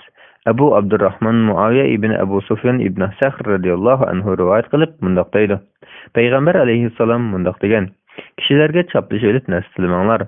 Alloh taolo bilan qasamki, sizlarning biringlar mendan turilib bir narsa so'ramasin. Uning so'rashi bilan yoqtirmay turib bir narsa bersam, uningga bergan narsamda barakat bo'lmaydi." Muslim rivoyat qilgan. Hadisning mühim noktaları. Başqalardan birər narsa berishni talab qilib, turib cheklash. Kishining rozi bo'lmay turib majburiy holda yoki oyoq qilish yuzasidan bergan narsaning harom ekanligi. 529 hadis. Abu Abdurrahman Auf ibn Malik Ashja'i radhiyallohu anhu rivoyat qilindiki, Rasulullohning huzurida 7 yoki 8 yoki 9 odam bor edi. Rasululloh Allah Taalaning Rasuluga bayat qilmamsizlar dedi. Biz sana emdil bayat qilgan edik dedik. Rasululloh Allah Taalaning Rasuluga bayat qilmamsizlar dedi. Biz qo'llarimizni yeb, biz jazma sana bayat qildik. Ey Rasululloh, biz nima bayat qilamiz dedik. Rasululloh Allah Taalaga hech narsani shirik keltirmay ibodat qilishga, 5 vaqt namoz o'qishga, itoat qilishga bayat qilinglar dedi. Va past ovozda kishilardan bir narsa so'ramanglar dedi. Ben aşı kişilerinin bəyəsinin ulaqdının qamçısını yerə düşüb kəsdimi, birər kişinin onu elib verişini sorumluluğunu gördüm. Muslim rivayet qılğan. Hadisning mühim noktaları. Birinci, müminning imanının rastlığı, ibadetki için ixlası və şeriat yolunu çın tutqanlığını ifadələş yüzüdən Allah Taala bilan bolğan əhdini yanılab duruşunun yaxşı ekanligi. İkinci, güzel ahlak bilan xuluqlanışqa rəğbətlendiriş, kişinin közü toqluq, isil sifət bilan başqalardan nəsliləməsligi, başqalarının ibadet oluşunun şu güzel ahlak sünnəsinin ekanligi. Üçüncü, musulmanның hem işlərində başqalarına yönelib olmay, özüge tanışdan yaxşı ekanligi. Dördüncü, addi işlərdə bolsun başqalarının bir narsa soraş və tiləşdən saqlanış lazımlığı. 530 hadis. Abdullah ibn Ömer radhiyallohu anhu rivoyat qilib mundaq deydi. Payg'ambar alayhissalom mundaq degan: "Kishi tilamchilik qilaversa, qiyomat kuni yuzida go'shtidor bo'lmagan holda hozir bo'ladi." Buxoriy va Muslim rivoyat qilgan. Hadisning muhim nuqtasi. Başqalardan narsa tilash kishiga bu dunyoda xorliq, oxiratda azob elib keladiganlik uchun bundaq qilmishdan nazar aylash kerakligi. 531 hadis. İbn Ömer radhiyallohu anhu rivoyat qilindiki, Rasululloh munbar ustida turib sadiqa ilish va tilanchilik qilishdan saqlanish ustida to'xtalib, ustunki qo'l tuvan qo'ldan yaxshi, ustun qo'l bergich qo'l, ostun qo'l so'rg'ich qo'ldir dedi. Buxoriy va Muslim rivoyat qilgan. 532 hadis. Abu Hurayra radhiyallohu anhu rivoyat qilib mundaq deydi. Payg'ambar alayhissalom mundaq degan: "Melini ko'paytirish uchun so'ragan kishi bir parcha cho'g' so'ragan bo'ladi. Endi u odam qarab boqsinki, cho'g'dan oz talab qilandi yoki ko'p talab qilandi." Muslim rivoyat qilgan. 533 hadis. Samura ibn Jundub radhiyallohu anhu rivoyat qilib mundaq deydi. Payg'ambar alayhissalom mundaq degan: "Haqiqatan tilamchilik bir tatlıqçı bo'lib, kishi uning bilan o'zining yuzini tatlaydi. Lekin podshohdan so'rash yoki ilojsizlikdan kishilardan so'rash buning sirtida." Tirmiziy rivoyat qilgan. Hadisning muhim nuqtasi. Podshohdan so'rash va zarur hojat uchun kishilardan so'rashning durust ekanligi. Bu ikki xil holatdan boshqasining cheklanganligi. 534 hadis. İbn Mas'ud radhiyallohu anhu rivoyat qilib mundaq deydi. Payg'ambar alayhissalom mundaq degan: "Kimki namratlikqa duchor bo'lib, u buni kishilar orqali tugatmoqchi bo'lsa, uning namratligi tugamaydi. Kimki uni Alloh taoladan tilab tugatmoqchi bo'lsa, Alloh taolo uning namratligini tez keladigan yoki keyin keladigan rizqi bilan hal qilib beradi." Abu Davud va Tirmiziy rivoyat qilgan. Hadisning muhim nuqtasi: bandani Alloh taoladan so'rash, qiyinchilik va g'am qayg'uga duch kelganda Alloh taolaga iltijo qilish rag'batlantirish. Chunki Alloh taolo so'raganini berishga qodirdir. 535-hadis. Savban radhiyallohu anhu rivoyat qilib mundaq deydi: Payg'ambar alayhissalom mundaq degan: Kimki bana kishilardan bir narsa so'ramaslikqa kepillik qilsa, men uningga jannat bilan kepillik qilaman dedi. Men: "Ey Rasululloh, mana men kishilardan hech narsa so'ramayman" dedim. U haqiqatan kishilardan hech narsa so'ramaydi. Abu Davud rivoyat qilgan. Hadisning muhim nuqtalari: 1. Bandining oshini Allohdan so'rashi, kishilardan tilmaslik lozimligi. 2. Savban radhiyallohu anhuning fazilati bayon qilingan. Imom Ibn Majah mundaq yozgan: Savban radhiyallohu anhu uloqqa mingan chog'ida qamchisi yerga tushib ketsa, birasiga qamchamni elib ber demasdan o'zi uloqdan tushib qoladi. 536-hadis. Abu Bishir Qabisa ibn Muhariq radhiyallohu anhu rivoyat qildiki, men majralashgan ikki jamoani aplashtirib qo'yish uchun mablag' javobgarligini ustimga olgan edim. Bu to'g'riliq yordam so'rab Rasulullohning yoniga keldim. Rasululloh bizga sadiq kelguncha turib turgan, shu chog'da uningdan sang buyurib berayli dedi. Ondan: Ey Qabisa, so'rash faqat 3 turlik odamga durust bo'ladi. 1. Boshqalarning iqtisodiy javobgarlikni ustiga olgan kishiga shu ustiga olgan narsaga barobar narsani so'rash halol bo'ladi. Uningdan ortiq so'ramaslik kerak. 2. Bir kishining biror narsani yo'qolgan bo'lsa, u odam turmushda zarur ehtiyojni qamdog'idek bo'lgan qadar bir narsa so'rasa bo'ladi. 3. Biror odamga nomratlik aytib, uning qavmidan 3 aqldor kishi haqiqatan palonchiga nomratlik etdi deb guvohlik bersa, ondan uningga turmushini qamdog'idek bir narsa so'rash durust bo'ladi. Ey Qabisa, yuqorqi 3 xil holatdan boshqa holatda kishilardan so'rab ilingan narsa harom hisoblanib kishi uni haromdan yegan bo'ladi dedi. Muslim rivoyat qilgan. Hadisning muhim nuqtalari: 1. Hadisda bayon qilingan sabablarning birarsi tepilgan ahvolda so'rashning durust ekanligi. 2. Hadisda tilga kishilarga zakotdan berishning durust ekanligi. Chunki ularning birinchisining jarimani qo'yilguncha qolgan ikkisining kambag'al ekanligi. 3. Boshqalardan narsa so'rash durust bo'lib, qolgan kishining hojatini ortiq narsa so'ramaslik lozimligi. 537-hadis. Abu Hurayra radhiyallohu anhu rivoyat qilib mundaq deydi: Payg'ambar alayhissalom mundaq degan: Ishik yurib, 1-2 loqma va 1-2 xo'rim berilish bilan talab o'rnilgan odam miskin emas. Haqiqiy miskin degan tilamchilik qilishdan o'zini tortgan, nomratligi bilinmagachga uningga sadiqan berilmaydigan, kishilardan tilashni xohlamaydigan kishilardir. Buxoriy va Muslim rivoyat qilgan. Hadisning muhim nuqtasi: ochiq oshkora kishilardan bir narsa tilashdan o'zini saqlaydigan va sabr bilan o'tadigan faqir kambag'allarga berishning eng yaxshi ekanligi. Yaxshilar bog'chisi 291-bab, 58-bab tilmasdan va tama qilmasdan narsa yeyishning durustligi to'g'risida. 538-hadis.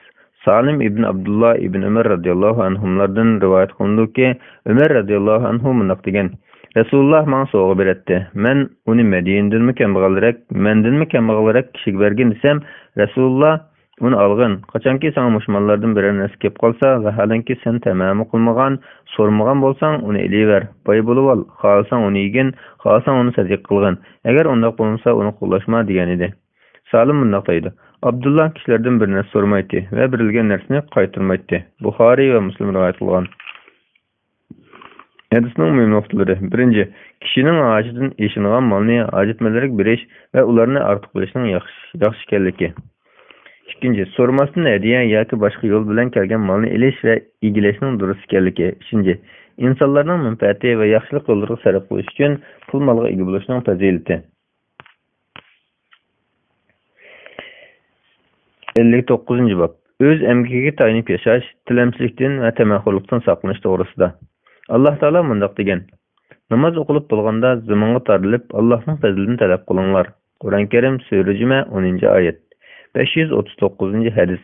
Abu Abdullah Zubayr ibn Avvam radhiyallohu anhu rivoyat qilib mundaq deydi: Payg'ambar alayhissalom mundaq degan: Sizlarning biringlarning arg'amchisini elib chiqib, tog'dan bir bog'lam o'tni terib kelib, setib o'zini ta'minlasa, shuning bilan Alloh uni tilash va tama qilishni saqlab qolsa, bu uning uchun kishilar mayli bir narsa bersin, mayli bermasin kishining tilganidan yaxshi.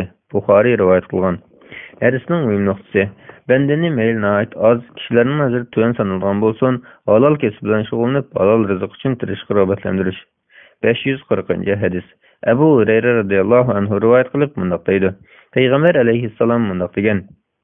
Sizlerinin biranlarının otunu terip, öşnüsüge bir bağlam otunu artıp bilip, onu setip can baqqanı meyli berson, meyli bermusun, başkalardan bir nesliginden yaxşıdır. Bukhari ve Müslim rivayet kılgan. 541. hadis. Ebu Hureyre radıyallahu anhu rivayet kılıp mundaqdaydı. Peygamber aleyhissalam mundaq degen. Davud aleyhissalam öz emkigi tayinip yaşaytdı. Bukhari rivayet kılgan. 542. hadis. Ebu Hureyre radıyallahu anhu rivayet kılıp mundaqdaydı. Peygamber aleyhissalam mundaq degen. Zekeriya aleyhissalam yağaççılık bilen tirişçilik kılatdı. Müslim rivayet kılgan. Hadisning mühim noktası. Peygamberlerini ülgü kılıp türlü kesip emeller bilen şugullanışning faziletli. 543. hadis. Miqdad ibn Ma'di Kərib radıyallahu anhu rivayet kılıp mundaqdaydı. Peygamber aleyhissalam mundaq degen. Kişinin öz emkigi tayinip yegen tamaqı en halal tamaqdır. Allah Taala'nın peygamberi Davud aleyhissalam öz emkigi tayinip yaşaytdı. Bukhari rivayet kılgan. Hadisning mümnoqsi. Kişinin tirişip itaat kılıp erişken taam ve turmuşning en avdan taam ve hatırcam turmuş ekanligi. Bu babdagi hadislarning umumiy mazmuni. 1. Bendini iş emellerinde sebep kılışga rağbetlendiriş. Bu herkes Allah Taala'ga tevekkül kılış bilen qarım-qarşı emas. 2. Kişinin dünya işlerinde özüki tayinishning zörürlükine herkes urulluq, boşanlık kılıp başlığa tayinip özünü har kılmaslıqını ta'kidlash. Müstakillikni bildirdigan terbiyenin kişinin canlıq, faaliyetçan kıldıqanlıqı, İslam dininin dünya ve ahiretlik menfaatini qo'lga keltirish uchun hayotlikqa ahamiyat berdigan ishlash va tirishchilikni tashabbus qilgan din ekanligi bayon qilingan. Bismillah, velhamdülillah, vessalatu vesselamu ala Rasulillah, amma ba'd. Assalamu alaikum ve rahmetullahi ve berekatuh. Yaxşılar bağırtısı hadis şerif şerhi tercümesine anlap berip atkan aziz qarindoshlar. Kitabımızın okup 293. bet 60. vaqf kelgan. Davamlaştırımız inşallah. Allah Taala hemimizge paylı ilim ata kılsın. Şu ilmimizge emel kılışqa yetkizishga nasip kılsın. Bismillah. Yaxşılar bağısı 293. bet 60. bab mertlik, sehiylik ve Allah Taala'ga itaat kılgan halda yaxşılık yollarına pul mal sarf kılış toğrısıda. Allah Taala mundaq degen. Allah'ın yolunda bergen narsalarning o'rnini Allah doldurup berdi. Kur'an-ı Kerim Sure Saba 39. ayetinin bir kısmı. Allah Taala yana mundaq degen. Meylinglardan nemini xayr ihsan qilmanglar, u o'zinglarning foydasi uchundir. Sizlar faqat Allah'ın razılıq uchunla xayr ihsan qilasizlar. Meylinglardan nemini xayr ihsan qilmanglar, sizlarga uning savobi to'liq beriladi. Sizlarga zulm qilinmaydi. Kur'an-ı Kerim Sure Baqara 272. ayet. Allah Taala yana mundaq degen. Meylinglardan nemini xayr ihsan qilmanglar, Allah uni bilguchidir. Kur'an-ı Kerim Sure Baqara 273. ayetning bir qismi. 544. hadis. Abdullah ibn Mas'ud radıyallahu anhu rivayet qilib mundaq deydi. Men Peygamber aleyhissalamning mundaq deganligini anglagan. Mundaq ikki xislati bar odamlardan bo'lishni arzu qilsanglar bo'ladi. Ularning biri Allah Taala ata qilgan pul milining hammasini tamoman o'rinliq sarf qilgan kishi. Yana biri Allah Taala bergan Qur'on ilmlari bo'yicha hukm qilgan va ularni boshqalarga o'rgatgan kishi. Bukhari va Muslim rivoyat qilgan. Hadisning muhim nuqtalari. 1. Ayıplanadigan hasadning xatarlik ijtimoiy kasallik bo'lib, uningdan nazar aylash va yiroqlashish zarurligi. 2. Yaxshilik yo'llariga intilish yuzidan mendimi shundoq bo'lsa deb arzu qilishning oldinqisidan farqli holda hasad hisoblanmaydiganligi. 3. Dinning ahkamlarini o'rganishga va boshqalarga o'rgatishga rag'batlantirgan. 545. hadis. Ibn Mas'ud radıyallahu anhu rivayet qilib mundaq deydi. Peygamber aleyhissalam mundaq degan. Sizlardan qaysinglar o'z milidan mirosxo'rning milini eng yaxshi deb qaraydi, dedi. Ular: "Ey Rasulullah, bizning har birimizga faqat o'zimizning mili yaxshiroqdir", deyishdi. Rasulullah haqiqatan sarf qilgani o'ziga tava bo'ladi. Sarf qilmay qo'yib qo'ygani mirosxo'riga tavadir. Buxoriy rivoyat qilgan. Hadisning muhim nuqtalari. 1. İslam dinining kishilar orasida tarqalgan turli hukm tushunchalarini tuzishga rasman ekanligi. 2. Bendini ahiretlik savabını qo'lga keltirish uchun imkoniyatining yetishi pul mollarini yaxshilik yo'llarida sarf qilishga rag'batlantirish. 546. hadis. Adi ibn Atim radhiyallohu anhu rivoyat qilib mundaq deydi. Payg'ambar alayhissalom mundaq degan: "Yerimtal xurmachalik narsani sadiq qilib bo'lsa-mu, do'zaxdan saqlaninglar." Buxoriy va Muslim rivoyat qilgan. Hadisning muhim nuqtasi: kishini oz bo'lsa-mu sadiqa, xayr ihson qilishga rag'batlantirish. 547-hadis. Jabir radhiyallohu anhu rivoyat qilindiki, Payg'ambar alayhissalom biror kishi biror narsa so'rasa, yo'q deb boqqan emas. Buxoriy va Muslim rivoyat qilgan. Hadisning muhim nuqtasi: Payg'ambar alayhissalom biror narsa so'rab kelgan odamga yenida bo'lsa beradi.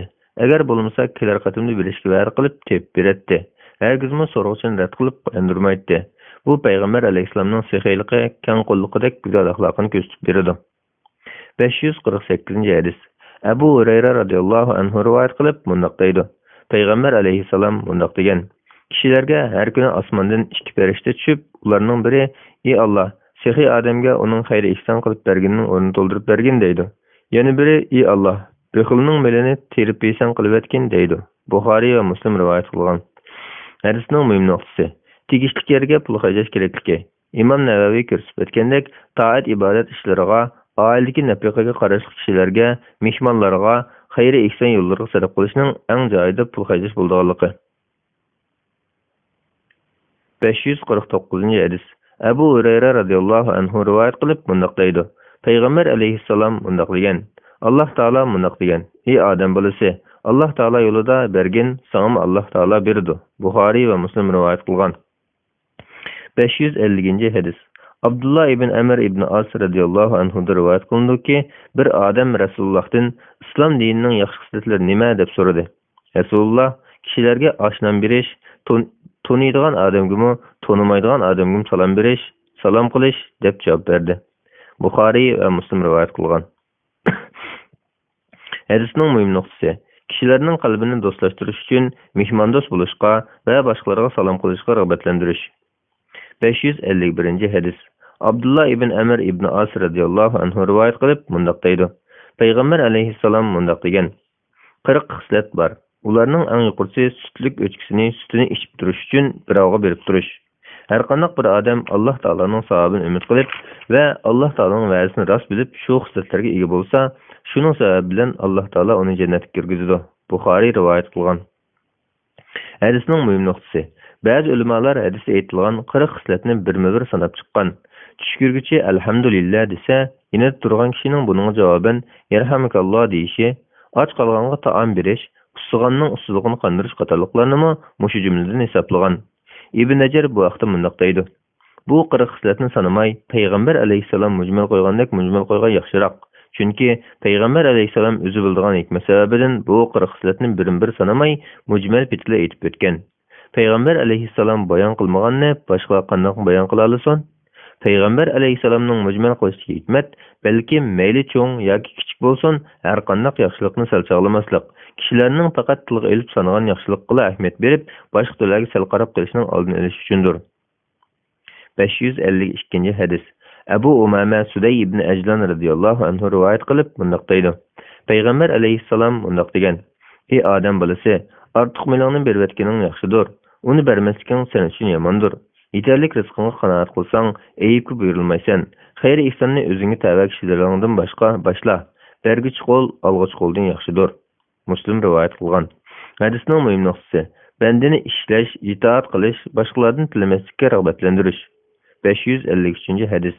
Anas radhiyallohu anhu rivoyat qilindiki, har qachon Rasulullohdan islom uchun biror narsa so'ralsa, u bermay qo'ymaydi. Haqiqatan bir kishi Rasulullohning yoniga bir narsa so'rab keldi.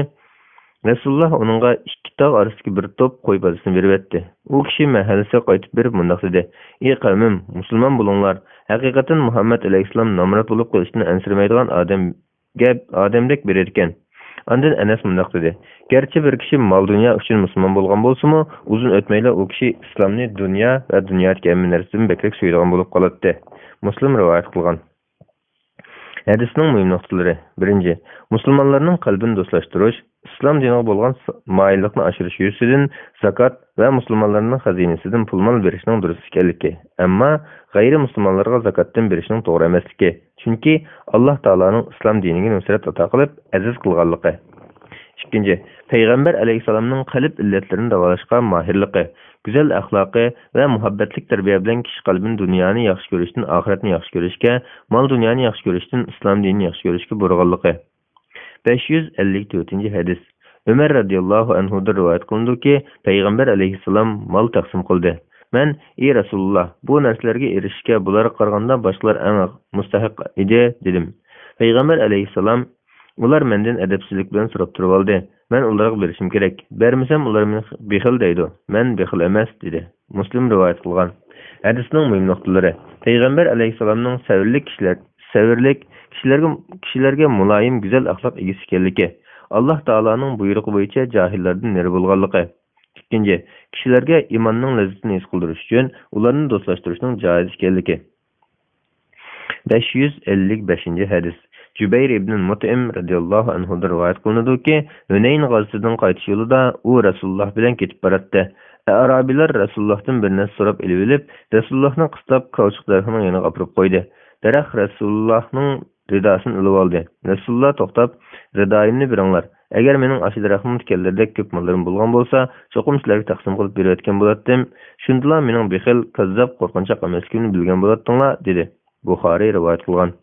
Hadisning muhim nuqtalari bexillik, yolg'onchilik, qo'rqinchoqlikdek yomon xuluqlarni ayiblash, musulmonlarning yo'l boshchisining go'zal axloqli bo'lishi, uningda yuqorqi yomon illatlardan birasining bo'lib qolmasligi lozimligi.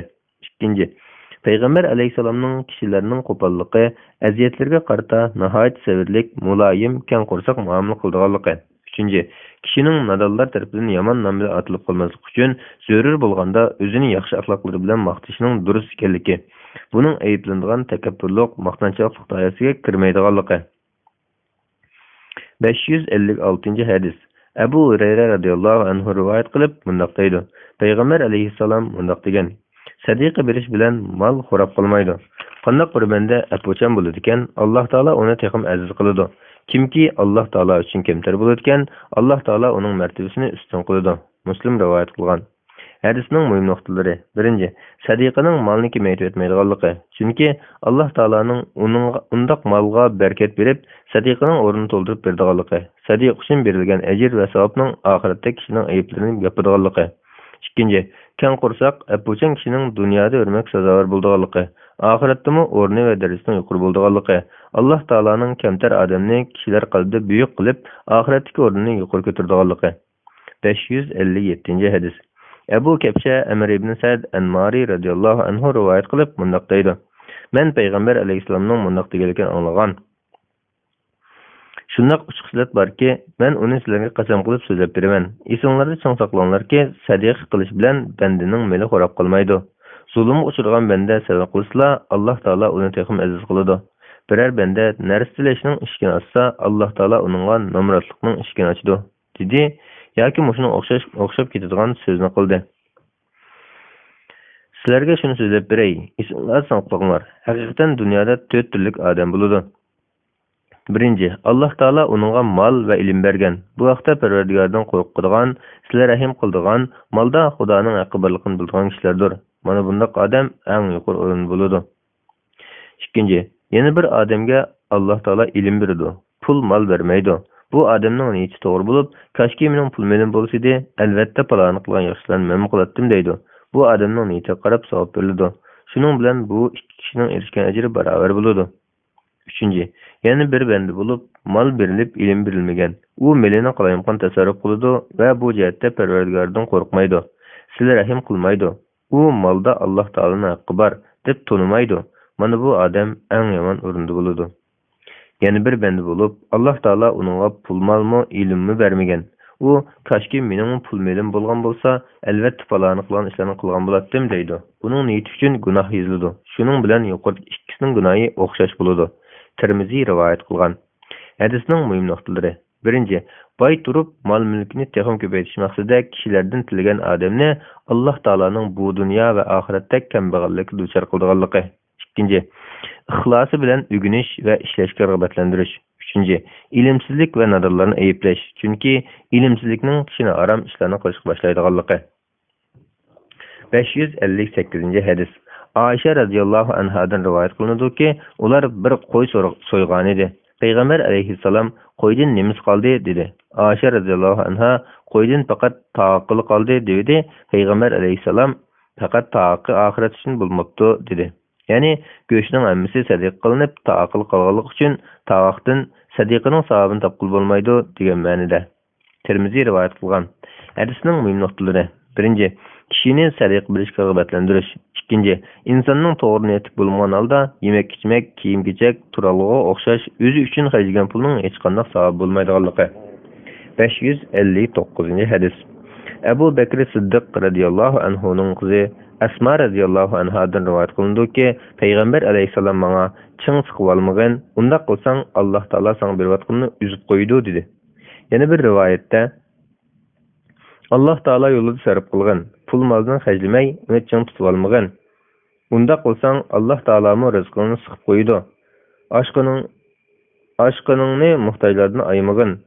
Bo'lmasa Alloh taolami senga fazl marhamatini ayab qo'ydi deyilgan. Buxoriy va Muslim rivoyat qilgan.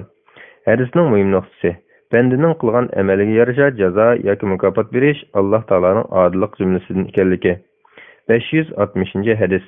Abu Hurayra radhiyallohu anhu rivoyat qilib mundaq deydi: Men Payg'ambar alayhisolamning mundaq deganligini anglagan. Bixil bilan sehi go'yo ko'kirgidan o'qir kiygacha temir to'n kiygan ikki odamga o'xshaydi. Sehi odam xayri ihson qilgan siri temir to'n texim so'zilib, badanining ustiga kengayib, uning qo'lining barmoqlarini qo'shib yepib turdi. Badanda izm qolmaydi. Bixil odam xayri ihson qilmoqchi bo'ladi. Bu temir to'n uning badaniga yetib turg'achqa, uning kengaytay desimi kengaymaydi. Buxoriy va Muslim rivoyat qilgan. Hadisning muhim nuqtalari. Birinchi, sadiqining bandining xatoligini yuyutganligi. Ikkinchi, Alloh taolaning sadiqi bergisiga barakat, yordam berishga, o'z panohini saqlashga va balo qazoni ko'tarishga kifillik qilib va'da berganligi. Bixilni balo qazoga duchor qilganligi bilan ogohlantirganligi. Uchinchi, Alloh yo'lida sadiqqa xayri ihson qilguvchini Alloh taolo dunyo va oxiratda ustun qilganligi. 561 hadis. Abu Hurayra radhiyallohu anhu rivoyat qilib mundaq deydi: Payg'ambar alayhisalom mundaq degan: Kimki halol kesib bilan topgan mildan xurmachoqlik narsa bo'lsin sadiq qilsa, Alloh taolo bilan halolni qabul qiladi. Alloh taolo uni o'ng qo'li bilan qabul qiladi. Ondan shu xurmachoqlik narsani xuddi sizlarning biringlar o'z toychiqini obdan biqib o'stirgandek o'stirib, sadiq qilg'uchi uchun uning savobini tog'dek suraytib beradi. Buxoriy va Muslim rivoyat qilgan. Hadisning muhim nuqtalari. Alloh taolo faqat halol yo'l bilan topgan pul moldan qilingan sadiqani qabul qiladi. Chunki harom molni ishlatish cheklangan. Alloh taolo maxluqotga o'xshab qilishdan paktur. 562 hadis. Abu Hurayra radhiyallohu anhu rivoyat qilib mundaq deydi: Payg'ambar alayhissalom mundaq degan: Bir odam cho'lda ketayotganda bir bulutdan palonning beg'ini sug'urib qo'ygan degan ovoz anglanibdi. Bulut berib o'zining suyini bir soyga qo'yibdi. Shu yerdagi aqllardan biri suvlarning hammasini o'ziga tortibdi. Shuning bilan eliq odam suvga agishib mangan ekan, bir odamning big'ida gurjigi bilan suv tutayotganligini ko'ribdi va "Ey Allohning bandasi, isming nima?" debdi. U "Ismim paloni" deb bulutdan kelgan ovozda aytilgan ismini debdi. Bag'van eliq odamga "Ey Allohning bandasi, sen nima uchun mening ismimni so'raysan?" debdikan, u "Mushu suvni to'kkan bulutning ichidan sening ismini atab turib, palonning big'ini sug'argan" deb buyruq qilgan ovozni angladim. "Sen big'ini qanday tasarruf qilatding?" debdi. Bag'van "Bu gapingga keladigan bo'lsak, men beg'imdan chiqqan narsaning oz ko'pligiga qarab, uning 3dan birini sadiq qilib beritaman, 3dan birini bolalarim bilan yeyman, 3dan birini boqqa ishiltaman" debdi. Muslim rivoyat qilgan. Hadisning muhim nuqtalari: yaxshilik yo'llariga pul mol sarf qilish orqali Alloh taologa yaqinlashishga rag'batlantirish. Ikkinchi, Alloh taoloning ba'zi farishlarini rizq taqsim qilishga mas'ul qilganligi.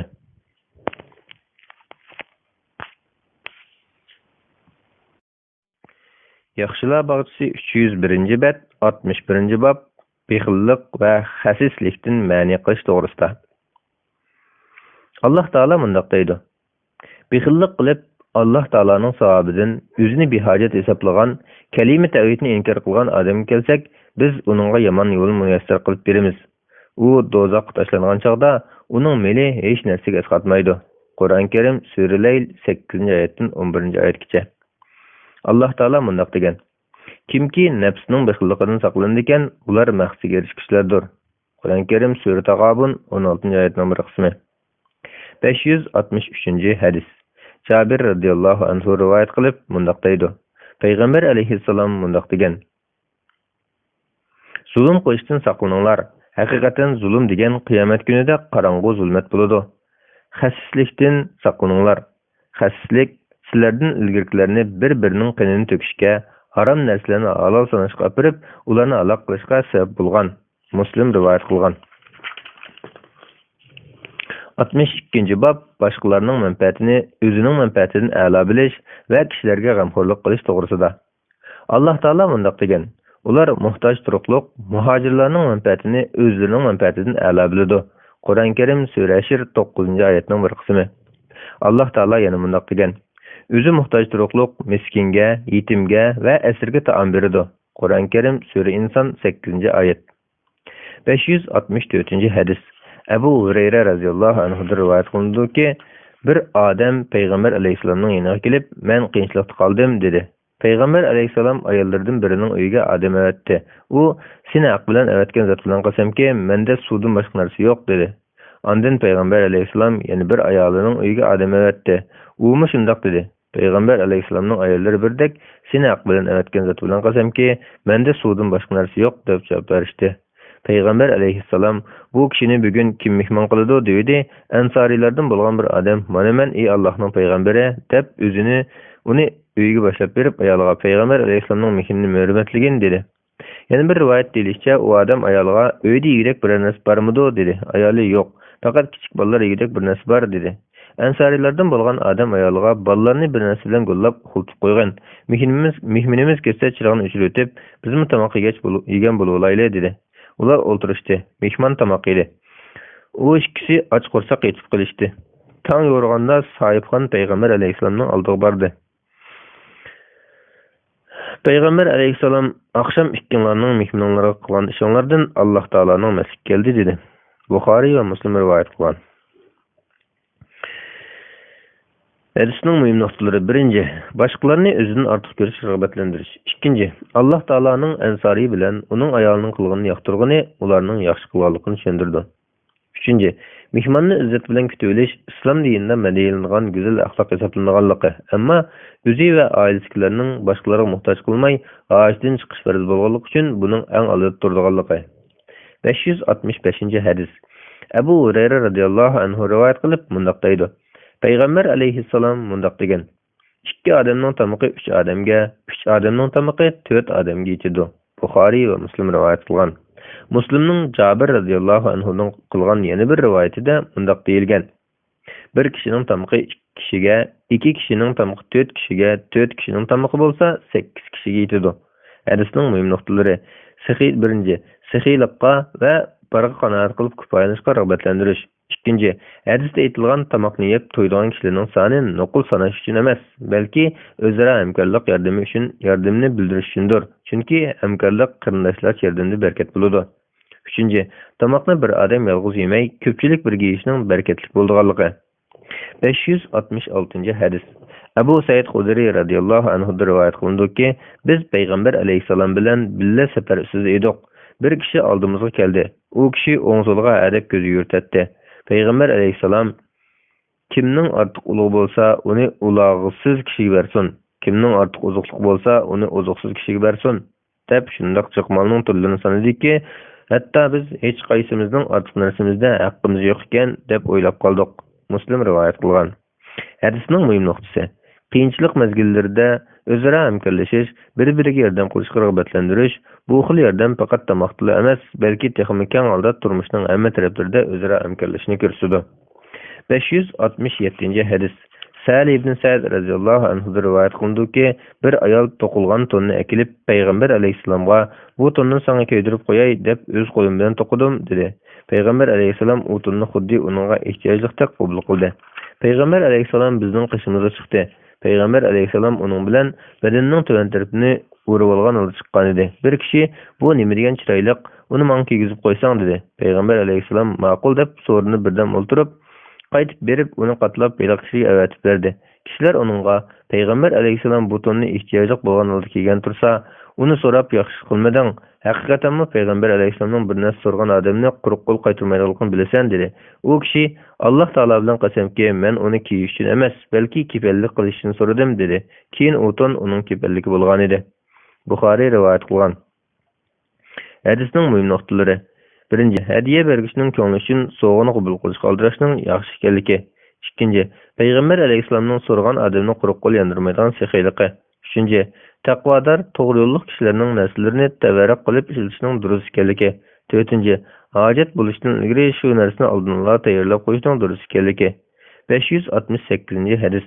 Abu Musa radhiyallohu anhu rivoyat qilindiki, Peygamber aleyhisselam Eş'ari cemaati qachonki jangda yoki uyda yeydiganini o'ksib qolsa, o'zlarida bor narsani bir chapanga yig'atdi. Ondan uni qacha-qachaga o'xshash qilib biletdi. Ular menga mansub, menim ularga mansub degan edi. Buxori va Muslim rivoyat qilgan. Hadisning muhim nuqtalari. Eş'arilar cemaatining fazilati. Ikkinchi, o'zaro yordamlashishning tezli. Safarga chiqqan kishilarning tayyorligi ozuqini jamlab, yetishmaganda tang taqsim qilishning yaxshi ekanligi. 63. bab. Ahiretke ait yaxshi amallarda raqobatlashish, barakatli ishlarni ko'proq qilish to'g'risida. Alloh taolo mundaq degan: "Uningdan iparning edi kelib turdi. Qiziqchilar shuning qiziqsin." Qur'on Karim Sura Mutaffifin 26-oyat. 569-hadis. Sahl ibn Sa'd radhiyallohu anhu rivoyat qilindiki, Peygamber aleyhisselamga ichish uchun bir narsa keltirilganda uni ichdi. Peygamber aleyhisselamning o'ng tarafida o'smir bola, so'l tarafida yashanganlar bor edi. Peygamber aleyhisselam o'ng tarafdagi o'smir bolaga, "Bularga birishimga ruxsat qilamsan?" dedi. U bola, "Yo'q. Allah Taala bilan qasamki, ey Allohning payg'ambari, sendan kelgan nisibamni hech kimga o'tinib bermayman" dedi.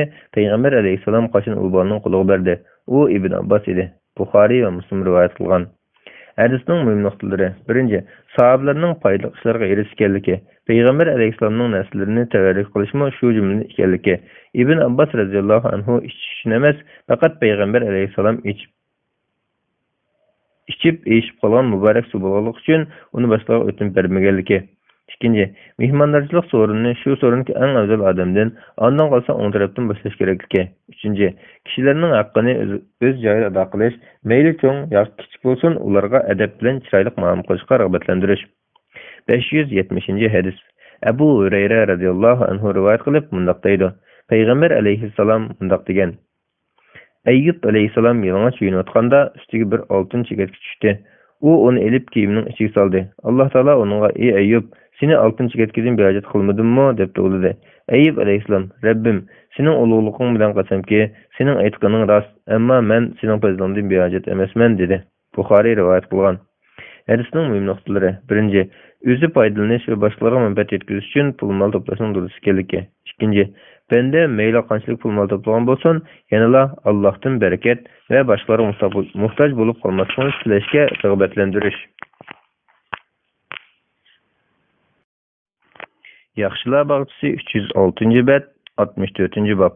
Shukr qiluvchi boyning fazilati. Shukr qiluvchi boy degan pulni o'z yo'li bilan tepib, o'z yo'liga ishlatgan kishi kerak to'g'risida.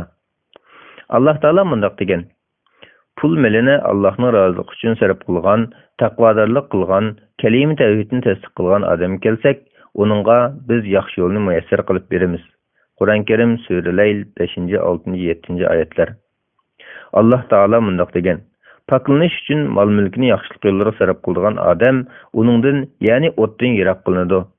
Uning qilgan yaxshiligi birovning yaxshiligini yondirish uchun emas, faqat ulug' Parvardigorining roziligi uchundir. U, ya'ni ihson qiluvchi odam Parvardigorining bergan mukofotidan cho'qim rozi bo'ladi. Qur'on Karim Sura Layl 17-oyatdan 21-oyatgacha. Alloh taolo yana mundaq degan: Sadiqini oshkora bersanglar, bu yaxshidir. Agar uni maxfiy bersanglar va yo'qsullarga bersanglar, texmi yaxshidir.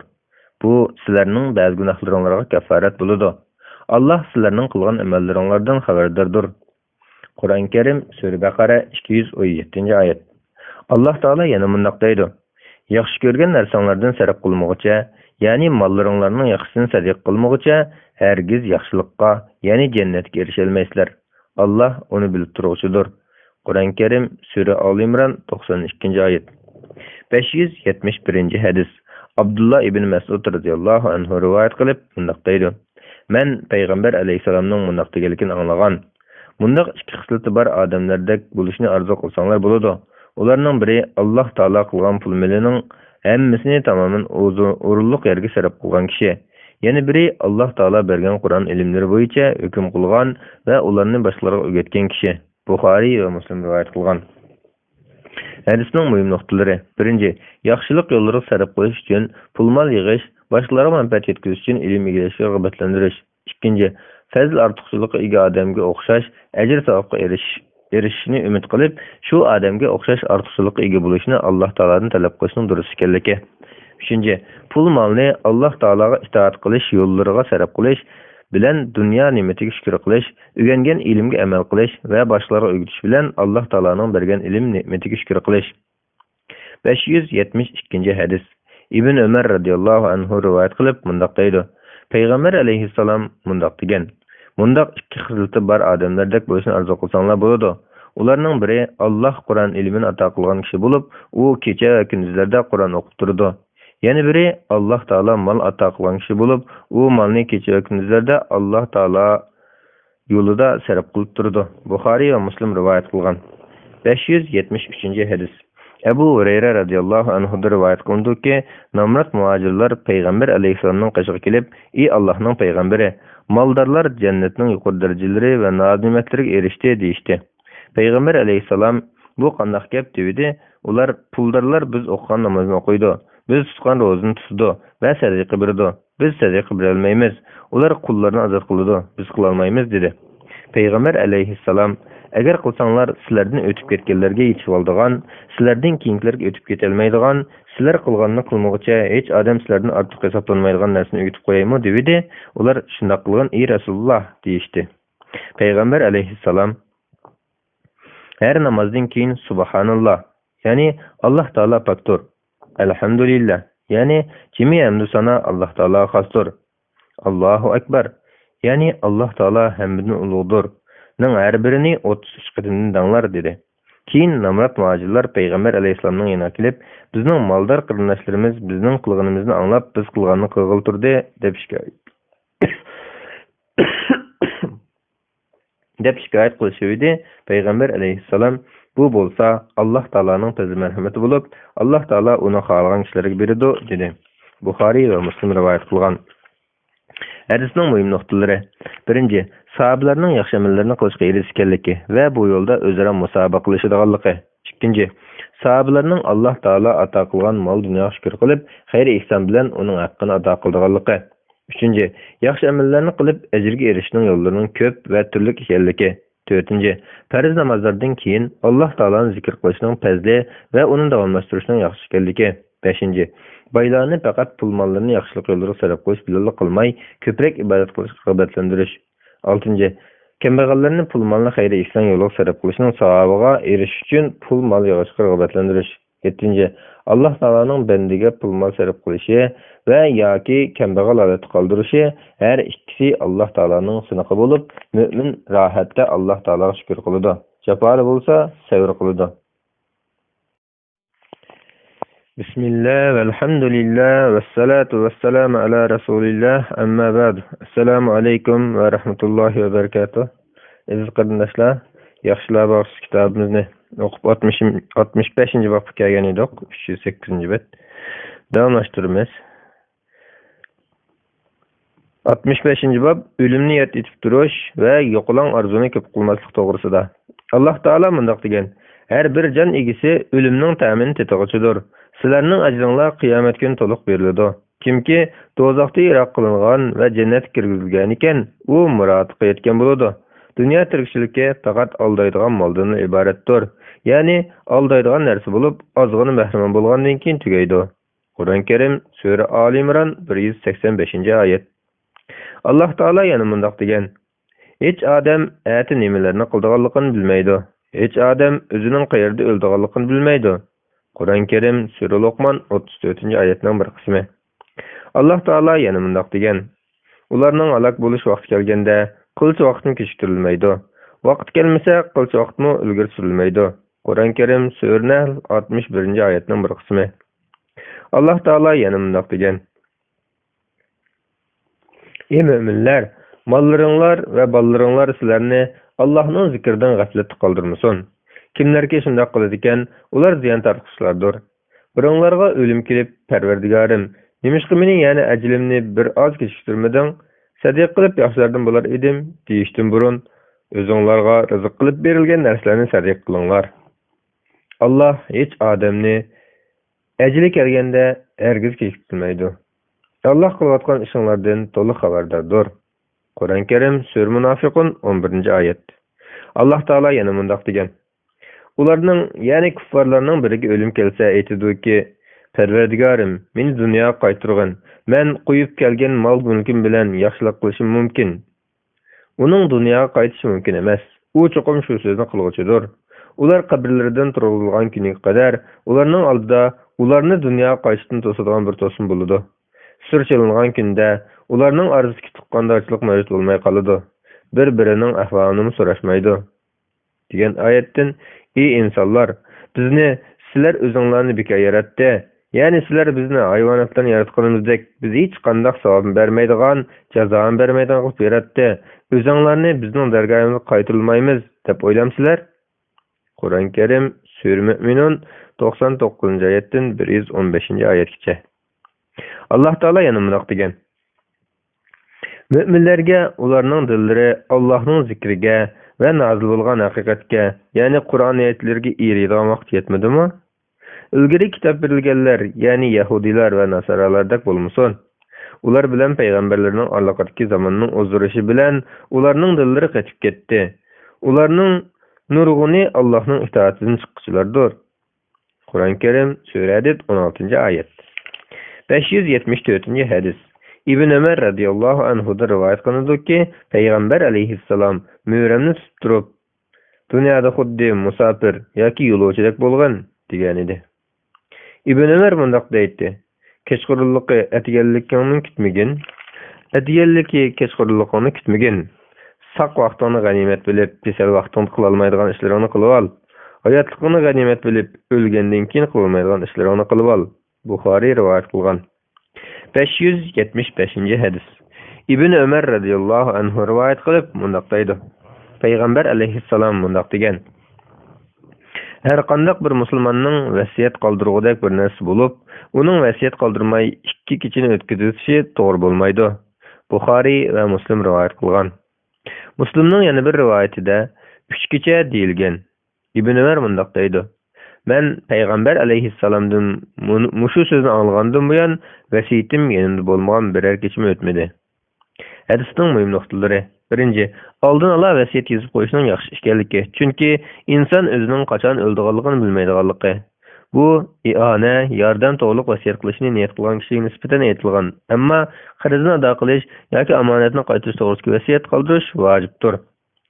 Oldin ala vasiyat qoldirishning faqat kasal odamga xos emasligi. 3. Müminning ölümni daim yod etib turishi ve ölümge tayyorlanish lozimligi. 576. hadis. Enes radıyallahu anhu'da rivayet kılındı ki, Peygamber aleyhisselam bir muncha siziq sizib mundaq degan: "Mana bu insonning orzulari, mana bu uning ajali. İnson bexabar yurganda yaqin ajal kelib uni elib ketadi." Buxoriy rivayet kılgan. 577. hadis. İbn Mes'ud radıyallahu anhu'da rivayet kılındı ki, Peygamber aleyhisselam 4 jasa katakchi sizib, u katakchining o'ttirisiga uningdan chiqib ketgan bir siziq sizdi. Shuning bilan yana katakchining o'ttirisiga bir munch ushshoq siziqlarni sizdi va bu o'ttirik siziq inson. Uni o'rab turuvchi bu katakchi bo'lsa, uning ajali. Katakchidan chiqib turgani bo'lsa, uning orzusi. Bu kichik siziqlar bo'lsa, dunyodagi foydalanadigan narsalardir. Eğer kişi bir kichik siziqdan qutulsa, yana bir kichik siziq chirmab oladi.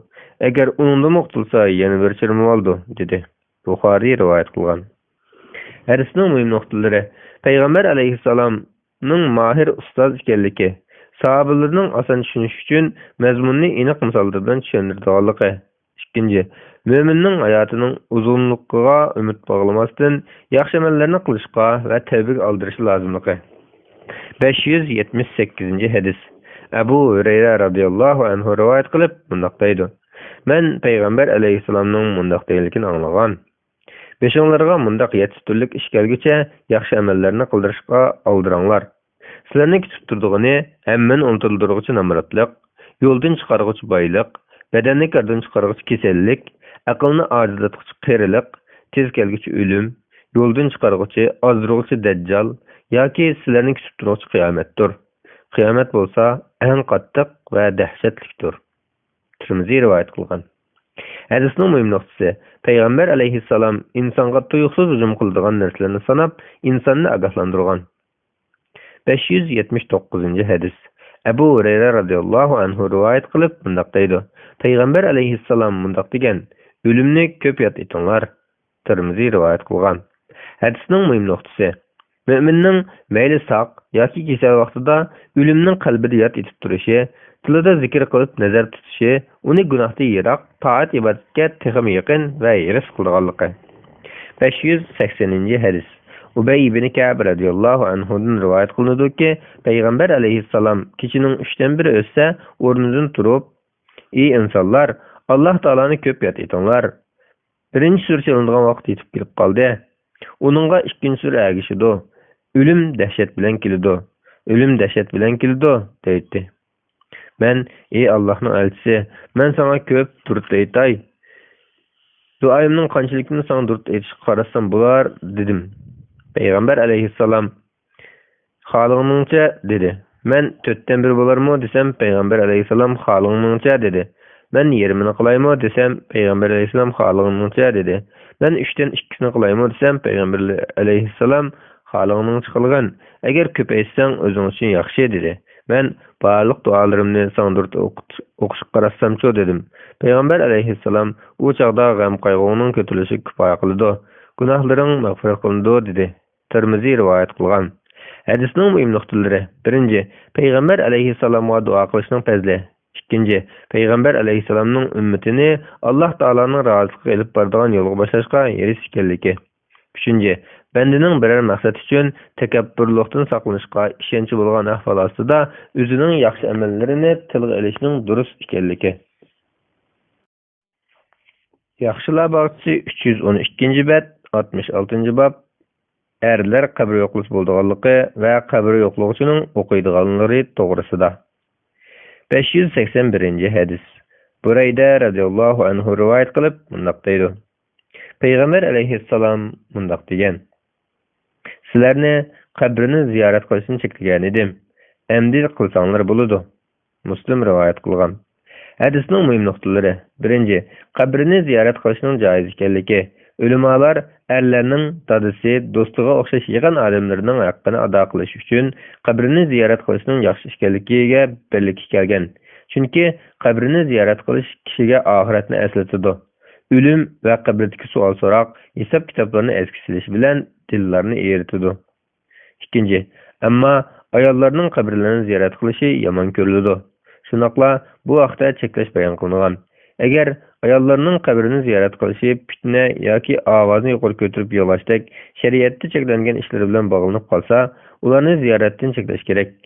Eğer o'lguchi ayolning yaqin odami bo'lsa, shunaqla ayolning qabrini ziyorat qilishi shariatda cheklangan ishlar bilan bog'lanmasa, qabrisini ziyorat qilishi mubah hisoblanadi. 3. Peygamber aleyhissalamning qabrisini ziyorat qilishning yaxshi ekanligi. 4.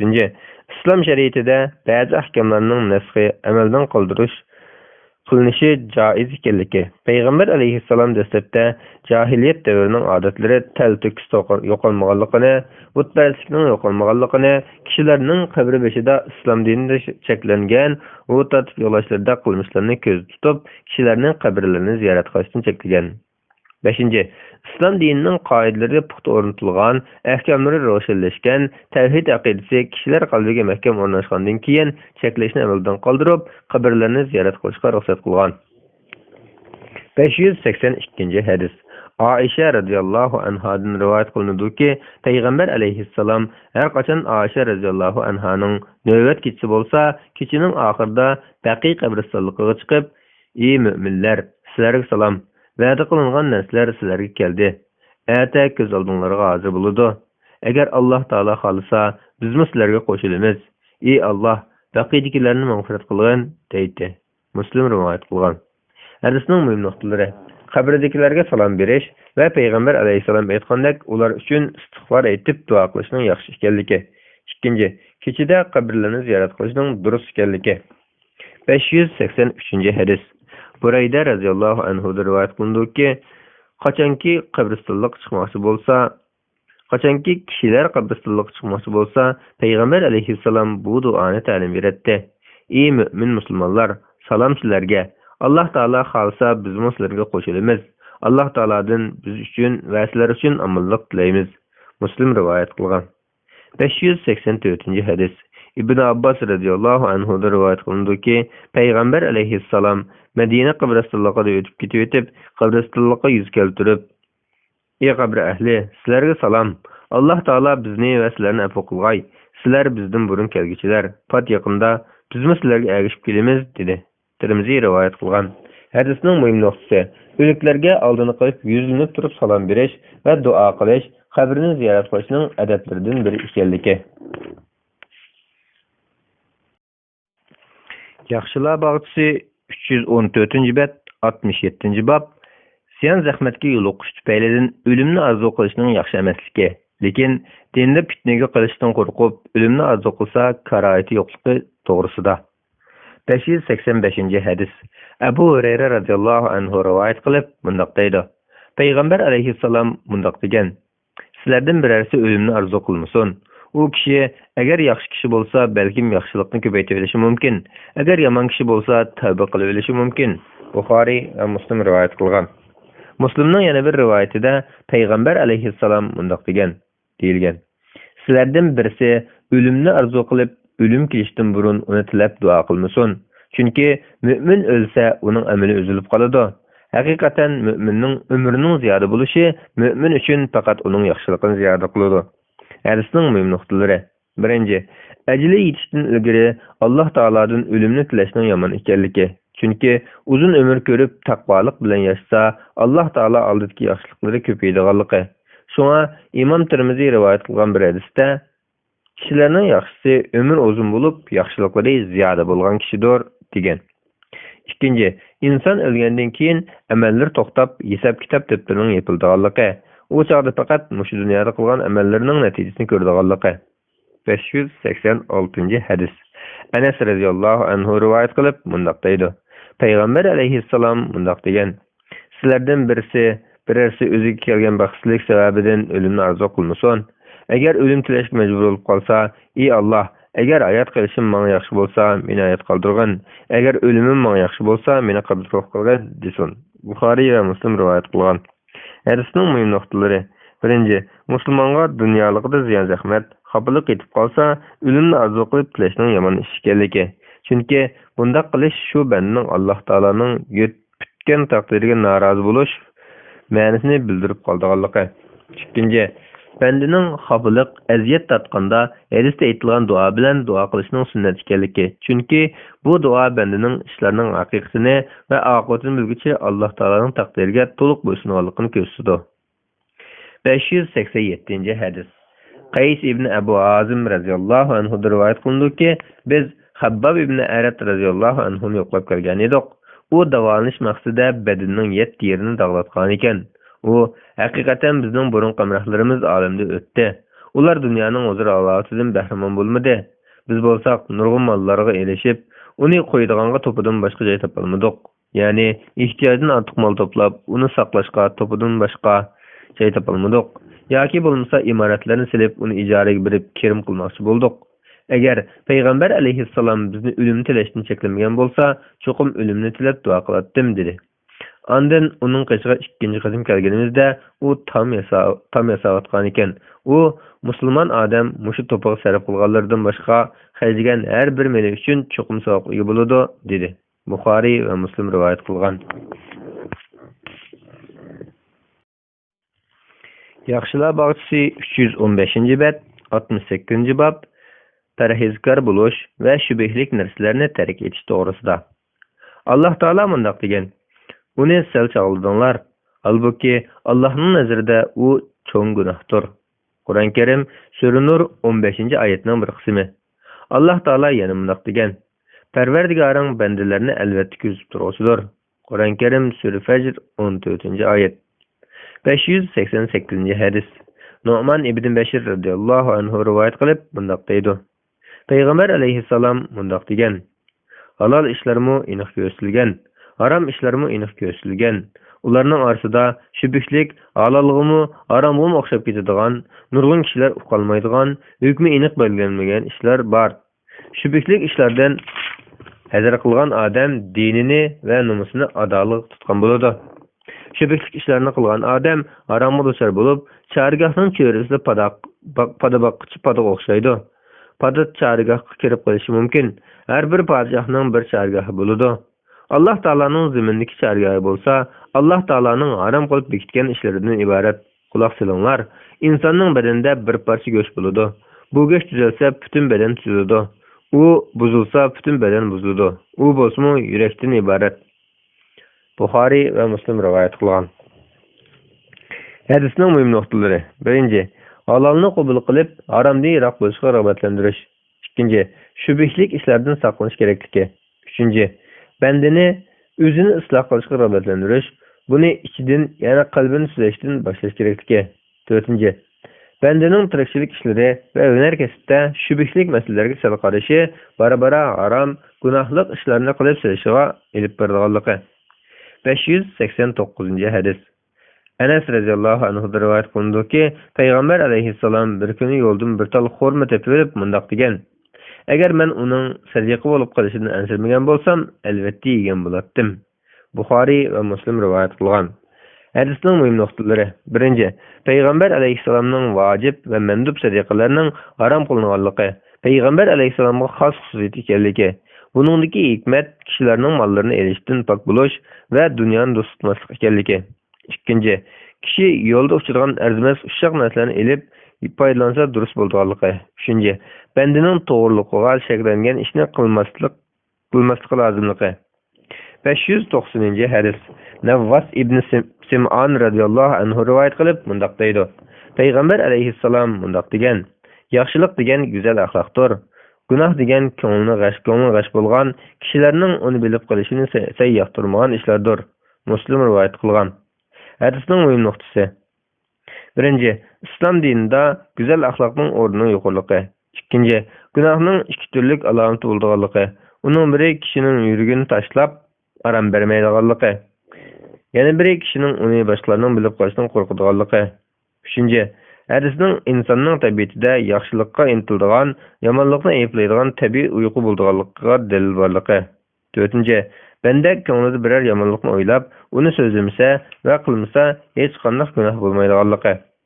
5. Peygamber aleyhisselamga Allah Taala ato qilgan fasohat, balog'at bilan so'zlash xususiyati bu hadisda ifodalangan. Bu hadisda ixcham so'zlar orqali cho'nqur ma'noni bayon qilgan. 591. hadis. Vabisa ibn Ma'bad radıyallahu anhu'dan rivayet qilindi ki, men Peygamber aleyhisselamning yanına kelsam, Peygamber aleyhisselam yaxshiliklar to'g'ri so'rab keldingmi dedi. Men ha dedim. Peygamber aleyhisselam qalbingdan so'ra. Yaxshilik degan ko'ngling tingan, diling xotirjam bo'lgan narsadir. Gunoh degan garchi kishilar sana fatvo bergan bo'lsa-mu, ko'nglingni g'ash qiladigan va dilingda ikkilanish paydo qiladigan narsadir dedi. Ahmad va Darimi rivoyat qilgan. Hadisning muhim nuqtalari. Peygamber aleyhisselamning ishlar yuz berishdan ilgari buni bildigan aloyiligi borligi. Savol so'rag'uchi so'rashdan ilgari uning nima deydiganligini bildiganligi. Ikkinchi, kishini ko'nglida harom bo'lib qolishdan qo'rqqan shubihli ishlarni qilmay tark etishga buyurgan. 592. hadis. Uqba ibn Haris radhiyallohu anhu rivoyat qilindiki, u Abu Ihab ibn Azizning qiziga uylangan edi. Uning oldiga bir ayol kelib, haqiqatan men Uqba va uning ayolini emitgan edim dedi. Uqba o ayolga: "Men sening meni emitganligingni bilmaydiganman, menga burun demagan eding" dedi. U ulug'iga minib Madinaga Peygamber aleyhisselamning yoniga berib, bu ish to'g'rilik so'radi. Peygamber aleyhisselam: "Sizlarni emildash degan tursa, qandaqmi bir yerda bo'lsalar" dedi. Uqba o ayoldan ajrashib ketdi. Ondan o ayol boshqa biriga tegdi. Buxoriy rivoyat qilgan. 593. hadis. Hasan ibn Ali radıyallahu anhu'dur rivayet kılındı ki men Peygamber aleyhisselamdan seni şekki saldırgan nersini taşlap seni şekki salmaydigan nersini tutqin degan so'zni yodlab olgan edim. Tirmizi rivayet kılgan. 594. hadis. Ayşe radıyallahu anha'dır rivayet kılındı ki Ebu Bekir Sıddık radıyallahu anhu'nun bir gulamy bulup işlep tapkan nersinin bir kısmını Hazreti Ebu Bekir'e beretdi. Ebu Bekir şunu ısma kılattı. Bir günü Ebu Bekir gulam elip kelgen nersi yedi. O bala bunun nereden kelgenligini bilemsen dedi. Ebu Bekir o kandak kelgen dedi. O bala men cahiliyet dövrde bir kişilik pal selip bergen edim. Emniyette men palçılıkını bilmeymen. Fakat onu aldıgan edim. O man uçurap koyup sen yegen şu nersini menin pal selip bergenlikim için berdi dedi. Ebu Bekir kolunu ılgızı tıkıp yegen nersilerinin emmesini yandırıp etti. Bukhari rivayet kılgan. Hadisinin mühim noktası. Ebu Bekir Sıddık radıyallahu anhu'nun fezli, takvadarlığı, cahiliyet dövrünün adetlerden üzül kesil çekçigire ayrıgallığı. 595. hadis. Nafi radıyallahu anhu'da rivayet kılındı ki Ömer ibn Hattab radıyallahu anhu bir katımlık taksimatta aldığınki muhacirlığa 4.000 dirhem, oğluğa 3.500 dirhem tayin kılıp berdi. Onunla oğlumu muhacirlardan go, onunla kemberden go deyilgende Ömer radıyallahu anhu onu atısı icret kıldırgan, Abdullah öz icret kılgan kişiye okşamaydı dedi. Bukhari rivayet kılgan. Hadisinin mühim noktası. Abdullah İbn Ömer yaş çağda dadısı, anısı bilen bille icret kılgan. Ömer radıyallahu anhu yalğız icret kılgan. Şundakla icret ve seferinin cepasını tatkan muhacirlardan farklandırış, takvadarlık ve ihtiyaç suyutusundan onunla 500 dirhemini az bergen. 596. hadis. Atiye ibn Urve radıyallahu anhu rivayet kılıp mundaqdaydı. Peygamber aleyhisselam mundaq degen. Bende şübihlik nerslerden işlet kılışı yüzüden bak yok nerslerini terk etmekçe takvadarlardan bulalmaydı. Tirmizi rivayet kılgan. Hadisinin mühim noktaları. Birinci, şübihlik işlerden ezer eyleş. İşençilik, pakit bilen Allah'lık iniqlanmagan nersini kubul koştan saklanış. İkinci, bendinin nefsinin şübihlik, mücmel nerslerden saklışı ve onundan yirak boyuş takvadarlıkның alametlerindendir. Yaxşılar bağçısı 124. bet 189. hadis. Müminlerinin anısı Cehşinin kızı Zeynep radıyallahu anha rivayet kılıp mundaqdaydı. Peygamber aleyhisselam parakende alda onun kaşığı kirdi de bir Allah Ta'aladan başka ilah yok. Araplarga vay. Ularga bir bala qaza yaqinlashdi. Bugun Ya'juj Ma'jujning yo'chig'idan mushinchilik eshilib ketdi, dedi de bosh barmoqi bilan ko'rsatkich barmoqini chambar shaklida ko'rsatdi. Men, ey Rasululloh, aramizda yaxshi kishilar turibmi, biz alaq bo'lamdiq deb so'radim. Payg'ambar alayhisalom shundoq, yomon ishlar ko'payib ketsa, yaxshilar uni to'smasa shundoq bo'ladi dedi. Buxoriy va Muslim rivoyat qilgan. Hadisning muhim nuqtalari. Birinchi, yaxshilar ko'p bo'lgan taqdirdami umumiylik alaq bo'lish yomon ishlarning ko'payib ketishi va yomrab ketishi bilan bo'lganligi. Ikkinchi, gunohlik ishlarning yomon oqibatini bayon qilish. Uchinchi, balo qazoning yaxshi yomon demay hammaning beshiga o'rtaq kelganligi. Lekin kishilar qiyomat kuni tirilgan chog'da ularning niyati oson qilinganligi. To'rtinchi, yomon ishlarni inkor qilish va unutishga rag'batlantirish. 190. hadis. Abu Said radıyallahu anhu rivayet qilib mundaq deydi. Peygamber aleyhisselam yolda o'tirishdan saqlaninglar dedi. Sahabeler, ey Rasululloh, biz yolda paranlash uchun o'tirmasak bo'lmaydi deyishdi. Peygamber aleyhisselam, agar o'ltirimiz deb turib olsanglar, yo'lning haqqini ado qilinglar dedi. Sahabeler, ey Allohning payg'ambari, yo'lning haqqi nima deb so'radi. Peygamber aleyhisselam ko'zni harom ishlarni yig'ish va boshqalarga aziyat yetkazmaslik, salomni ilik elish